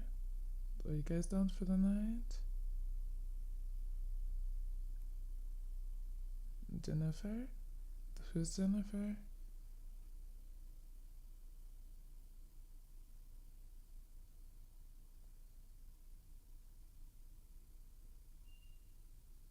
What does that mean?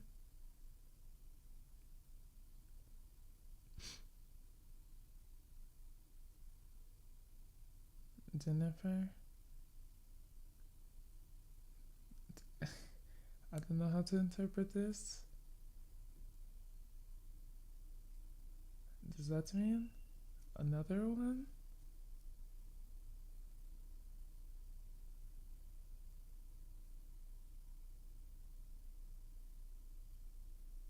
Do it. Okay.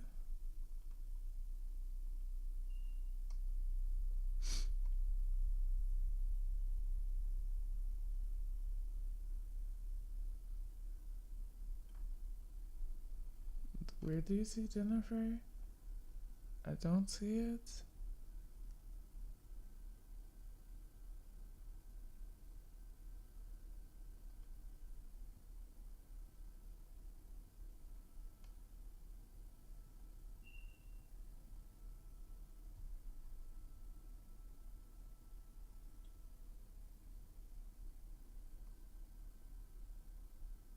Me neither. Oh well. Where's Jennifer? No idea.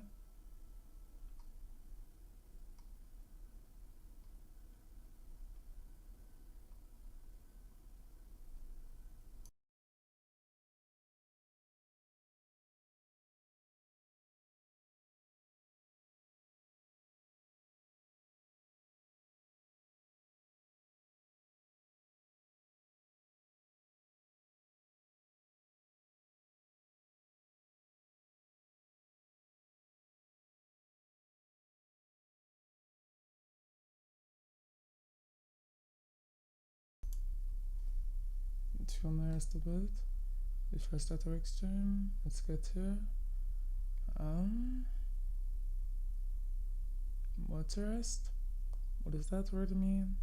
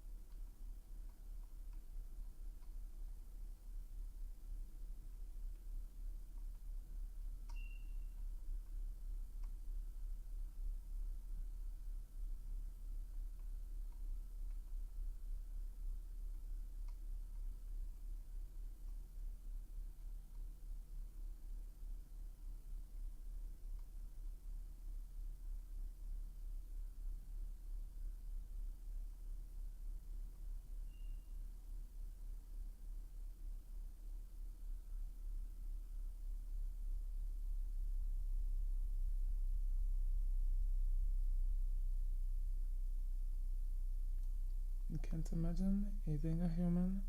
No, seriously? That's it? How does that even cross someone's mind? You do it all the time? You have a very weird appetite then. I'm judging your taste.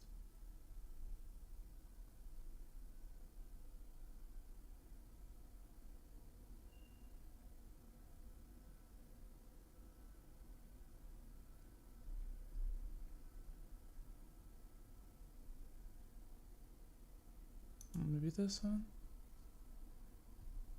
It says, detective realizes the victim is actually the murderer.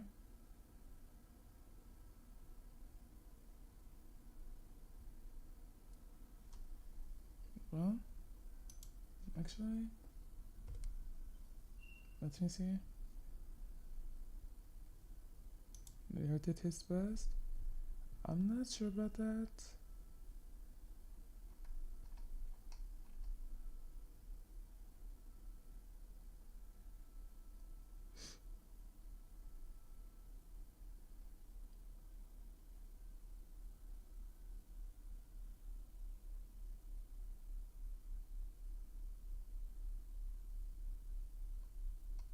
on camera.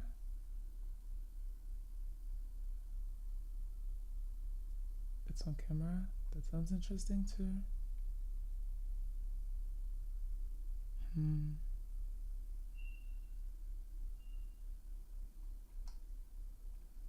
Massage this one, maybe. You telling me I killed somebody, man? You guys seen this one?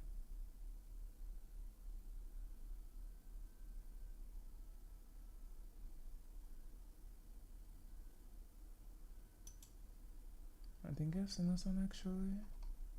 I think I watched it with one of my sisters. I mean, it doesn't show a red bar. It could be one. We watched it on her tablet. It seems familiar.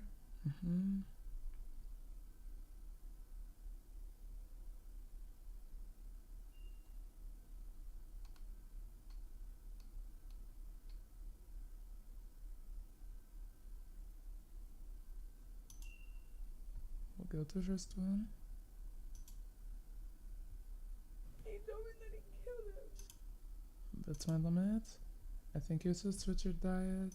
I was scared. I didn't know. I don't know what to do. There's no use you sitting here telling me a damn lie when I know different. Be honest. Help yourself, girl.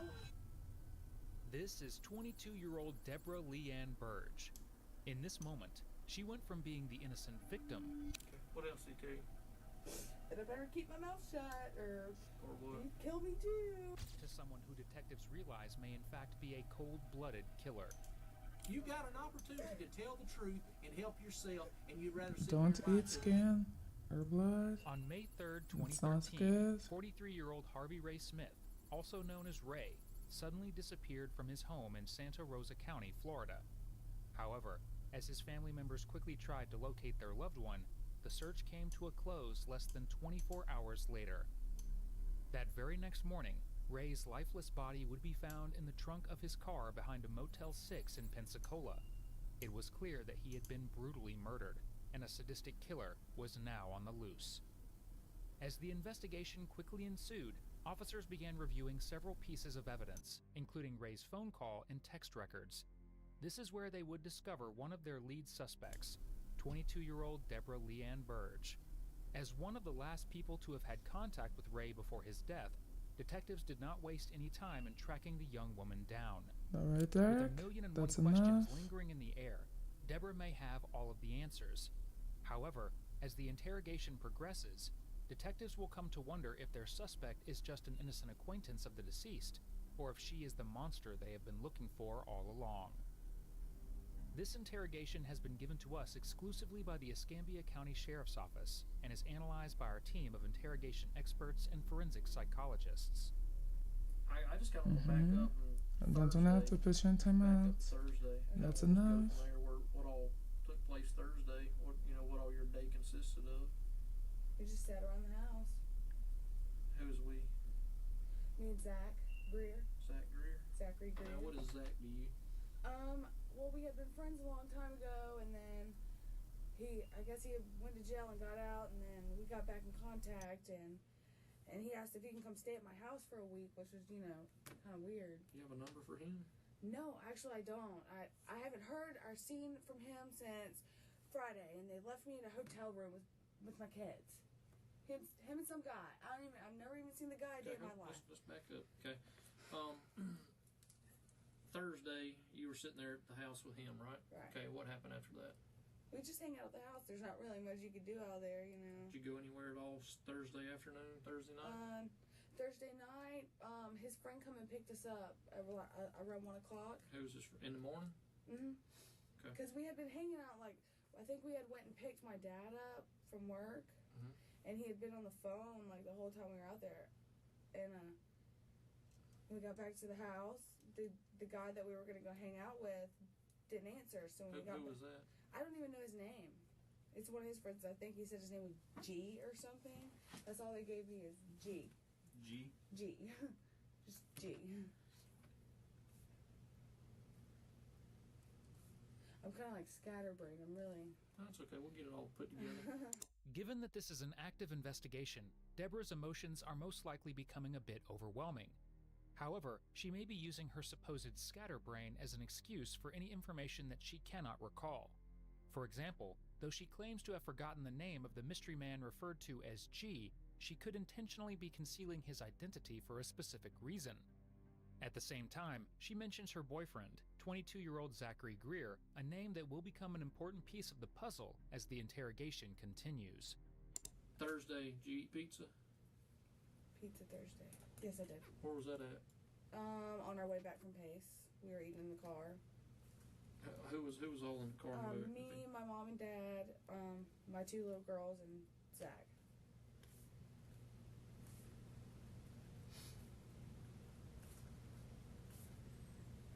Both your little girls, who were their fathers?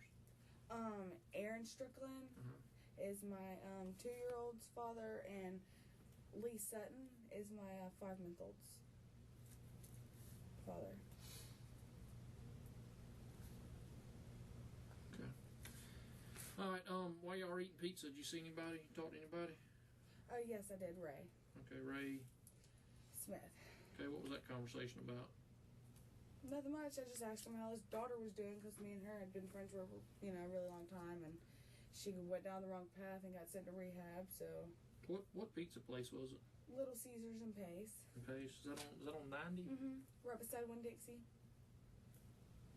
Okay. So you just asked how his daughter was doing and all that. What else was talked about? Nothing. Okay. Well, I want you to understand something. Okay, it's very important.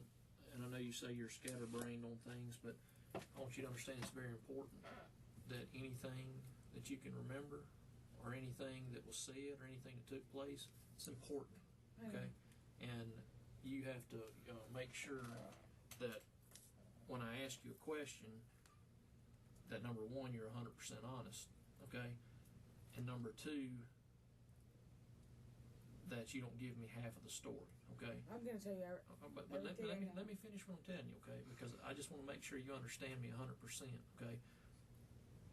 There's 2 things that can get you in trouble today, okay?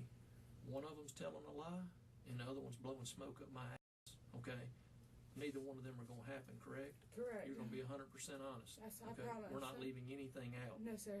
Right? Right. You with me? I'm with you. 100%. Yeah. Okay. The detective may suspect that Deborah isn't telling the entire truth and hopes that his applied pressure technique will encourage her to cooperate. However, in response, she may also become resistant or defensive, but it doesn't take long before her story begins to fall apart. I guess you know him. Okay. Who is that? That's Ray. Okay. And I guess by now you know he's dead. Okay. So we're going to get to that part in just a second. What did y'all talk about in Little Caesars? His daughter, that's all. Okay. I've known his daughter for a really long time, and she got sent to rehab, like I said, so I was just asking how she was doing when she was coming home, and a couple things like that. But have you talked to him before? Okay. How? He calls my mom's phone or my dad's phone, and talks to me every now and then, but it's not really much. Maybe like once a month or twice a month. That was the first time I had seen him in forever. Y'all ever messed around? No. Okay. After the incident at Little Caesars, when was the next time you talked to him? He called my mom's phone. I can't remember the time because we were eating pizza in the car with the kids. And he called my mom's phone on our way there, and just I guess to see what I was doing. On the way where? Back home. Okay. And right after y'all talked. Right after I seen him at Little Caesars, we left, and about maybe 20 minutes later, he called, I guess to see if I was in Pace anymore, because he knew that I didn't live in Pace. I lived in Molino. And I guess he was seeing he asked if I was hanging out in Pace or any, and I told him no, I stay in Molino with my kids and my mom and dad. Okay, after that, did you talk to him anymore? I didn't talk to him on the phone no more after that. What about text messaging? I think I did text. Hold on. Let me explain something to you, okay? You're saying you think, okay? I'm telling you I know. I know. Okay? So there's 2 things I've told you. Help yourself and tell me the truth, and let's get this straightened out and help you, okay? There's no use you sitting here telling me a damn lie when I know different. Be honest. Help yourself, girl. You got an opportunity to tell the truth. I love how he's getting onto her. He's not playing any of that. This is your opportunity to tell like the this truth. Get it detective. off your chest of what happened. This is how I would be as a detective. Like, don't waste my time. Tell me Get what right you to know. it. When you sit here and lie, that's where you get trouble. Accept responsibility for what went on. You have an opportunity to stand up and say, hey, a mistake happened. What can I do to fix it? Here is your chance. Just get straight to it. That's why we're trying to be nice and we called you. We wanted to talk to you because we want you to be able to tell us the truth. The truth is the only thing you can sit here and tell today that's going to make you feel better. Don't sit here with something on your conscience that you need to let off of it. So you want to start all over and let's get right? Huh? You want let's put it on the table? Here's your opportunity. I need you to tell me the truth. Okay? Is that fair?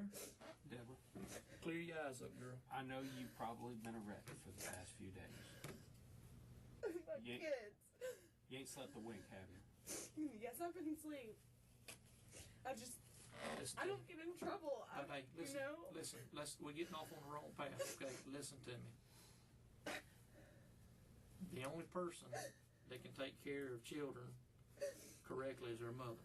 Okay, let's do everything we can do to make sure that happens. Okay, let's be honest. Okay, that's the way to go. Okay, so I'm gonna start all over, and I want you to tell me what you know. Okay. The detective uses an empathetic approach when appealing to Deborah's maternal instincts, allowing her to feel more comfortable in sharing information. Emphasizing the importance of a mother's role may compel her to do the right thing. However, in her new version of events, she paints herself as someone who is a victim herself. What'd y'all talk about in Little Caesars? He kept looking down my shirt. Okay. And he kept telling me that I had nice and everything else. And any other time that he called my phone, he was always hitting on me. Mm-hmm. And he always made me feel uncomfortable. So I didn't ever hang out with him because I didn't want to be feeling uncomfortable around, this is my best friend's dad, Mm-hmm. and so it was really weird. Whenever we left Little Caesars, like I said, he called, we were going down the road, and he asked what I was doing, and if he can come hang out, and I told him no, and then I told Zach what he had said to me, and I guess it had made him mad or something, and he asked me to have the dude come to our house. He asked you what? He asked me to ask the dude come to our house to hang out. So he comes to the house to hang out, and we were sitting in his car hanging out with him, and my kids, I walked inside to check on my kids, and they were awake, and I stayed inside with my kids. I don't know much after that. I went back inside to hang out with my kids, and that was it. What happened when you came back out? When I came back out, well, I was texting his phone telling him to tell Zach to come here and to tell Ray to leave because he was making me feel uncomfortable. Because he took me to the store and he kept trying to stick his hands down my pants. Where was Zach at when that happened? In the back seat of the car. And I guess he seen or whatever, and I guess it made him mad. Well, whenever I come back inside, I kept texting and telling him to come back, to come inside, and I don't know what happened after that. Okay. When you walked back outside, what happened?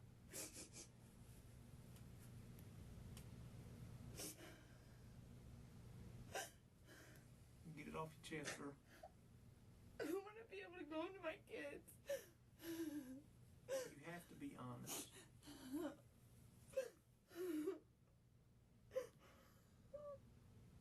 What happened when you walked outside? He told me that he was going to try to rob him for all of his money. Did he have a lot of money? I don't know. I don't know how much money he had.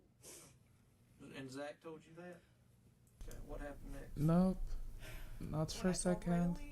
I believe she's lying. I don't believe her. And I guess he drove because, down the road, and I guess like, Zach walked down the road, and if these things were true, I don't know she would have led with this. I don't Because, know like, this is nothing that makes her look bad. This just makes these people look bad. What happened? So if it's true, and she knows it's true, I think she would have led with this. Phone and nobody would answer, so I started walking to the end of the road. But the fact that she's just now saying it after the detective called her out for lying, I think she's lying. She's just trying a different story now. I'm hoping they believe her. I don't believe her. I was scared. I didn't to do. She's already shown she's a liar. This guy in my house. I don't trust anything she says. I felt like he was, you know what I'm saying, gonna hurt us or put me in a situation like that because all I have is my kids. If my kids don't have me, they don't have anybody. Both their daddies are in prison. I didn't even know that he was on probation or have warrants or anything. I had nothing to do. I didn't know that. He said that he'd killed him. Okay? What happened next? He asked me to walk to the end of the road with him. And I walked down there and I started freaking out. Why did you freak out? Because he was laying there dead on the ground. Okay. Did you see how did he kill him? I don't know. He didn't, I don't know anything. I don't know. Okay, what happened next? He put him in the back of the car, and then he made me drive the car. In the back, hold on, slow down. Okay, slow down. Take you a breath. When you say in the back of the car. In the back of Ray's car. Like the back, is that like? In the trunk. Okay. Did you have to help him put him in? No. You didn't put him in there? He did? Okay. I'm not a bad person. Hey, nobody's saying you are. Okay. The reason we asked you to come down here, and the reason you came down here on your own, and we didn't go up there and kick in your door or nothing like that, is because we think you got caught up in a messed up situation. Okay? You got caught up in a bad situation, and we're here to try and right that situation, okay? So what happened after... He told me that I had to drive the car to Pensacola. He made me go down there and load my kids up. And we had to drive the car to Pensacola. And then we went to the Motel 6 and he made me go in there and get a room. Okay.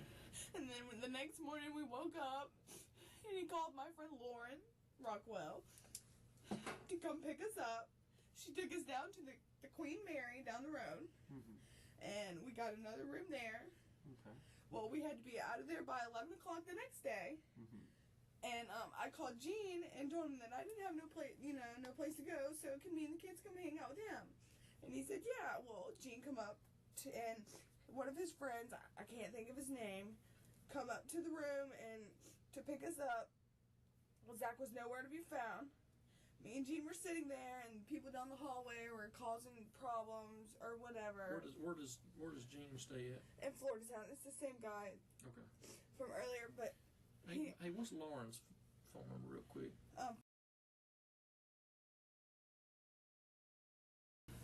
She works at. Okay.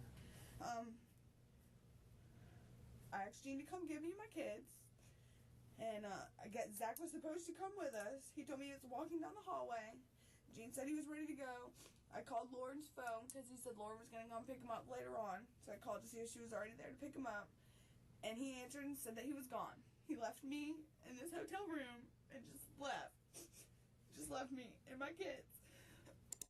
Notice how Deborah's emotional distress begins to subside while discussing Gene and Lauren. This portion of her story could very well be true. However, she may be trying to deflect attention from herself, even if it's just for 1 second. And although Deborah claims to have zero idea of how Ray was murdered, she was fully aware that Zach was going to rob him. This begs the question, did she only learn of Zach's plan minutes before it took place and actually tried to warn Ray? Or is she more complicit than she's letting on? By stating that she doesn't know what happened, she might be trying to distance herself from the situation to avoid any potential responsibility. At the same time, she could also be using this as a stalling tactic to gather her thoughts. Regardless, the detectives seem to believe her story, although they have a few extra questions. The night this happened, out there at the end of the road, what were you wearing? They were in the washing machine. He made me put all the clothes in the washing machine in the house. He told me that if I didn't listen, then I'd be staring at the same walls he'd be staring at, the same cement walls he'd be staring at. Okay. What did you have on? What were you wearing? Do you I remember? had a jacket. I can't specifically remember. It's too much. I know. Hey, calm down. Deborah. Or do you go by Deborah or Leanne? Leanne. Leanne. What you gotta understand is, You're doing right. Scared. Okay, I know you're scared. Man, look at me. You're doing right, okay? And we're gonna work through this. But we're just gonna slow down. We're gonna take it step by step and just answer a couple more questions, okay? Look, you didn't kill that boy. You No. just told me he did, okay? I did it. But I was, So you're gonna help us make this situation right, correct? All right. What were you wearing that night? I had a jacket on that had some pink in it. But I can't remember if I had pants on or shorts on. Okay, that's fine. That's fine. All right. Do you remember what Zach was wearing? Yes, he had on my ex-boyfriend's jacket and his shoes. What kind of jacket was it? A black jacket and a black pair of Nikes that didn't even belong to him. All right. Do you know where he put that? Nope. Okay. The black jacket. What type of jacket was it? Are we talking leather or like a? It's like a work kind of jacket. Okay, like a work The jacket. clothes that he had on underneath it, I think it was a blue shirt or something. Mhm. I'm not sure if my mom's even done laundry or anything. Everything might still be back there in the washing machine. He told me that I better go put everything in the washing machine. And I was scared. I didn't know what to do. I was just listening to what I was told. I don't get in situations like that, you know? What was the conversation when you were driving up to the hotel? That I better listen to him, and that it's my fault too because I had something to do with it, and if anything happens, I'll go to jail, and he'll go to jail, and I will be away from my kids forever. Leanne, what this boy has done I know. is put you in a bad situation, and he's trying to make you feel responsible for it. But you're not responsible for his actions, are you? No, if that would. And he hasn't That's treated my you best fair. friend's dad. I would want somebody to do that to my dad, you know? And what he's done to you isn't fair, is it? No, it's not. He did this, and then he left you. He left me. So what we're going to He do left me. is we just got a couple more questions we're going to work through, okay? You said you drove, or Ray took you to the store. Mhm. What store was that? The Tom Thumb at the end of the road. I think. The one where your mama works. Mhm. Okay. And Zach was in the back of the seat. Okay. What? Ray had a cell phone. There was a cell phone and a laptop in the car, and he threw the laptop and the cell phone out of the window going down the road. You know about where at? He took. It sounds to me like she had a lot to do with this and accompanying the murder, but is trying to free herself of anything by saying this person like threatened her life if she didn't do this. But this sounds like she was involved and is trying to not get charged for it, honestly. It's somewhere down 29. She's It lying. wasn't far from the. He gave me a cigarette pack that had everything that was in his wallet. 100%. She did it. She's trying to find a way where she doesn't get in trouble. But that's not how it works. Okay. So Yeah. Did you throw it out the driver's She's like side? really bad at it too. Okay. Was it thrown out the driver's side? The passenger side. Okay. Was there any cash? Yeah, he had good money from him. You know how much? I know he had a couple $100 bills, but he left me. I didn't know how much money. He didn't leave me anything. Whenever he left, he didn't give me $1. Was there nothing. Was there any Apple iPods or anything like that? I didn't see an iPod. And you and Ray have never had any kind of relationship Never. whatsoever. Never. Okay. He's always hit on me because he told me, he was like, I left my daughter and my girlfriend at home asleep to come see you, and I was like, why do you want to do that? I'm only 23 years old, you know. I'll be 23 years old in July. It's my friend's dad. That's weird. It's creepy. Notice how Deborah consistently presents herself as a victim of both Ray and Zach. On one hand, her accusations against the men could be true. On the other, she may be trying to elicit sympathy from the detectives to influence the investigation. However, they also reinforce this idea of Zach being the true manipulator. This encourages Deborah to put her own interests first, while also building a trusting rapport between her and the detectives. But things still aren't adding up, and Deborah's pleas of innocence may actually be a disguise for something far more sinister. Did you and him have to take anything out of the trunk to put Ray in there? I did not touch anything in the trunk. Did he take anything out of the trunk? Yeah, I think there was a like a propane thing, but I'm not sure because whenever I seen the propane bottle, it was in the back of the truck, back of the car. I didn't see anything in the back of the car, and he told me not to go around there and look. Don't go around the back of the car and look at anything. Okay. So when you saw it, when was that? When The I saw propane what? bottle. Whenever he was making me load my kids up. Okay, And where was it? I had to bring my kids with me through all that. That's not fair. It's not fair to you. You haven't been treated right, and we're here to treat you right. Mom. We're here to treat you right, and we're here to work through this, okay? Let me ask you a question. The jacket and the shoes that were your ex-boyfriend's. Mm-hmm. Were there any other clothes of your ex-boyfriend's that Zach was using? No. You know anything about a set of coveralls? No, I did not see any coveralls. I did not see what went in the back of the trunk and what came out the back of the trunk. I didn't see what he took out. I didn't see any of that. He was having me run around and go get him spray bottles and put the clothes up and everything. When he was out there doing whatever he was doing, I was freaking out. I didn't know what to do. I was scared. I didn't know whether to go tell my parents or to call or anything like that. I've never been in any kind of situation like that. Did he use the water hose in y'all's yard? Yeah. What did he use that for? To spray the car off. Do you know if he sprayed Ray down? Yeah, because whenever I walked outside, he had the trunk open and he had the water hose at the trunk, and he told me not to come back there. Okay.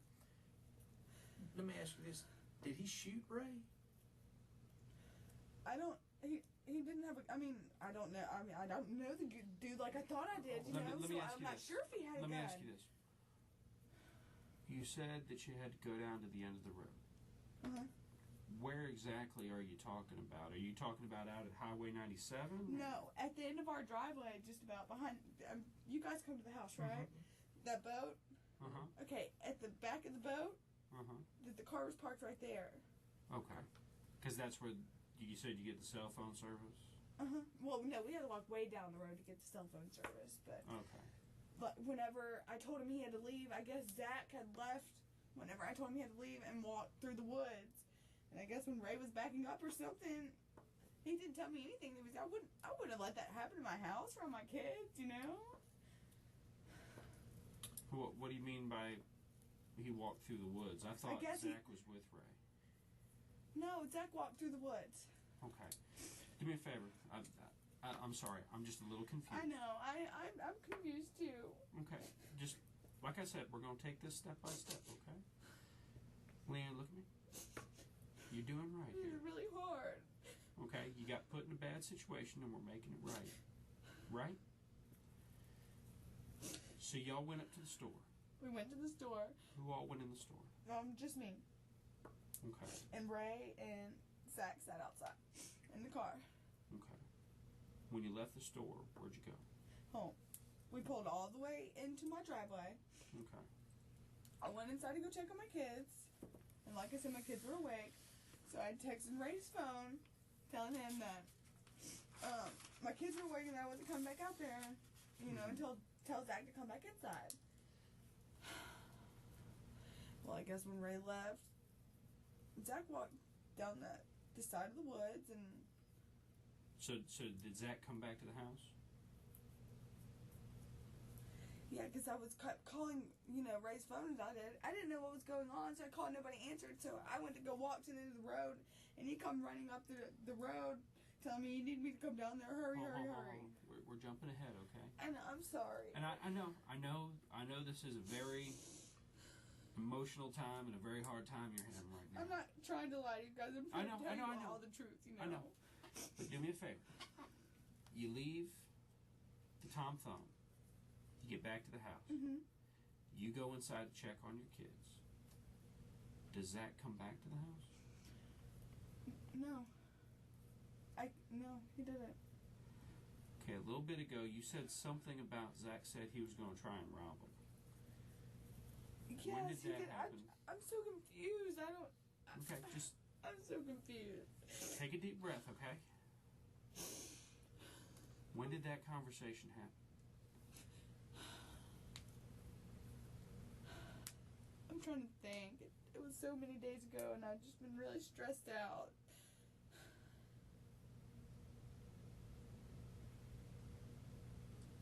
I think he said he was going to rob him when he got mad because I told him what he was saying to me. You know, trying to stick his hands in my pants and the stuff that he said to me at the pizza place and the stuff that he said to me before, you know, whenever he's called, because he's never really called just to conversate unless, you know, I ask about his daughter. He's always saying sexual things to me. Mm-hmm. Always. Okay. And he made me feel uncomfortable, but I don't know. Alright, I mean, y'all went to the store, okay? Mm-hmm. On the way back from the store, is that when you went in to check on your kids? Mm-hmm. Okay. Whenever we got back from the store, I went Okay, inside. went in to check on your kids. Okay, was it any time around then that you went back outside and he told you that he was going to rob him? I never went back outside. I texted you Ray's text. phone Okay. and told Ray to tell Zach to come here. Okay. No, seriously, And it's so annoying to lie about something like that. There's so many people who deal with that, and it's not nice to go through. So it's very irritating to see her like lie about it. But so you came back from the store, And you so went inside, obviously too. check on your kids, and then Zach came in Mm-hmm. and told you that. Yeah, and I told him not to do that. This is my house. My kids live here. Okay. Whatever. Where'd Zach go from there? I guess he walked. I told Ray to leave, and when Ray left, I guess Zach left before Ray did or something. Because I was uncomfortable, so I stayed inside, away. You know, because I don't want no part of anything that I don't have to be part of. Mm-hmm. You know. Deborah's confusing recollection of events indicate that she may be hiding information or misleading the detectives. In response, they begin to close in on the suspect, both physically and metaphorically. While Deborah claims to be confused, the detectives most likely suspect that she is stalling in order to think of a more plausible explanation. However, it's only a matter of time before the unbelievable truth is finally revealed. I want to jump back to something. I asked you if he shot Ray. Do you know if he shot him? I did not hear any. Did he tell you how he did it? No, he didn't. I didn't ask questions. Did you see a gun, a baseball bat, a wrench, a knife, a screwdriver? I did not see anything. Okay. I didn't hear anything. I didn't see anything. I didn't ask any questions because I was scared. You know, if he can do that to him, why wouldn't he do that to me and my kids? You know. How long have you known Zach? I've known him for a few years. He's always been in and out of jail. And then, you know, we hung out one time, and after that, he told me that he wanted to come stay a week or so at my house. So I let him come stay. You know, he just got out of jail. I didn't figure he'd get out of jail and already have warrants again to go back to jail. You know. Mm-hmm. Oh, did he tell you he was wanted? No, my mom told me that. I guess somebody had mentioned to them that he had warrants or whatever. And I wouldn't have let that in my house.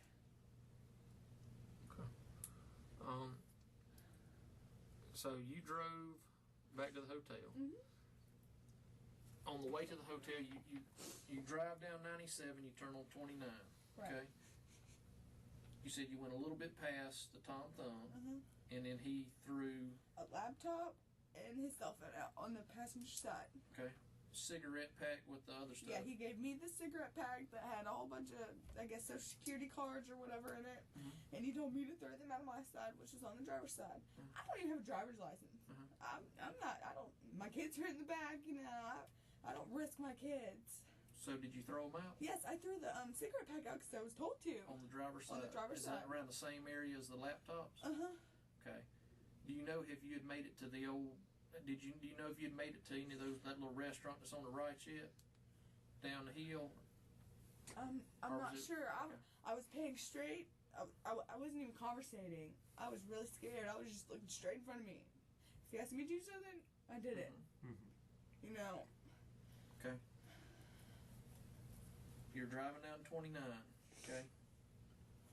Tell me the route you took. Okay. Let me think. I think, I don't really know my way around Pensacola, all that, you know. Well, let me back it up. Who decided to go to that hotel? He did. Was there any reason why?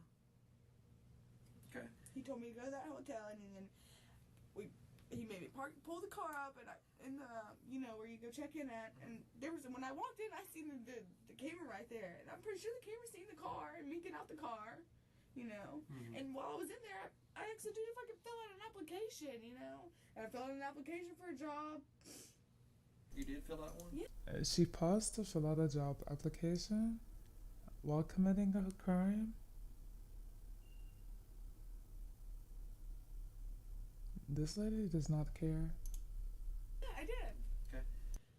When you got back in the car, I pulled around and parked where he told me to park at on the side of the thing, and I got my kids out, went directly into the room, and I never went back out. It is terrifying to think that Deborah allowed her kids to be in the same vehicle as Ray's dead body. At the same time, it is quite odd that she decided to fill out a job application at the motel where they would eventually leave the deceased. If Deborah was truly that scared, she could have alerted the motel staff. Also, you care so much about your kids, but you had them in the car with the dead body, also knowing that you're responsible, partially at least, for this person being dead, and trying to act like you had nothing to do with it. Like this lady, and I think I dislike her even more than the last lady. Of what had happened, and they could have called the police. However, behind her suspicious behavior lies an even more twisted and unsettling explanation. You okay? I don't want to go to jail.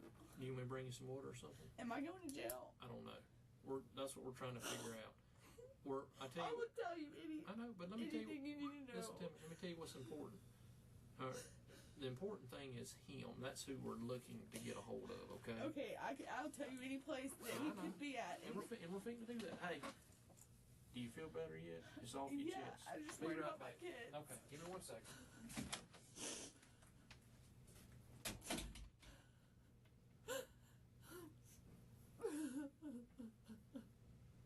Oh my God.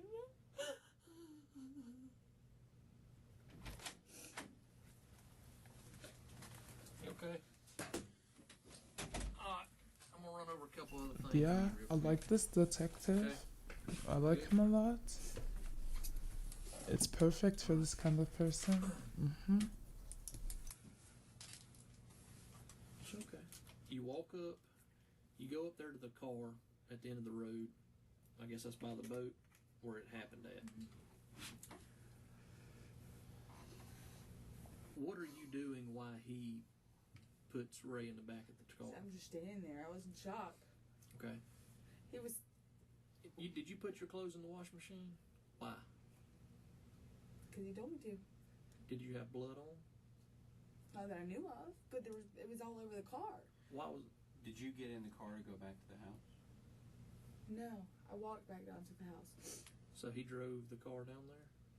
No, Ray drove the car down there.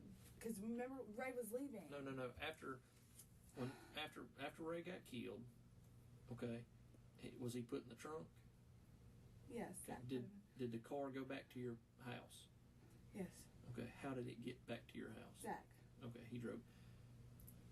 Was Ray in the car when he killed him? Or was he standing out of the car? I don't know. I wasn't down there, and I didn't ask any questions. None whatsoever? Nope. I mean, I seen blood all over the side of the car, and I seen Ray laying on the ground. On what side? The driver's side. Okay.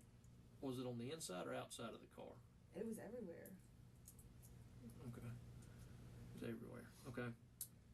But now, let me just, I know this is rough. Sorry, I don't mean to.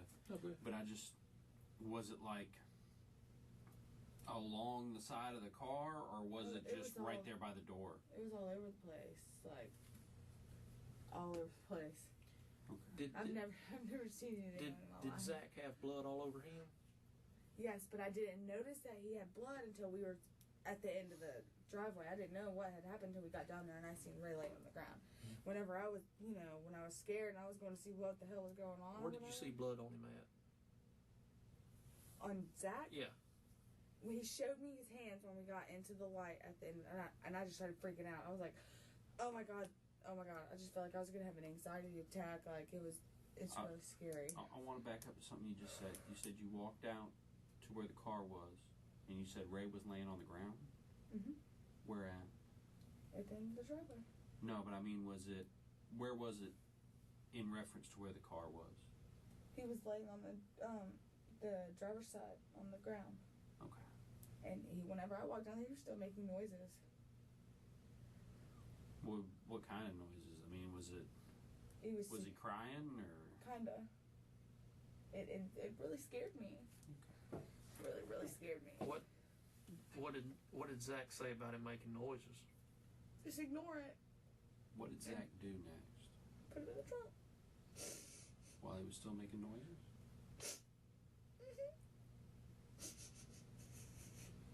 Did he make noises as y'all traveled back? I was trying to block everything out. But did you hear anything? I didn't hear anything. While Zach was in, what was Ray wearing that night? When I seen him, no, matter of fact, when we was leaving, when we was pulling out the driveway after we loaded everything up to go to the hotel, there was a red shirt on the side. Did you guys find any shirt or anything? A red shirt on the side of what? There was a red shirt on the side of the driveway, I guess, where they had, everything had went down at, and I was like, okay, what is that? Mm-hmm. And he got out of the car, and he picked the shirt up. Where the shirt went from there, I Did the don't shirt know. get back in the car? Yes, it did. So And- Ray brought the shirt into the car? Ray, no, Or, sorry, Zach. Zach. Yes, he brought the shirt back into the car, and where it went after that, I don't know. Did he come back to your house after y'all picked up the shirt, or was that when y'all were leaving? When we were leaving. Okay. He got out he made me stop. I felt like I couldn't be sick. He made me stop, and he drug his feet over top of all the blood that was in the ground. He drug what? His feet. He tried to cover up the blood with his feet, move the dirt around to cover up the blood. He kept telling me, oh, it's going to be okay, we're in the country. They're going to think it was a dead animal or something. When y'all checked into the room, what was the conversation? I tried not, I didn't speak to him. I was really scared. He had to have said something, though. It just, nothing better not go, between. He said what now? Nothing better not leave us. It stays between us. Okay. What else did he tell you? That I better keep my mouth shut, or what? he'd kill me too. He told you that? Yeah. He's told one of his ex-girlfriends that before. And she called and told me that he told her that, so when he said it to me, I believed it. Mm-hmm. I don't like guys around my kids because they have dads, you know what I'm saying? Mm-hmm. And I'm not disrespectful like that. And if I felt uncomfortable with this guy, I would not have let him come here around my children. And he never described how he killed him? No, I didn't want to know. Did you see any? When y'all got back to the hotel, to Motel 6, did you see him with any knives or anything like that? You ever known him to carry a knife? No. The detectives are more straightforward with their questioning, and their sympathetic approach has suddenly disappeared. This may indicate that they have received information that could further implicate Deborah. However, given that her story has changed several times, they might detect that the suspect has been manipulating the narrative to fit her best interest, and their patience is wearing thin. Another thing I'm a little confused about. Who was texting Ray? Who was texting Ray? Uh-huh. I was the one telling him that, my kids were awake and that he had to leave. Mm-hmm. Because I was inside with the telephone. Okay. And I guess he had his phone outside the car. Zach and him were sitting outside the car. Okay. How about earlier? I might have texted him. Or he might have texted me or something, but I really can't remember. At what point did Zach start talking about robbing Ray? Well, we had been out that I guess he had bought him a couple beers or whatever, and he was okay until he drank his alcohol, and then after he started drinking the alcohol is whenever he started talking like really stupid, like he wanted to do stupid stuff, and Who was talking stupid? Zach, like, you know, he wanted to rob him, whatever, and I was like, I'm not doing that. This, you know, I live here. Did he mention that at all when y'all left Little Caesars? Mm-mm. Never was brought up. The reason it got brought up because we were discussing how, you know, he made me feel uncomfortable and stuff every now and then. But the reason I didn't talk to him is so that I didn't have to feel uncomfortable, you know? But let's. So when he. Hold on. I'm getting lost. You said the reason y'all talked about it because he made you uncomfortable. Talked about robbing him?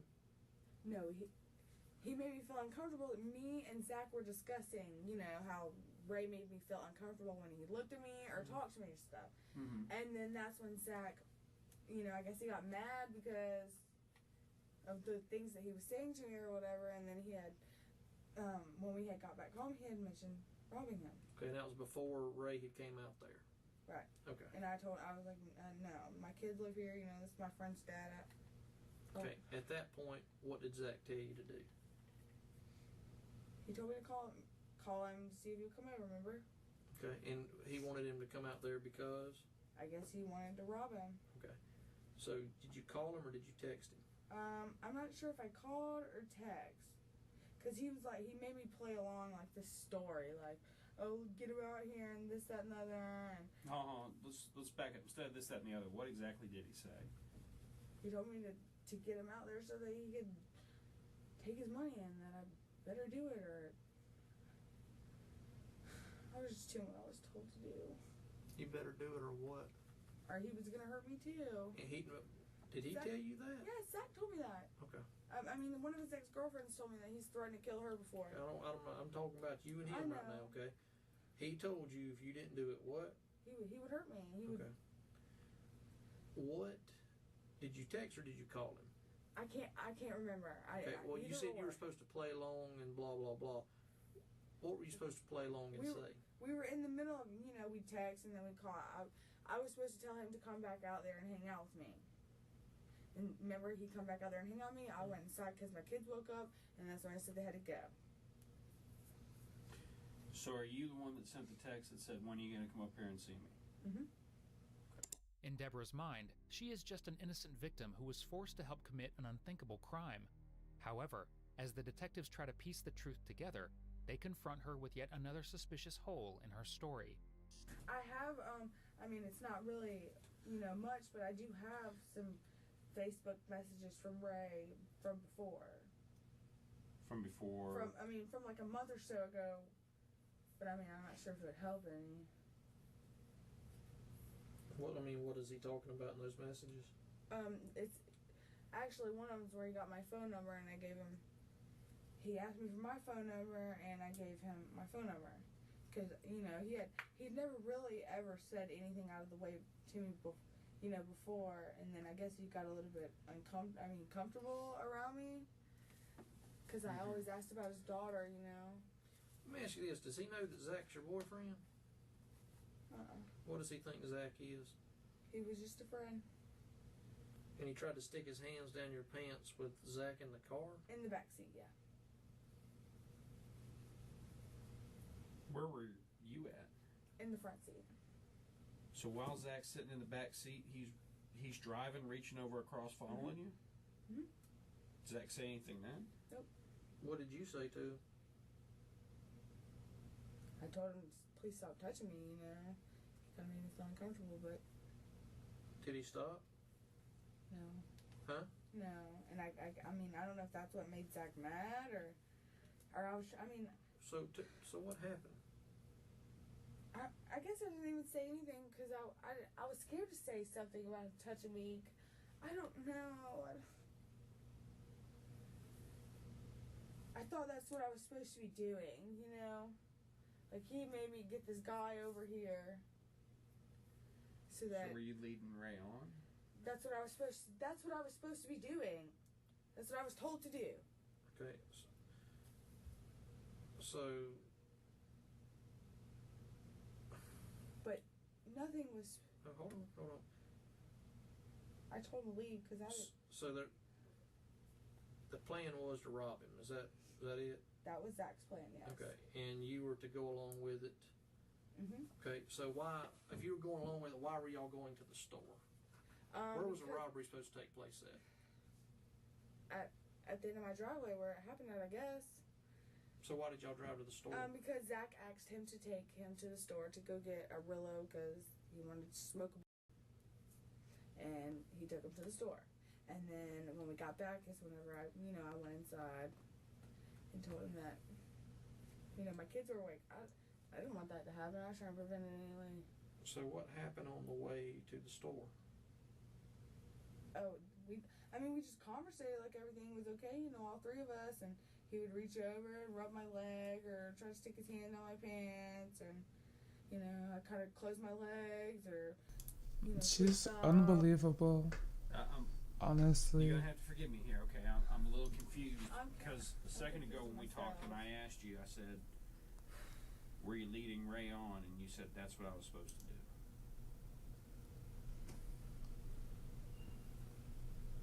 She can't even keep up with her own story.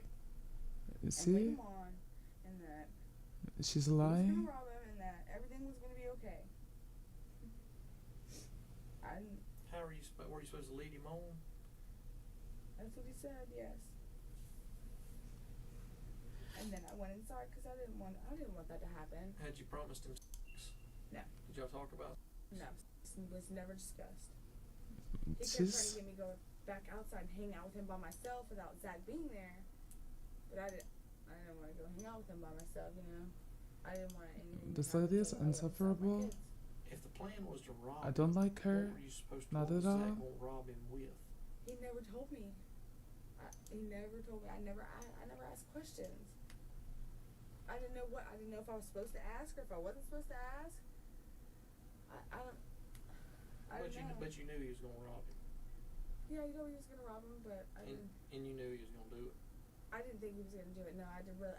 Honest to God, I did not think that it would. But you still called him to come up there, and you still flirted with him. You played along with it. Right, and then I got a weird feeling or whatever, and I was like, I don't want to do this, and I went inside, and that's when I texted Ray and said, my kids are awake, you gotta leave. Was he supposed to rob him before y'all got to the store?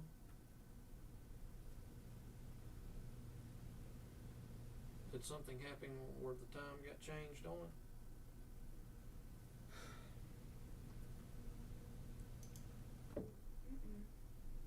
I guess we just. I'm not sure. I think he wanted us to ride so that I guess Ray would be comfortable around him. So if he rode with him, he'd be okay. He'd be comfortable because he knows me, but he doesn't know him.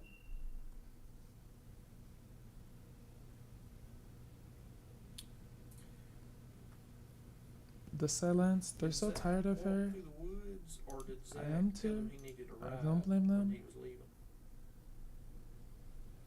He walked through the woods.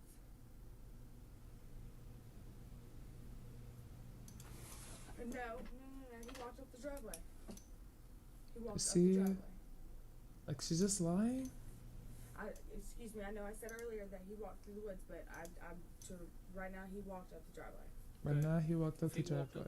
Like which one was it? The woods or the driveway? Yeah, he was parked at the end of the driveway calling my phone. She asking me if he is? could come back. And I was telling him no. Did you tell him he could sleep on the couch? No, I told Zach that he could sleep on the couch. Because Ray just thought me and Zach were friends. He didn't know that we were boyfriend and girlfriend at the time. Why did you text Ray's phone and say you can sleep on the couch?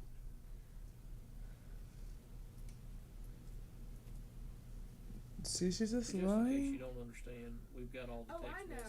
So I know, and So why are you lying? Zach told me that you're gonna go down. I'm surprised these cops haven't sparked up a cigarette. She has me stressed out, and I'm not even here. Why did you text Ray and tell him he could sleep on the couch? I didn't tell Ray he could sleep on the couch. Why did that text message come into Ray's phone from your phone? I Yeah. texted and said that. It comes up over her. On the couch. Why would you tell Ray that Zach can sleep on the couch? See, me personally, I couldn't be a detective here. I would have just walked out on her and not came back. If Zach is not with Ray? Because Zach told Ray that he got locked out of his house. And that he lived down the road. We weren't boyfriend and girlfriend. We were just friends.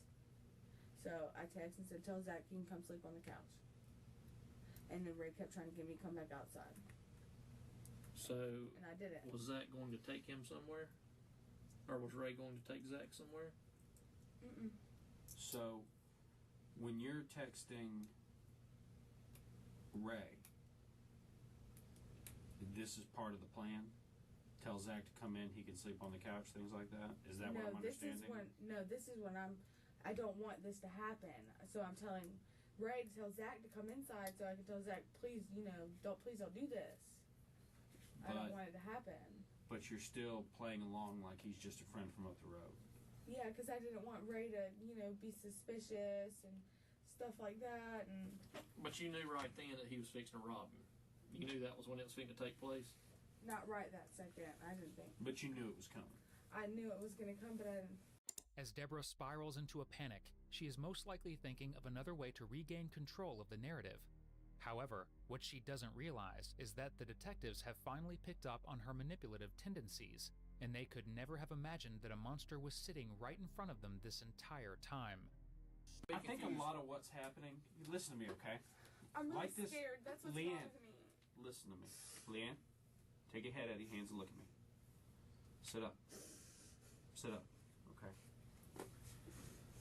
Like this man told you, the best thing that you can do for you and your family is to come in here, Tell the truth. shoot us straight and tell the truth. I'm trying. The reason you're getting so confused right now is because I think you're trying to tell the version of the story that sounds best for Leanne. Now, I'll tell you, being in this room, you can tell 1,000 truths. All of that help can get destroyed by one lie. I know. I'm trying to tell you the best way that I can. Leanne? I'm really scared about my babies. I understand. Leanne, look at me, Leanne. What you need to understand is that if you come in here and tell us the truth about everything but leave out details,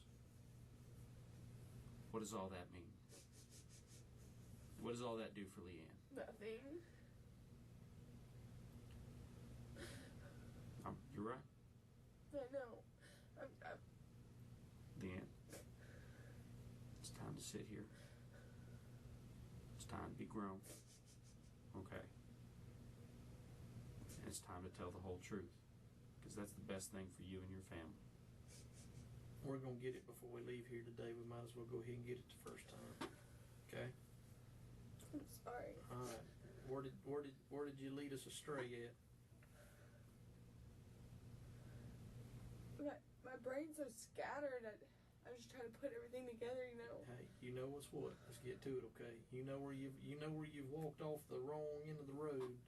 So tell us. Let's just start from there. I was told to get Ray to the house so that he could rob him. Mm-hmm. I don't know. I can't. Just say it. I don't know if he was supposed to ride off with him or if it was going to happen right there, but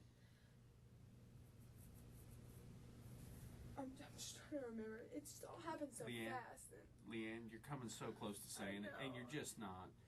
Just do us a favor, okay? Like how they go from saying, I don't know, I think they wanted to rob him, I'm not sure, I don't know why, to saying now, for sure, yeah, the plan is to rob him. Like she's just lying. Say it. Speak it.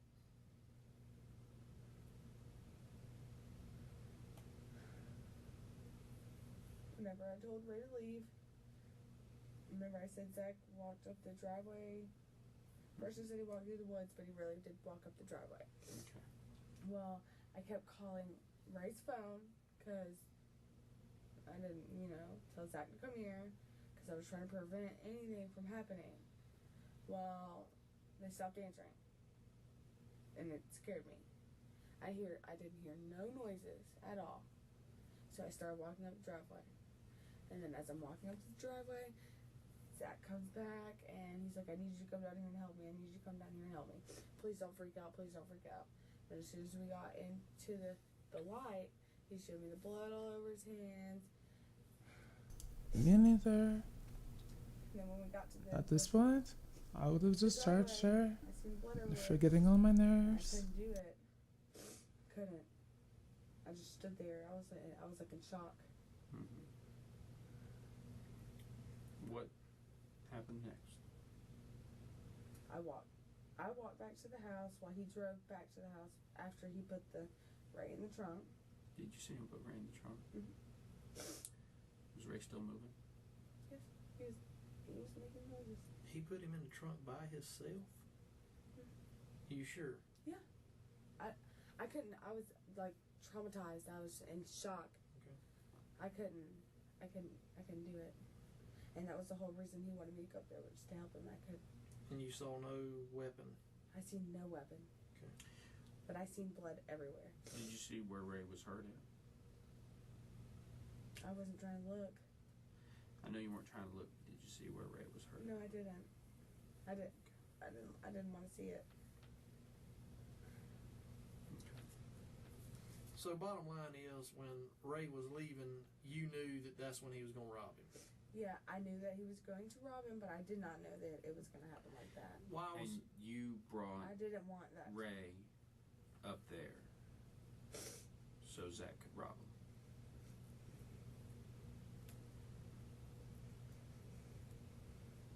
I told him not to do it. What was I had a weird feel. I didn't want him to do it. I did not want him to hurt him. What was your reason for texting Ray to come out there? Because Zach told me to. To get rob him out there. Okay, to rob him. Right. Okay. So you knew when you texted him the reason he was coming was to be robbed. Yeah, but Okay. I tried to prevent it anyway. But that's the reason. It's possible. But you're missing what I'm saying. I know. That's the reason he came out there, was so he could be robbed, right? Is that a yes? Zach never mentioned one time killing him. Leanne? He went and grabbed one of my dad's tools and said that he was going to hit him in the head with it. I'm not sure where this. What kind of tool was it? You know how an air compressor goes to the end of this long thing like that? It's one of them. Where's that at? I don't know. And he might have put it back inside. He might have threw it up. He might have disposed of it. Where did he get the tool from? My dad's tools that were outside underneath the shed. The shed that's up by the... No, the one right beside the house. And when was that? Before Ray got there? Okay, so this is before Ray got there. He went and got that tool and said he was going to hit Ray in the head with it. Ray gets there. Y'all ride up to the store, and you're playing along. Right. You knew it was going to happen, okay? I did not know it was going to happen like that. You didn't know he was going to get killed, but you knew he was going to rob him. Exactly, but I didn't want it to happen, so that's why I told him to come inside. And that's your 100% honest truth? That's my 100% honest truth. That's somebody's dad. I don't know what I'd do if somebody did that to my dad. What, rob him or kill him? Kill him, rob him, both, you know? Yeah, but I mean, let's take the killing out of the equation, okay? You didn't plan to kill him, but you planned to rob him, right? Right. Okay. I had a bad feeling and told him I didn't want to do it. But you knew it was still going down, right? I thought maybe I could stop it by, saying something, but my word didn't work. Well, you knew when he went up the driveway that it was, playing in motion, right? Huh? Kind of, but not that way. I was really confused what I was supposed to be doing. Okay. Following the interrogation, officers located several pieces of blood-stained clothing inside Deborah's home. This included the shoes and jacket that Zach had supposedly worn during the murder, clean of Ray's blood. However, it was to no avail, as the pair would come face to face with the inevitable consequences. Deborah and Zach were both arrested and charged with first-degree murder. However, Deborah's charge was lessened to second-degree murder in exchange for her testimony, in which she divulged that Zach had brutally stabbed Ray to death. She pled no contest and was sentenced to 15 years in prison, while Zach was found guilty and sentenced to life in prison. After the horrific tragedy, a memorial was held for the Florida native, who was remembered as a loving son, brother, uncle, father, grandfather, and friend. Reeling from the unimaginable loss, his loved ones would go on to state, "There is so much to say about Ray, and he has touched so many people's lives. Things will definitely never ever be the same without him." What do you think? Was Deborah an innocent victim like she claims to be, or did she play a much bigger role in the heinous crime? Let us know in the comments.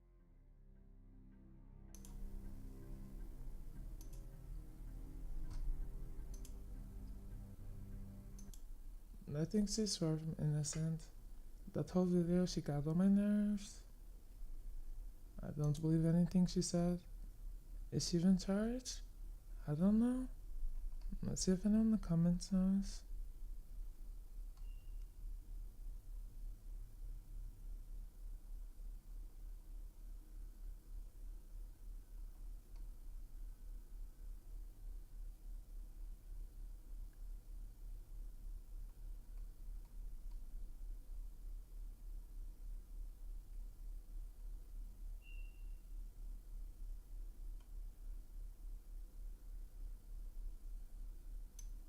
Apparently, she got 15 years.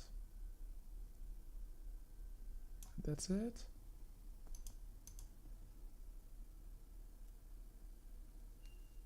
That's crazy. She deserved more. Both for the crime and for wasting detectives' time.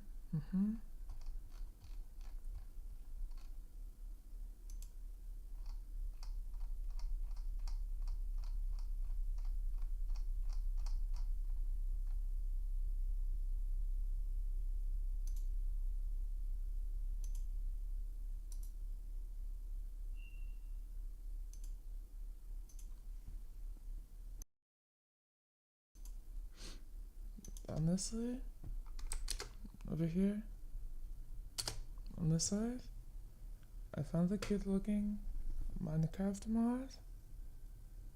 I wanna look at the showcase for it. I think I wanna try to get this mod. Hello and welcome to the magic whimsy and wonder that It's is like the a witchy Cottage Witch mod. pack. I'm Faith, a witch, a gamer, and a long-time player of this mod pack. And for my 50th video on Cottage Witch, I'd love to showcase what this mod pack has to offer. With your very first steps into the Cottage Witch mod pack, the magic is evident. And with over 300 mods, such as Oh the Biomes You'll Go, Yeah, Ecologics, and right, it's so Structural pretty. mods, as well as Alex's mobs, critters and companions, even Mythic Mouse. I saw just like a picture and description of it, but I saw they had a video linked. I want to watch it, but like it's already doing good in my book. I just want to see the showcase. I want to get There's always this. something to be found. Traverse treacherous dungeons, visit magical swamps, or brave new dimensions like the Twilight Forest or the Deep Dark, and gather new and unique materials, trinkets, and That's what I want to try to see. I want to apply this to Minecraft. Again, I'm not a professional Minecraft player. I'm still a newbie, but I'm going to try to see if I can put this on my Minecraft, download the mod, and if I can have this be in our server.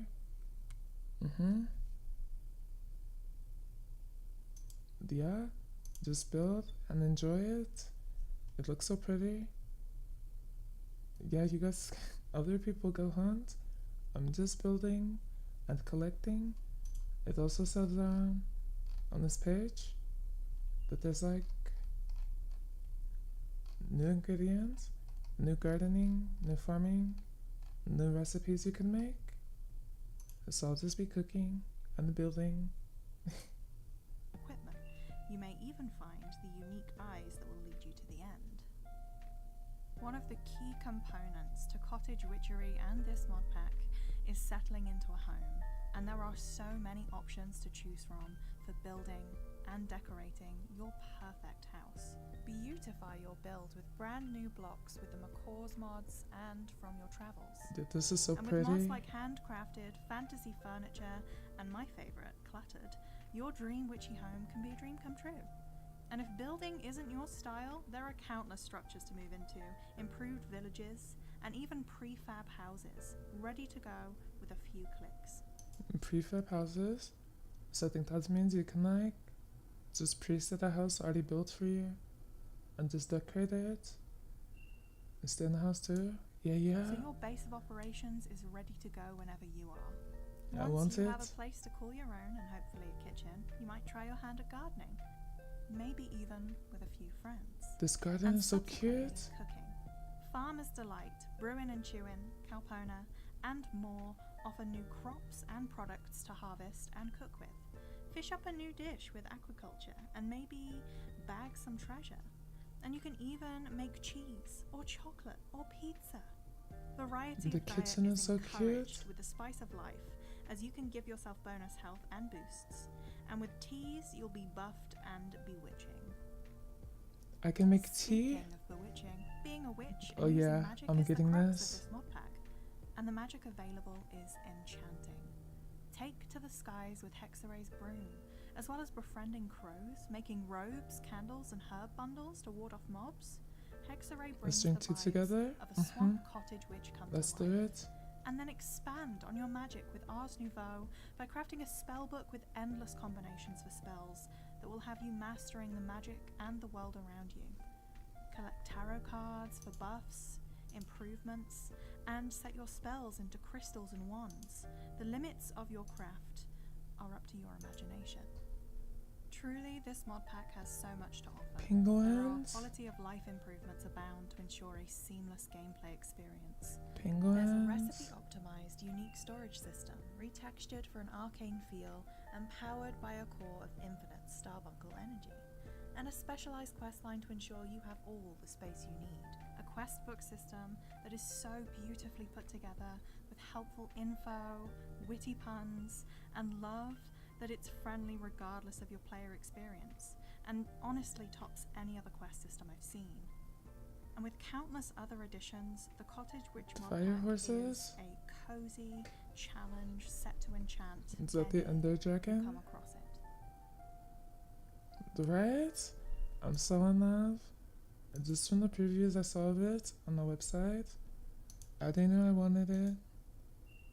But now I definitely want it. No? Need it?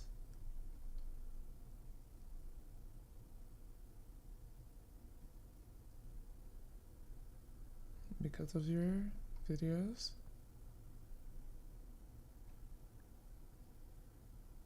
This is more casual. Perfect for me. Best of both worlds? Yeah. I want the casual. Honestly, I was not a big Minecraft person, but I think if I had this version, I would love Minecraft. I'd probably play all the time.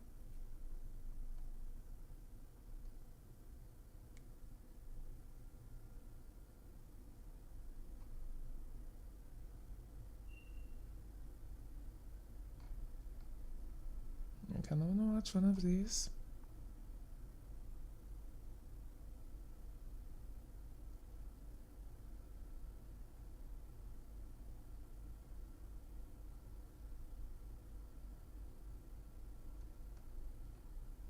Let me see this person's channel. Do they have videos?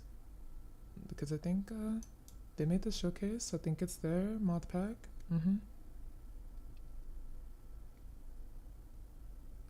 You see playlist?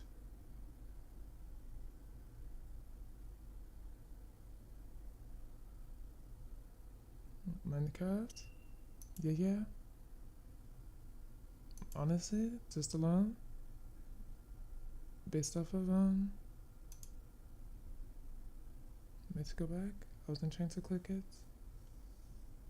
Just off the fact that she made this mod pack. I'll subscribe. I hope we can do it. Be fun to play together. Yeah, let me see. I'm gonna just look it up. Can you? What's it called? Cottage Ridge?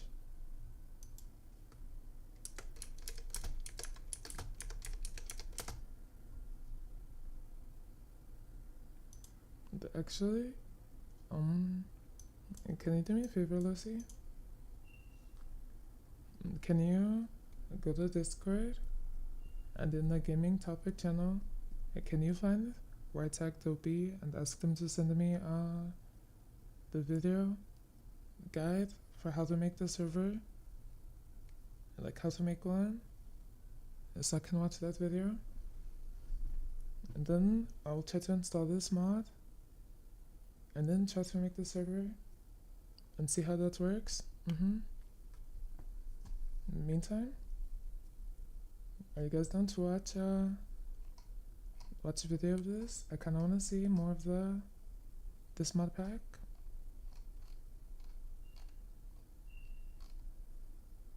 Maybe also get some guide and how to play, because I'm still not a professional at even basic Minecraft, but especially this mod. And since I've not played it before, I want to watch. You guys up for it?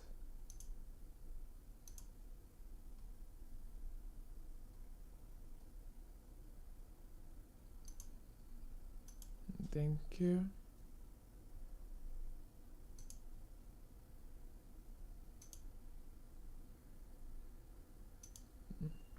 I'll just unpin it after I use it. Actually, let me just put it in a tab.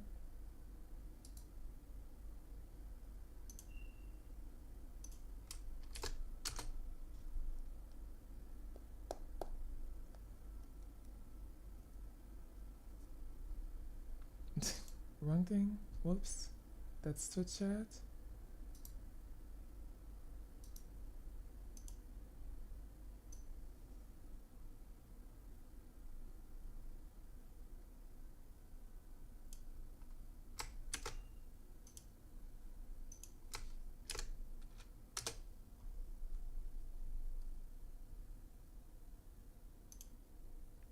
Okay.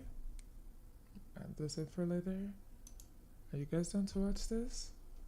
I wanna watch a video of the mod pack. In case you need it, thank you.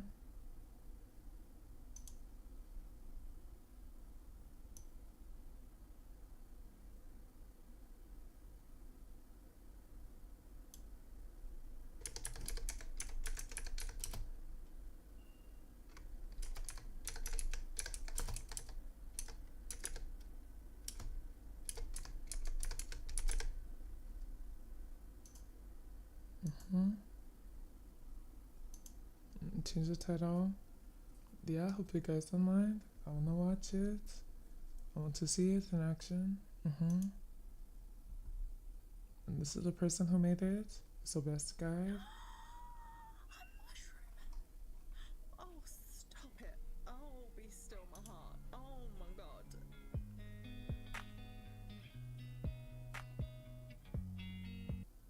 Hello everyone, welcome to a brand new series. I hope you're fed, I hope you're watered, and I hope you're rested, friends. Let's sit over here so I don't block her. The Five Nights at Freddy's franchise behind. It was a lovely franchise that brought out the worst in me. And it was a great way for me to learn how to do some editing things, and I'm like so glad that I did. But we are moving to something that's much more my speed. I am very much a survival craft I sneezed. player and Excuse content me. creator, and when shout out to Mushloon who told me about this pack. Is it quiet for you guys? This pack was a thing, I'm gonna turn it up. excited It's about kind of it, quiet for me. and I've just been so excited about it, and I'm finally ready to start recording and making videos of it. So if you do watch, come along with me as we explore just this cottagecore homesteading. Hello. Oh, fine. very witchy pack. I'm so excited for this. I know I just got sidetracked, but I'm so excited for this, and let's just jump right into it. Immediately I can see something over there, right? So I kind of just want to go have a little look at that, and then we will have a look Is it at too loud for you quest guys? book, Or is it okay? a lunch bag. We will find somewhere to settle. One of the things I really want to do in the Ars Nouveau. Okay, that's something I do know because I'm playing it on another pack right now. One of the things I do want to do is I'm very, very aware that I suck as a builder in these games. I cannot build to save my life, and I really want to learn. So I thought we could do it together. You know, like I could be more aesthetic. We can be more aesthetic together. You know, if you have any ideas on how I could like make better builds as well, please let me know, and we will see that together as we build. As we build together, sorry, in the other mod pack I'm playing, I can kind of float and like not take damage when I hit the ground. The webcam frame. And I completely forgot cute. that one does take damage if one is not careful. Castle. This is a castle. Oh, I may never build. Oh, how do I get in though? Because like this is gonna be a problem. Please, please, spiders. please, no, please leave me. Let me exist. I have a family. Ooh, what is this? It's an acorn. Please, where's the door? Please, there's got to be a door somewhere, right? Let me in. Let me in. Let me in. Let me in. Let me in. Please, pretty, please. Ooh, is this the door? What's that though? Oh, it's a little sapling. The flowers. Look at that. That's gorgeous. All right, let's actually get inside. Not actually. I think so. Just a surviving 100 days one. Is there a? Can I? Excuse me? Can I please? How do I get first? Let me in, please. Okay. What does this do? Nothing. What does this? Ooh. Okay, but this takes us low. No, it doesn't. It just zooms in. Okay. I'm getting used to some stuff. It's okay. We figure it out. Is there actually a way in though? Around the arched windows. Please let me in. Oh, they play Moonstone Island. I'll rebuild. That game also seems cute. Moonstone Island. I didn't play, but it looks cute.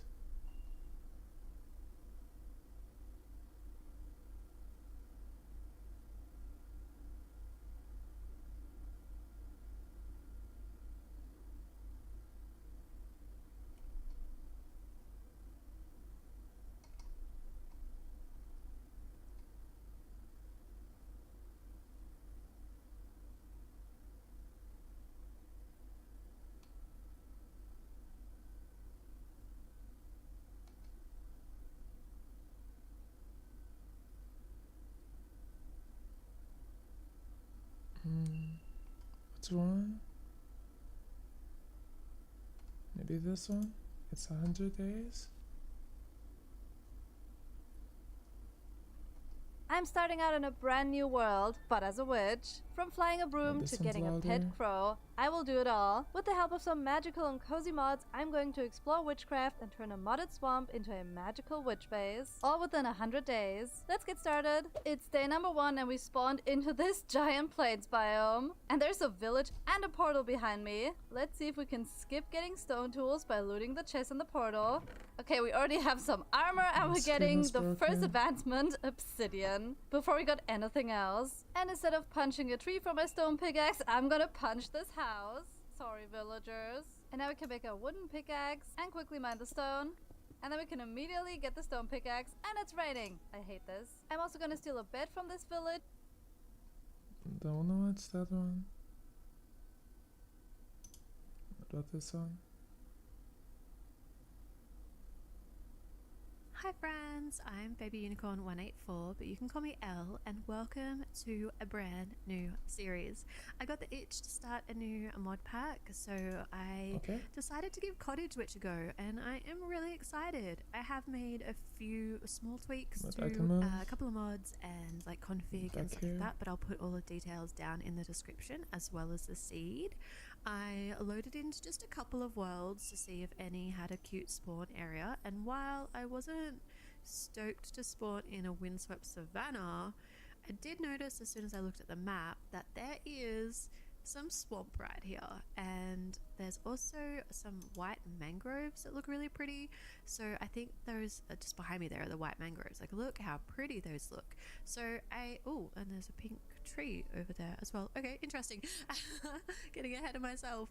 But yeah, I thought to keep this series different from our Fairy Core series, I'd go for a more swampy witch vibe. So that's what we're gonna do, and I'm just gonna jump straight in and we'll punch our first tree. Oh, actually, I keep forgetting we can use this little vein mining thingy-me-bob. And it looks like we've got lots of bits and pieces already, so that is awesome. Like, tea leaves, sure. Apple, love it. Acorn, beautiful. We also spawned in with some nut butter and jam sandwiches, which is cute, and then a few books. So I'll pop those away for a minute, and we will get started on the Minecraft basics of crafting at least a stone pickaxe. A wooden pickaxe to then go get stone. So we'll just grab that. And one good thing about spawning in a windswept savanna is that hopefully, you can see a little bit over there, and maybe lots over there, we can get some coal and iron and stone pretty easily. So I might go have a look over here. Oh, and I just saw a portal. Yay. Okay, but yeah, it looks like there's heaps of iron up that up that stone structure.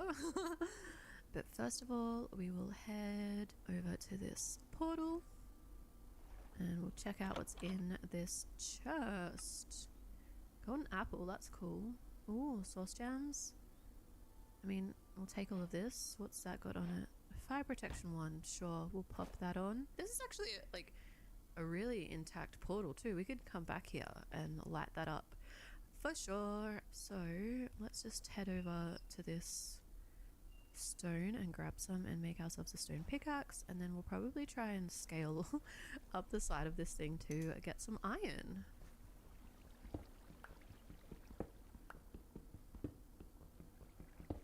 Oh, I'm forgetting I can do this thing and just like get a whole there we go. A whole chunk. That's fine though, because we're about to make a brand new stone pickaxe. Whoa, that mined heaps of stone. That's awesome. Okay, and then do the same thing with some dirt so it can help us climb up the mountain. Okay, enough. I'm excited. I wanna play. Let me figure out how do I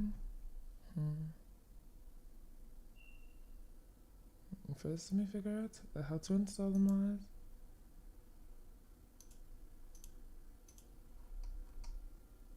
Also, one of my crew babies made me a custom Minecraft skin, but I didn't know how to put it on at first. Because again, new player, but I figured it out, and I downloaded it, I applied it, so when I open the game, hopefully, my custom skin is there. Yeah, I figured it out. It says I applied it, but I haven't opened the game since I uploaded it. So I won't know until I open the game, but I think I did it.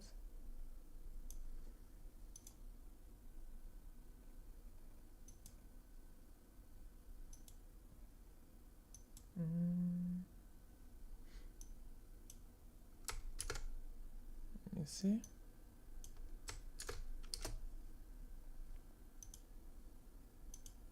Let me make sure I do this right.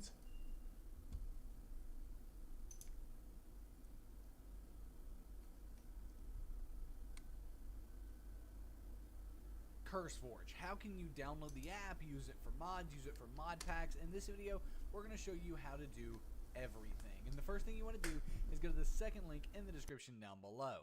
This will take you to our text guide for getting CurseForge. And once you're here, you want to go ahead and click on the Download CurseForge button to be taken to the official CurseForge download page. Once you're here, you want to go ahead and click Download Standalone, and that will go ahead and start the download of the installer for CurseForge. Once it's downloaded, you may need to... Okay, wait. You said second link?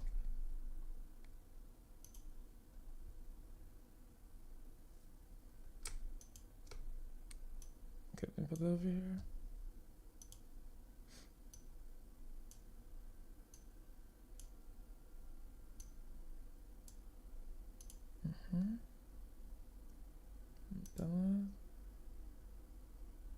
Download standalone.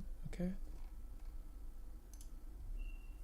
Keep or save it. You can minimize your browser, and we want to move it to our desktop. Most likely it's going to be in your downloads folder. By the way, I'm just moving it to the desktop just so it's easier for this video. Once it's here, double click on it, and CurseForge is going to install like any other program or application. You just open up an. Okay, wait. You see? Don't download it. Whoops. I downloaded it too. Okay.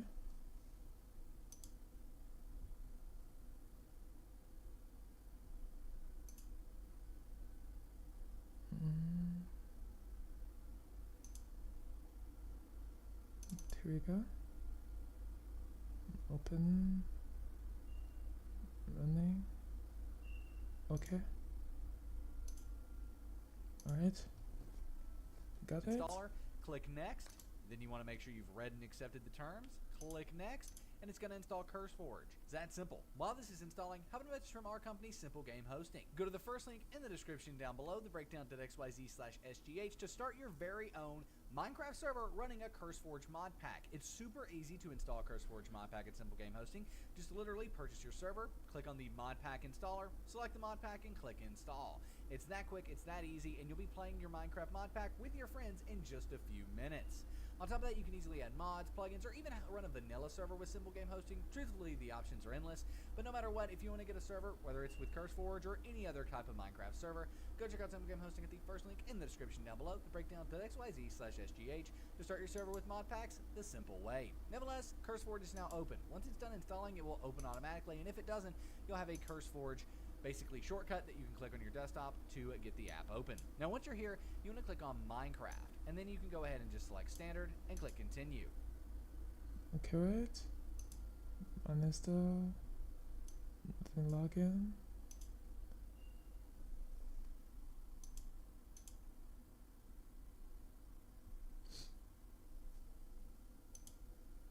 I'm already logged in. I have an account. Minecraft. It says standard, right? Standard. Click on Minecraft, and then you can go ahead and just select standard and click continue.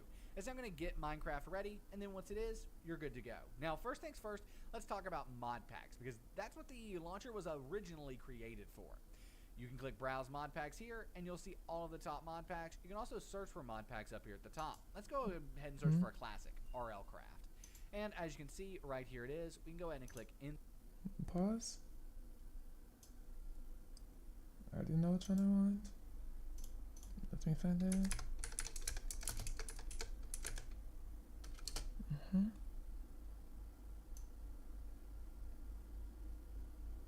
Okay.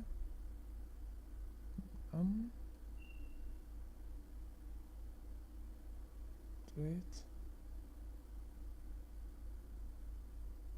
What's this one?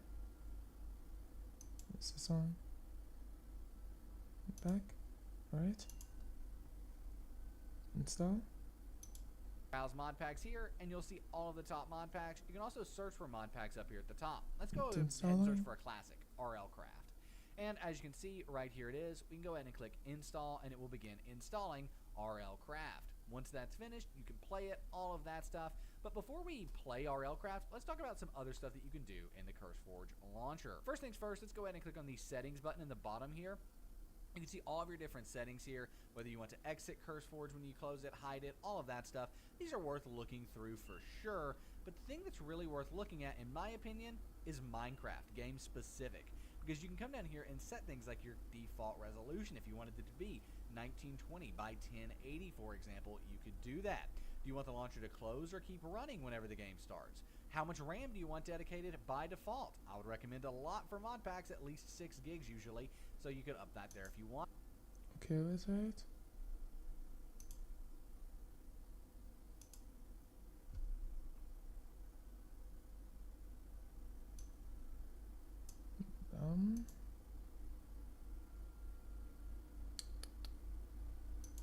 customer resolution. It's like let's see, 1280, 720, right?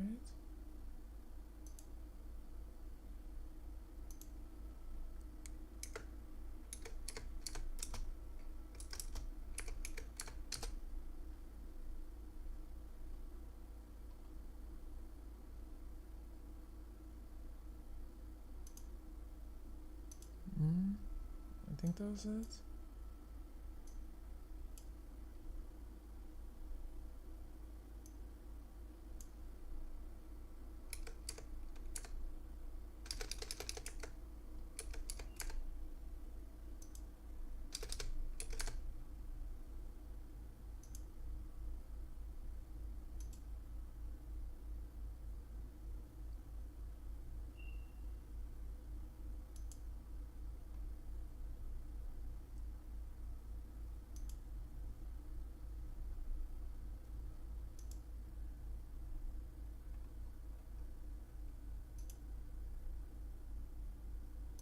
Mod packs at least 6 gigs usually, so you could up that there if you wanted.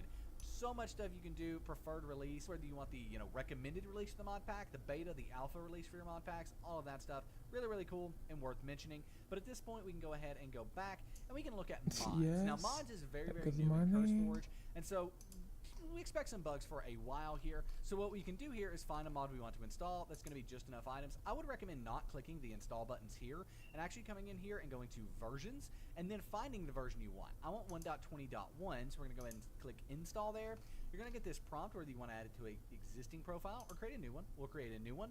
We'll call this 1.20.1 mods, and then we can go ahead and click create. Now it's going to go ahead and create basically a new mod pack. That's our mod pack with just the just enough items mod installed in it. It's kind of cool in a way that you can actually kind of create your own little custom mod pack.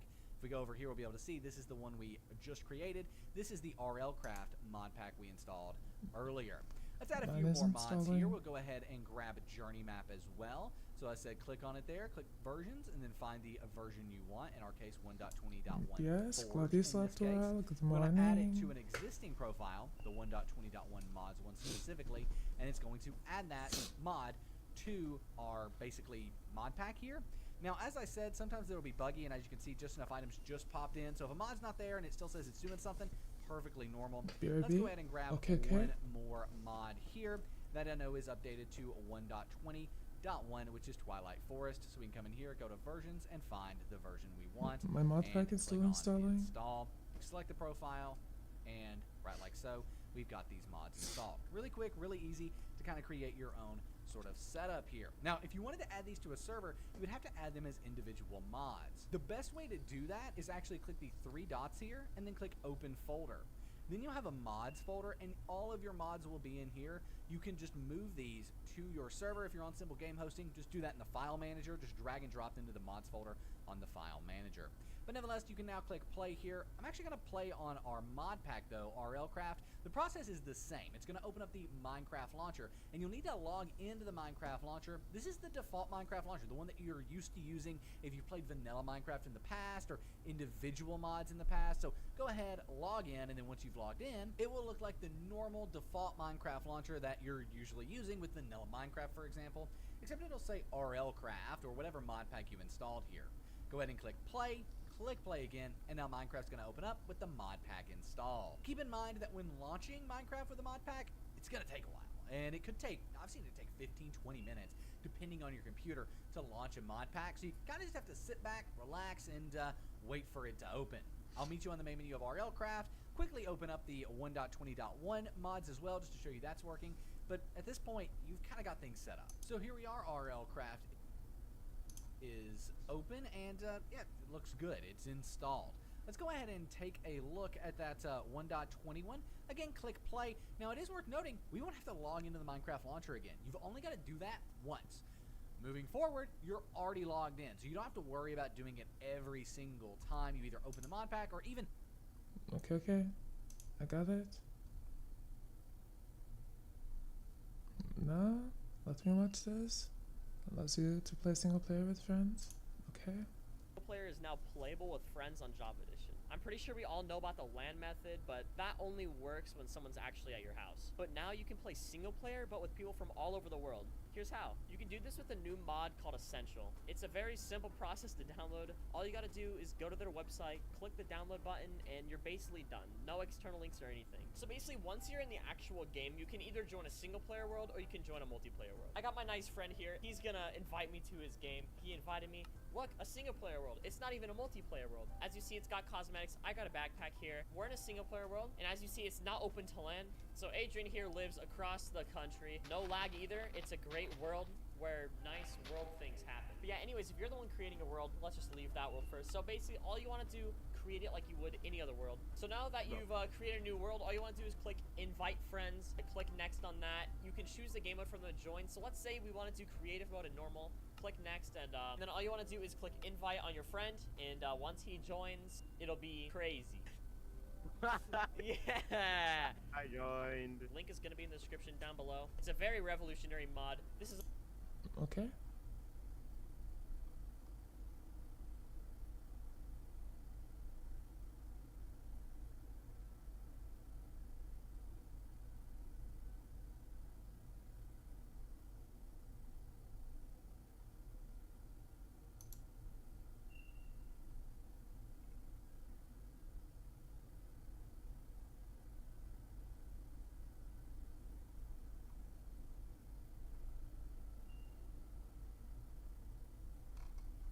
Okay. So just download it? You don't click on anything?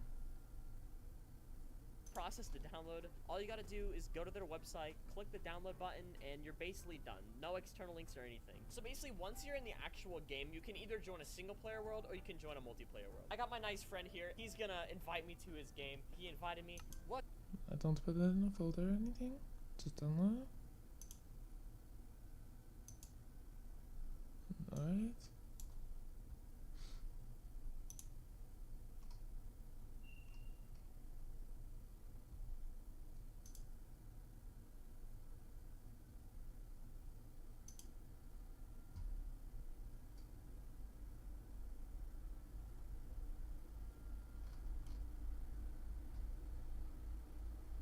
Okay.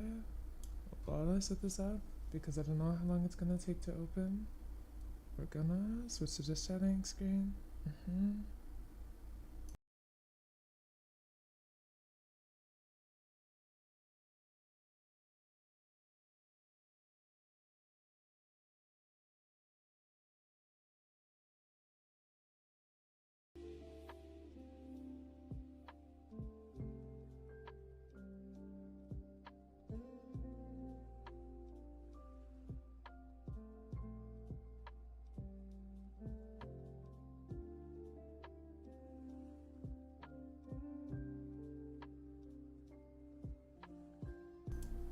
Okay.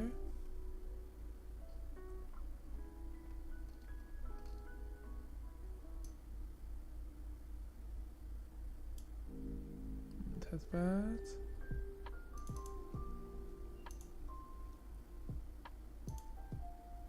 Thank you. One more. Good morning. Have yummy breakfast soon.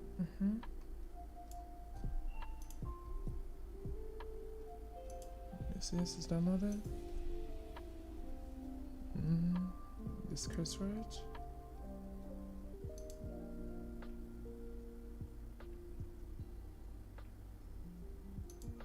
This one.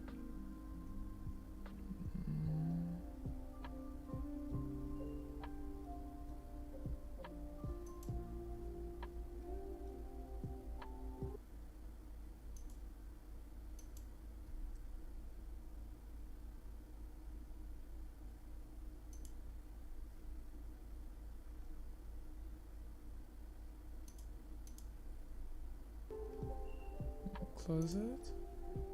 Okay. I'll close it.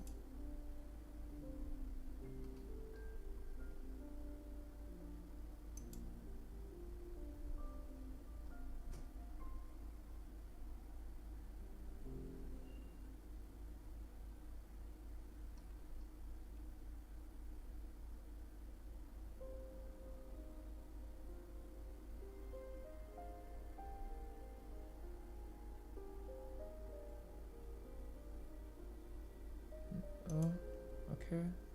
I did it wrong.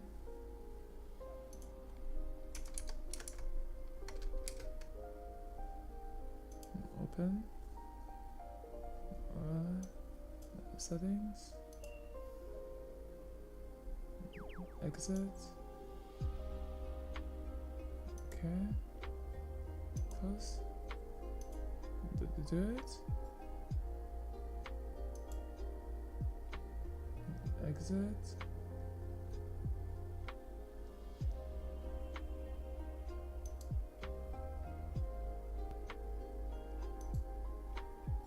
Exit. Okay. Okay, I did it.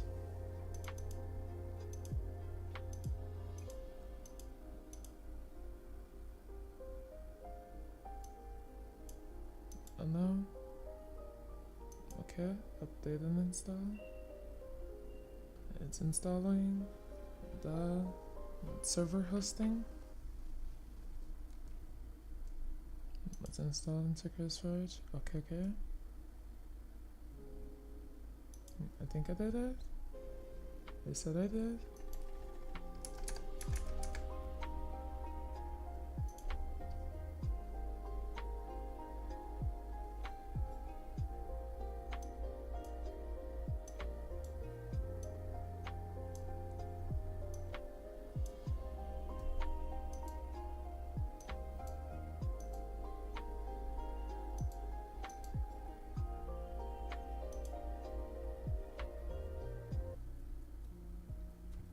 Yummy yogurt.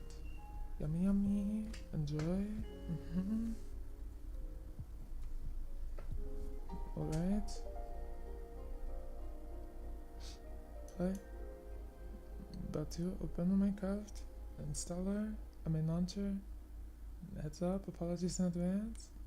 Sometimes Minecraft opening likes to make me lag. We'll see. Last time I kinda fixed it. It might lag a little though. Maybe not. We'll see.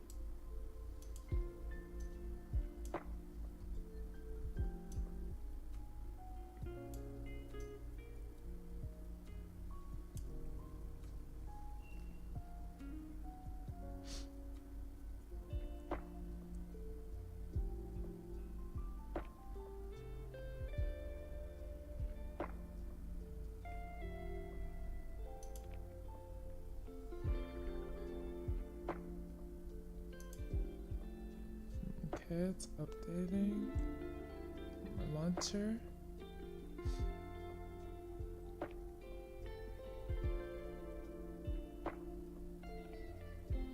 It's cool.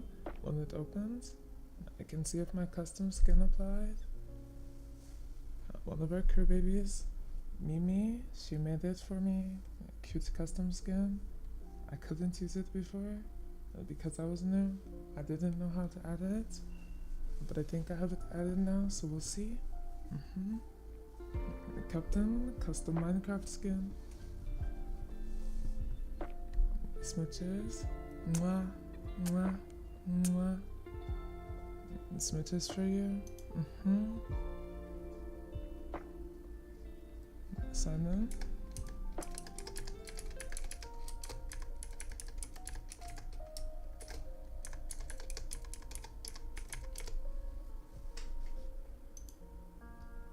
Get some rest. I do need to, huh? I don't know what that word means though. What is rest?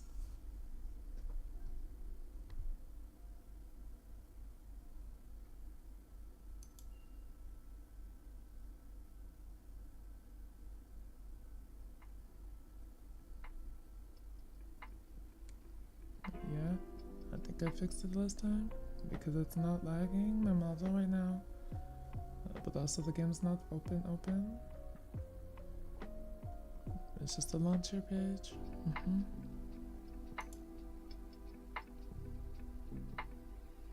It's been modified. It might not support the latest safety features. I don't care.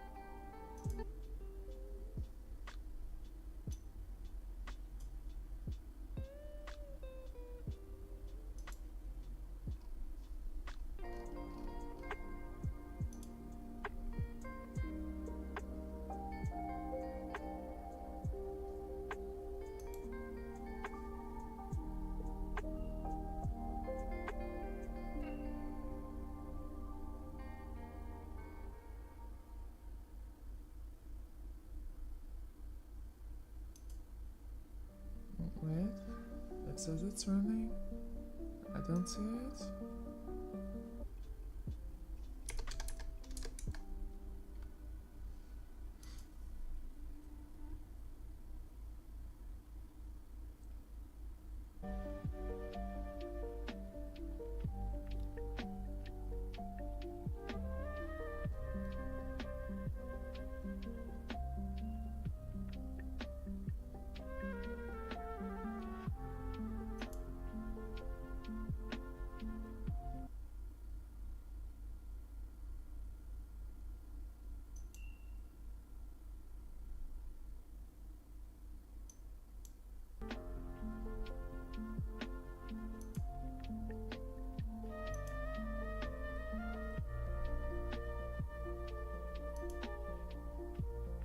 Are you gonna open?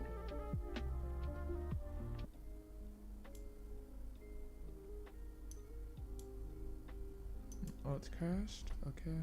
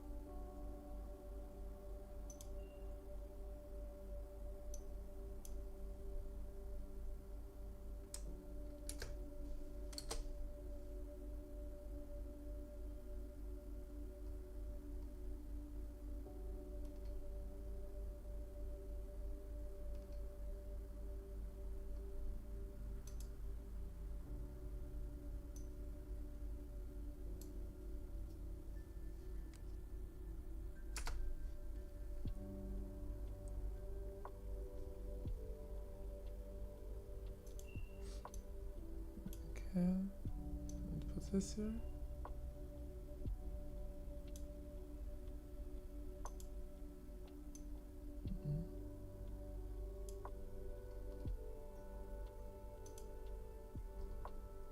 Maintain smooth streaming.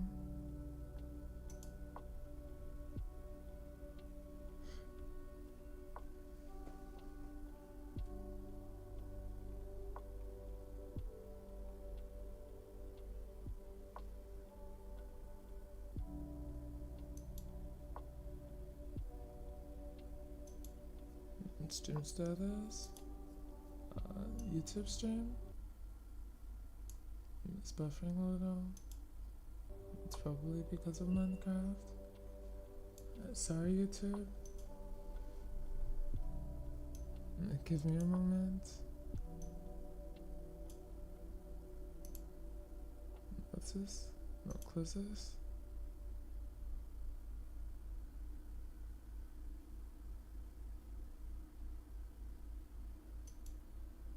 Close it.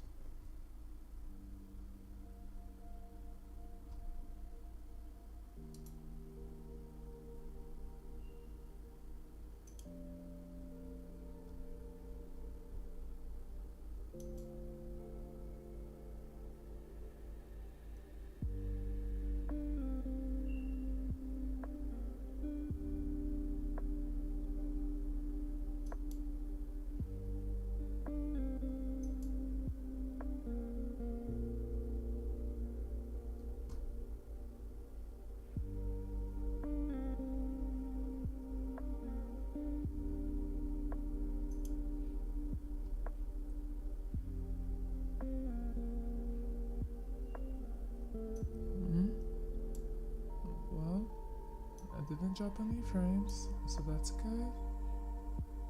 But YouTube's still buffering.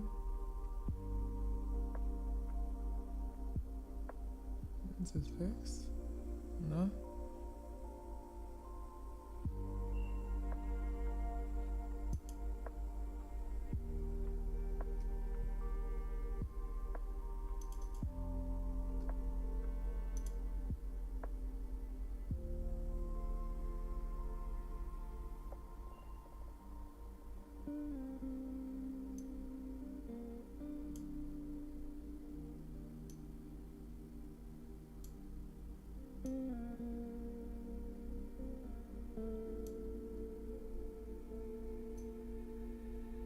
Welcome back.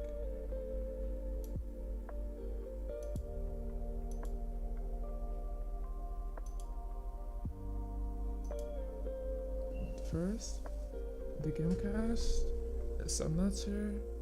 I'm gonna try again, but worst case scenario, I might have to open it with a mod off stream. But I watched the video Dopey sent. I downloaded the stuff I needed for it, and so once I can get it open, I should be able to do the server. But first, if we want to do the server, check gaming topic, and here I'm sending my Xbox, Minecraft, and something, my gamer tag, so that you guys can add me, because we have to be friends for me to invite you to the server, once I do make it. So once you get the chance to look there, if you play Minecraft and don't want to join in the future, just add me, and I'll accept the request later.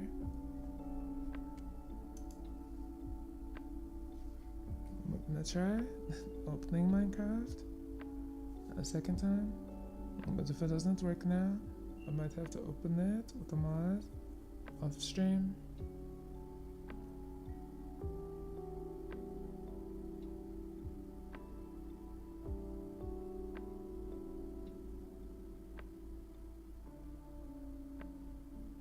Don't have Minecraft. It's okay. It's okay, it's okay.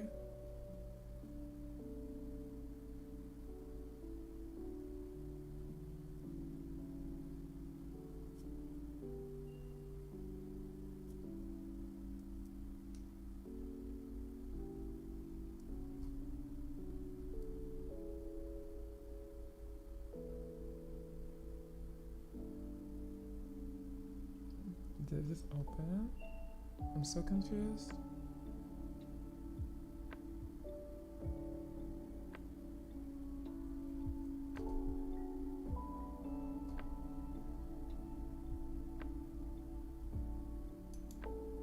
It says on the YouTube side, the stream might not be so smooth. I think opening Minecraft, it might be lagging his tube stream just a little bit.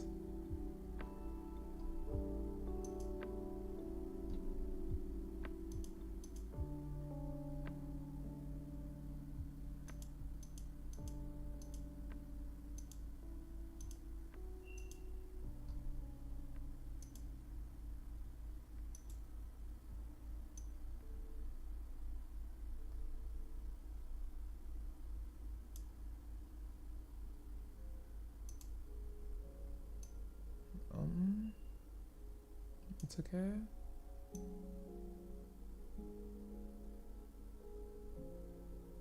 It's your Xbox. I'm not sure. I'm not playing on Xbox, I'm playing on PC. But when I log into my Minecraft account, it's through Minecraft. That's where you add friends. Like that's where Ronnie added me. But she plays on Switch. So I think you just add through there. You don't have to actually have Xbox. You just have to sign into your Minecraft account.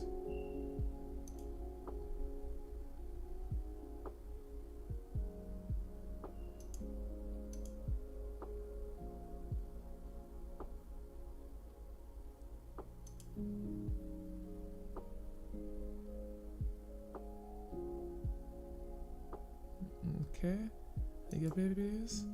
I'm gonna have to open this mod off stream.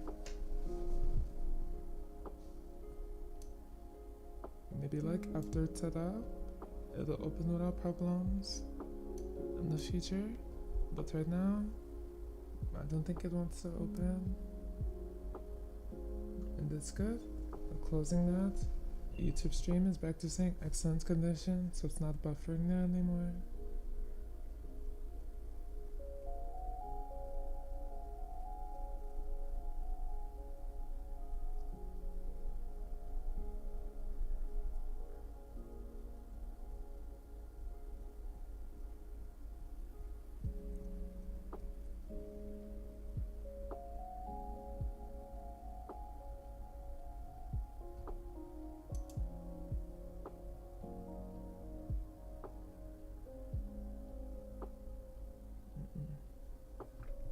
Okay, so now I'm going to do some of my work, and after finishing that, we will either immediately wrap up, or I will play some mahjong and then wrap up. And again, since I stream late today, I won't stream later. Okay, not yesterday. I think I also streamed like 10 hours and I still came today, but that's because we did True Crime Marathon tonight. So I streamed again. Are you feeling okay? Yeah? I'm in my tummy hurt, but my tummy always hurts, so that's not new.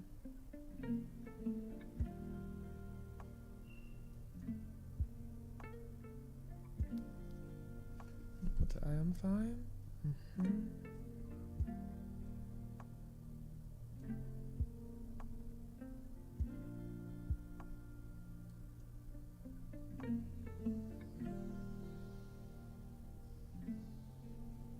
Where did my work tab go?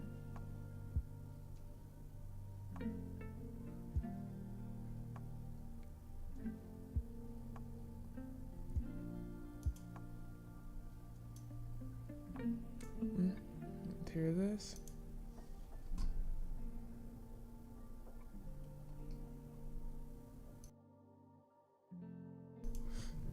Okay. Work time. No timer or anything. Just working.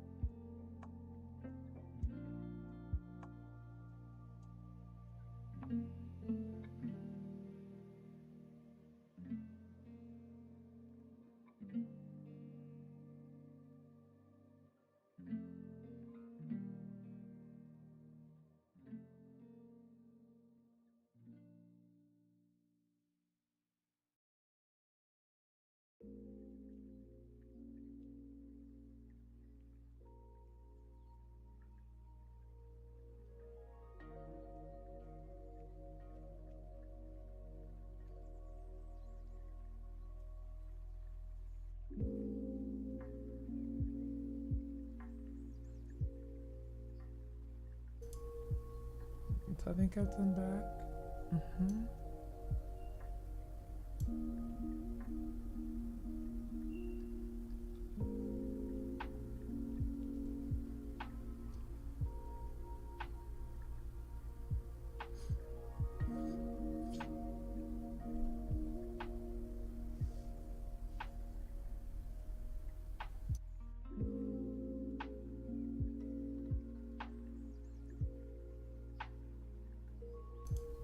hello.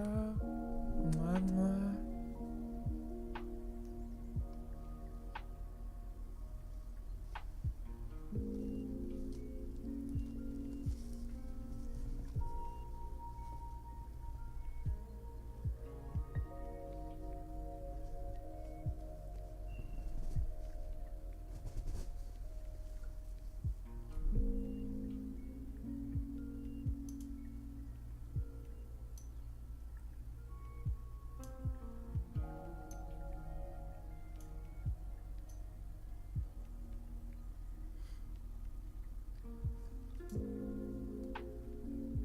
Yes, let's work together.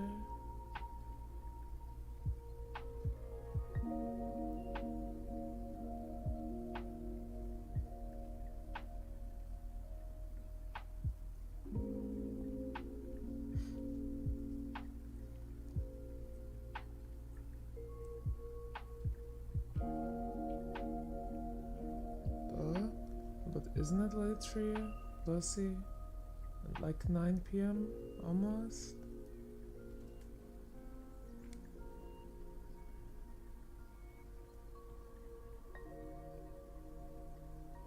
Right? Did I do that math right? Almost 9 p.m.? You shouldn't be working so much. You should rest. That's so ironic coming from me. But I digress.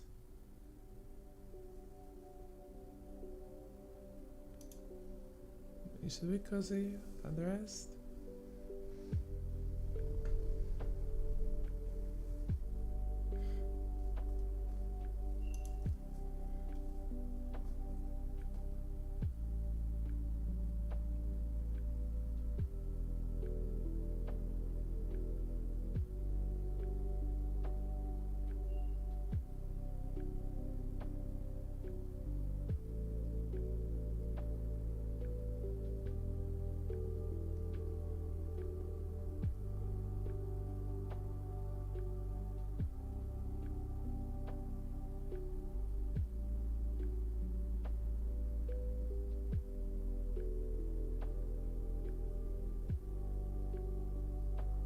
To be on for me?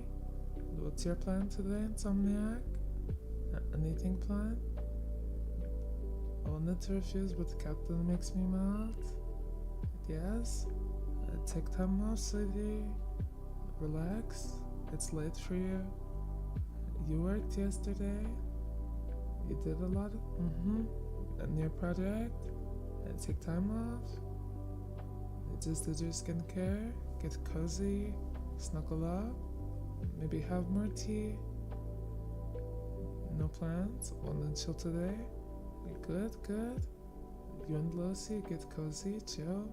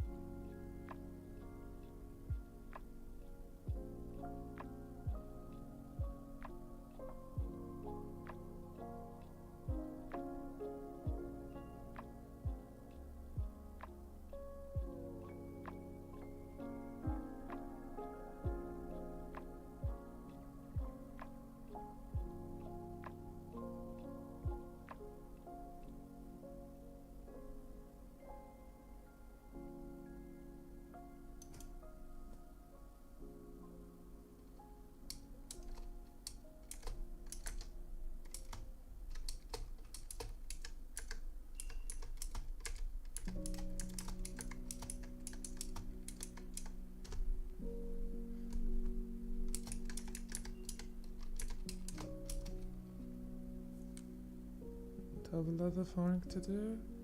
Not too much. Not too much. I'm finishing something now.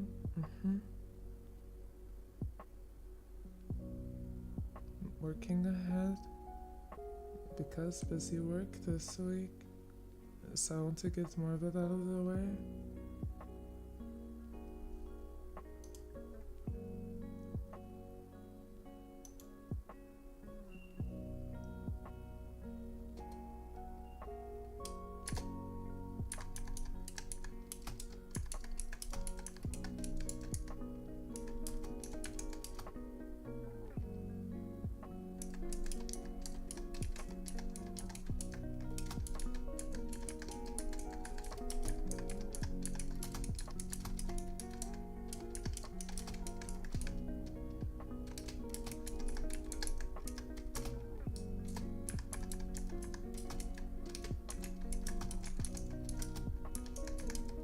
Hardworking captain, always.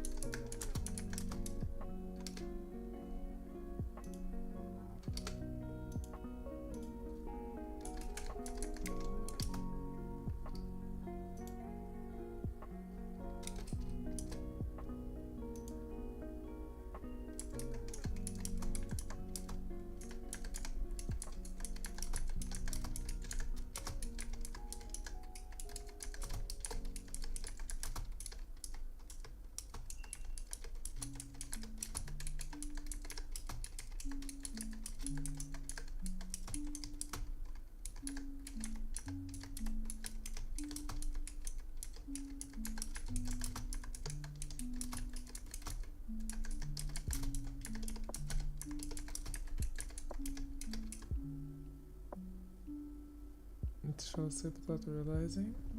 It's good. I hope you got a good rest.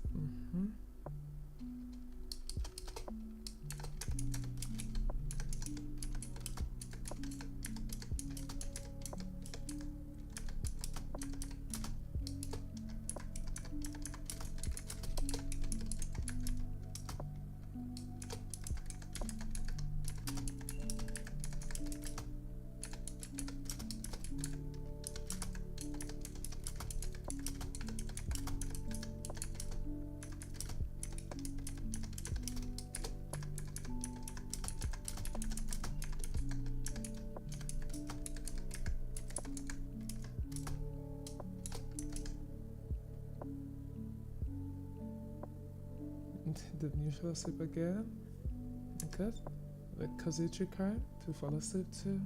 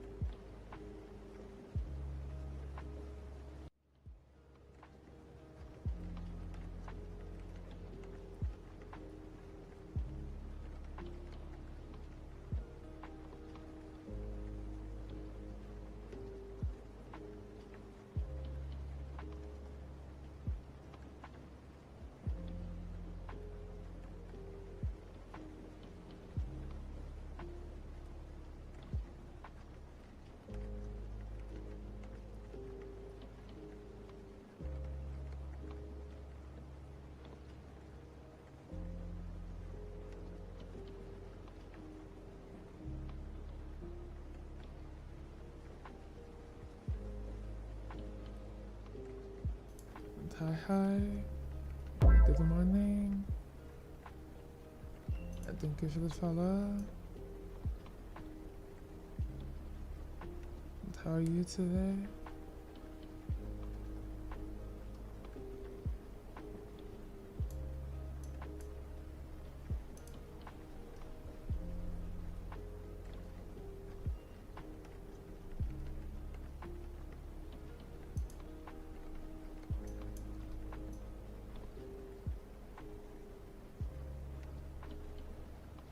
Yes, I'll come aboard. You doing good? Good. Happy to hear it. That's me.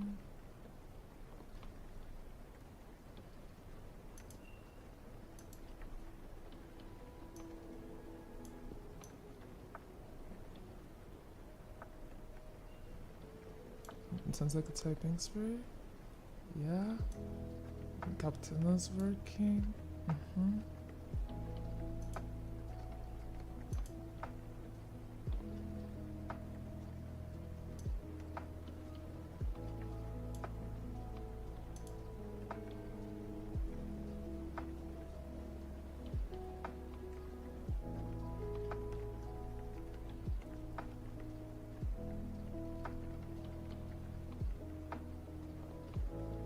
Your model is adorable. Thank you. This is my tiny model.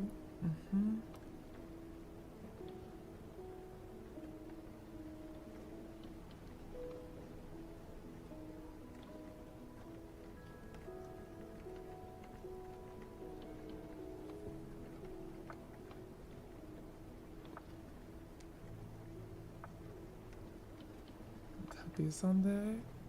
Do you have any plans today? The cutie model? Yeah. Or probably my cutest model.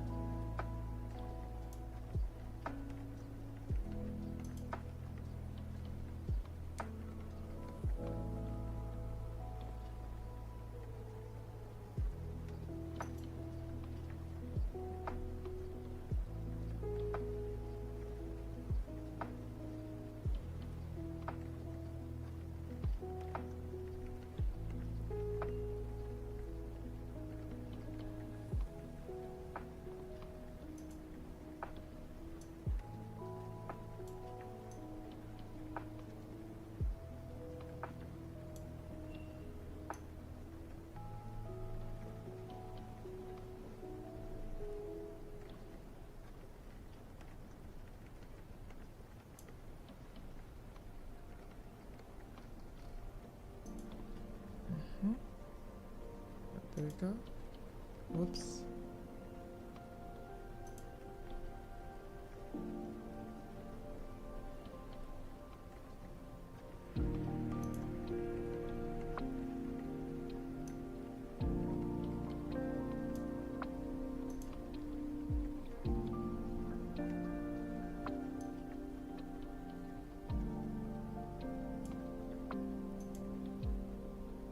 Searching.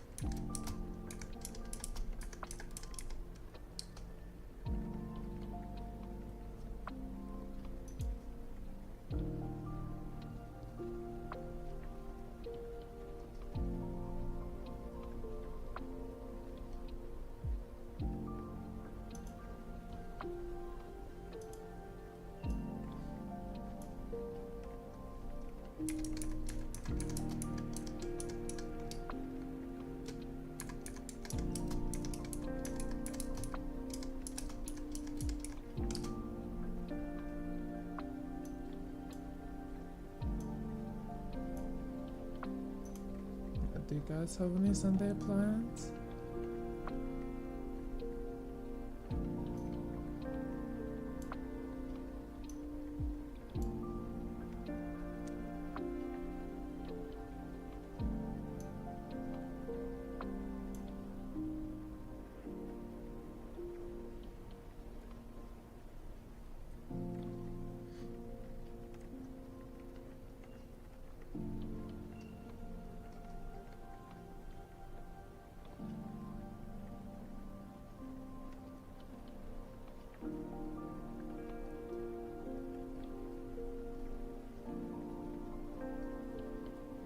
To later, I'll do my laundry. I probably won't feel like it, but I have to do it. The Sunday chores. Need to do laundry for the week.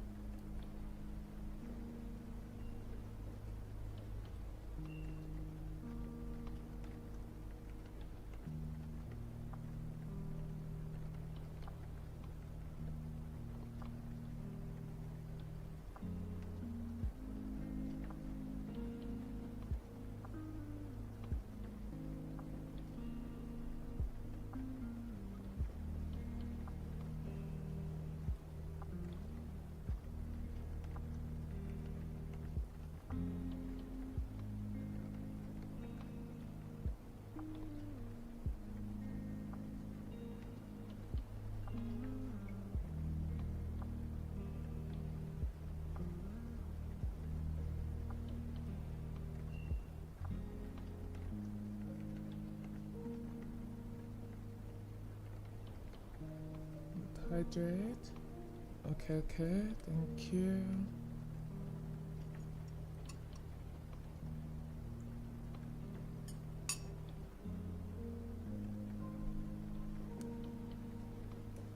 Stretch.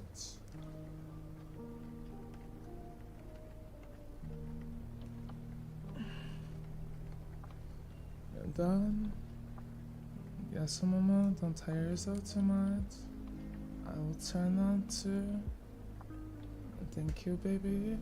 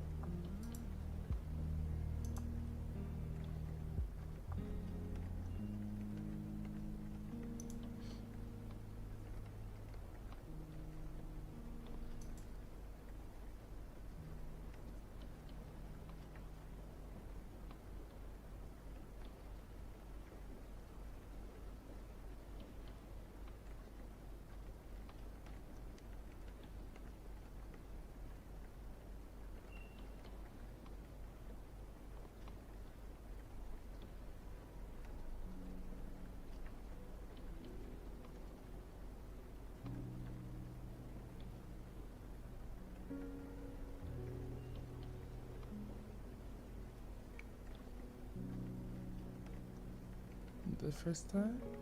Yeah.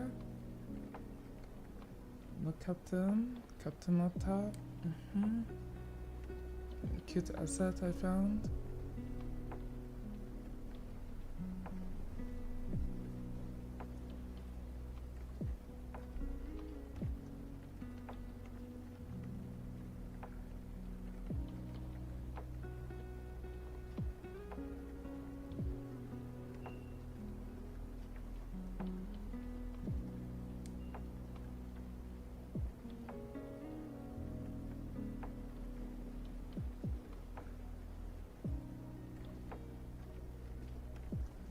I need Captain could use a floor time.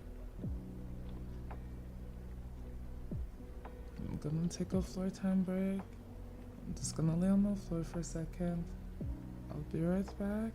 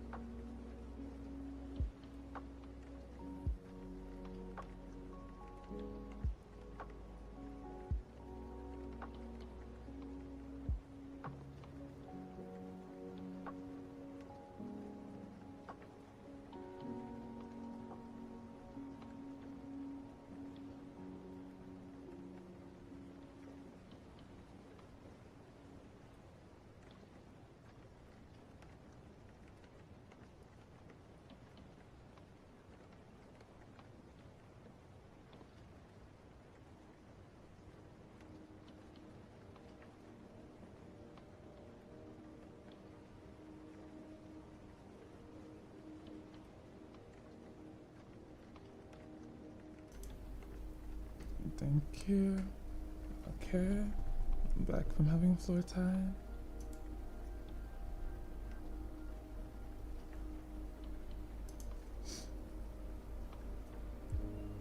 Ready to finish work?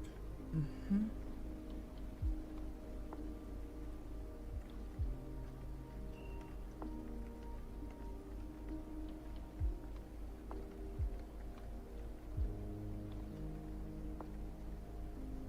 What time is it? 8:04. Okay. I have an hour. Or about an hour. Mm-hmm.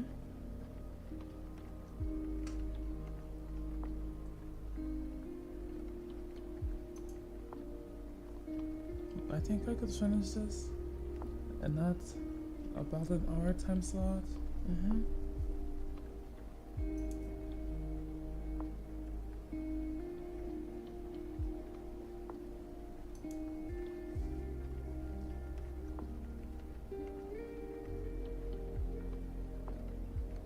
Before I have to go. In about an hour.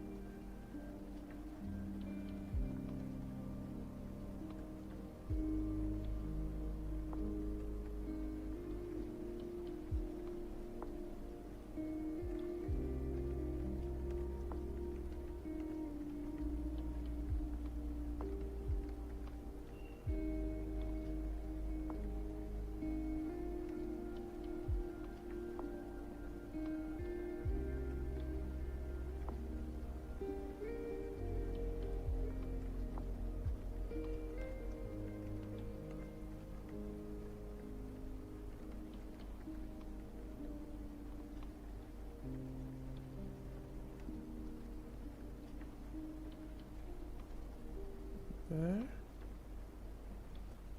What bear?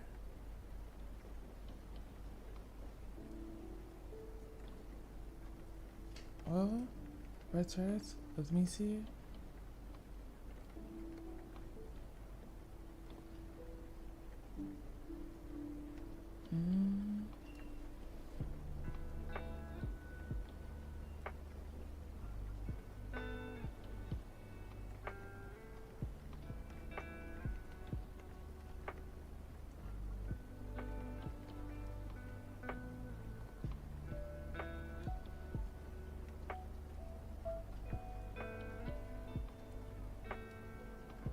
Yes, as of today, January 12th.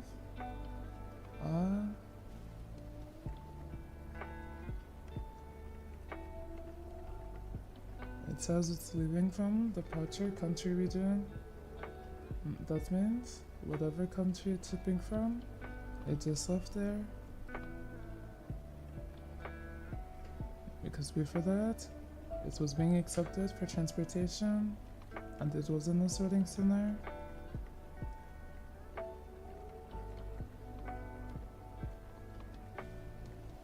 So just now, leaving the country, it's being shipped from as of today. Good. Yeah. That means soon he comes home. Exciting.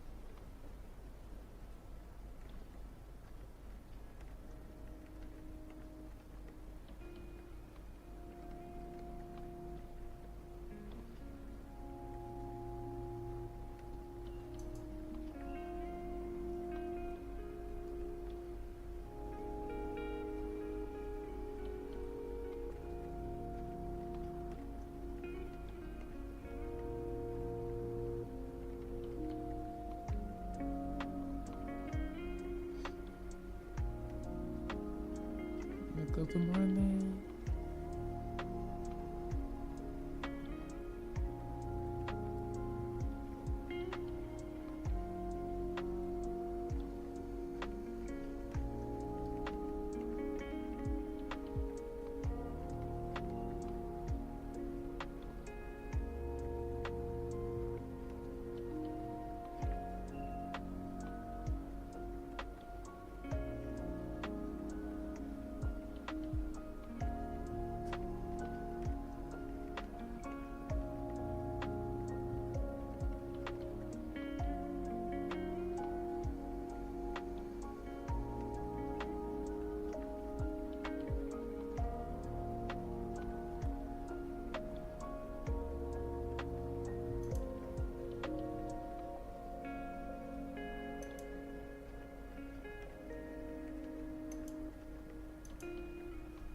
Yes.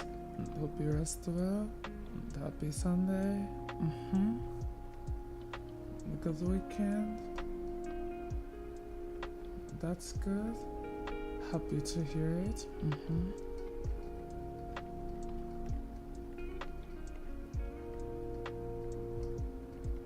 Hope your day goes well.